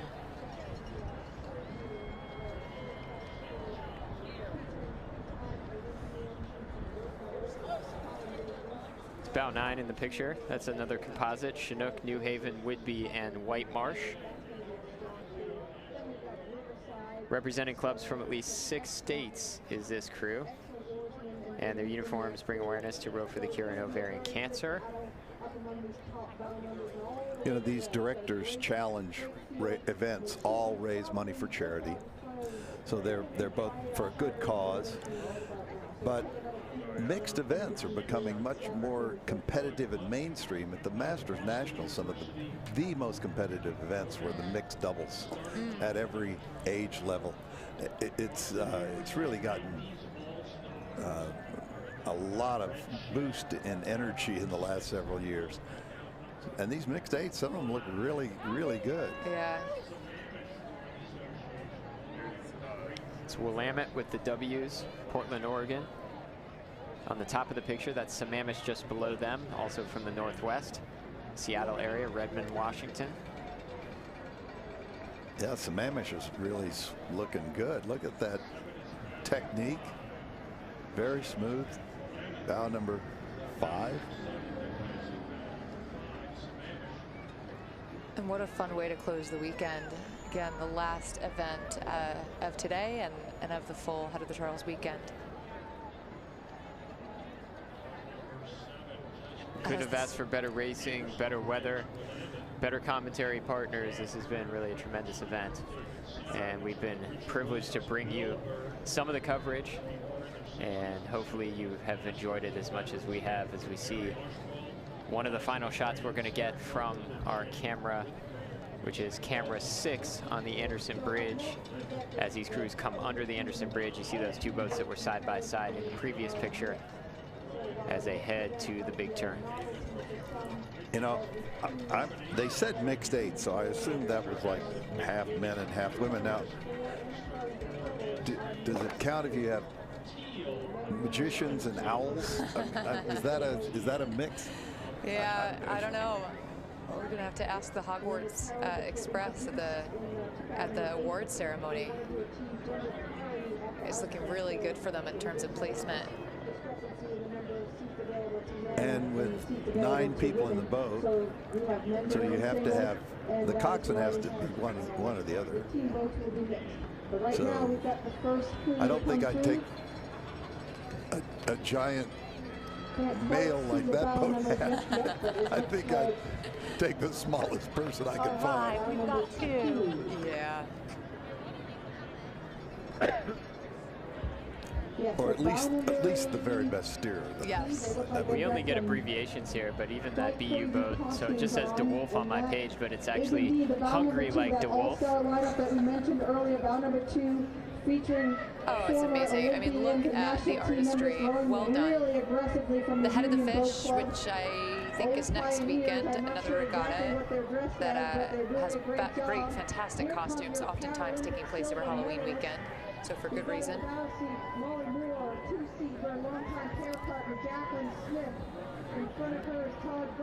And you can hear the commentators giving a shout out to the shelf from the U.S. para team, national team.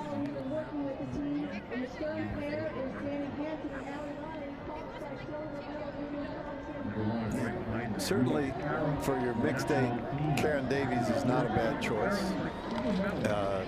Nor any of these women. We've got a lot of people with pedigree in this boat. A lot of national team members.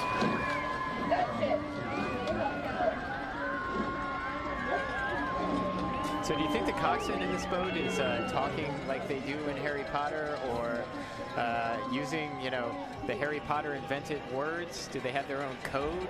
Maybe only the first mile, and then they've got to really focus on the second mile. This is Riverside Boat Club. We saw that was bow number 3, and then panning back to the U.S. para national team. So it was a really sharp-looking CRI boat.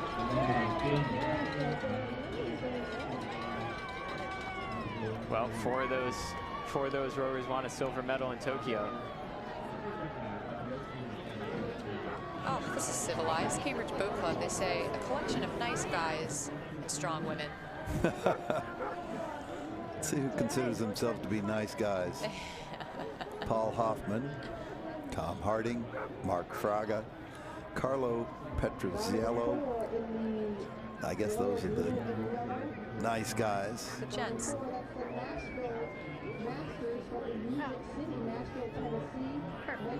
That's Nashville coming through about 4.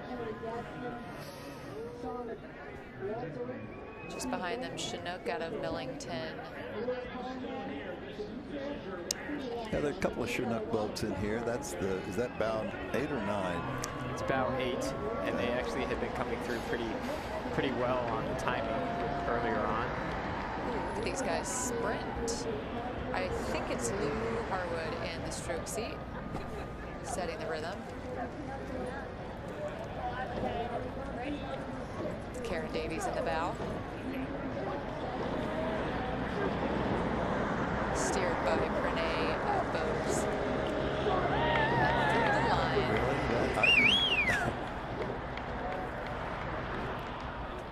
Well, that was impressive.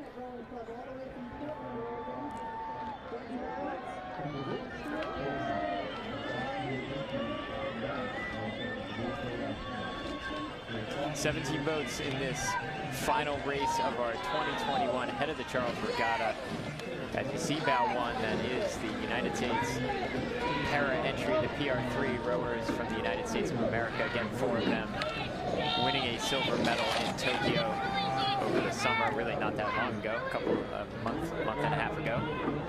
It was Danny Hansen in the 8 seat. Now coming to us, it's bow 7. Willamette Rowing Club. A lot of husband-wife combinations in these mixed 8s.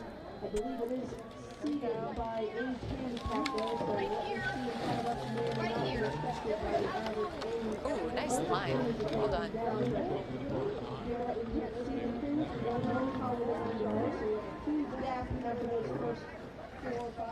The composite shell coming up around the big turn. CPR, NHRC, WBC. ROC. Steered by Julie Crittenden.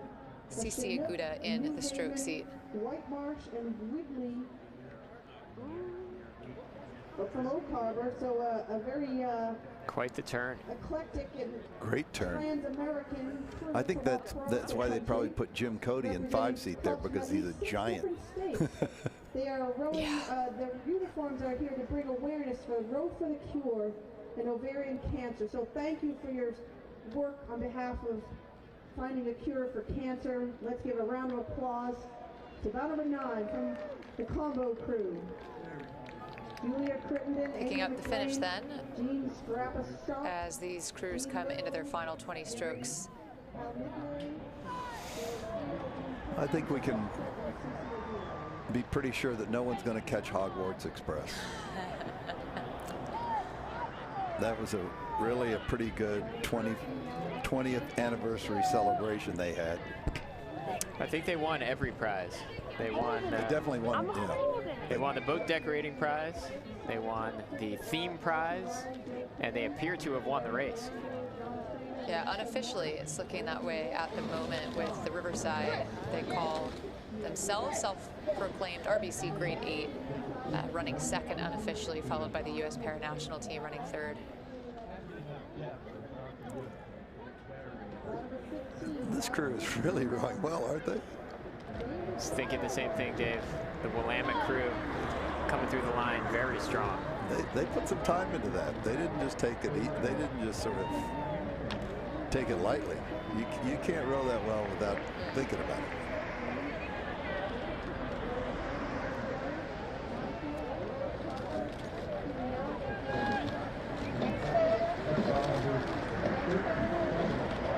That was Sagatech.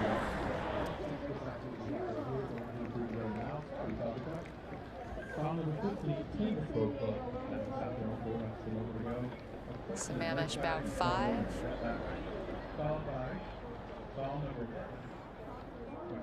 The sunset is making it hard for us to see the bow cards. Really, it's really tough. That's Cambridge Boat Club, bow 15.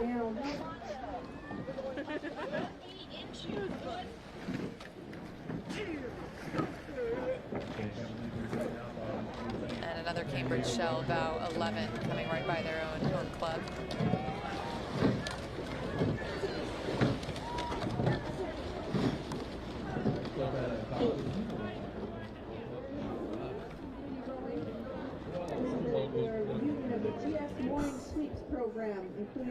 I surrender on that. That's really hard to see the number. The red Well, it's boat. community rowing, I Looks believe, like based on CRI the blades. blades. And that's San Diego, another red crew. Absolutely San Diego. Familiar blade colors.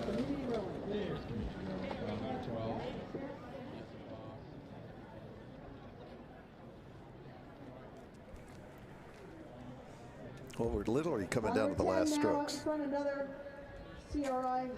Yeah, we're about to put a cap on this 2021 ahead of the Charles Regatta. And what a regatta it's been. We are back at it. We are reunited here on the Charles River in Boston, Cambridge, Massachusetts. It's really been an honor for me to be a part of this broadcast. I want to thank you all for being here with me, Colleen and Dave, throughout. All the guests that came on to offer their words with us as we see that boat from CRI come past the Windsor dock, and we finish up with our final cruise here at the 2021 Head of the Charles.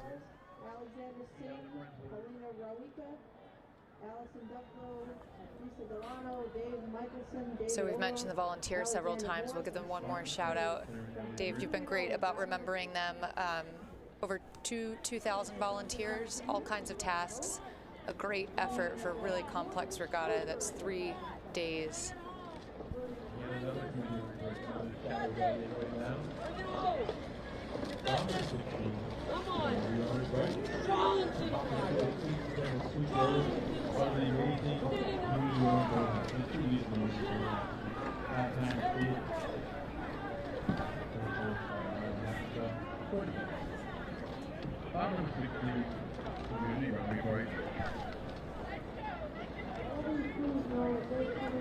All right, we're seeing the times come through. It's still the Hogwarts Express on top, unofficially.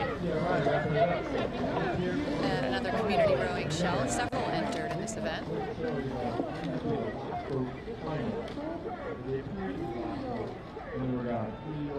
Wrapping around that last starboard turn. What a weekend of racing it's been. Were you surprised, Dave, to see Yale crush that Champ 8? They did a great job. I'm never surprised unless I'm surprised. I mean, you know, it's the head of the Charles. Everybody takes it differently. You never know. It's a great event, no matter whether you win or come in 10th or 15th. It's just a wonderful opportunity to get out and race. Yeah, they were a delight to watch. Great highlight, the Women's Championship 8s as well. All of the youth events, the para events. We just saw so many composite shells, so it's been a real pleasure. We've seen it all. And we saw the 2021 head of the Charles. We're back after 2 years away, and we couldn't have had a better experience watching all of these athletes, these 10,000 plus athletes come down the river or come up the river this weekend. And I guess that's a wrap. Until next year, thank you so much, everyone, for tuning into the live stream. And thank you to Dave and David, and to everyone at the head of the Charles, and to all of the athletes, volunteers, everyone that makes this regatta happen. See you next year. See you next year. Sure.